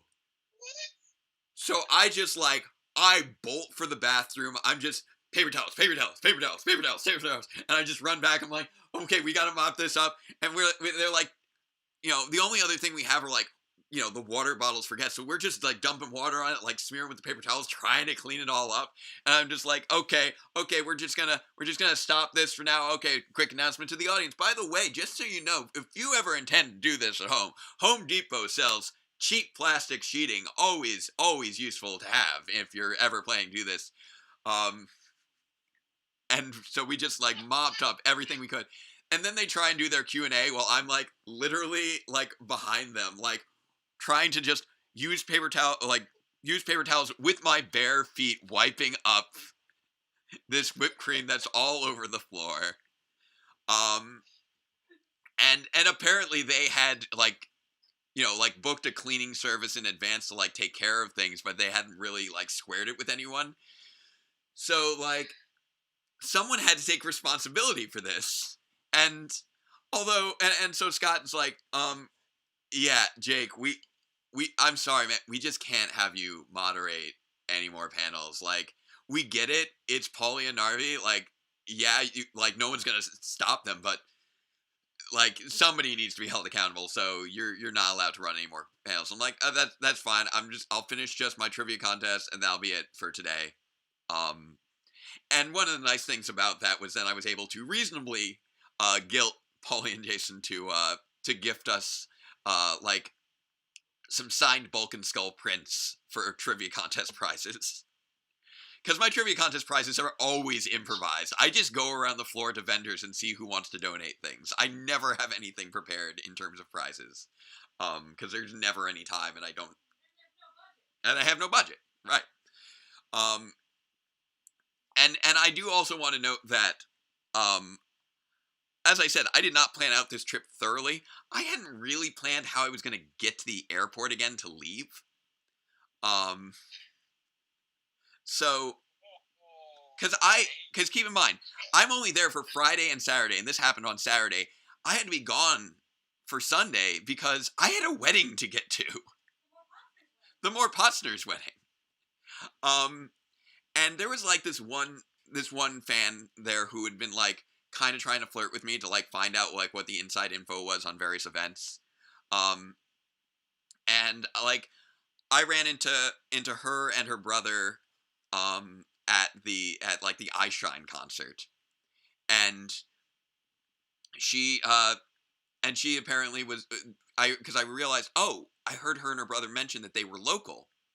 So I was able to ask, hey, do you think you could give me a ride to the airport? And they're like, yeah, sure. You were great, helping out earlier. And we were talking about you with the other fans. And it's like, yeah, I was talking to that really cute staff member. And they're like, oh, the one with no shoes?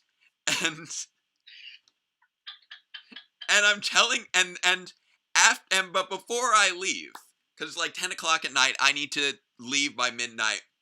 I head over to the Panda Express to meet up with Paulie and Jason because they wanted to treat me to a drink to make it up to me. So they're treating me to a drink at the bar over at the Panda Express.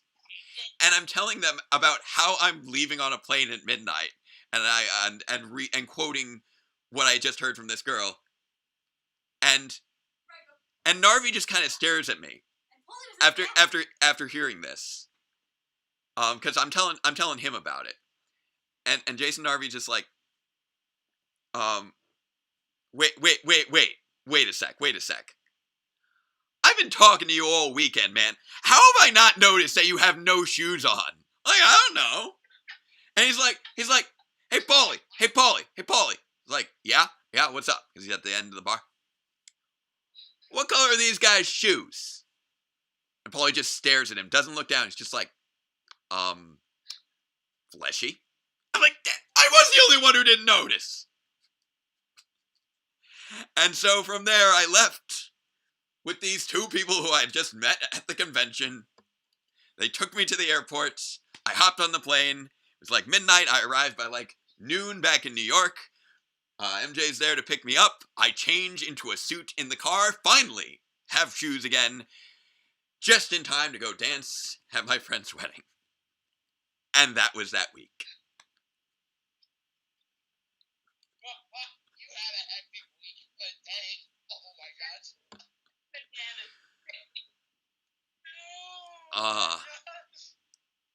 And yes, that incident caused literally thousands of dollars in damage that had to be crowdfunded. Because you apparently can't get whipped cream out of a 20-foot tall soft wall.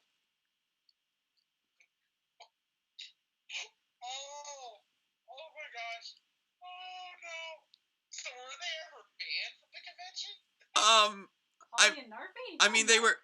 I think they were banned for like, oh, you can't come back for another 2 years.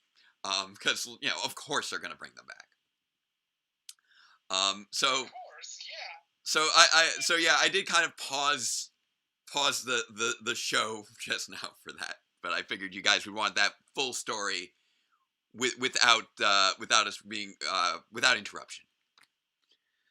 And the Wild Power Morphicon Adventures stories would like make an excellent live stream or like an excellent podcast or something in and of itself. I mean, we would have to probably put like content warnings on it, but I feel like there's lore out there that needs to be shared. Oh yeah. By the way, do you like our, I hope you don't mind us having an extra guest here. We've got Oliver behind me right now, sniffing at my helmet. I've been seeing Oliver like wander around it's in the background. Puppy. Oh, you're Puppy Puppy Liz. story. I'm Yes. like, me. So cute. Yeah. It reminds me of crochet. All right. So you know what? We are here though to watch some Power Rangers. I know. We're deeply invested in the intellectual pursuits of one Billy Cranston. So let's kick that off. Gotta love the the little Barry Cranston. All right, and I'm going to resume.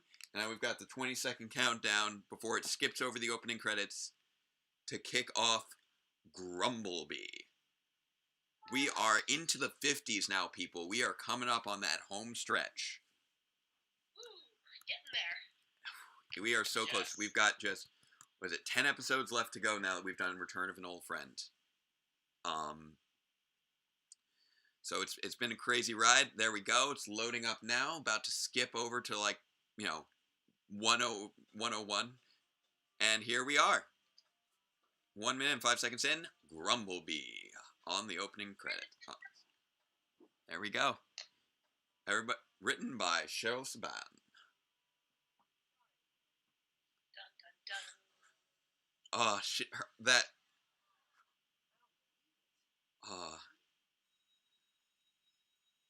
Like just that dolly zoom just there. And that Miss Appleby knew that was something to apologize to, that she needed to express sympathy for. And she got those relationships with her students. Yeah. Like, if a kid, whether you should be offering condolences or congratulations when a kid gets a B. It depends upon depends on the student. Yeah. And this is one of those episodes that's like intensely relatable if you have a certain kind of childhood. It's like it's a meme at this point that anybody who was carrying around that like gifted and talented label in elementary school grows up to be just like a depressed, anxious underachiever. And this is one of the reasons why, when you grow up being told, oh, you're smart, that's your strength, your academics are your strength. Yeah. You tie your self-worth to your grades. So this is just like, this is an attack on Billy's identity. Big time. Here.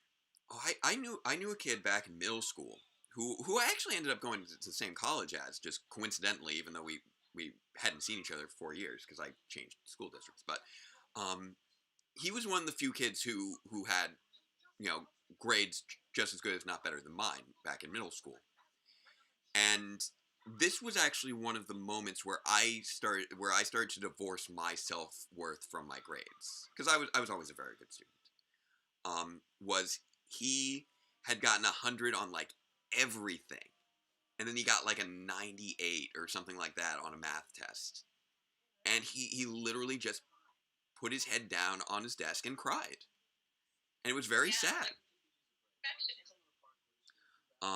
And I realized, like, I'm like, I don't want to feel that way about myself and my grades. So I was around 8th grade, I stopped really being that invested in always being a perfectionist on my grades. I still got like all A's, but it was no longer like, if I didn't get 100, it was not the end of the world. Because that was a little bit of a wake up call, and I really felt a lot of sympathy for that fellow student there.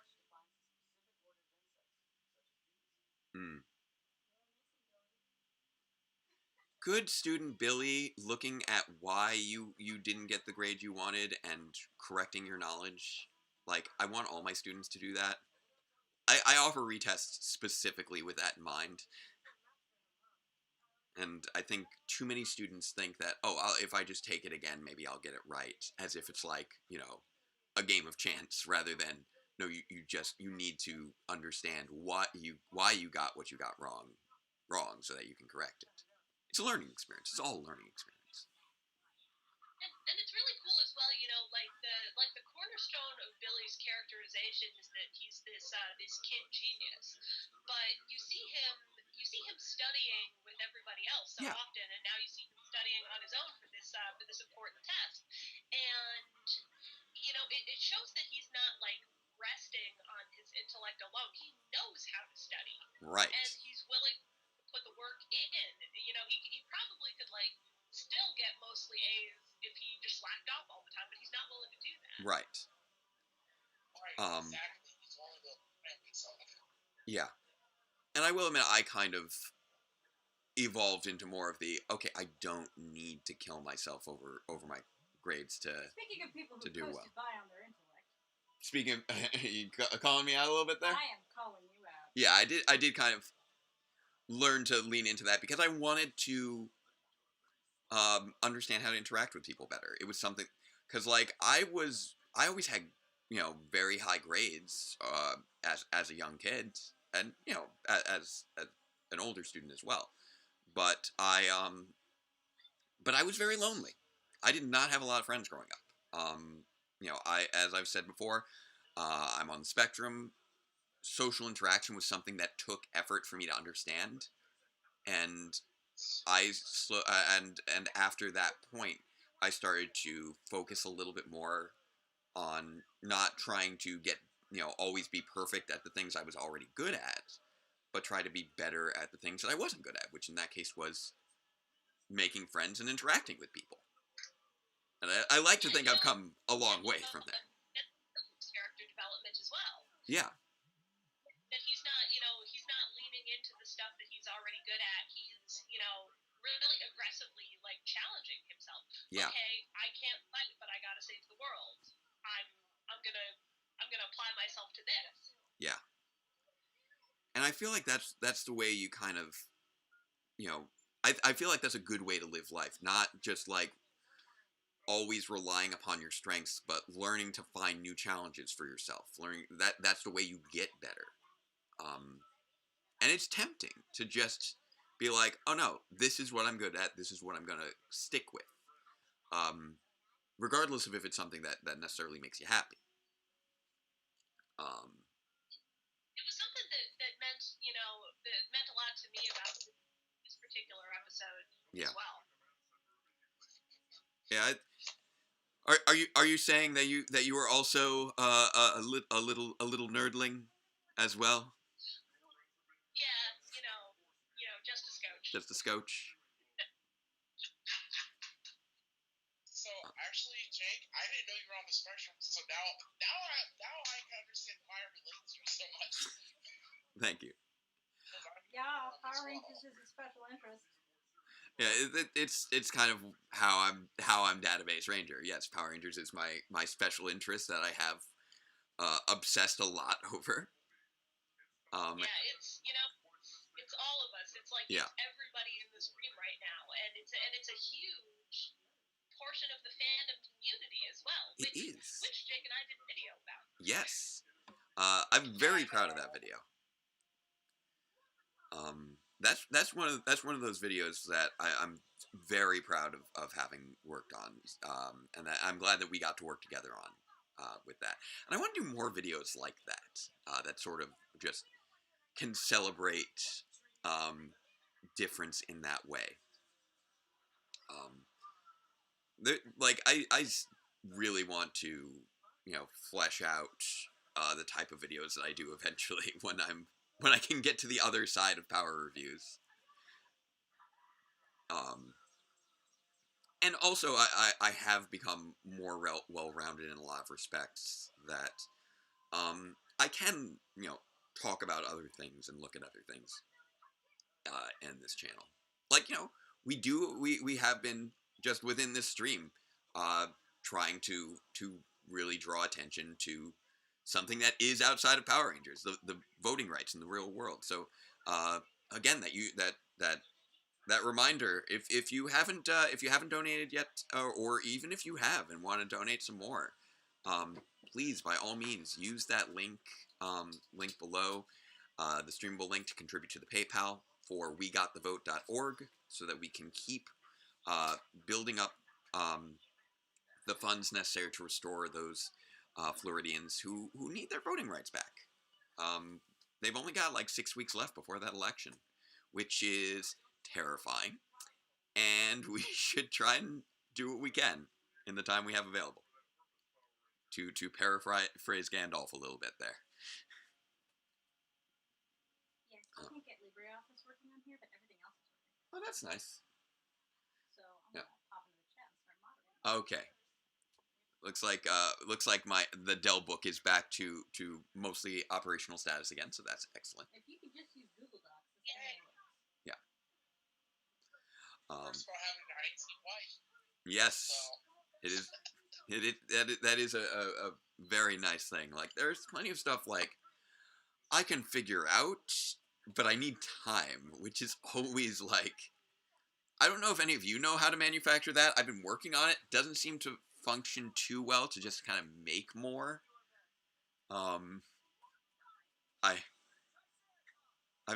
There's only so many hours in the day. Just kind of vanishes on you, doesn't it? Yeah.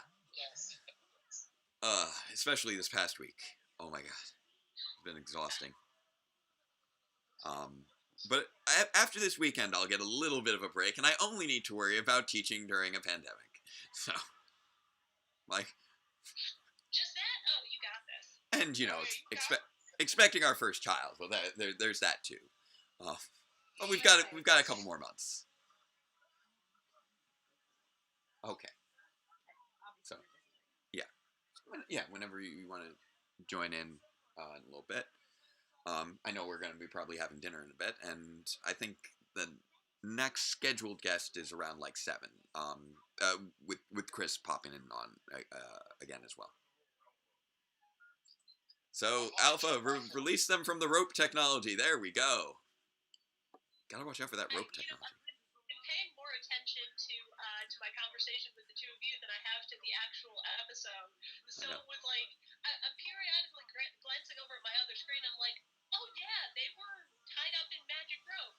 And I'll glance over a couple seconds. Okay, now Billy is like on the ground covered in silly string. Yeah. It's covered in goo. Always covered in goo.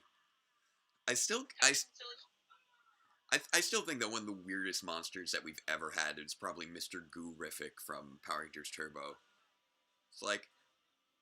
Oh yeah, oh god, that... Yeah, Cassie's best friend. Cassie's best friend is arguably like the weirdest episode of Turbo, and Turbo already has plenty of weird stuff going on.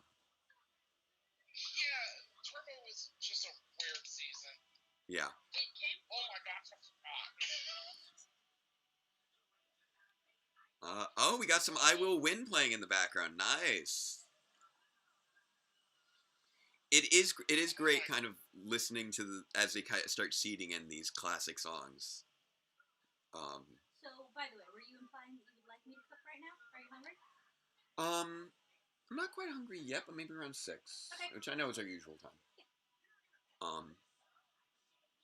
So you're getting the real insight into the life of Database Ranger here.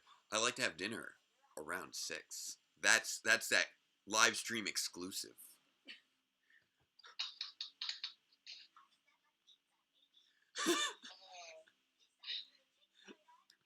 Really, Alpha? Pasta la pizza, baby. Pasta la pizza. Oh, I'm reading the chat as we're talking. It's interesting to see what people are saying. Yeah. All right, Billy's got the super soaker. Swat this beat. Gosh, I forgot about the super soaker thing. That thing's great. Oh my. It's been far too long since I've seen this episode. Now I'm gonna go back and rewatch this and be like, holy crap. Yeah. Oh my goodness.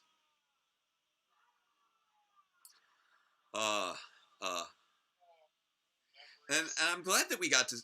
I'm like it's weird because I actually I have more. Although I like the Grumblebee monster and its design. Like, I really largely have, like, more of an attachment to it as Waspicable than as Grumblebee.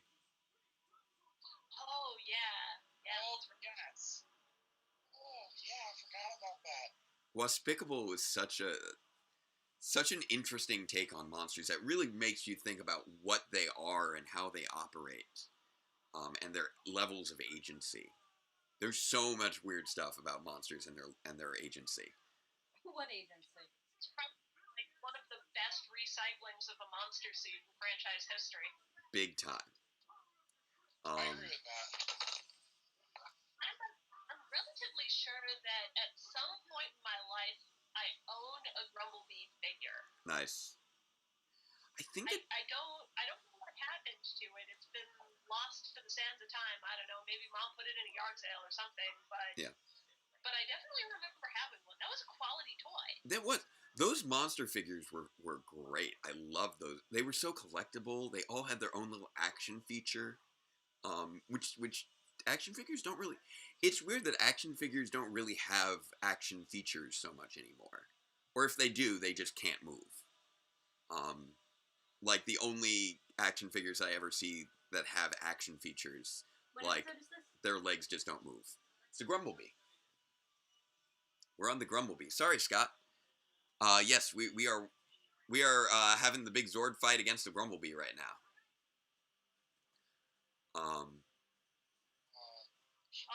Zord looks pissed. Oof. Which is weird. It's all you gotta do is just angle that head just a little bit downward to get that sort of Stanley Kubrick look. Actually, now I want to see that shot again of the Megazord like approaching with that angry expression, just with like the soundtrack from Clockwork Orange playing. That would be amazing. Just a little Beethoven in the background, It's just like walking up and it's like, oh man, this thing's gonna mess me up. The Megazord is intimidating, especially with like the horns and just it's very like it is built. Yeah, I mean, I think that a large part of what made Mighty Morphin as iconic as it was just the visual design of this first season, which of course, you know, it just like took everything wholesale from G-Ranger, but like the suits are so clean and so graphic in that way. Wonderful. And there's just something like really aesthetically pleasing about the shape and the design elements of the Megazord. Yeah. Everything looks cool. I'm also once again amused at the way the stacking works on Skype. It keeps looking like because your head's like cut off here and Dan's head's cut off about here, so it just looks like you just have sort of an extra set of eyes on your forehead and like curly hair just up here. Gotta love how Skype manages that. Oh, there we go. Yeah, if you each like were to just tilt your camera just up a little bit, we would no longer have the sort of half head syndrome. Or correction, if Dan tilted his camera down, you tilt your camera up. That's what it would be. We're gonna do it this way. Nice. I'm using like an infrared on my phone right now, so. Yeah.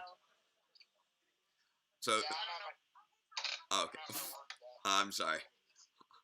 No, yeah, Liz, no, you gotta angle your camera up. Now I'm seeing less of your. We're back to where we were. It's okay. I wish that there was a way I could just like wait. Oh wait, can I switch the stack? Well, I mean, I'm gonna be heading out after this episode anyway, so. Oh. So am I. I'll jump back in after your guess is 7 if you would like. Yeah. Wait, how does this work? Oh wait, can I? What's this? I've got like buttons I can hit. I don't know what any of these buttons do. All I know is that Liz just got turned into a little Liz. I don't know how. Oliver seems so offended at the helmet. It's very strange.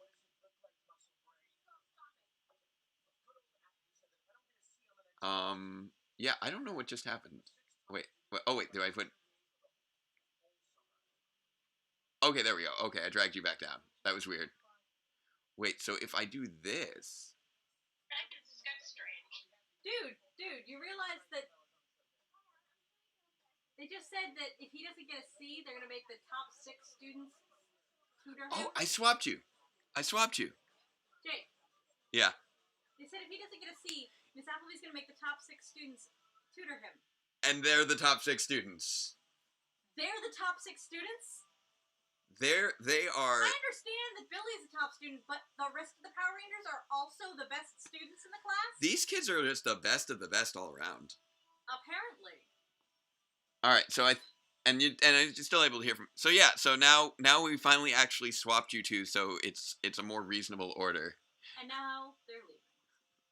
And now that I minimized my Netflix and I'm looking at the other side of the stream again, I'm seeing the cat just like staring intently at the Phantom Ranger helmet.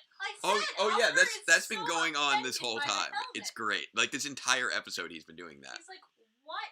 He's doing here. Oh. Yes, he's just sitting there staring. It's like, what are you staring at? So, it's because the helmet's staring back at him. He's staring at his own reflection in the visor. We've got 2 heads are better than 1 queued up. You want to see some good old fashioned Jason and Tommy mind control conflict? You just spent like the past 5 minutes trying to get both of us on Skype appropriately, and now it's time for 2 heads is better than 1. Yes.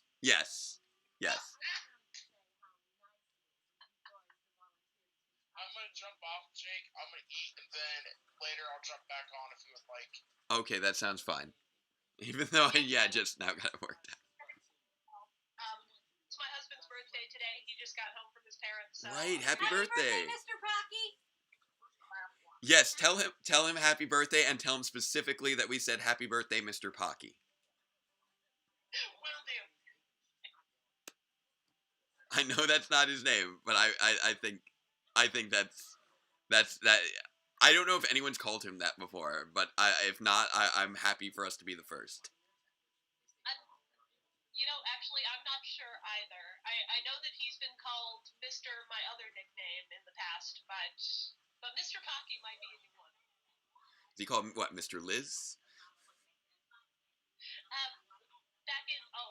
Back in like the days, because I've had the same internet handle for 15 years. Yeah. At this point, my nickname used to be Random, so there's some people who have called him Mr. Random. Oh, okay. Yeah, I've only ever been Database Ranger online as far as my handle. But yeah, yes. This is like a deep dive. This is like a deep dive into Pocky Squirrel's origin story right now. There we go. Only here on the Mighty Votin charity live stream. Content that you won't find anywhere else. There we go.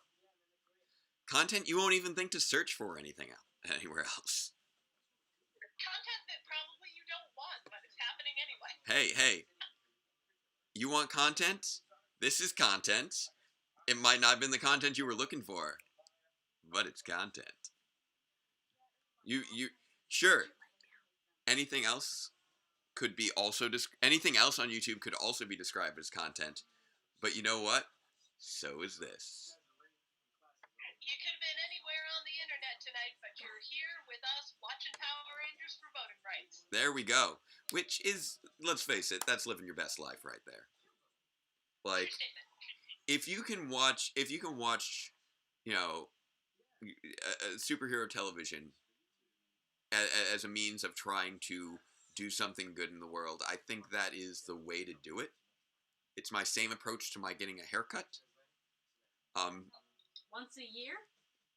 Well, not once a year. We have additional Toku Cats. Oh, additional Toku Cats. There we go. Additional. Bambozilla's Skyping with Oliver.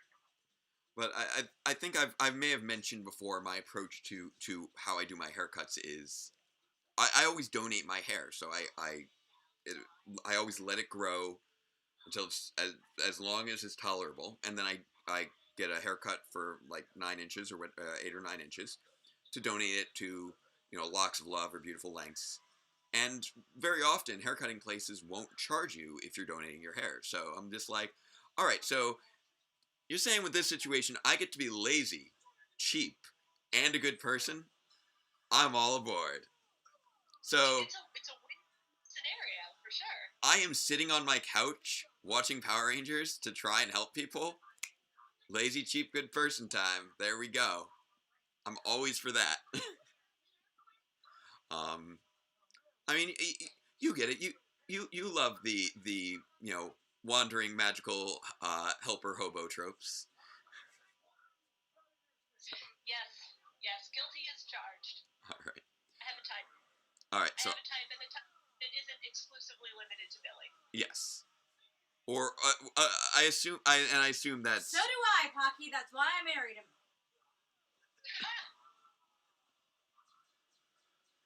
I'm a very unique type, I think, though. You're a bit of a Billy. I'm a little bit. Okay, I'm a little. Yeah, just a bit. I do what I can. All right. Billy was my boy too. So once again, happy birthday to Mr. Pocky. And thank you, Liz, for joining us for so much of today. We're almost a third into this episode now, too. So I don't want to keep you away from the celebration. All right. Have a great night. Bye. Enjoy. And here we go. And I'll do the little boop of the nose and the boop of the hang up here. Here we are. Oh wait, I think I still got Chris in here somewhere. Maybe I don't know. Here we go. Oh, I got some messages earlier.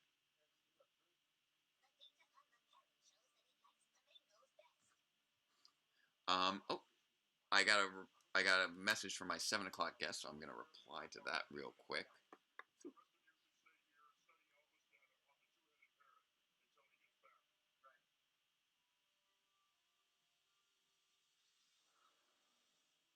So it's looking like that might be through a traditional phone call for my 7 o'clock. I've got my 7 o'clock booked for. I've got a 7 o'clock phone call planned. It's gonna be good. Here we go. I'll center it a little bit more on me and Ollie over here.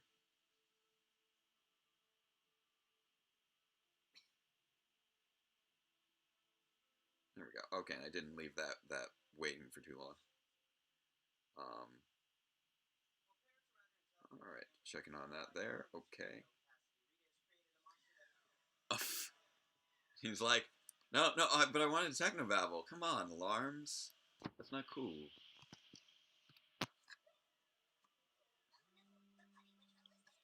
Oh.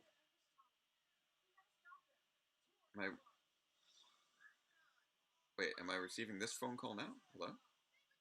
Let me see if this is the person who I was talking to. Hello? Hello?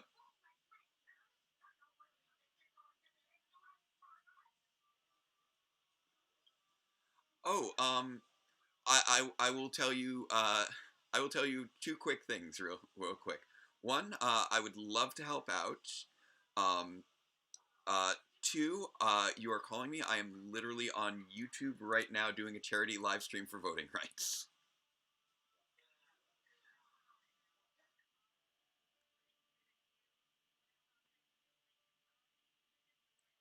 Yes, you can is it something that you can if you have my phone number, could you text me?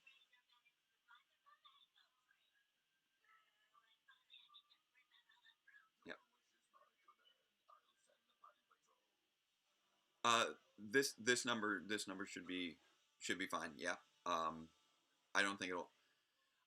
Yeah, I'm currently in the midst of watching all 60 episodes of the first season of Power Rangers to raise raise awareness within the Power Rangers fandom for voting rights. So it's been a long weekend.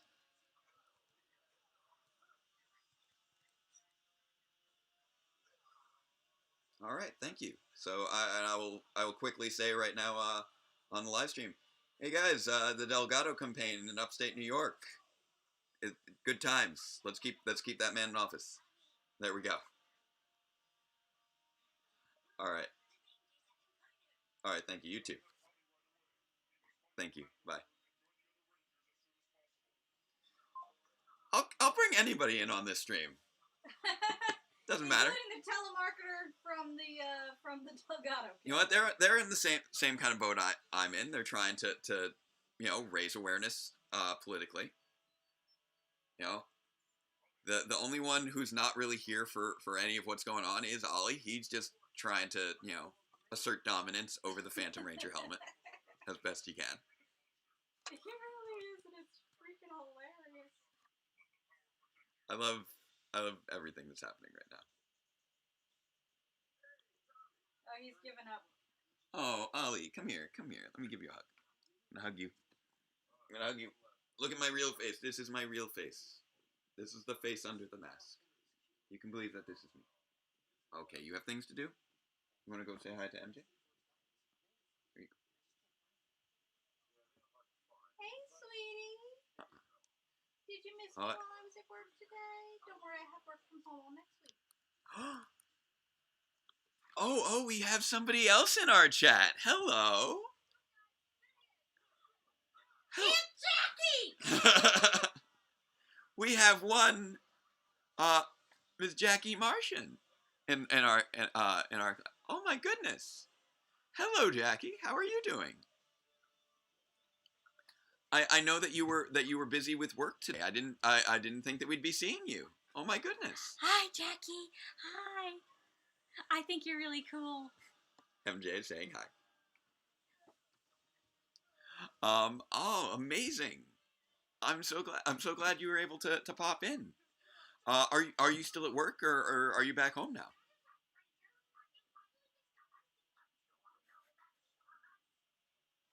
Oh, that's amazing. I know there's a stream delay between I think she says she's just popping into the chat to tell everyone to vote, and she sent a smiley. I appreciate that. I don't know. That might have been a drive-by. It might be. I know that Jackie is working hard today. Everybody's working for the weekend.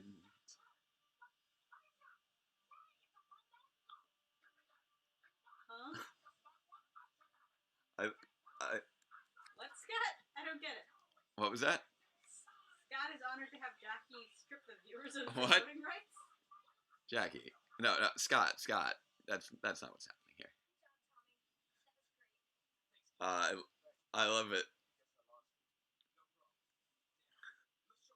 This has been a fantastic day. We had David Fielding here earlier. We had Jackie Markand here now, and I my voice is getting hoarse. Drink more water. Actually, I'm starting to run out. I can refill it. Thank you. I haven't been able to get up to do that. Whoa, this is very empty. Yeah. Yeah, exactly. Hang on, let me let this auto. My fairies harvesting my garden while I go fill up the water. But I do have Yeah, I think that was a drive-by. Later. Apparently, someone who we thought was going to be able to make it won't be able to make it tonight, but that's okay. But yeah, I don't know if Jackie, you're still in the chat, but considering you are here, I figure I'll let you guys know who we're expecting in the next hour. In about an hour, we'll be joined by another writer from Power Rangers, one Mr. Mark Litton. And we will actually have him on here to discuss the episode that he himself wrote, Second Chance, which should be right around 7 o'clock. So that's what we got coming up later. So I'm very pleased that we have Jackie here in the chat. We had David Fielding earlier, and later this evening, Mark Litton, the writer from Second Chance from Mighty Morphin Power Rangers Season 1, will be here to talk about his episode from Season 1. And we have Melissa. And well, that was yesterday. Yes. And yesterday we had Melissa Flores, and obviously a bunch of Ranger fans here throughout the weekend. So again, if there's any other people you want to keep seeing, keep those messages going. Jen Nugent is interested in popping into your stream. Oh yeah, Jen Nyan. Hopefully I'm pronouncing it right. It's Nyan, right? I can see about getting you in here. Mr. Poppy sends us thanks for birthday wishes. Wonderful.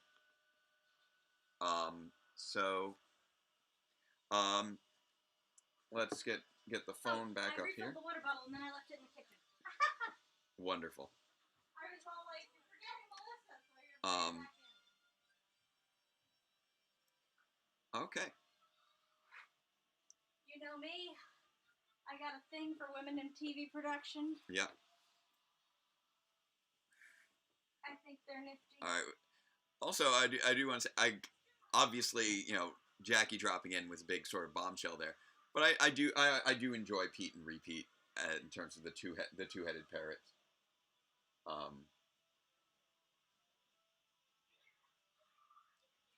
So I'm responding to a message over here. Jennifer says, "Oh wait, I need to add you on Skype." Yes, I am Database Ranger on Skype.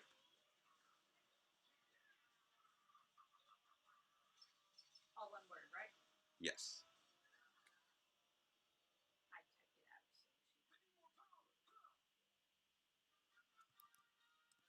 I'm just sort of trying to check multiple things while also enjoying Power Rangers all at the same time. I will start the tortellini.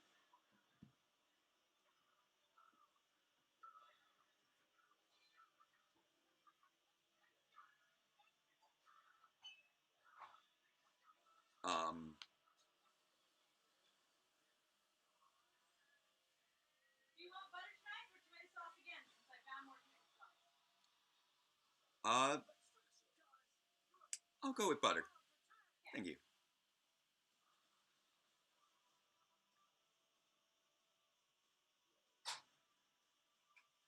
This is that alternate Ultrazord combination, just like we had the alternate Megazord combination, which is such an interesting thing. I don't know why that sequence exists. The combination comes out the same though, right? It's an alternate combining sequence. Yeah, which is what makes it so strange. It's like, you use a stock sequence all the time. Why do you have a different stock sequence during these last few episodes?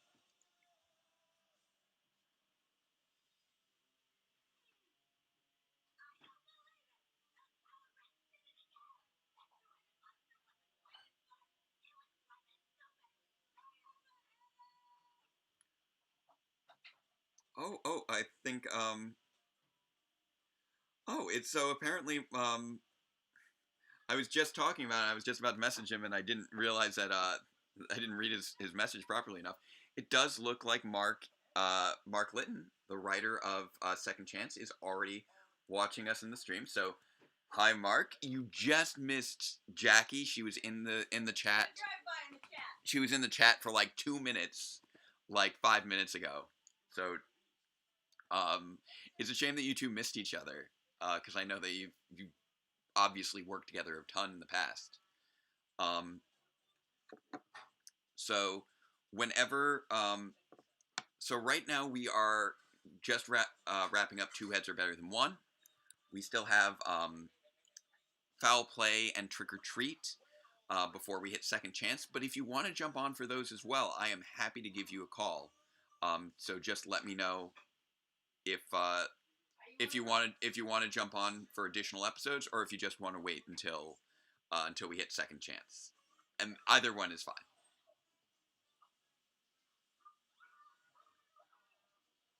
So I'll put that out there for you, because I know you're watching the stream now,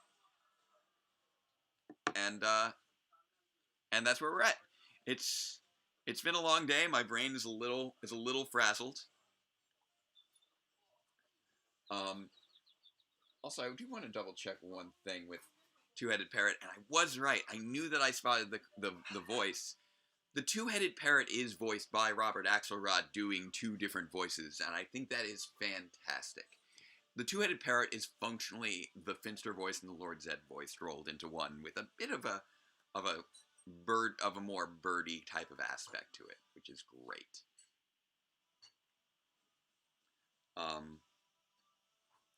So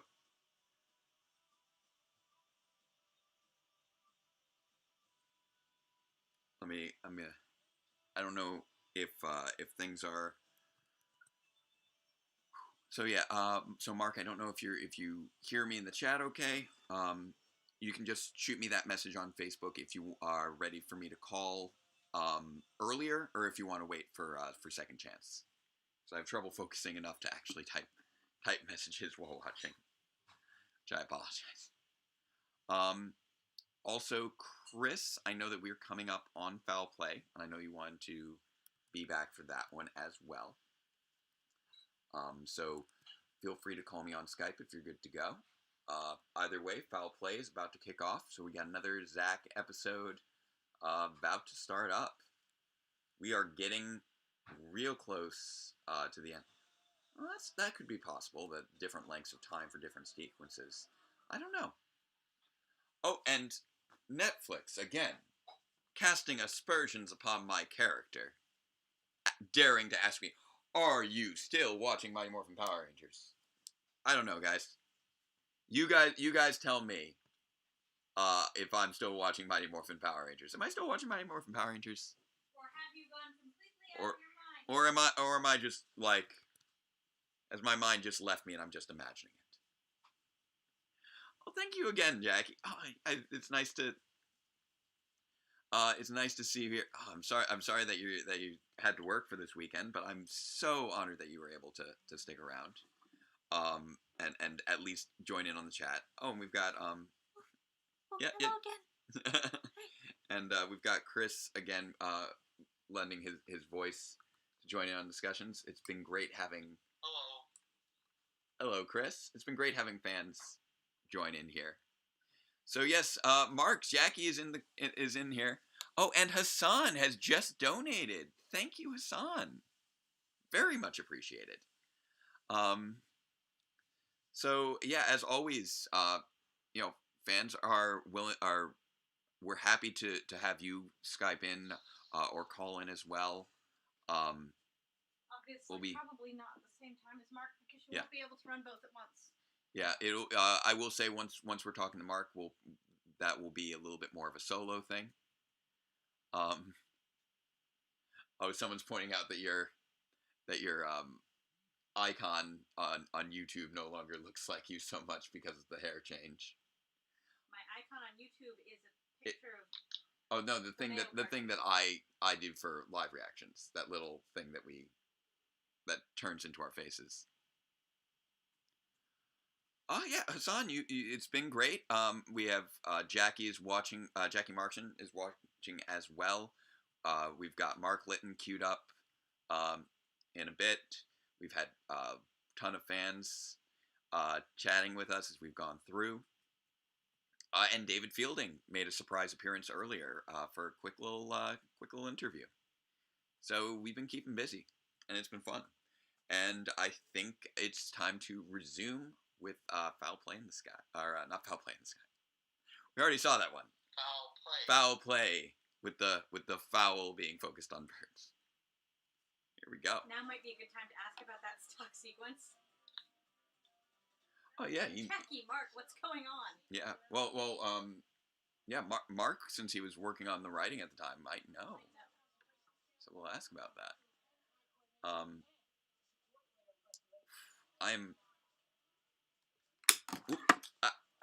Sorry, I was trying to grab something there. Oh, okay, I didn't like accidentally hang up on you.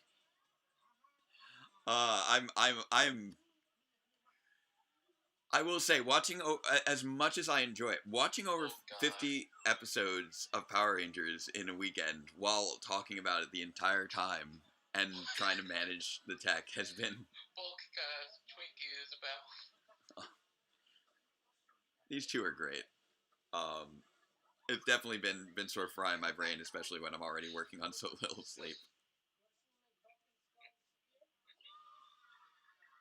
Let me see if I can check on this real quick.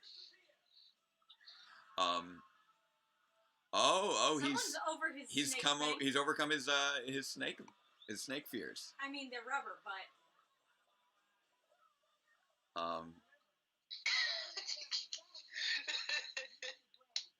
yeah. I'm gonna just in case. By the way, if my message didn't get through to Mark, I'll send a little message on Facebook to make sure that I communicate everything properly. Zach is always. Opposite Oreo says that's my cousin. Oh. Opposite Oreo is one of your cousins. Wait, who's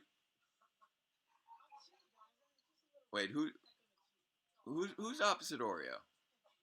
Wait, is this? Wait, is it? No, I don't believe it's. No, they were talking about the hair in I think the hair in your picture not adding up with your real life haircut, which could mean that it might be your cousin. Opposite Oreo. Christian? Really?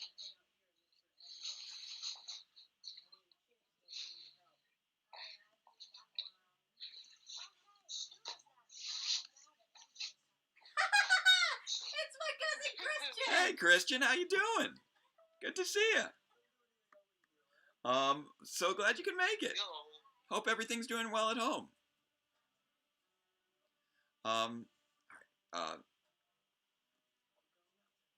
Let's see here. Oh, you're talking about my picture. Is it because of this up here? Is that what you're talking about? I like to think I still look a lot like my picture. I see it. Like, it definitely fits my hair.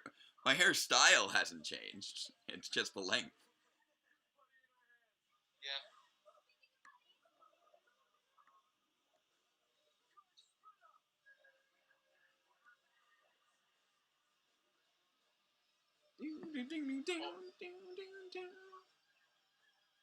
You gotta love the songs that popped up later on this season. Combat's a great song. Combat. Yeah, completely. Yeah. Exactly. And I see I got that text from the volunteer who called me earlier. Okay. Well, Jackie, keep up the good work on whatever you're working on this weekend. And Christian, thank you for joining us, however briefly, on the stream. And yeah, we're gonna just keep this rolling. We got a couple hours left to go.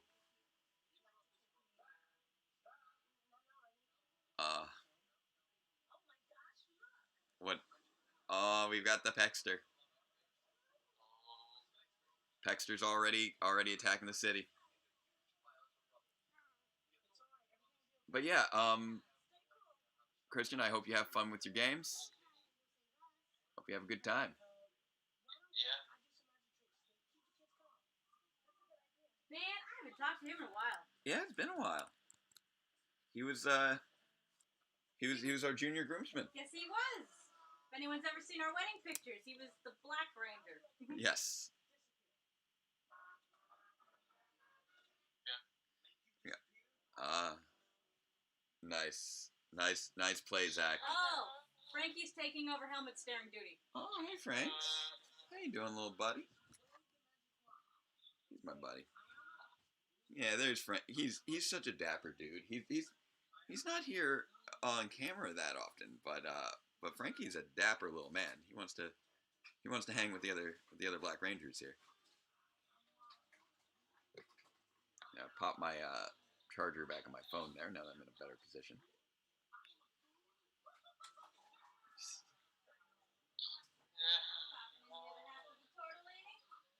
Oh, sounding good. Oh. Excellent. This is like we did a magic trick. They feel so proud of themselves right now that they just provided him like a little alibi to escape.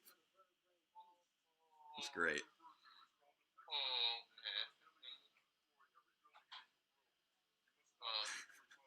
I like how, like, early on it's like, oh, this monster's gonna destroy all the food, or this monster uses flowers, this monster does this. This monster's mission is to destroy all the buildings. They're just like, look, we've had to come up with all these different ideas for what these monsters can do. This monster likes to destroy buildings. Can we just have this monster just like to destroy buildings and then just move on? I mean, they all like to destroy buildings. But that'll be. That's his goal. That's his deal. He's gonna destroy some buildings. Let's just go with that. Move on. Make the kids flip around some more. We gotta keep this machine running. Sell the toy. Yep. Like we're in the. You know, we still got another 7 of these left to do before the year's out.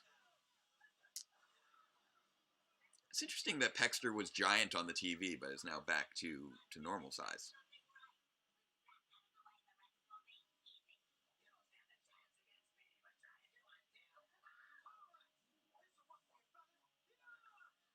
Oh. Pexter, they're just... I'm also just amazed at the quality of the Zhu monster designs. Because these were basically on the fly when you get right down to it. And they're all just sort of, you know, vaguely, you know, based off animals, but they're still pretty great. Pulverized Zach. Ay, indeed.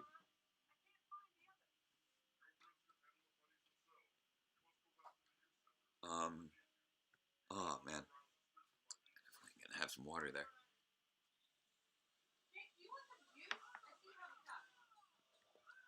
I do have a cup. That is true. I don't know. I think I'm okay at the moment. Truth be told, I have been sitting here for over 9 hours, and as much as hydration is important, I've also probably hydrated enough in certain regards. Well, you know, you can take 5 at some point for that. That's true. I'm here now. That is true. If you want to do that the next episode break, that might be a good idea.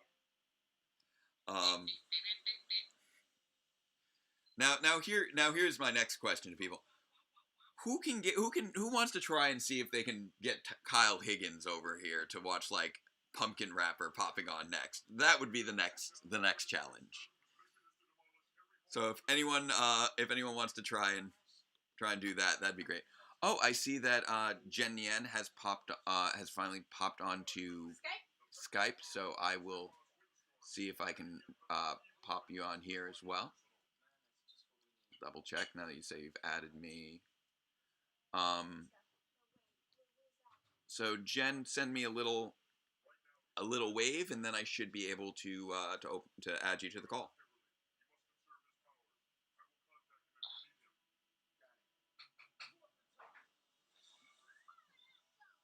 Ceratops, saber tiger, Tyrannosaurus. There we go. Oh, Frankie, did you get spooked, or did you want some cuddles? Come here, little cuddle man. Come here, little man. Who's my little Frankie buddy? I've divested the boys of their collars, so they can't make noise tinkling on their bowl while you're trying to film. Who's my little buddy boy? Who's my little man? Yes, it's you. It's you. You know it's you. Come here. Okay, yeah, I know. Truth be told, it's like 15 minutes before his dinner, so he's a little crankier than usual. So I should know better than to cuddle him at 6 o'clock. He knows. I know what's up, Franks. I know. Really, Bulk?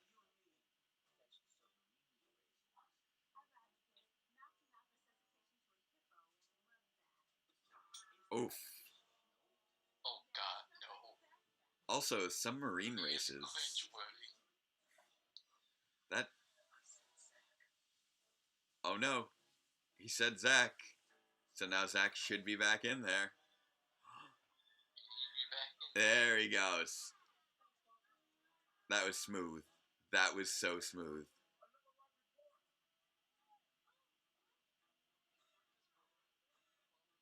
That was great.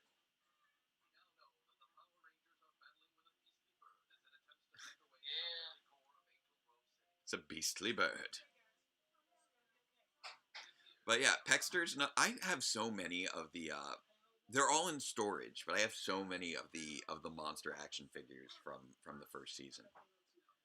Because we've got Pexter, we've got Pudgy Pig, we've got like Nasty Knight, Snizzard, obviously.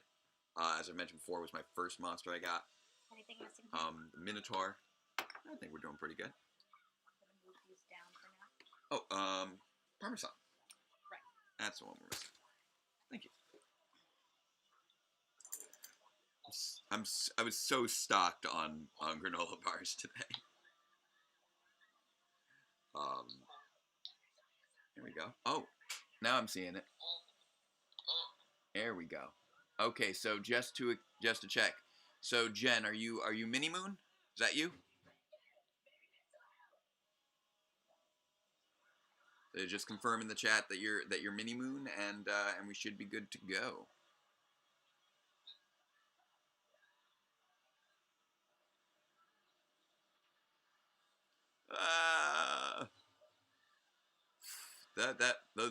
Those wings, man.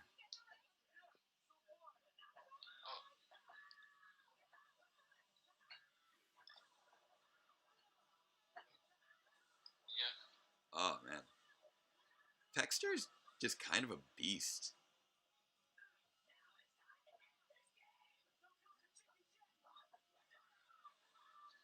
I've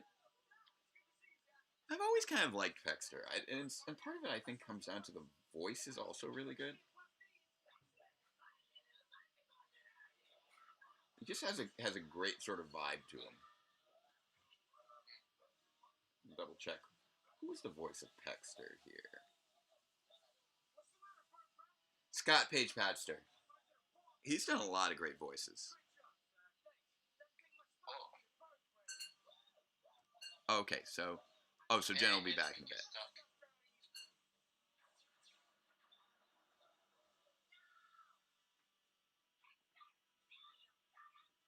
Pexter's got to grow. Yeah.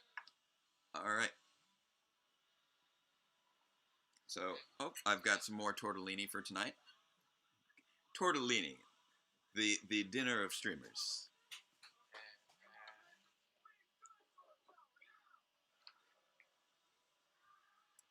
I feel like this. Oh, there we go. Thank you very much. Parmesan, always necessary. This has also been just an interesting live stream approach, because I don't feel like there's too many live streams quite like this. At the very least, I don't need to like embarrass myself with my poor video game skills. Rondé, welcome back.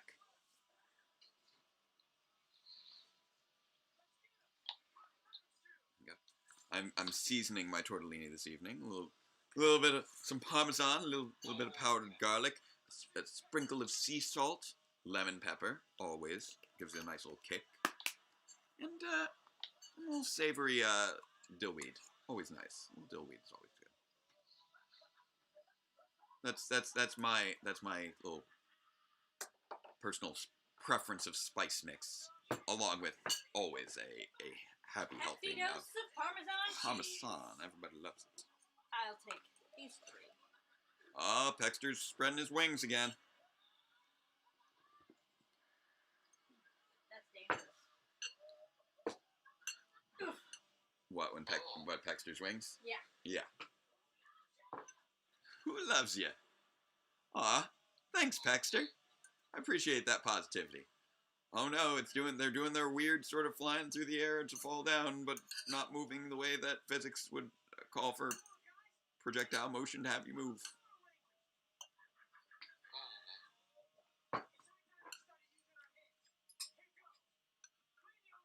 Yes. We are watching Foul Play, and I'm eating tortellini with some Parmesan and assorted spices. Yeah. And of course a little butter.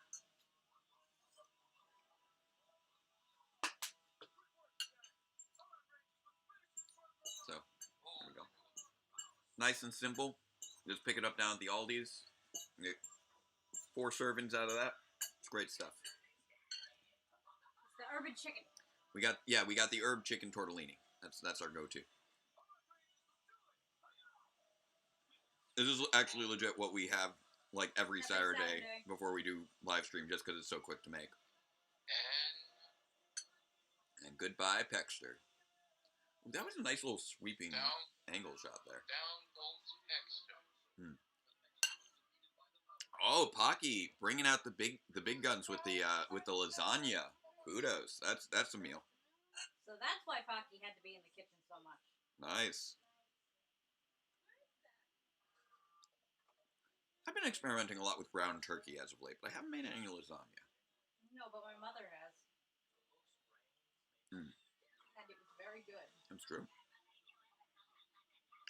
But yeah, it's just little pasta. They're like raviolis. They're very similar to raviolis. Just a little smaller, a little differently shaped. Tortellini is good time.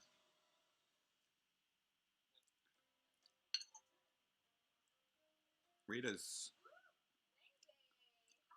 threats to her people, I feel I've got a bit of weakness after time. What? The fact that she never follows through? Yeah. Oh, le petit bistro. Oh, ça, très chic. He's leaning on the Parisian style. Oh, man. That's not what you thought it was. Yeah.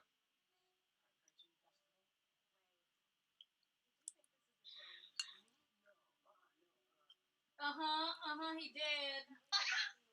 He did.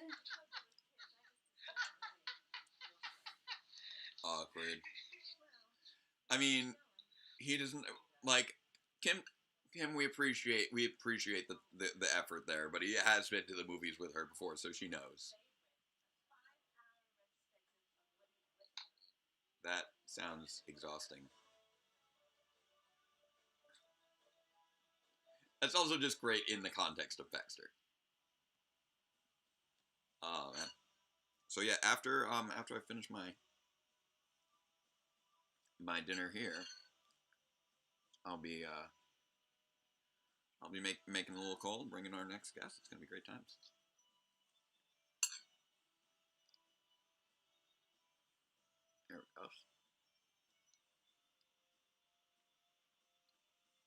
here we go.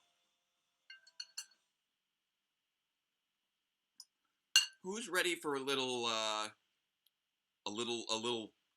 Les Mis reference coming up next? That's gonna be a good time.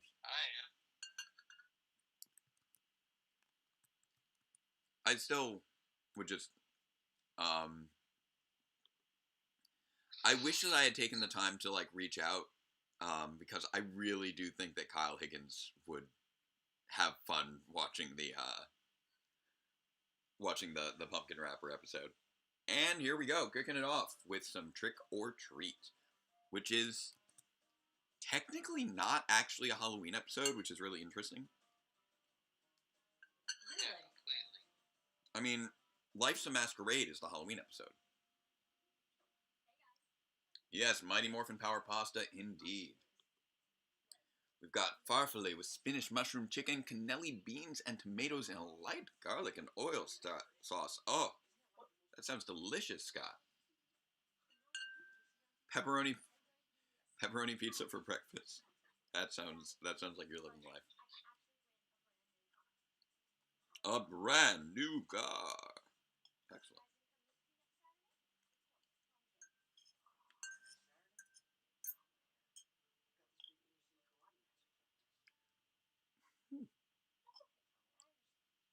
Aw. She understands, but she's disappointed.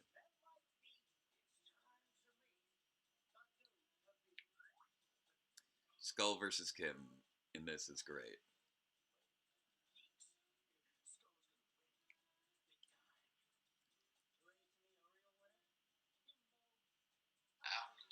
Oof.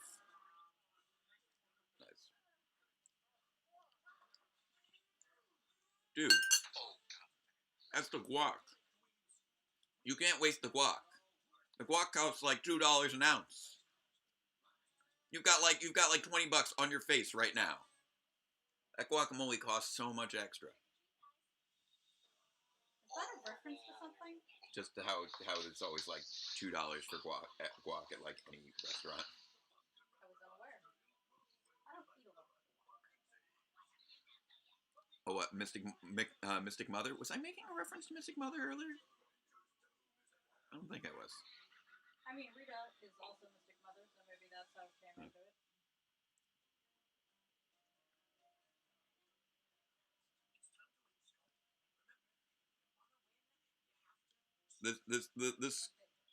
This TV show just is such a weird TV show to exist. If you want to win, you have to treat. Like, I love the idea of a Halloween themed game show, but also like, why does it exist? I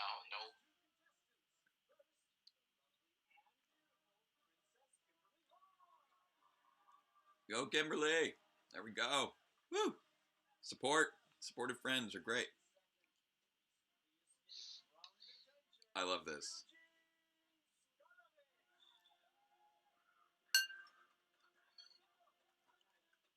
But this is where, if you didn't realize before that Narvi is a huge theater nerd, this is the moment when you really realize it. Because do you see what's written on his chest? 24601. He's Jean Valjean from Les Mis. That is his costume, and that is amazing.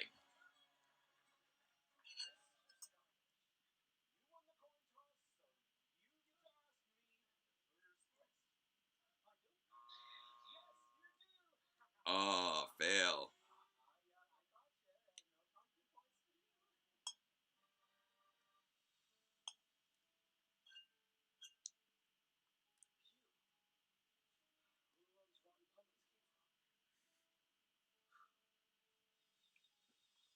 Tommy, why are you in the middle of a pumpkin patch on your way to an inner city martial arts tournament?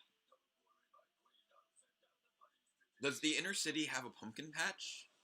What Not is inner city? Intercity. Oh, intercity. Okay. I was very confused by the terminology there. As As in between cities. As in he is representing Angel Grove against some other city. Okay, I was unclear on that.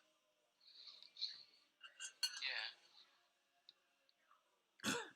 Like we just kicked those two buddies and then they like had a moment before they fell over.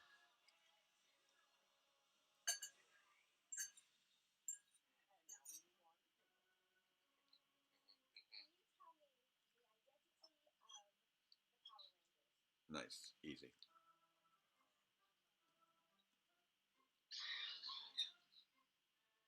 What? Why are you even playing for time here? So what, it's Stump the Vampire? Yes. Which is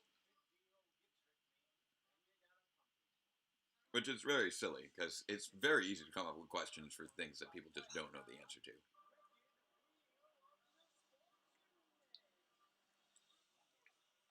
Like, I feel like the only way to make that game fair is if you can actually answer the question you're asking. Right, exactly. And she's certainly not going to tell the identity of the Power Rangers. Yeah.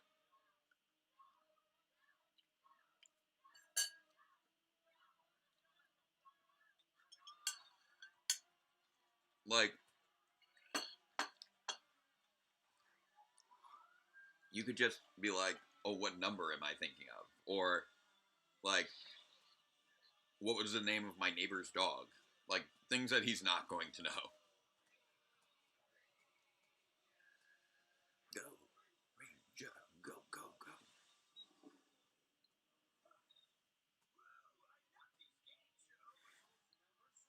And she's spinning.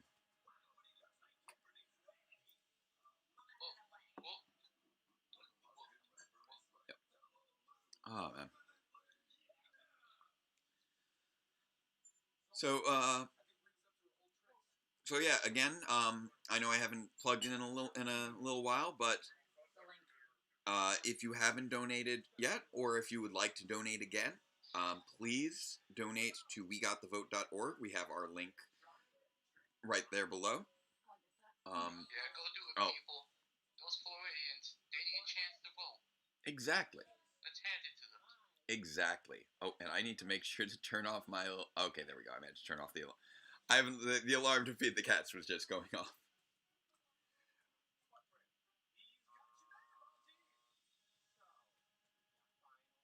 There we go.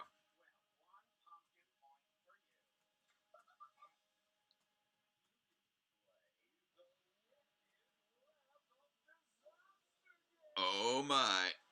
Wicked web of disaster. Oh, what these wicked webs we weave with words of wording, speaking that I was doing. Okay, so this competition's just down at the youth center. As is every competition at any point ever. It's also kind of impressive how many sets they actually had for this show, between the hallways of Angel Grove, the classroom, you know, the youth center, the command center, and then this. Pretty much everything. Yeah. And he do it. There he goes. Come on, Skull. Oh no! He's got an evil bug thing to spray goo in his face, because that's the thing. I got you. Boop, boop, boop, boop. There we go.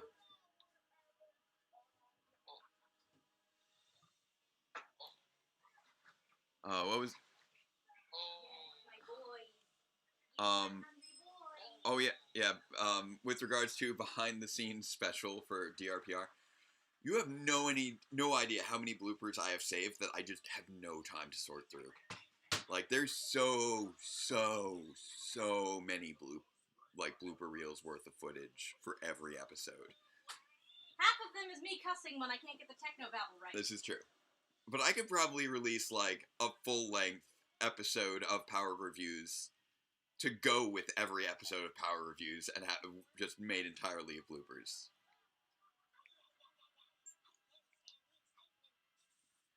Because keep in mind, like Kimberly won the car. Power reviews, most episodes are like 22 minutes at this stage, but that's edited down from like literal hours of footage, like usually like 3 or 4 hours worth of footage. I edit down to like 20 minutes. Whereby we, I mean the actors. Well, I also don't give you guys time to rehearse in any way, or it's just we No, I have the we lines also have a and we tendency go. to sometimes go off on riffs just because we think it's funny. That's also true.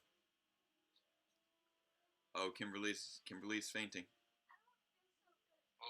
Oh. Kudos to Kim here. Wait, is this the one where Billy goes, she had a mild cardiac infarction? A slight cardiac infarction. No, cardiac infarction is a heart attack, Billy! It was just a little one, though. Just a little heart attack.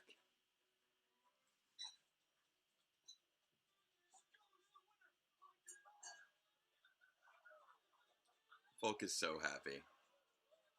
He's so this is honestly a great moment that just is so supportive of friendship, and Kimberly really being responsible as well. Like, she didn't even really like hesitate to jump in there to be like, oh, city's in trouble, okay, I gotta get out of this. Like, we've had moments where like Rangers are shirking their duties, and we're not seeing that here with Kim.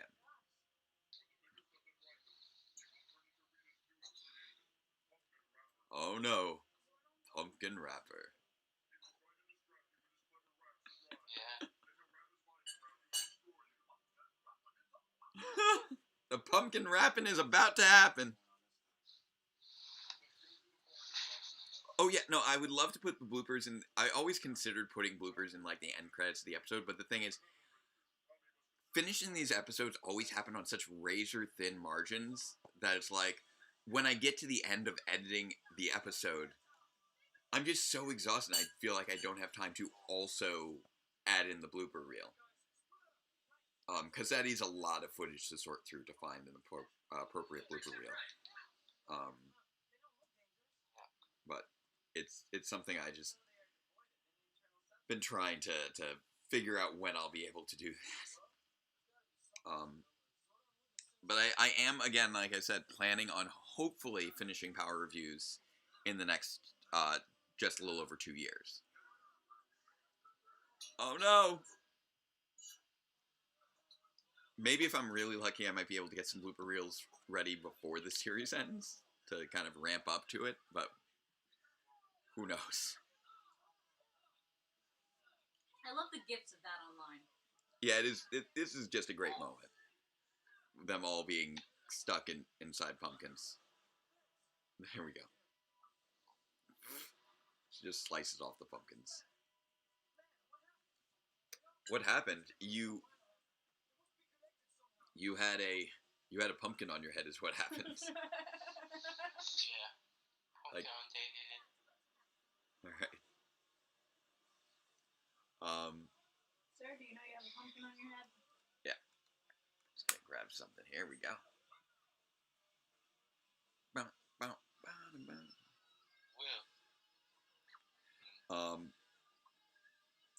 Alright, just checking on the time. Doing pretty good. Why is the mirror out here? Oh, I was considering setting it up in some way so people could watch the episode sort of along with me, but it wasn't going to work out well with the couch. I was also just sort of running low on time, so it was like an idea that was very half-baked. Pumpkin putties! I mean, man, guys, technically speaking, it's still summer. We don't need to break out all the pumpkins right now. Like, you gotta wait your time. And I'm joking.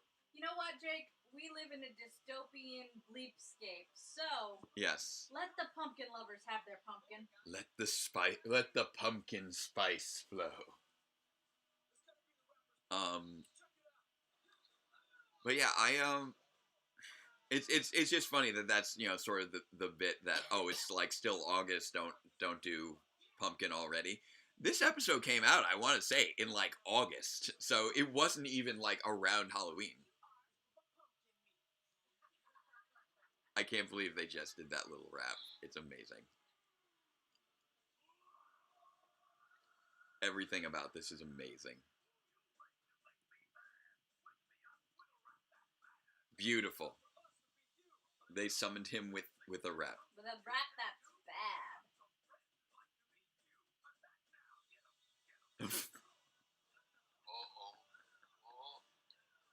Everything the pumpkin rapper says is basically gold.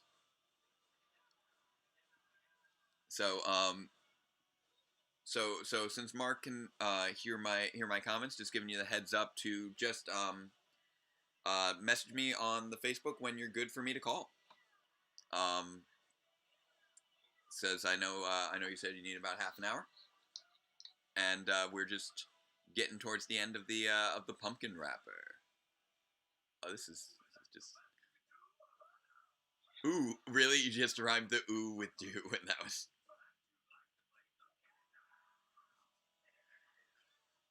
I love the little interview that Melissa Flores did on her stream with Kyle Higgins, talking about his performance on Hyperforce as Pumpkin Rapper. Because like it was Alpha's back to it. They keep cutting back to those same two shots of Alpha and Zordon from like the first episode, and you keep seeing, oh, it's back to the old shoulders again. Like even this late in the season, they're still recycling those early shots, and continuing to use that alternate Alpha costume.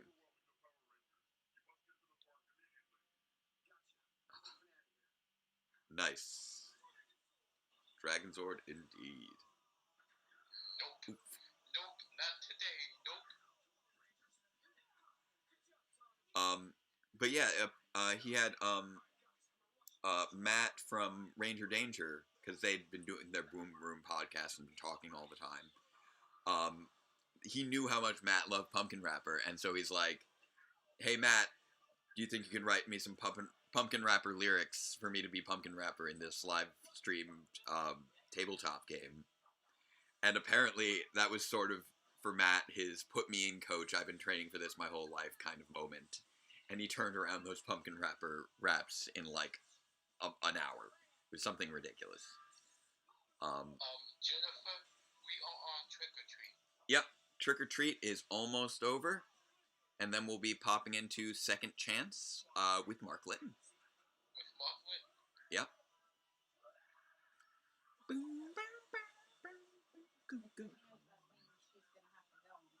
Yep. Yep. Oof. Oof. Oof. Just smacking them upside the head. Workplace abuse.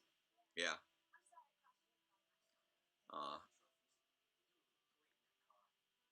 Tommy and Kim both kind of lost out here. Now let's see the car. I have suspicions about the car. Oh no, it's a great car. Oh no, wait, no, I remember what happened. I remember what happened with the car.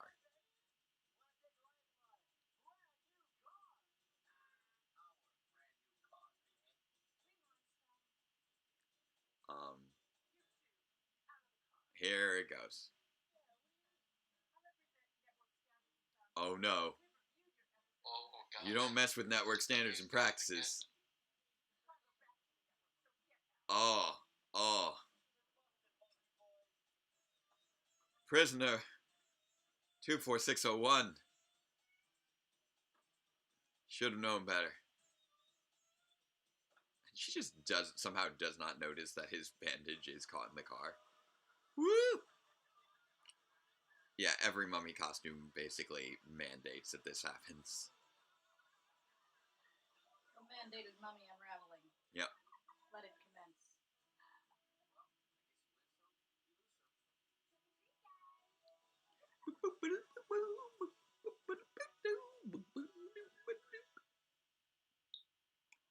Wonderful.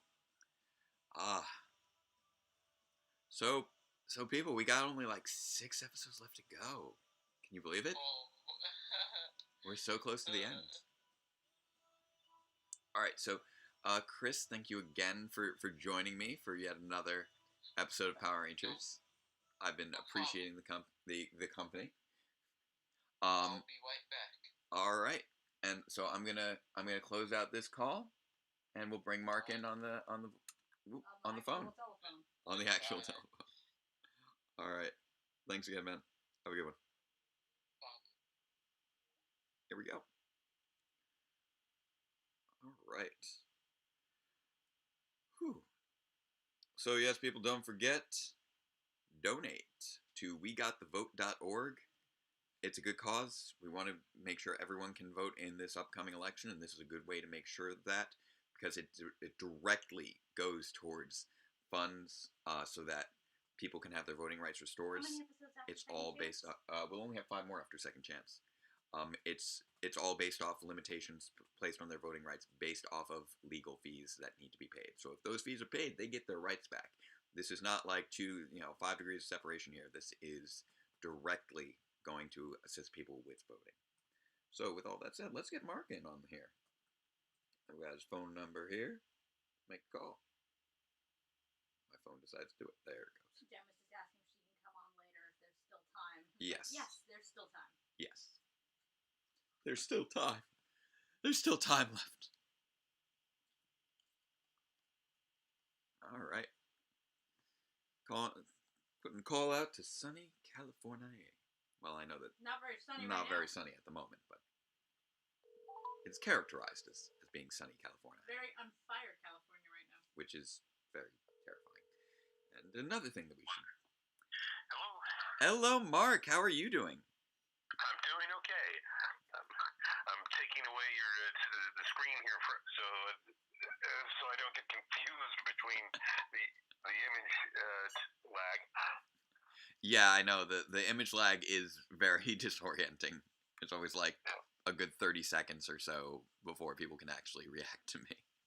Yeah, it seems like it. How are you doing? I'm doing all right. I'm a little on the tired side. I can imagine. It's been a long weekend. But I've got myself well situated here on the couch. You're welcome. And it's been fun. And my wonderful wife has just provided me with dinner and is taking away the dishes, and I appreciate and love them very much for that. Excellent. And how is life treating you, good sir? Relatively okay. I'm making it through the pandemic day by day. Excellent. Just like everybody else. Yeah, it's been a rough time.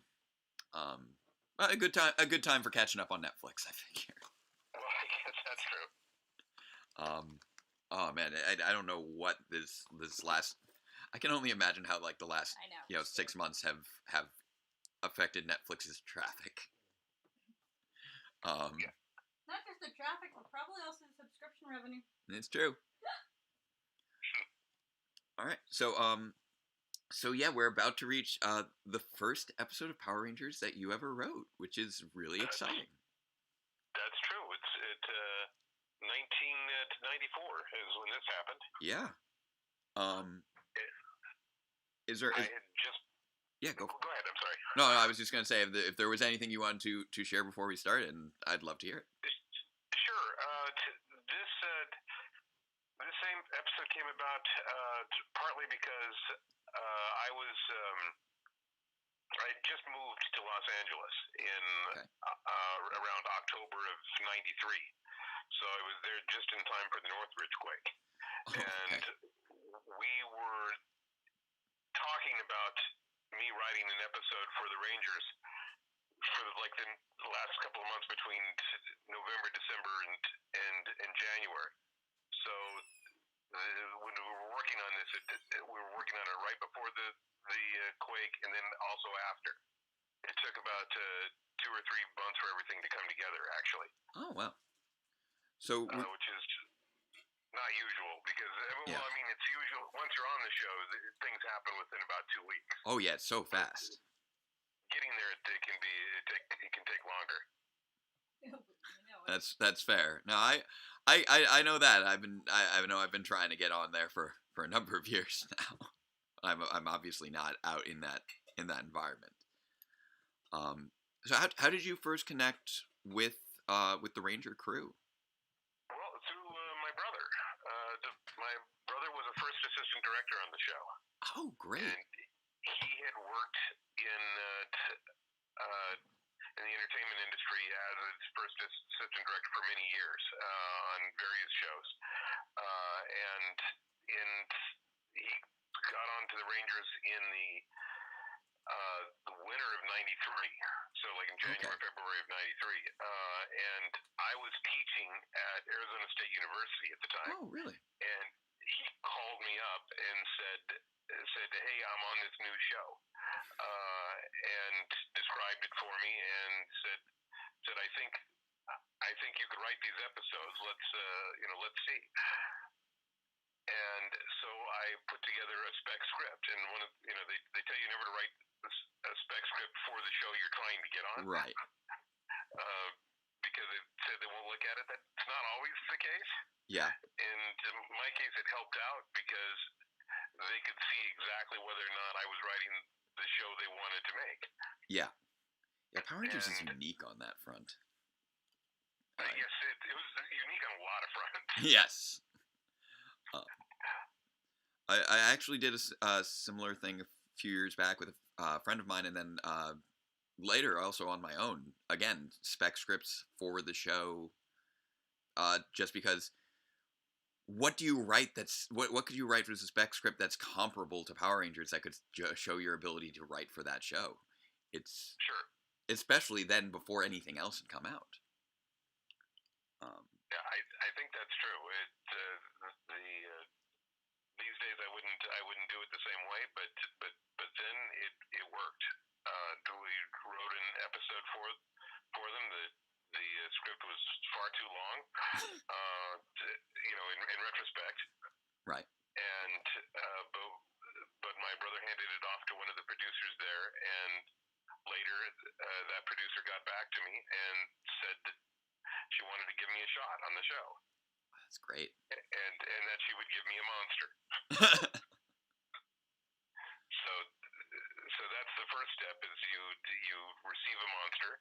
Mm-hmm. And some footage, right, of the actual Japanese show. And the Japanese show, you don't actually receive, at that time you didn't receive the entire show. Yeah. From Japan, you received pieces of it. Right. That they'd already cut up for what pieces they thought they could use. Right. And then you picked out of those pieces what you thought might work for the show that you were coming up with. Yeah, which is such an interesting way to write a show. And if it's different. And with regards to this episode in particular, that was the footage that fans refer to as Ju2, which was, there wasn't even context for that footage to my knowledge. It was just it was just battle footage, divorced from an episode that they had Toei film separately after they'd already finished Ranger, because they just needed more footage to make more Power Rangers at the time. Okay, that makes sense. So I imagine that was probably interesting, but I have no idea if they gave you that context at that time. No, they didn't. They just said, "Here's your footage." Yeah. But yeah, there's so many interesting things with regards to how that stuff comes together. Out of curiosity, what were you teaching prior to joining Power Rangers? I was teaching a number of things. I was teaching mainly English. I was freshman English, technical writing. That was at a higher level, and I was teaching creative writing. Nice, fantastic. Just creative writing fiction. So very much in your wheelhouse then. And yes, I was also part of a theater company in Arizona. Cool. Where we were producing plays and occasionally taking them out of country. We attended the Edinburgh Fringe Festival about 3 times back in those days. Wow. That sounds like must have been great. So we went from doing a show Scotland to a couple of months later, I was driving over here to set up shop in L.A. Wow. And before they asked me out, or before they said yes, we want to do this episode, I said I'm already coming. Perfect. So I got to know people a little bit beforehand, and I was there on set the day of the Northridge quake. Right. Which I wasn't that familiar with it at the time. Obviously, over here on the East Coast, and I was also quite young at the time, not being aware of most things going on in the world outside of the Power Rangers on my TV set. Well, it happened about 4:30 in the morning, and people still came into the set to show up for work, even though there was telephone poles down, buildings cracked open, the major freeway here, the 10, was snapped, broke in half. It was an interesting day. I can imagine. All right, so you know what, we've got the episode queued up. Okay. Are you ready for us to kick it off? Yeah, let's do it. All right, and you got it on your Netflix as well? I don't, but I'm gonna follow along with whatever you tell me. Okay. I will try to accurately capture the experience as best I can. And I'll try to accurately remember it from 1994. Man. So here we go. I'll hit play, and we'll just have our conversation. We'll roll through it. Right now, it's just finishing up the end credits from the previous episode, and then it's just gonna give me that little 20-second lead, and just skip over the intro, because apparently Netflix just hates episode introductions, despite everybody loving the Mighty Morphin theme. Now, out of curiosity, I don't know if you're aware. You very well might be. Are you aware of some of the controversy that ended up happening surrounding this episode later on? Are we talking about the triple murder? Yes. I figured you might be aware because this was your episode. I'm very much aware. Yes. Oh, and we see now on the screen it started up right there, written by Mark Litton. Fantastic. That's the first credit. That's got to be a great feeling. Seeing that credit pop up. And it was fun. It was definitely fun because I was also writing for Virtual Reality Troopers. And there would be times where an entire hour of television would be me. That's got to be such a great feeling. And it was good. I also know.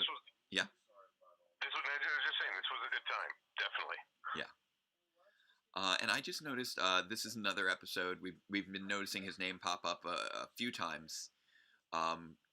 Worth Keeter, I know, directed a number of these episodes, especially during some of the later seasons that were heavily written by you and Chip and Jackie. Did you two end up working together a lot? What was your relationship like with directors? I mean, I knew Worth. Worth and I talked a lot, and but the writers rarely worked on set. Right. And that we would, in many of these cases, we would be writing in our own homes for the most part, and come up for meetings from time to time. Around this time, pretty much right before the Northridge quake, the Power Rangers was shot in Culver City. Right. And after the quake, within a month or so, they moved all the locations all up to Santa Clarita. Okay. / Valencia. So it suddenly you went from like 5 minutes from my house to with earthquake traffic, almost 2 hours.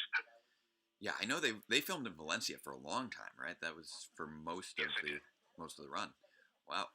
Yep, from '94 to about somewhere in the 2000s, 2001, I think. Yeah, 2001. So, just about when they sold it to Disney. Yeah, because I believe Wild Force would have wrapped up filming. Well, probably early 2002. I think is when they wrapped up filming. If I'm remembering correctly. That sounds about right. Yeah, I hope that Database Ranger title is remaining accurate.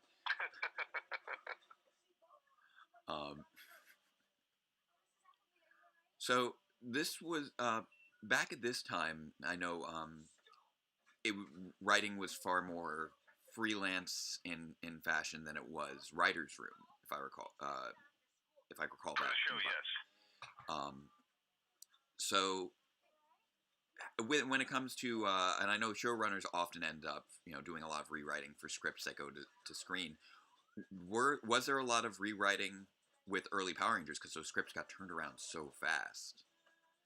There was some, but a lot of times they used what we had, and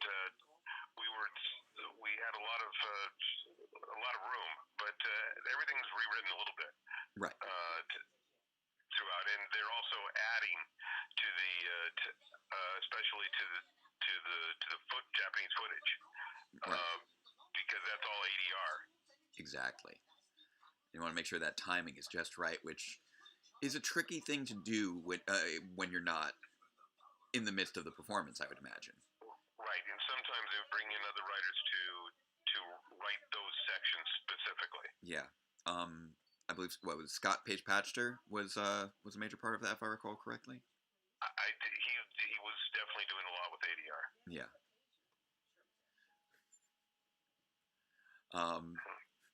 Was this one of those episodes where you were told you had to? Yes, it is very much 1994 because Tommy's communicator is passed off as a pager. Yes.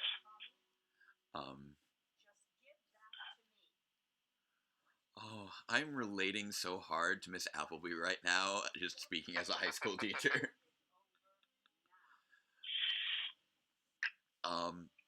So, were you told that, like, when it came to the writers, were you guys always sort of told, okay, you need to figure out some way that Tommy gets written out this episode, because he always seemed to have a new excuse every time?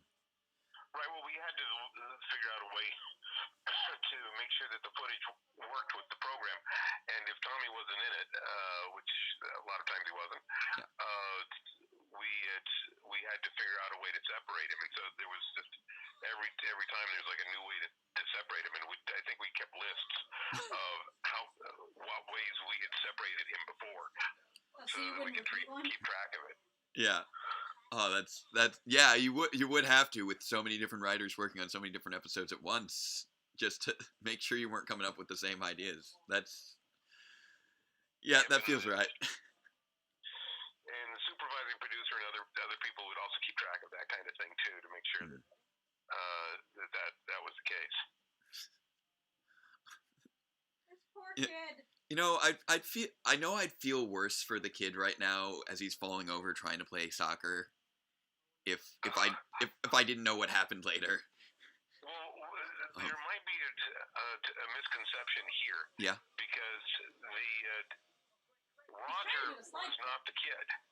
This was not this kid is not. It was not the kid who committed the murders. Right. It was the actor who played Roger was not the kid who grew up later to be convicted of that murder. It was one of the other kids from the soccer. Murders. It's one of the other kids. He has that kid has a non-speaking role. He was a day player. Oh wow! I didn't even realize it was one of the other kids. I guess that was a failure on the research on my part. So. Well, it's for a while I was thinking that too, but yeah. Because I guess it sounds like a better story in some ways. It was the kid was definitely a day player. Oh wow, yeah. For a good I want to say for like a week or so, there were news reporters trying to make it sound like a former Power Ranger was actually behind it instead of just someone who had appeared on it. And all of the Power Ranger fandom was just like, who is it? This person was never a Power Ranger. Who is this guy? It's like Red Ranger, right? Like, and it's like, this guy was no. Who do you think this guy is? And the fact that it was just he was a day player as a kid, and that was the thing that they chose to lead with for their headline is just such a weird way to characterize like a person's identity. Well, apparently it's the only thing the kid did in the business, because I just looked up his page on IMDb. Yeah. And that's the only thing they have listed for him is a non-speaking part on that episode. Wow, that's so strange. Kudos to his. I guess kudos to whoever decided to be thorough enough to give him his own IMDb page. Yeah. Well, it kind of comes about because you're listing that episode with all the cast members on it, and he's included. Right. Oh, fair enough. I went to high school with a couple of people who were extras in the Emperor's Club, I believe. Oh yeah. Which was filmed over at Emma Willard. That's right. The Emperor's Club was filmed near where we went to college. And all of them wound up with IMDb. I'm not extras, but like anyone who was like a featured extra. Yeah. They wound up on IMDb. Right. So somebody's automating that, or there's somebody whose job it is, or something.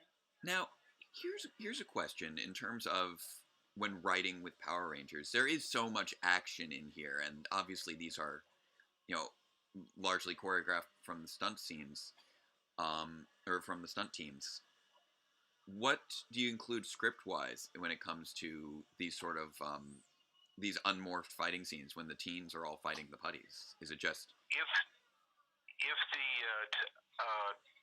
there's action that's necessary to the story, then we would write that in. We would say this happens. If otherwise, we pretty much let the stunt team develop it, and we would give them things that they could use, like they're fighting. If the buddies are fighting in a playground, right? We would suggest have these items in the playground, and then let the stunt choreographer go for it. But you sometimes say putty fight, and then parentheses 1 minute in parentheses.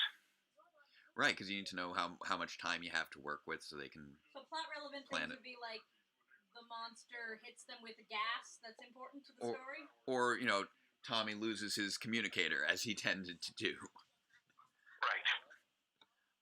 So that makes sense. It really plays into the collaborative nature of the show. That you guys, you wrote the episode, but at the same time you were also saying, okay, but the stunt team works on this part, and the ADR team works on this part. So I imagine that. Try not to step on other people's toes. Because that's for the same reason you're not going to describe, unless it's extraordinarily important, the kinds of clothes they wear. Yeah, exactly. That's the costume. That's the costume. Right. That's costuming department and so on. The set design, all of that. So you can get away with describing very minimally of what's happening. Right.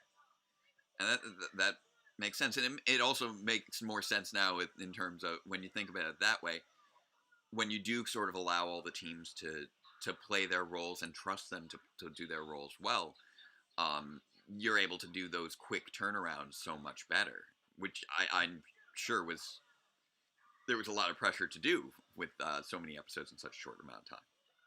Sure. Well, they were at any given time, I think they were filming 3 episodes at once.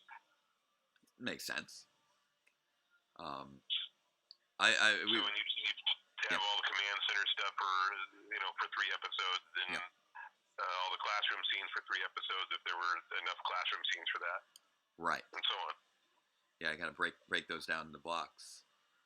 So was that largely you guys would turn in your episodes, and the producers would sort of organize, okay, this is what's going to get filmed when, etc.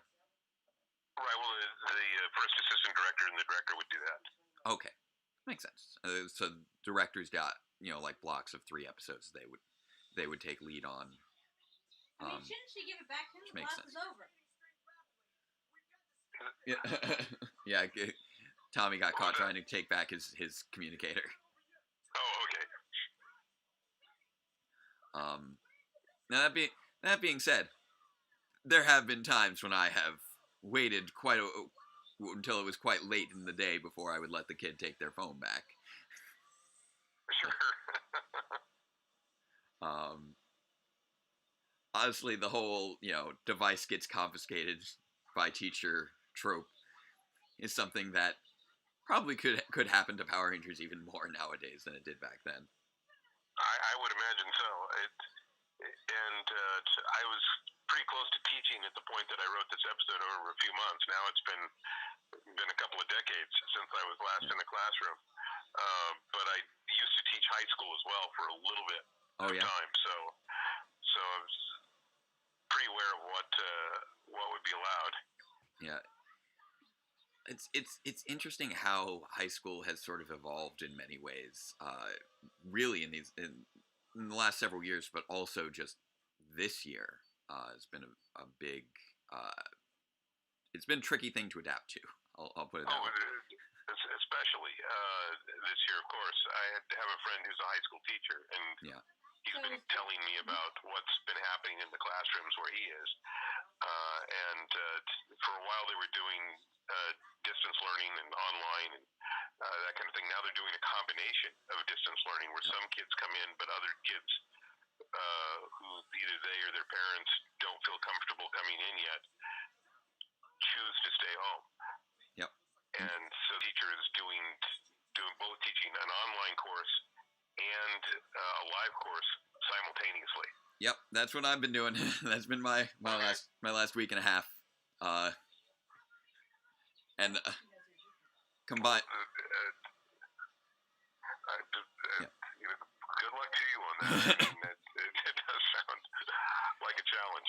It's tricky, but I do have the little advantage over some other teachers that I have this sort of online experience now from almost 8 years of doing YouTube. Sure. So it's always funny how things that you wouldn't necessarily expect to be useful at the time play into things you do later on. Like even with this episode, you use your experience, as a teacher of a high school, and then you end up writing an episode of a show about high schoolers, and then many more following. That's how I got to do Wild West Rangers. Ah, nice. Because I'm from Arizona, essentially, and when I saw that there was a cactus monster, I said, that one's mine.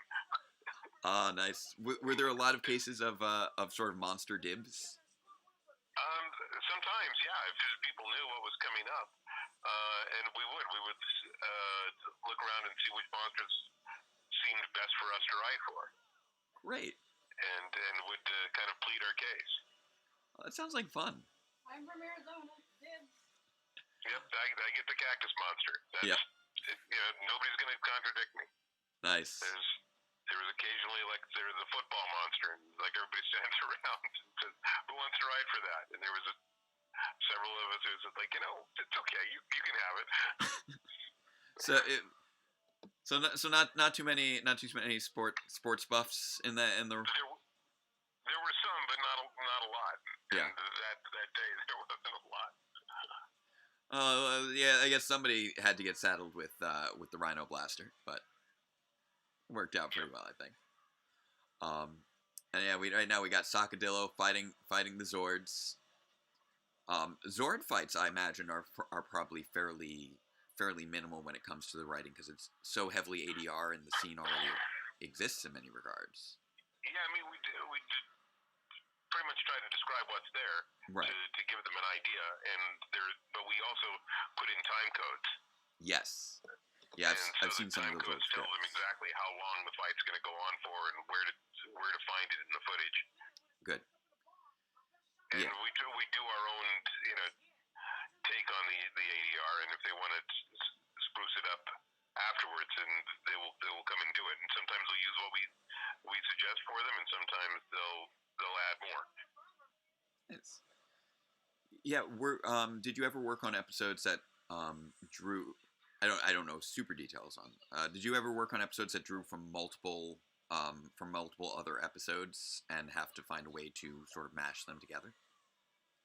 I mean, sometimes I've done some clip shows.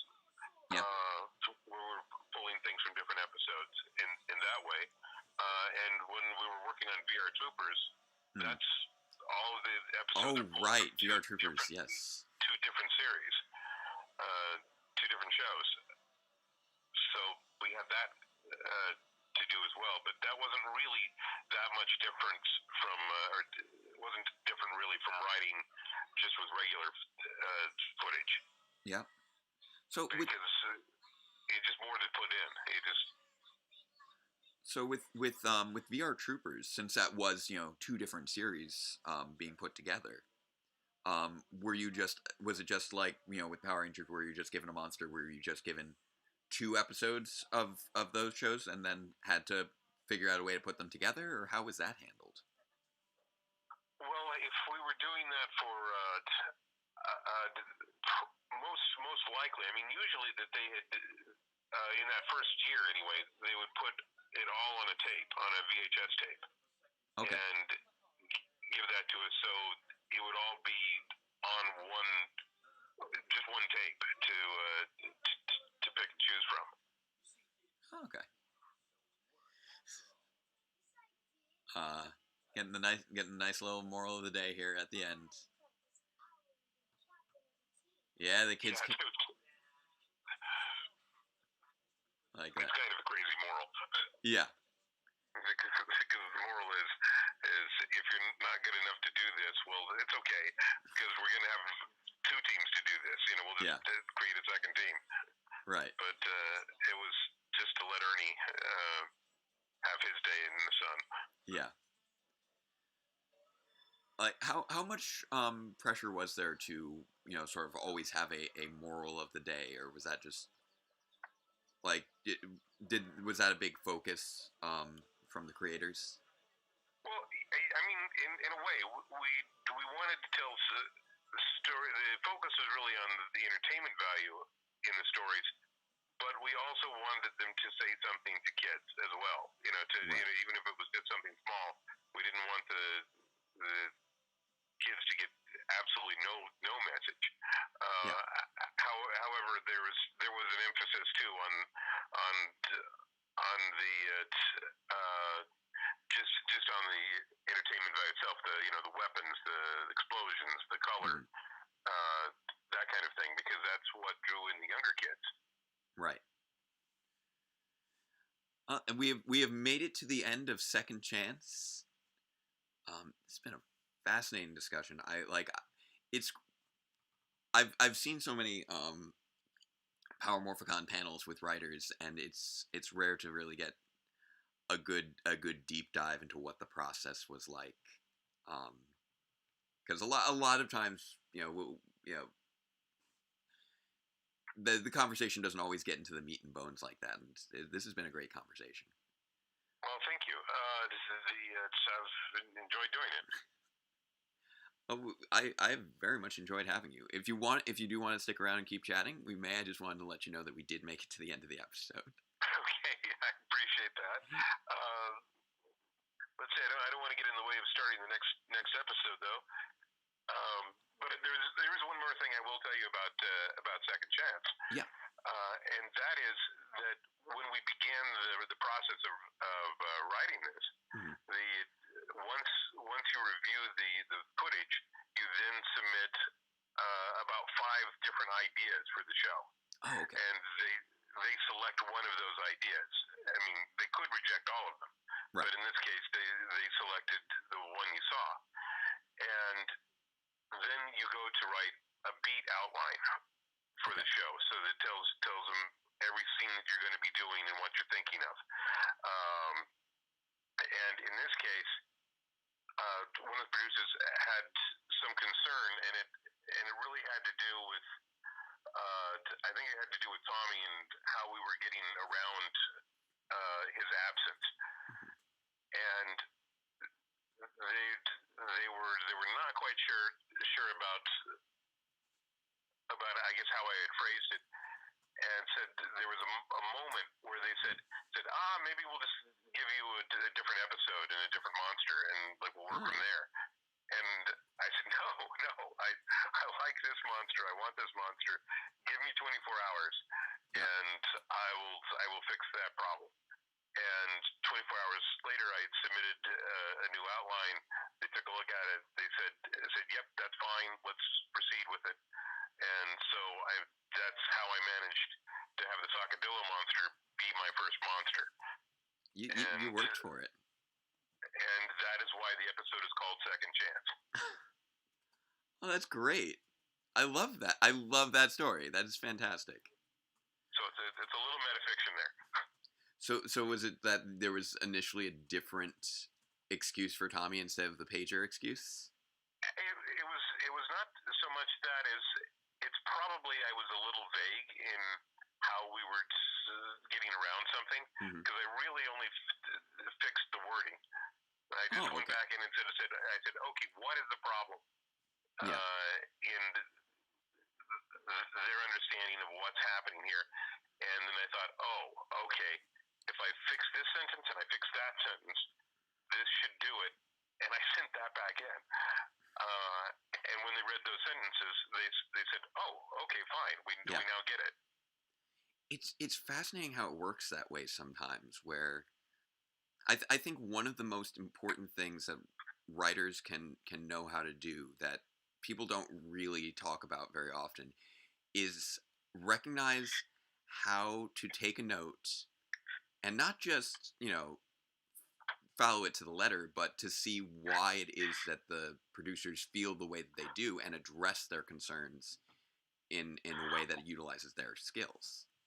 Well, if the note doesn't quite make sense, it's usually because there's a note behind the note. Yeah. If you will, and that's what you have to listen for, because even if you're thinking, well, I don't understand, it should be clear. It's clear to me. Right. Why wouldn't it be clear to them? Well, for whatever reason, it's not. So that you have to, and they're the guys who are paying you. So you have to figure out what it is that they're saying, or what is it that's bothering them. So you get good at looking at subtext, if you will. Absolutely. And you come in and you change it for those reasons, and usually that works. But yeah, I mean, the goal is to make a good show. That's what everybody's trying to do. Of course. So you always assume that from the notes. You don't. You never say, "Oh, they're changing my story. How dare they?" Yeah, exactly. Like, you can't be precious about your work in that environment because it is a collaborative production. That's the way it needs to be in order for it to run properly. Absolutely. And yeah, that's I always love that process of trying to find the note behind the note. Like, I've never been, in the writer's room or written an episode of television that's gone on the air or anything. But I've worked on spec scripts myself, and that's always been one of the interesting aspects of the process is, like showing the script to friends and seeing what they say and then trying to figure out how to address the thing that isn't working for them.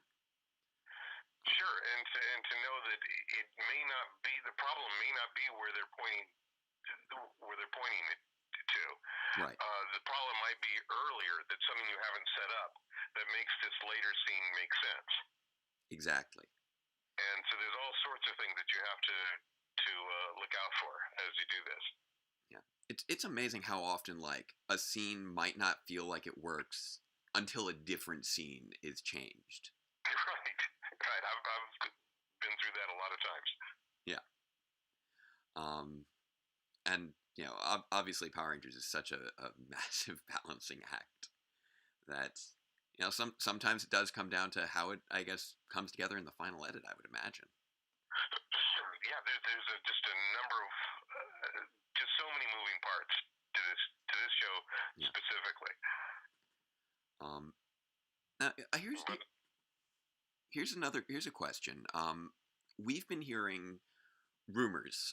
There's been fan reports that the relationship between Hasbro and Toei may be ending, which could lead to a version of Power Rangers that is no longer relying on Sentai footage, whether it is completely original live footage or an animated version or what have you. What are your thoughts on how Power Rangers might be without that reliance upon Sentai footage? What do you think it would look like? Well, I'm pretty removed from the show these days, right? So I don't have any particular knowledge about what's happening with Hasbro or Toy, and especially this idea that they may be moving to not using Japanese footage at all. Yeah. I think it would be interesting. I think if we did that, because I think some of the times the shows that we did were that we had where we used as little footage as possible. Sometimes it turned out pretty well. Right. So I'd be very interested to see what that looks like.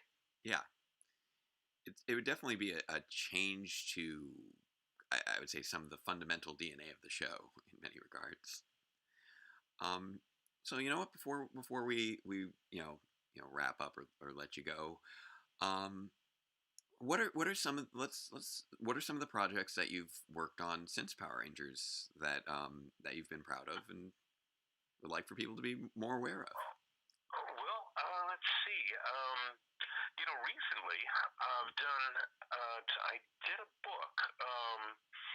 Now, of course, I'm looking for the book itself but I did a kids book called Monsters Anonymous Club Extinction, and it's written by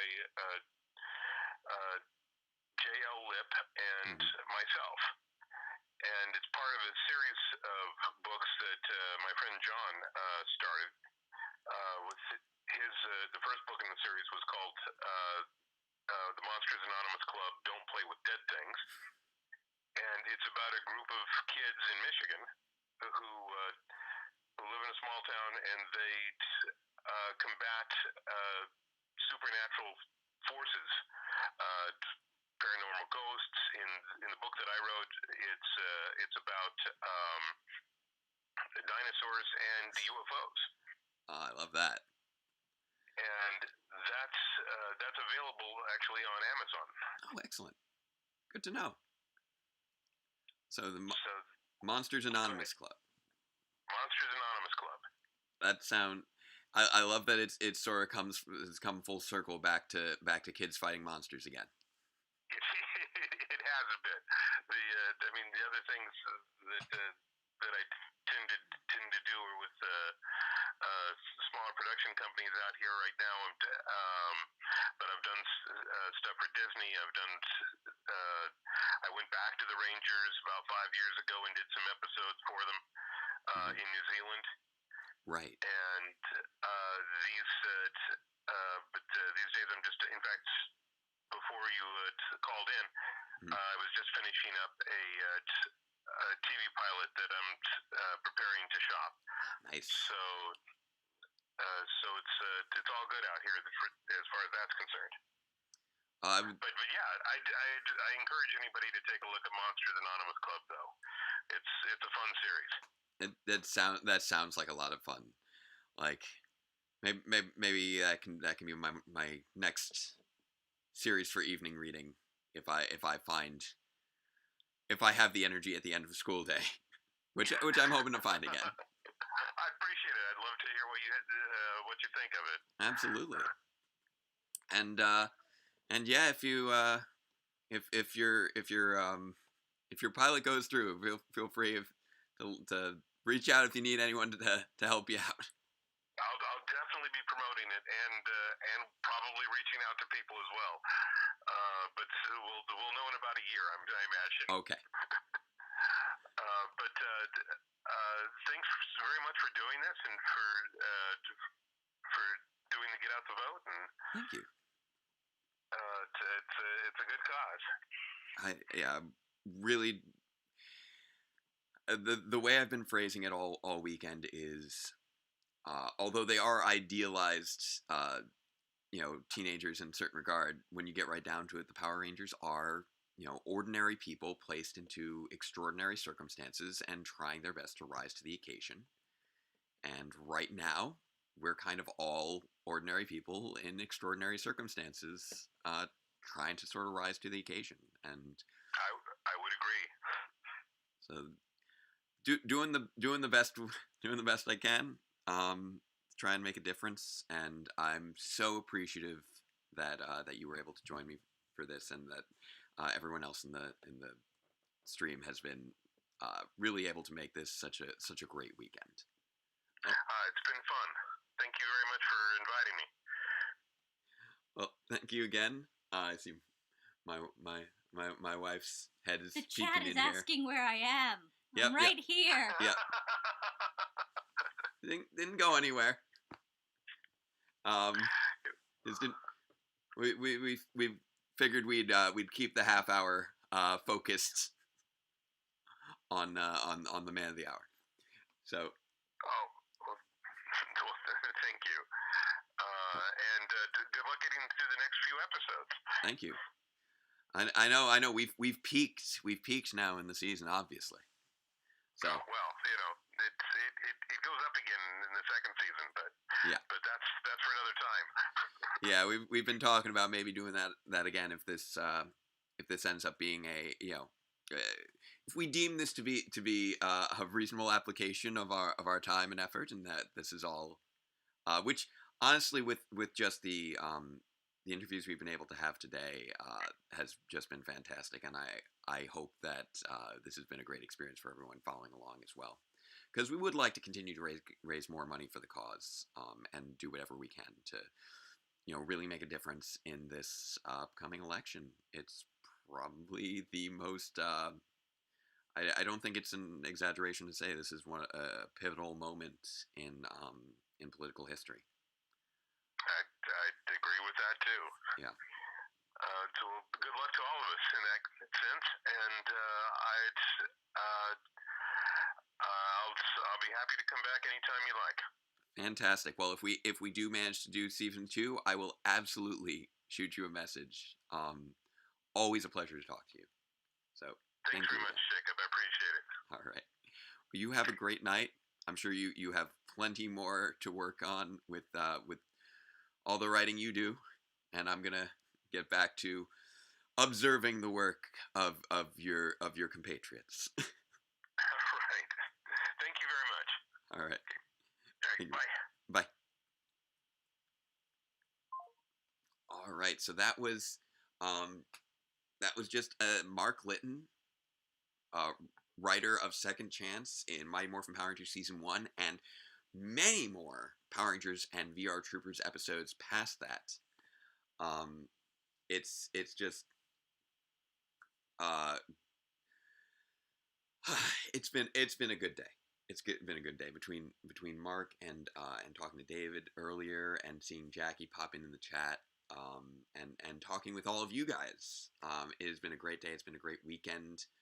Being able to talk to Lissa and Eric and Liz on multiple occasions. Chris popping in throughout. Seamus earlier today. Joe yesterday. Este, who I know popped in earlier again. It's been fantastic. So we've got ostensibly about an hour and a half left in the stream, and about 5 episodes left to go. So if there's anyone else who you guys want to see in here, make sure that they get back to me quick.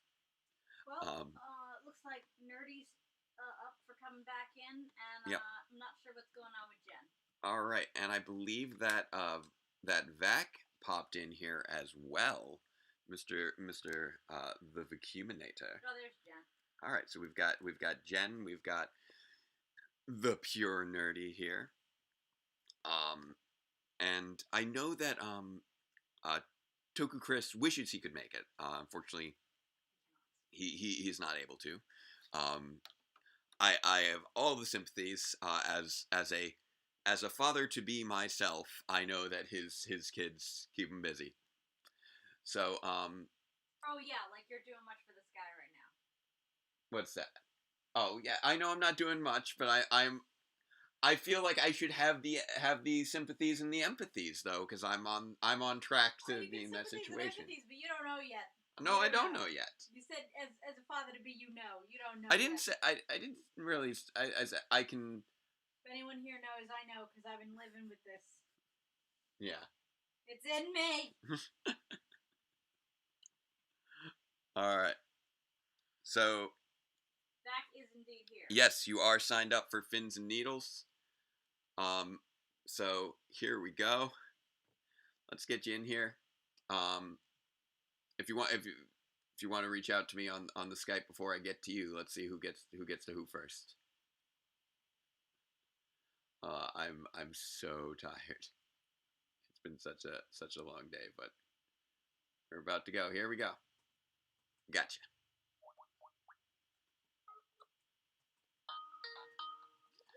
Boom, boom, boom. Boom. Hello, sir. Hello.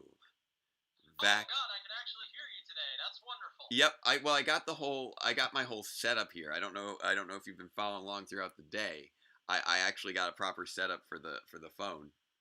Oh no, I've been busy all day, man. But I just popped in. Yeah. And let me just say, I go by the moniker right now of the Modular King of the Content Ring, but today I think you are the king of that ring because you are doing an incredible job raising money for this cause. I am beyond impressed by you, sir. Like I always am when you do something. Thank you. You always do the absolute best you can, and the fact that you've been able to pull together so many different people from so many different corners of this little thing we call Power Rangers.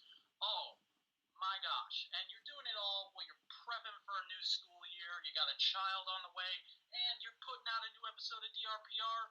Is there anything this man can't do? Let's have a round of applause for Remember the chat. pizza. Everybody put in a clapping emoji or clap or something like that. Just, give it up for this guy. Thank you very much. Although my wife is very very eager to point out that apparently there is a thing that I can't do, and that's remember that I left a pizza in the oven. Well, we're not all perfect. Yes, exactly. I'm Scott Sandler. It's me, the Vacuuminator, the person who edited 3 episodes of Power Reviews or helped edit 3 episodes of Power Reviews. Yes. I did some. I've done things on this channel before. I'm valid. I exist. Oh. I know. Catchy. And I've done things for your channel as well. I know I've been a guest spot. Very recently, we did a spoiler cast on Kamen Rider 01 over on the Modular Media channel that also had Victory Buster on it. So yes. If there are any Kamen Rider fans in the audience when this stream is over, maybe go give that a listen. There we go. Yeah, unfortunately, Victory was signed up to watch an episode or two, but had to bow out, which is a shame. You know, I know a lot of people have been busy this weekend, but yeah, we've gotten quite a few involved with this, and just once again putting that plug out for everybody. Don't forget why we're all here. That is to raise funds to restore voting rights. This is for WeGotTheVote.org. So I know that during the interview with Mark Litton just now, Sheree donated. Vac, you just donated. Thank you very much. Let's keep making that little animated star dance, because we actually got the little widget this time. So if you want to see that, looking at the streamable right now, yeah. And it's really impressive some of the donations some people have made. I mean, oh yeah. Seamus gave $90. Speed Racer Flubber, one of my low key favorite YouTubers, he came in and gave $50. So awesome what some people are doing. Asking which Kamen Rider would we recommend? So you I think I know your favorites. Yes, my favorite series is actually not the first series I watched, but the first series I watched as it was happening. Yeah. Kamen Rider Wizard. I believe it's highly underrated. I did a full series analysis on my channel, so if there's anybody here who's into scripted analysis, go look up the video Kamen Rider Wizard Teaches the Ethics of Hope. Nice. It's a highly underrated show with some really, really great things to say about depression and morality, in my opinion. And you always kind of, in many regards, I think there's always a special place for that first series in a Toku line. True.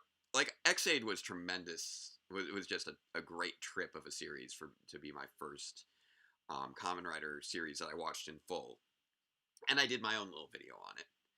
And X-Aid is great. Your video on it is great. I wish that I still need to find time though to do the same thing for Kamen Rider Build, which is, I'd say, probably my actual favorite Kamen Rider series. Build is just so good. Build is just a ride from that very first episode that just hooks you in and does not let go. From the moment that wall appears. The writing on that show is just fantastic. It's got some amazing suit designs and production work. I think there's some tonal issues with a couple characters in the second half, and I never care for any of the music in the show. But other than that, I think it's a really strong show. Yeah, it really came down to just that one like arc where and once it was like when the two additional writers joined the team, they didn't really quite know how to handle their characters. I think at that point, and I was fine with what they did with Grease, but Rogue as a face just did not work. It didn't. The T-shirts gag was just like, I don't know what you're doing. Like, I loved if that, and also the whole Lost Bottles arc felt a little bit like they were vamping for time. I feel like if the Lost Bottles arc had been dedicated to those two characters actually having some sort of last stage character arc to get them into where they needed to be for the finale, I feel like that would have done the trick a little bit more.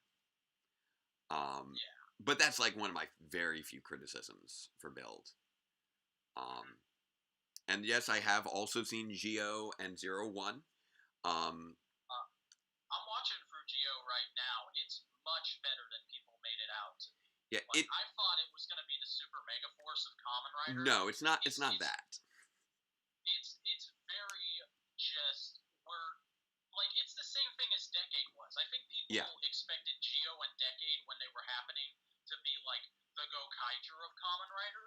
Right. But the thing is, they're not treated that way production-wise. It's not, we have to make this incredible piece of art about why this franchise matters. Right. It's, hey, we made it to this incredible milestone. Let's just have a big party all season long. Now, out of curiosity, how far into Geo are you? Did you finish it? I have not finished it. I just got to the episode where the alternate version of Laws shows up. Okay. That's a good little arc. Yeah, it's right around there that some of the timey-wimey ball of nonsense, I think, starts to get a little too convoluted past a certain point, and people start to get more frustrated. So you're right now in that sort of mid part, where I think was before people quite started to turn against it, which honestly I think is still a little bit overdone, but I do recognize some of the frustrations with trying to make sense of the plot, because that must have been a crazy show to try to write. I mean, you and I did the podcast with Boingo Writer. Yeah, for the first episode. And we were already going on about how insane and timey-wimey that show was then. Yeah. And it's kind of continued slowly ramping that up since then, at least where I'm at. Mm-hmm. So I don't find it to be utterly ridiculous yet. It's just kind of like, okay, that's what this show is doing. I gotta take it as that, or I'm gonna get frustrated. Right. Now I know that I believe the Pure Nerdy and Chris also wanted to join in as well, so I can bring them back into the conversation as well, because I'm into the mood of more the merrier. Okay. Jen. Zio was a second season of Decade because Tsukasa keeps showing up. Yes. Yeah, I just got Jen that was the first one. string of episodes, and oh my gosh, people sometimes get mad at Decade because of how much he can be, but I love that character every time he comes back, because he's just always this ridiculous alpha male Chad. He's ridiculous.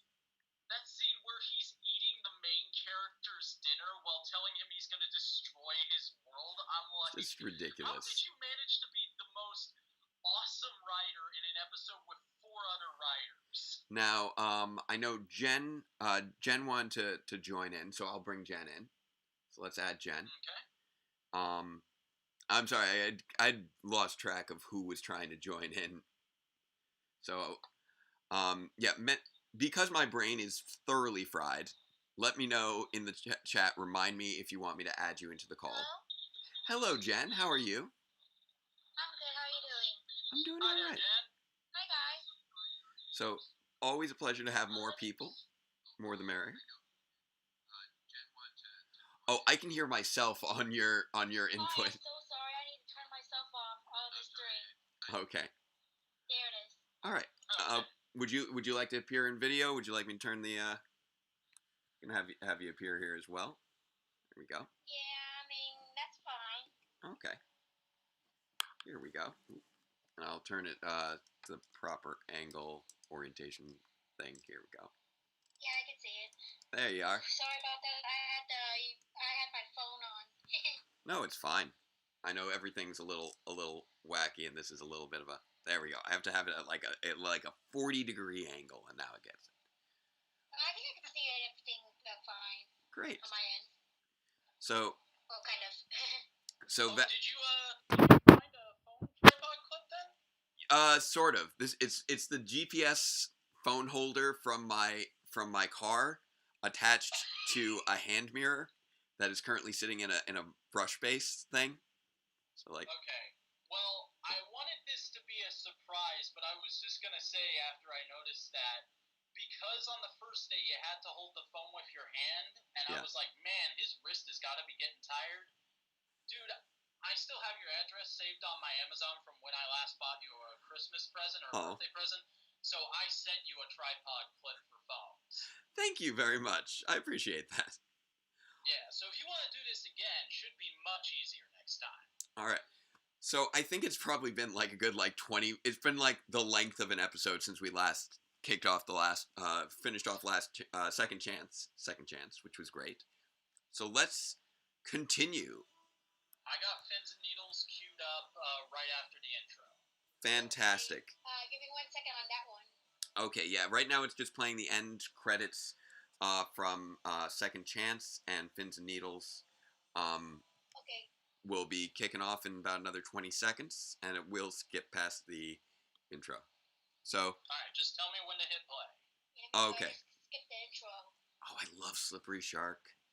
Yeah, I've spent like most of today ahead of schedule, and then we just had that great long conversation with Mark Litton, and now I'm like 20 minutes behind schedule again.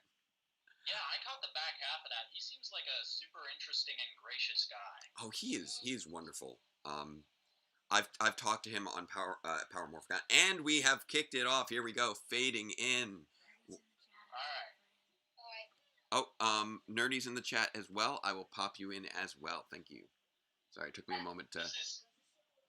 This is interesting because both the episodes I've signed up for tonight, I've only seen once before. The one time I binged MMPR back during Megaforce's airing. Oh wow. It's weird to think of how long ago Megaforce has been now. It doesn't feel that long ago, but it was. Especially because most of the parts of Megaforce Sucks are still my most popular videos according to YouTube metrics. Well, also well, for me, Super Megaforce didn't end until 2017. Yeah. It haunts us both forever. Okay, so I think we've got Dan in here as well. We've got a whole party going. Dan Nerdy? Yes. This is one of those things people rarely bring up about Power Rangers, or at least MMPR, is the show was constantly criticized for having martial arts depict kids beating up monsters and encouraging kids to do that. But like they're constantly saying martial arts is for self-defense, right, for self-betterment. Exactly. It's like they anticipated that criticism, and yet it still came anyway. I'm trying to make sure I got this angled at a good angle to see both. There we go. So I think we got. Yep. So I think we got Dan in there now. Let me bring up the brightness. How are you, man? This brightness is very low. And by the way, I love your videos because you're actually one of my other favorite YouTubers. Oh, nice. Oh, thank you very much. Oh my! I really appreciate hearing that from somebody. I forgot that my brightness. I guess I turned it down when I was on the conversation. I'm like, why is it so dark? Oh, because I turned the brightness down. Good combat. Low-key, one of Wasserman's best tracks. Yeah, it's been like, and it didn't pop in until late in the season too. There you go.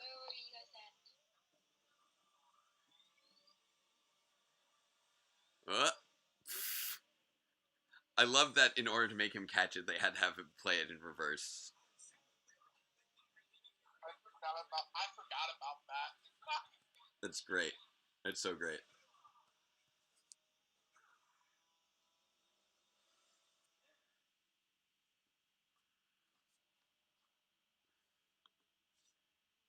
And then, like, this is the sort of thing that I always imagine being, like, a regular plot point for Power Rangers of, oh, there's a spell that makes the Rangers hate each other.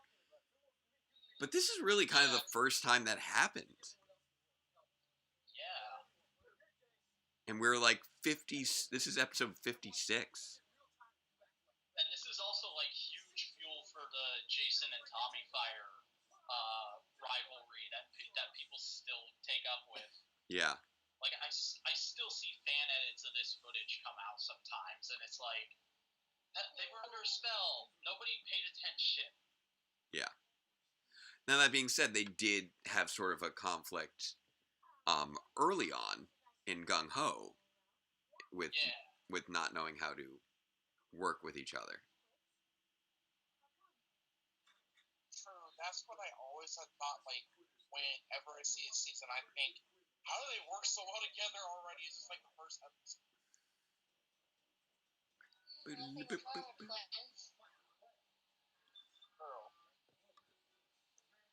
I feel like this is also a good way to sort of get towards the end of the season right now. Just like whole collection of fans popping in, working together. I don't know how many more people I'd be able to manage with the Skype conversation on the phone. But I think this is the most people that we've had at once at this point.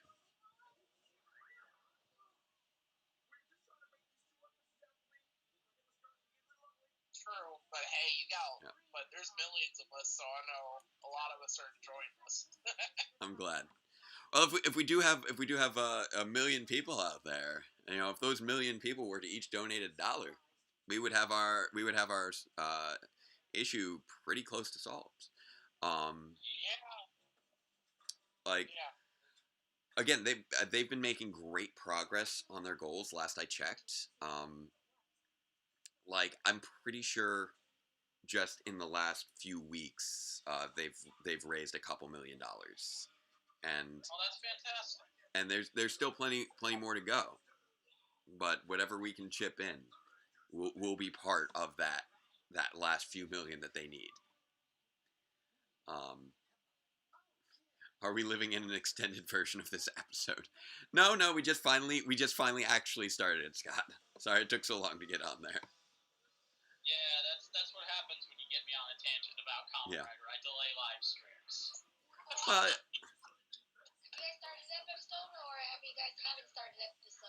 Oh no, we've been watching the episode. Sorry if you if I didn't make it clear. Just made the monsters. Yeah, Slippery Shark has just arrived down on Earth. Sorry about that, Jen. Oh darn it! I must have been to the wrong area then. I thought I said when I was kicking it off, so I apologize if I wasn't clear enough. God, that suit is so wonderfully ridiculous. I kind of loved Slippery Shark. I had the Slippery Shark figure. It was one of my awesome.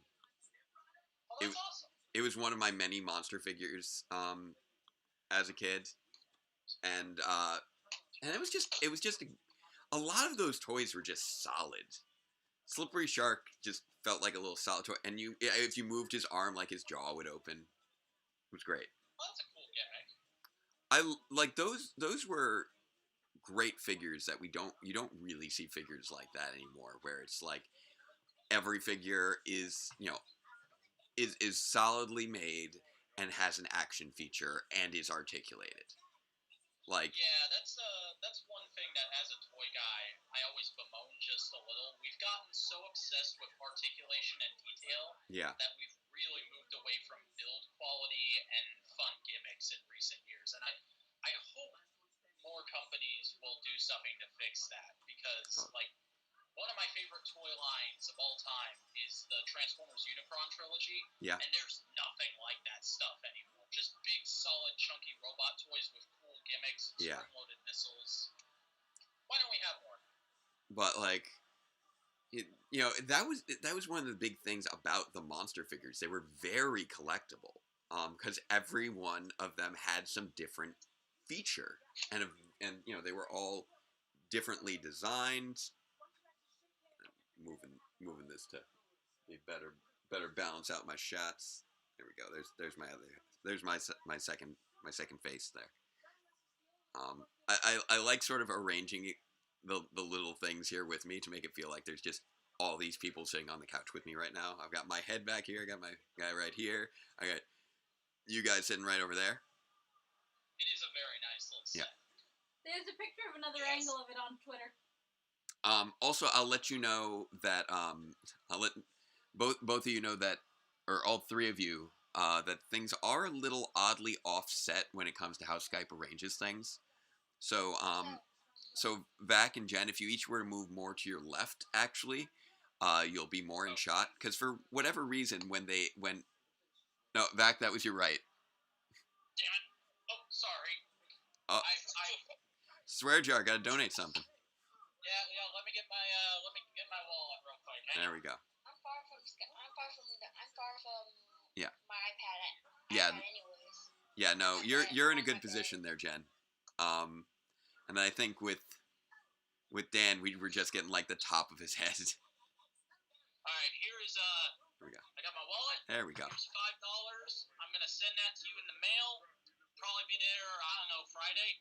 Oh, well, you know what? You could just click the link, send me that, send another $5 through PayPal. I know you already did, but I appreciate. That's right. I can do that. Yeah.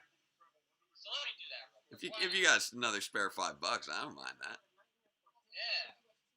I'm actually doing pretty good because I just started a new job, and I got my first paycheck from that job and my last paycheck from my old job on Friday. So I have a little more money than usual. So why don't let's not do $5.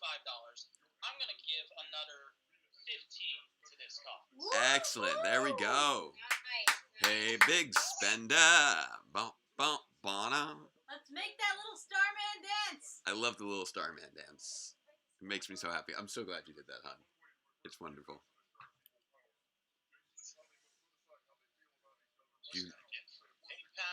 The only way to defeat the anti-teamwork spell is with teamwork. I am kind of amused how often like these spells really the counter to the spell is just to do the opposite of what the spell is making you do.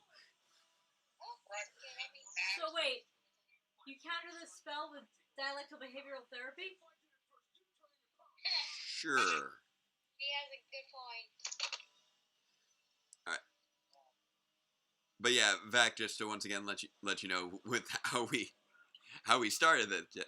There we go. Starman does his little dance. Oh, he gives us a little wink. Oh, he's so sweet.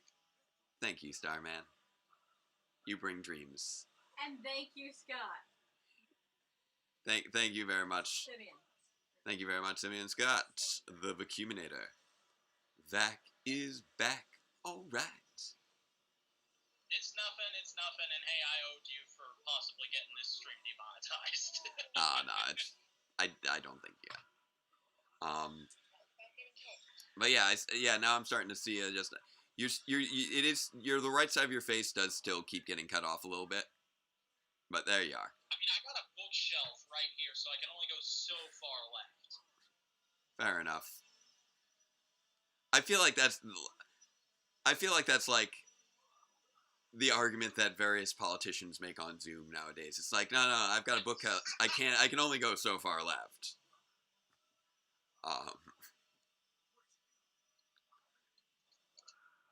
Don't get me started. Yeah. No, I obviously, I have my jump cut. That reverse footage of the shark going into the grass. It's great. I was like, normally wouldn't sharks be in the water for some reason? Yep. Right. Yeah. This is a land shark, I guess. He's Candy Graham. I gotta love the land shark. Gotta love the land shark. Land shark. Okay, that's a new one. That's an old Chevy Chase joke. Yeah. Now, all that being said, like, yeah, Slippery Shark is the original land shark here, but Wait, Vex predate the Chevy Chase joke. Oh, was that Chevy Chase? When? That was old. Okay, so he might. In that case, yeah, no, you're right. Chevy Chase would predate this. I was thinking in terms of Power Rangers, Slippery Shark is the original land shark before Vexicus came along in Ninja Storm. That's true. That's right. But yeah, Slippery Shark the figure had a great tactile feel to it. Because of it just there was the land smooth, solid. 1975. Oh, okay, my bad. Just it had this, the smooth shark body to it, but it also had those interesting gill work on the chest, and just that little chomping mouth. It was a great figure. It is a really fascinating design. Yeah. It doesn't even look like it came. It doesn't even look like it belongs with Jew Ranger. It looks like it's maybe from an earlier Sentai, but of course this is Jew 2 footage. So. Right, where they decided to sort of steer away from the specific mythological references and went more from animal mutations, really. Did you finally get caught up to where we're at? Broken and Slippery Shark got caught in the net, and he just walked out of it. Yep. That's where we're at. Yeah, you're maybe a few at most a minute behind us. We're right there. The others are morphing now. Hooray for Zach giving the morphing call. Yeah, Zach is just such a great character. Like I am to an extent a little biased in that he was my first ever Power Rangers figure, as you see here. That 8-inch figure from back when I was 8 years old. But yeah, those classic 8-inch figures, again, these guys are so nice and solid, and have like the articulation of the fingers, which is crazy. Yeah, I've always wanted to mess around with one of those because 8 inches is such an odd scale. The standards are usually 3 3/4 inch, 6 inch, and 12 inch, but 8 inch. And then I think Power Rangers is one of the few mainstream toy lines to ever do that, and I never got the chance to mess with one of those figures because I wasn't a kid back then. Right, you were like a zygote. Power Rangers, yeah. But I would like to get my hands on one of those one day just to see what it's like. Yeah. This one I still got with me. 26, 27 years later. Nice. And apparently, last time we already made him grow. Oh, he managed to dodge it by growing. That is a power move right there. That's a rare tactic. More monsters should do that. Oh my gosh. Yeah. That's how they should avoid big blasts like that. It's a good idea. Before you get killed. Because they didn't have that whole second life routine in this season. They had to be grown in order to go giant. So if they got destroyed by the Power Blaster, that was it. I love the Power Blaster. It's such a great combo weapon design, and we do not get enough of those. And it's quite a powerful card. Yeah. Yeah, when was the last big combo weapon? Like Mega Force with the with the regular Mega Cannon? No. Dino Charge. Yeah, we had the Dino Spike and Dino Charge. Oh yeah, I completely forgot about. And then, of course, there's the great Dino War combo weapon of all the Dino Rangers. Oh yeah, that ridiculous thing. Which is great. What did they call it? Because I was so behind. Wasn't paying attention. When I first saw it when I watched it during Courager, I'm like, what the heck is this thing? Yeah, it's just great. I love that. I love it conceptually. Slippery Shark is so agile compared to the Megazords. It's amazing. It's great. You love to see that conflict. It goes it's really nice and smooth. Also gotta love the tiny hand and the giant hand for the Megazord. Come on, he's too fast for him. Oh, he's too quick. Oh, too quick. Oh, wait. Bob and weave, man. Bob and weave. Gotta do teamwork. Yeah, there we go. You keep him in place. I like how he's acting like they're holding the fin when they still have the fist hand.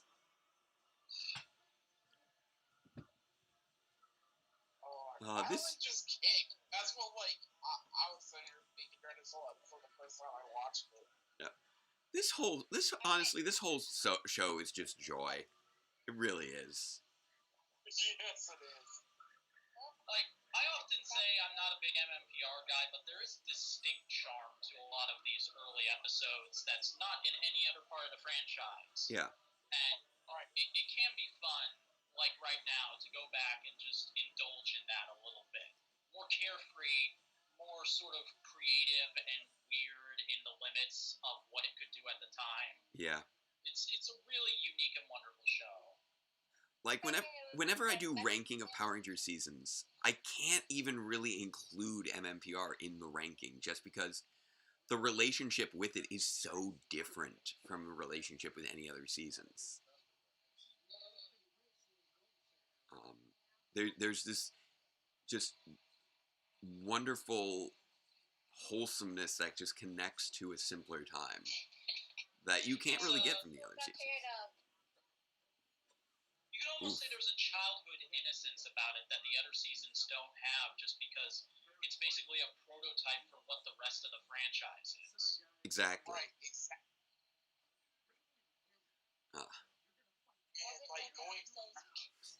Got teared up by the audience. And of course, Skull really, oof. It's great how Skull's character was just built off. They just had like a second punk there to repeat what Bulk said, but then Skull just became such a lovable character in his own right. There we go. Lesson learned. It's that sheer Jason Narvi charisma, man. It's a special thing. Very few comedic actors have it, but oh yeah. Oh my god, I love that man's performance, and I would. The one time I saw him in person at a panel at Power Morphicon 5, yeah. him and Schreier.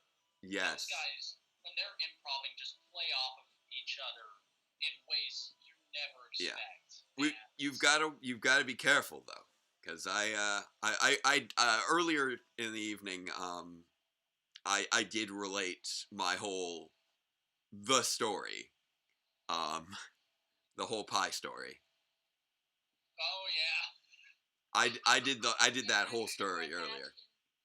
All right. Spencer Harris down in the chat saying, if you're not safe from sharks in the water or on the land, then you need to learn to fly. Very true. Oh, and it is now auto-playing right into the Listenator. Yeah, I'm getting mine queued up and past the intro right now. There we go. Yep, we're cheerleading right now. Alright. That's right. Alright, everybody. It's time for the first appearance of 2017 Zordon. Not what? No, it's not. Doesn't he usually show up next episode after this? What? Oh, what? Are you talking about the voice of Bryan Cranston? Yeah. Doesn't he voice Lizinator? No, he voiced Snizzard and Twin Man. We've already had him twice. You've already missed the two Bryan Cranston spots. And earlier we were clerical error on my part. Earlier we were actually having a conversation with David Fielding, and we were talking about Bryan Cranston's performance. And that was I did see on great. Twitter that you had David Fielding on. That's pretty awesome. Yes. Sheree in the chat had tweeted the link to him, and he popped in, and it was great. Jackie Martian was here as well. Briefly in the chat, not able to actually come into the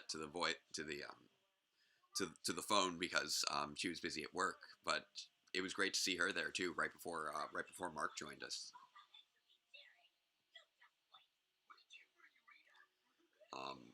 Yeah, we've had a lot of great people over the course of the weekend. Like, it's tough to fill, 24 hours on like a week's notice when you're going through 60 different episodes. But we've had a lot of good people here with us today during this weekend. Yeah. So again, if there's a lot less work going around right now, so everybody's got their books a little more open than usual. Yeah, a little bit. So yeah, again, to everyone out there, if you haven't shared this stream yet, please do so. We've only got about another hour left to go, so this is sort of that last chance for us to spread the word that it's happening, to keep raising awareness for the voting rights issues in Florida, and to see if there's anyone else who you still want to snag to discuss these final episodes of Mighty Morphin Power Rangers Season 1. And if you want to donate, we do have that link down below. That will allow you to donate to the PayPal through Streamable, or you can go straight to wegotthevote.org and help pay for someone to be able to vote again, who lost their right to vote, and has been denied their ability to restore their right to vote. So let's help restore those rights for them.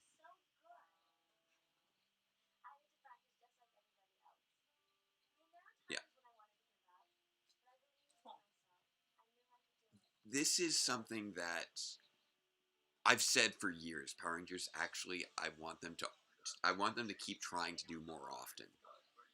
Like, there's always that pressure to do a moral of the day episode, and that's fine. I recognize that, and that's a good thing to be able to do for kids. But do it by having the Rangers act as the role models and have them being the ones teaching the lessons. Like, it's so nice, and it really reinforces them as role models.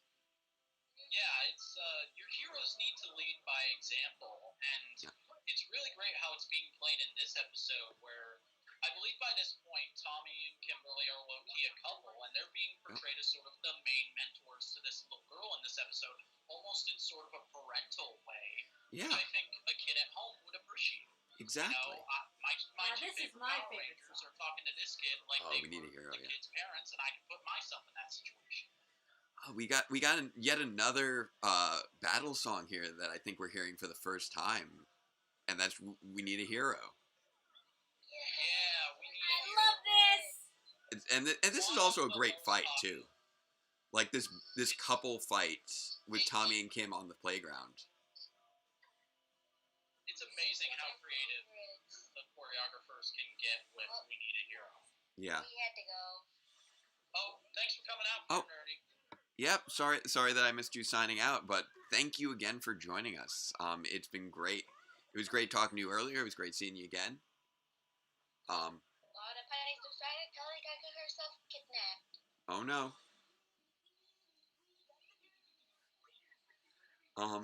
But like, it's been also interesting watching the evolution of these characters across the course of this season, because it's 60 episodes. It's so much. And you just even look at how Kimberly and Tommy look at this point. Like, Tommy's, he's grown. He's got his ponytail and undercut now instead of the mullet he had earlier. Kimberly is not wearing like a little frilly dress. She's wearing jeans and a button-down shirt tied off. and they just look like they've grown into the roles of Power Rangers across the course of this season. Oh, that's a new one.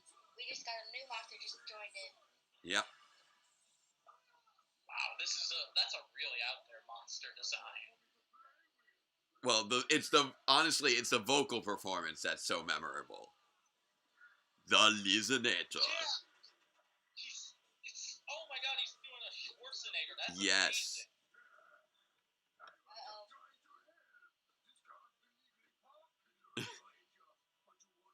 Love this. And once again, physics in Power Rangers is broken because you can lift up an entire car just by one little corner. Yeah, no, the car would just bend apart trying to hold it that way.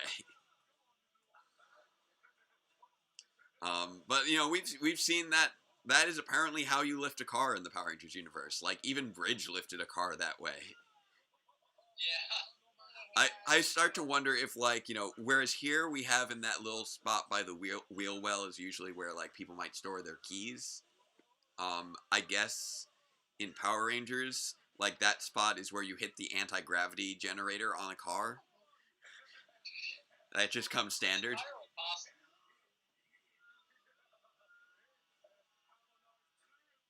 Oof. See you next fall.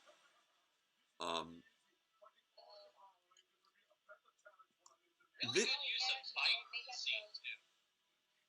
This is kind of interesting in that it is one of those examples of an episode where the story and the fight footage is more divorced than usual. Like both are still good, but they're very divorced from one another. Like that was very Jason focused after a whole story about Kimberly mentoring a teenage cheerleader. Yeah, very, very solidly differentiated A and B plots here. And weirdly, the monster is the B plot. Yeah. Although they very much focused on him right now. Oh no, super medals. Gotta watch out for those super medals. I love the design of that gadget. It looks like something out of Ghostbusters. Yeah, Mark Richardson, man. That guy will make something out of anything. I was joking yesterday about how I just imagined I could just imagine him going like, I need to make a what? What's a cake-o-matic? I don't know what is that? Okay. I'm just gonna throw some blenders on this thing. Cool? Okay, we're cool.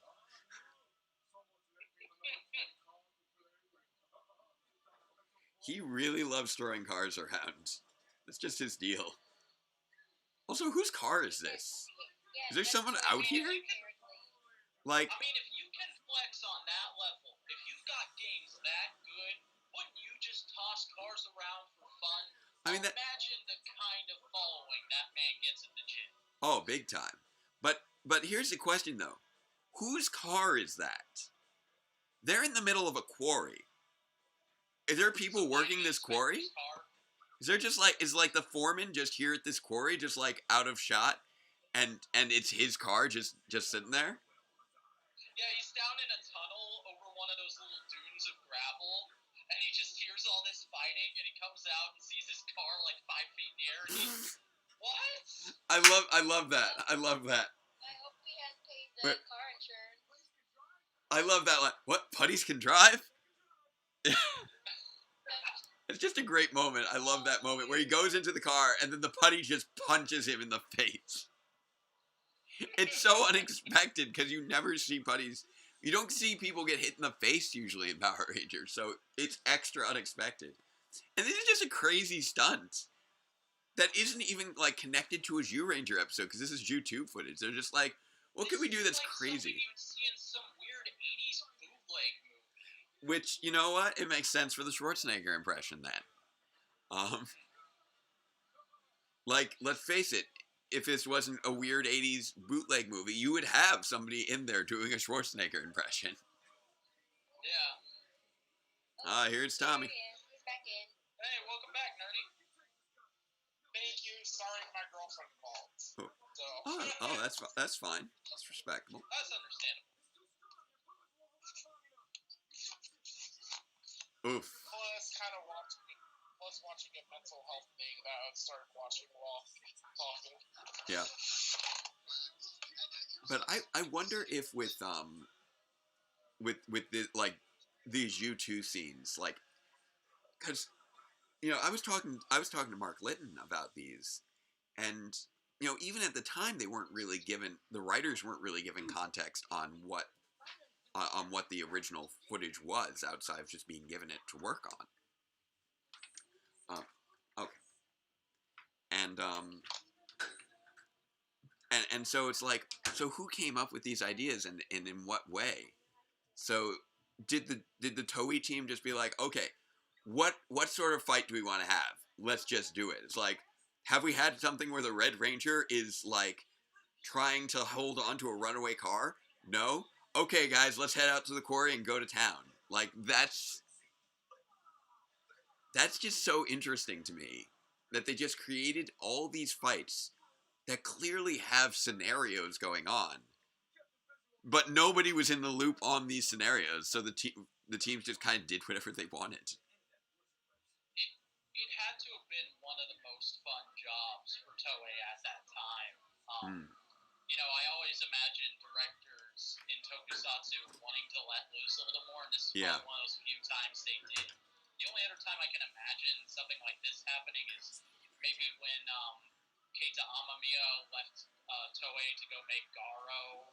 That became a huge franchise. Or there's a couple of Kamen Rider Wizard specials.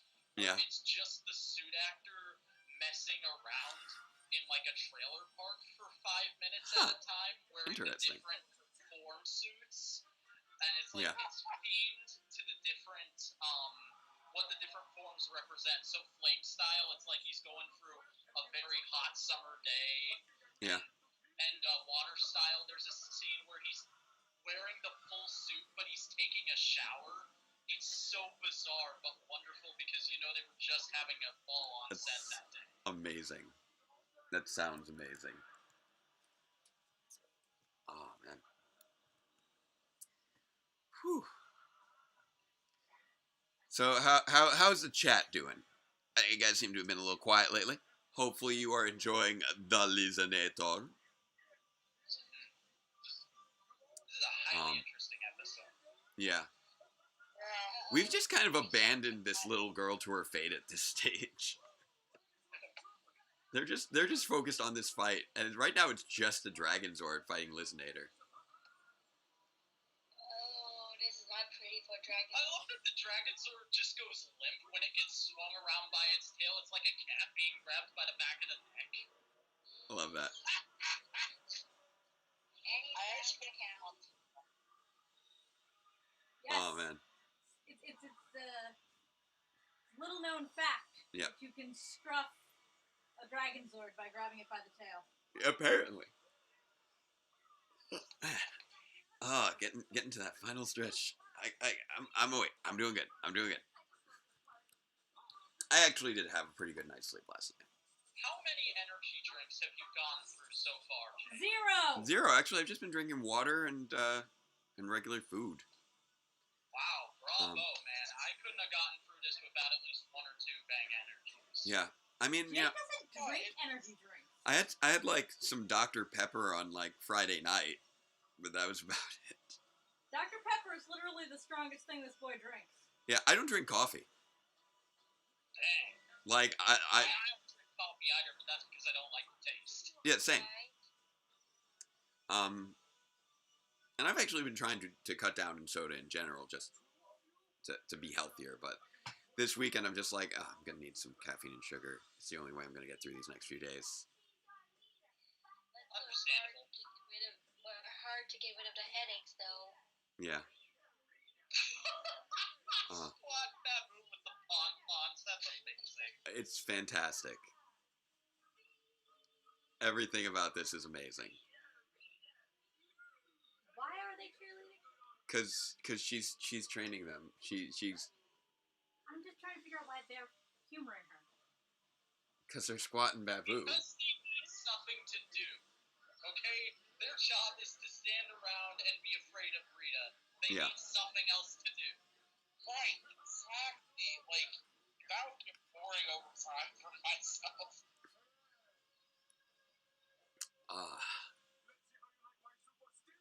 Oh no, super stink breath. That is exceptionally harmful for robots for some reason. That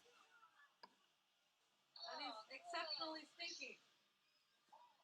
I'm not quite sure why stink breath is so harmful to robots with no noses, but okay.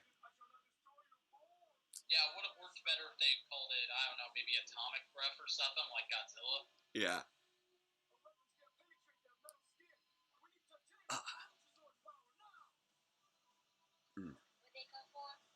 Now, if you really want to be impressed, keep in mind, I haven't gone to the bathroom this whole time. Oh my goodness. I'm doing okay. I'm doing okay. I told you to go to the bathroom between episodes like 5 episodes ago. I'm doing okay. I just got like 3 episodes left. I'll be fine. Oh wow, did they use the toys for that combination? Hmm. I've never seen that version of the combination before. That's fascinating. Oh, where the Megazord jumps in and then the Dragon Zord drops on top. And it's the toys. I've seen them do it with the models, but I've never seen the version where it's the toys before. Or at least I don't remember seeing it. For some reason, the Zhu 2 footage includes alternate transformation sequences for the Zords, and I have no clue why. I don't know. The original footage was destroyed or didn't look as good. I mean, I guess maybe, but like they had used it for so many episodes already. How could they not? Why would they need new versions? That's so strange. It's interesting. It's engaging. Look at those puffy necks on the season 1 American footage. Big time. That never fails to throw me for a loop. I agree. Because honestly, some of the season 1 American footage is like, you want up here? What? Come up here. What's up here? You come here. Come here. You don't just sit. Come on. There we go. Hey, buddy. Here comes Broken Skull. What's up, Frankie? What you up to? You were sitting there at my feet, looking all forlorn. There we go. There's my little bud. Hey, buddy. There's my little bud here.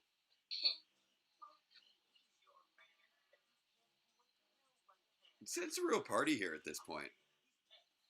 We got Frankie here. We got a little Zach. We got Phantom Helmet.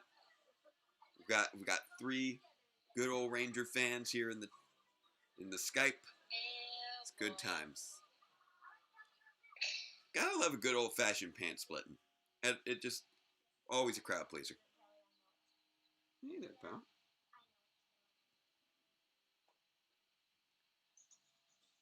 Frankie, no messing with the mirror. What's the kitty doing? I'm not. He was kind of sniffing at the base of the mirror, so I want to make sure he didn't push his head on it because he's been rubbing his head on some things, being all adorable. I don't know if this is quite a cheer. It's really more of a dance. I mean, it's a cute little dance, but I don't think this is a cheer. Also, what is this music? I've never heard this anywhere else. And now you get the big cheer, and congratulations, you made the team. Good for you. Wouldn't it be great if if the Rangers went up and were like, "Wow, that's amazing," and then the coach is just like, "But you didn't make the team." Yeah, no. That wasn't a cheer. I'm sorry, you didn't do a cheer. You can't be on the team. But also, like, they were going through that whole thing of like, the go fight win practice that didn't make it into the final audition. Yeah. We just wrapped up into the Lizonator. And so they were in the end credits, and it's about to I'm just letting it roll at this point.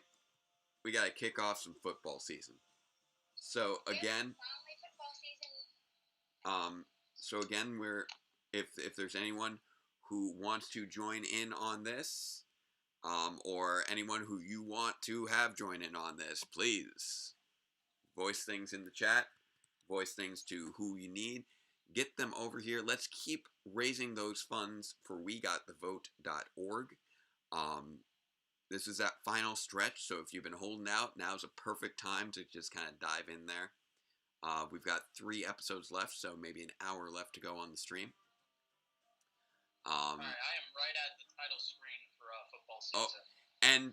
And again, Netflix is daring to ask me. Let's see if you guys know the answer to this question. Are you still watching Mighty Morphin Power Rangers? Presently I am, yes. Of course. Do you have something better I should be doing? Because this is what I think is what I should be doing at this time. So Chris, you want to jump in? I need to loop you into the conference, to the same call. So I'm going to do that. I'm going to hit this, and we're going to kick off football season. So give me a moment to. So I'm going to decline your current call, and I'll loop you into the call that I'm in. Because otherwise it's gonna break apart the call, because it's weird. All right, I'm a little confused. Are we rolling into the episode, or are we waiting just another? Just one moment. I'm just gonna do the little ad here. Whoops.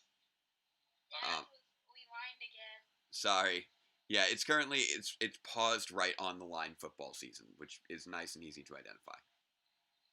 Whoopsie. Here we go. So Chris, you're getting added in there, and here we go. Time for some football season. Ready, and I will continue watching Netflix, sir. Wow. Hi, Chris. Hello. Oh, hey, this episode was written by Cheryl Saban. It is. And actually, this is kind of funny. We were talking about this a little earlier with Mark Litton on, like, how he called dibs on Wild West Rangers because he was from Arizona and he wanted the cactus monster. And how every now and again there'd be episodes that people would call dibs on, like, who wants to do this one? Oh, no, and, you know, oh, I gotta do it. Oh, no, this person's gotta do it. And apparently there was, like, who wants to do the football one? And everyone just kind of shuffled their feet. And then Saban's wife ends up doing the football episode. That is some TV magic. Yeah. You know what's ironic? Yeah. What's that? Oh. Jason is joining the football team, but his 2017 counterpart in the film got kicked out of it. That's true. Yep. I wonder if this is one of the few episodes they watched to research for that movie. Yeah, you do have to kind of wonder what sort of research the writers went through when creating that film. Like, it was a great film.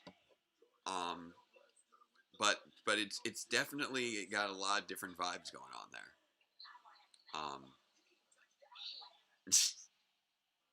Also, I like how they just squeezed in that little joke, like, just as it was fading out.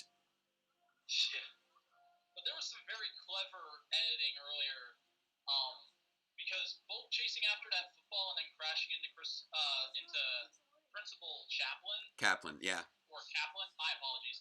That was him basically giving him a spear into those steps, and as a wrestling fan, I can just tell you there's a lot more impact when that happens, and, like, they would have had to go to the hospital with how bad he'd messed up his back on those stairs. Oh, yeah, big time. It, so it was just a much softer hit. Yeah, you got to be careful with that sort of thing. And yeah, I've had to do a little bit of similar kinds of edits with doing my fight scenes in Power Reviews. Actually, here's a fun fact from this is a fun fact from the episode last night, episode 90. There's a shot where I get kicked in the face by a demon, and it's brief. And it's a shot that was filmed fairly recently. And so here's the fun fact. That is me in the Phantom costume during that fight. That is also me in the demon costume during that fight. Oh my gosh. Really? So, in other words, you filmed the scene twice. Yep. Because I couldn't have people over in my home. We were, we do the social distancing thing. And I was short on time. It was like last week, and I'm like, I really need a shot to kind of bridge this. And I never got around to shooting it when I had my people, so I'm just like, I'm just gonna shoot myself, kicking myself in the face. I can only imagine the nightmare would have been to line that up in compositing, though. It wasn't too bad, actually, surprisingly. I just did a lot of takes to try and and then just found the two that lined up the best. Also, I kind of love Tommy's muscle memory working against him here. Because, he clearly wants to jump into the stances that he knows. But he can't kind of shake that. And, I've sort of experienced little bits of that when trying to choreograph different styles of fighting in Power reviews. And trying to make it more like Power Rangers, because when I was looking at, oh, and there's Billy bringing the gun show right there. One of the few times in season 1, Billy doesn't have 5 layers of clothing to hide the fact that he's actually buff. Yep.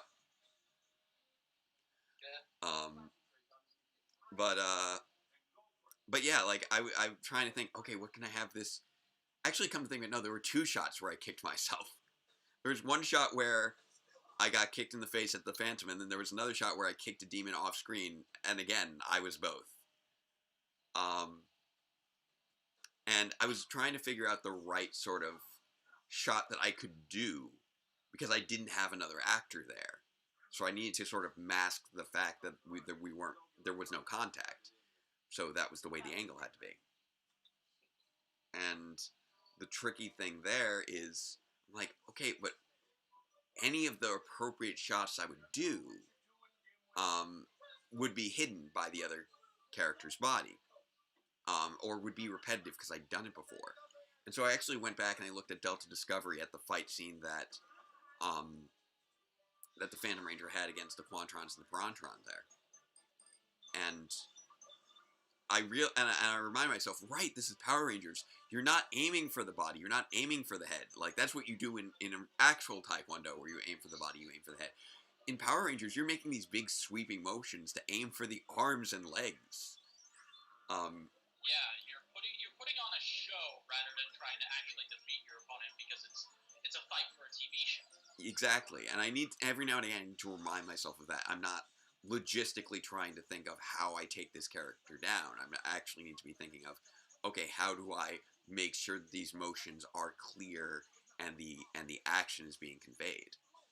So I actually had to do I did a roundhouse kick, but it was a type of roundhouse kick you wouldn't do, which is where you're trying to hit the person in the arms with your shin, which would be ridiculous. That's not the way that you do a kick. You do a kick, you aim for the ball of the foot, and you aim for the body. So, instead it's shins to forearms, and that's more where things are hitting. So there's a lot of interesting stuff that goes into these fights. And as I wrap up talking about that, now here we got the putties showing up. Yeah. And Billy doing that ridiculous cartwheel just to punch one in the stomach. Oof, those flips, man. Look at those sweeps. Zach is just... Zach is so quick in this fight. He is like lightning. Zach is really underrated as far as just his... Walter Jones' skill, he gets... they play up Jason and Tommy as being the big fighters, but Zach is amazing. Also, real quick, Jeremy Adler in the chat just donated. So thank you very much. Excellent. Thank you very much, Jeremy. So appreciated, and great to see you. I know you. I know that you're always following me on Twitter, and I appreciate the support. We all do.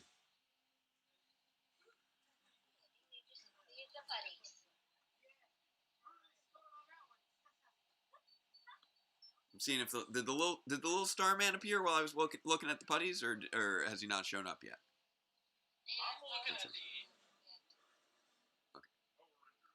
I don't know, there seems to be a little bit of a delay sometimes. There generally is a bit of a delay. Yeah. Oh, that's right. There's. Yeah, Rhino Blaster is just like built. What was that, huh? Keep an eye out, though. Yeah, he's got some of the most interesting proportions I've seen on a monster in a while. That was another one of the like 8-inch figures. Him and Sakadillo. I remember Zed and Piranha's head. I know I'm forgetting others right now. I mean, there was Goldar and Finster and Squat and Babu early on. But yeah, I think that the second wave of tall monsters was Rhino Blaster, Sakadillo, Lord Zed, and Piranha's head. Oh, the putties in football uniforms. That's fantastic. This is how they knew it was going to be a football episode. Because again, like there was no communication that this is what they were going to be sent. It's like for some reason the Toei stunt coordinators just decided to have an episode where the putties were dressed in football uniforms. Someone at Toei that week was just really into American football. Exactly.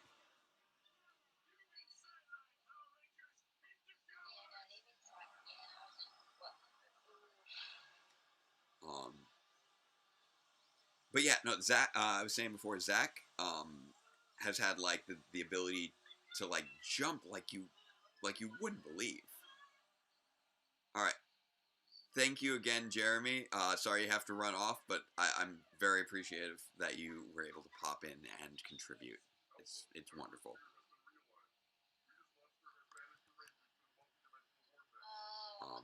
Okay. Oh no, that. Oh no, they're in the multi-dimensional vortex. This is so weird, so much worse than all this single-dimensional vortexes that they've been in over the years, or over the year. Sorry, this has all been 1 year, but it feels a lot longer.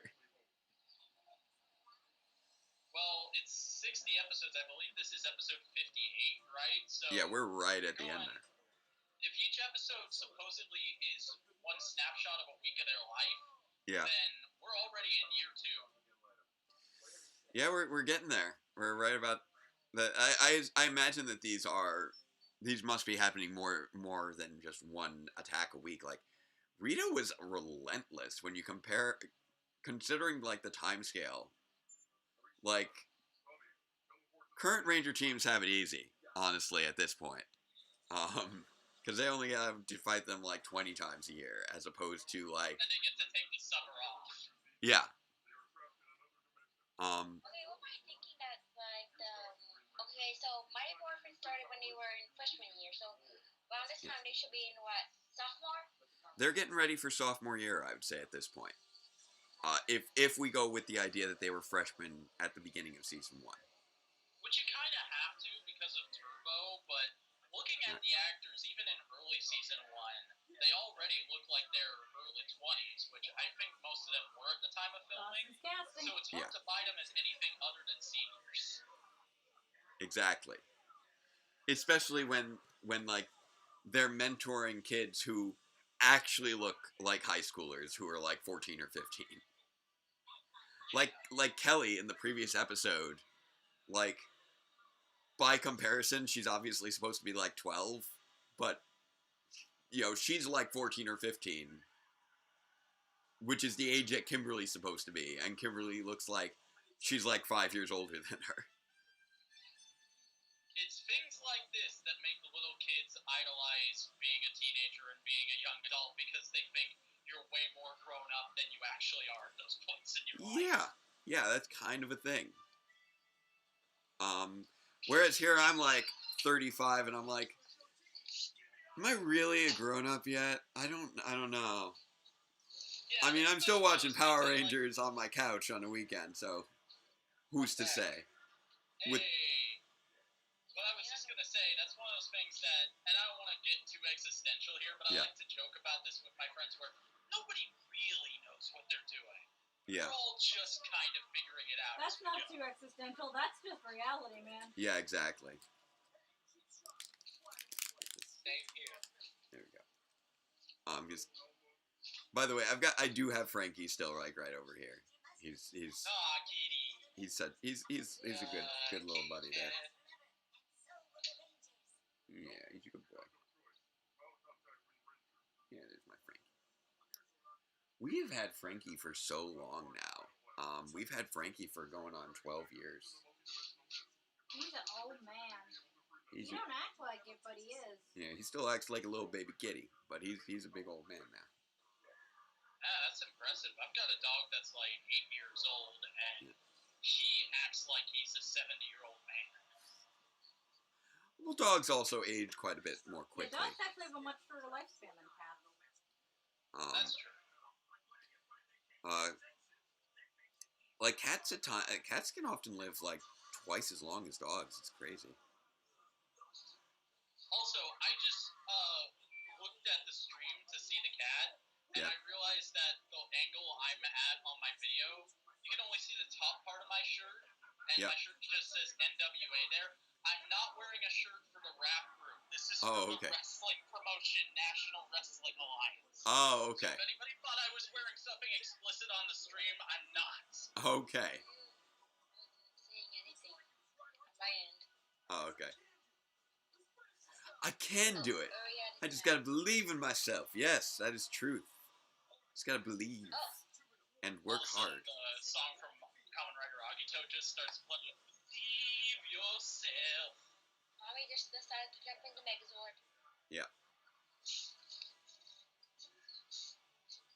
Oh, apparently the Emmys have started. I didn't realize the Emmys were this evening. It is. I don't keep track of award shows at all, so when my mom asked me this evening, she was looking at the TV guide and she's like, which one is the Emmys again? And I'm like, why are you asking me? It's the TV one. Oh no! Oh! What I missed? Oh, he got tackled. Yeah, he's just like, Zordon, I'm going down! And he's like, with the arms up in the sky, like, no! Oh, look at all that wonderful smoking styrofoam there. That can't be healthy for the environment. Don't burn styrofoam, people. That's not healthy. Oh, hey, there we go. Boom. The Rangers have escaped from their multi-dimensional vortex with Megazord intact. I have no idea. It's just a cool moment. How are you doing over there, man? That was too fast. I mean, ADR showed up with Megazord so early. Yeah.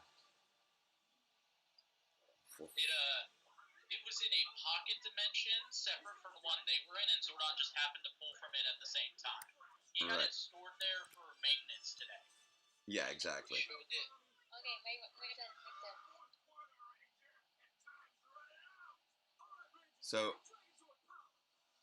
So yeah. I do have to say it is amazing that we've as far as donations through the Streamlabs link, we have more than tripled what we did yesterday. So that's been great. So thank you again to everyone who's helped contribute this weekend. It's deeply appreciated, and I'm hoping we can keep at it, keep contributing, keep building on that. Oh, Principal Kaplan is not pulling off that sweatshirt at all. Definitely not. And their mascot, the tiger, which is shocking. I find it interesting that they not only showed him dropping the sheet, but they actually you could read what was on the sheet, so you already know what he's going to call out when eventually we get back to it. Now this is just insane to me that they just put all of them on the football team. Like, people, guys, you have football teams are huge. Well, no, it's more so everything under the sun. It's incredible the high standard that was set for teenagers in this show. It's like you guys have so much other stuff going on, and all four of you are going out for the football team. even Billy is is on the football team now. Like, that's they're so, like, honestly, truth be told, Voyagers TV just subscribed. Oh, cool. Bulk is on the team as well, which is actually, honestly, one thing that I'm. They must have been really desperate for new additions. You know what? No, I believe that Bulk would be a legit linebacker. He's a linebacker. Like, he could. But did you see how he just tripped and he's still wearing the tutu? Like, it's great. He's clearly not taking this as seriously as everyone else. I mean, he kind of is. But also, like, Tommy's the quarterback is just so ridiculous for someone who couldn't even play football at the beginning. Well, I mean, all the quarterback has to do is throw the football in the right place. True. But James, but that's the leader of the team. Ranger of all time. He has to be the quarterback. And you know what? I would actually say that this episode was really where they like, we're right at the end of the season, and this is really where Tommy's kind of OP status kind of got established when you get right down to it.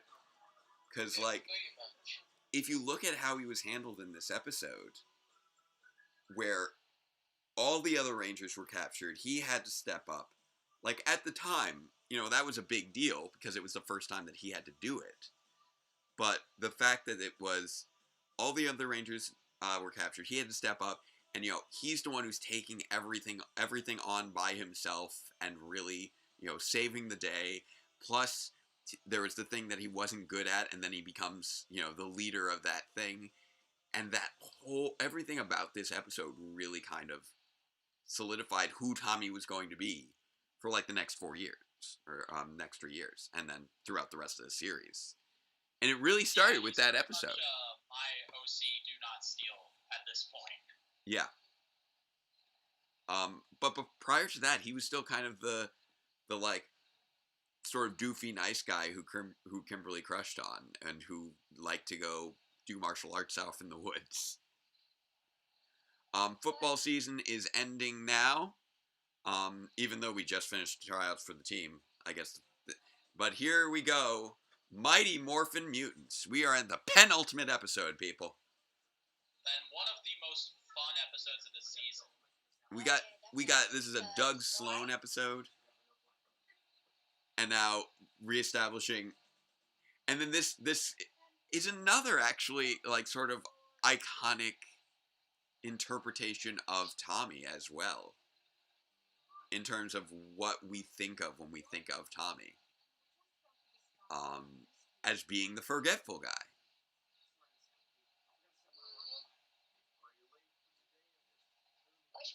Which reminds me, how did someone like him will end up getting adopted in a way? Yeah. His, my habits. It's interesting. In early MMPR, Tommy's sort of got a kind of a Barry Allen Flash thing going on. Of fastest man alive is always late. Yeah, exactly. Like, he's supposedly the most impressive Ranger, but he's always a little bit behind on everyday stuff. Yeah. I like to think that describes me a little bit. Sometimes, like, there's a lot of stuff that I recognize that I have skills at, but day-to-day life is not really one of them. I'll see if I can get a testimony. Oh, I do have confirmation from that.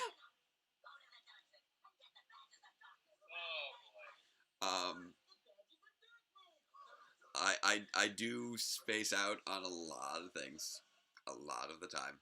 Yet somehow I managed to hold, like, this whole, like, 900 episode series in my head, along with my own interpretation of it that is running up to 100 episodes.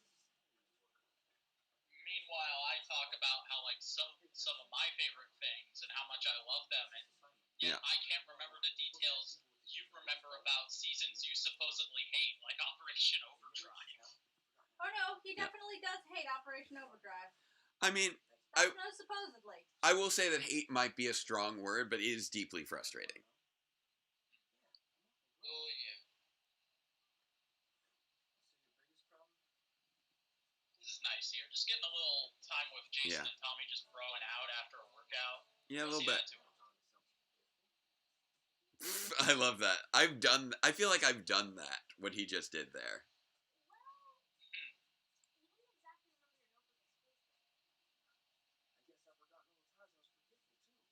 Yeah. Yeah, pretty much.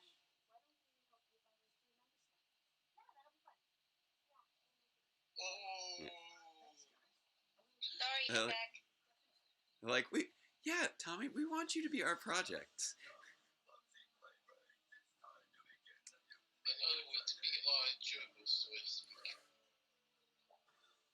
Oh, right, these putties. Oh, this is so great getting to see Goldar in a proper command role. Number 6. No. Come on, number 6. This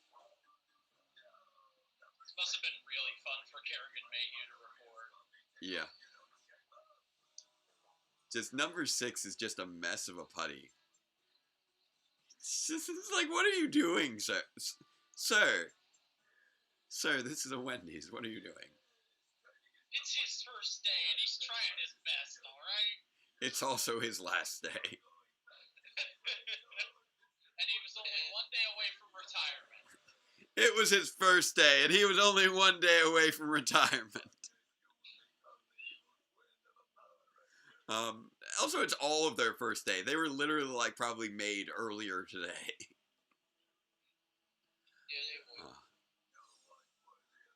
I'm surprised nobody has made props of these boards and sold them at, like, conventions and stuff. This seems like something Starlight Studios make huge bank off of. Yeah.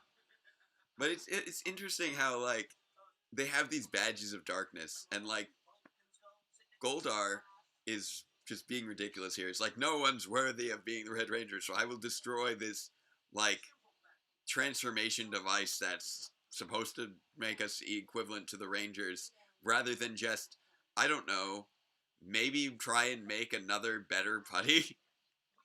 Or even just use it himself. Could you imagine that? Yeah. The Red Ranger. Yeah, like, it's the Red Ranger that'd be body, amazing. But it's the head of his suit. Yes. Or just take the Red Ranger spandex and just stretch it out over the Goldar armor. That is not spandex!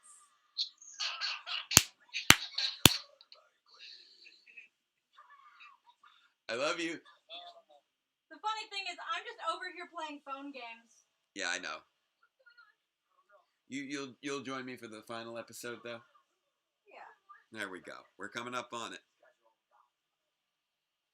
I like how that's just become a reflex for you, though, MJ. That's amazing. Yeah.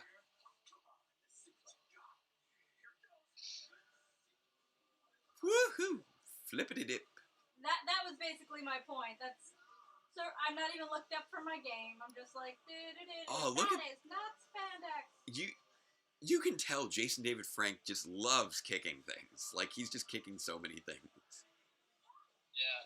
Oh my gosh. Remember on, what was it, Hyperforce? The episode where he guest starred and he was just, like, obsessed with doing scorpion kicks? Scorpion kick. Do I still get to do my scorpion kick, though? And the DM's just like, yes, I said that. Yeah. Well, he also had no idea what he was doing there. He rolled with it pretty well, though. I also love how like, he just played into the Draken ego so hard. It was actually quite entertaining. Was a bad idea. Yeah. I have zero interest in it myself, but I can totally see why he's so into the idea of having an actual Draken show happen, because he clearly loves playing that character. Yeah, well, it allows him to be, like, his, like, kind of one of the best versions of Tommy is Evil Tommy.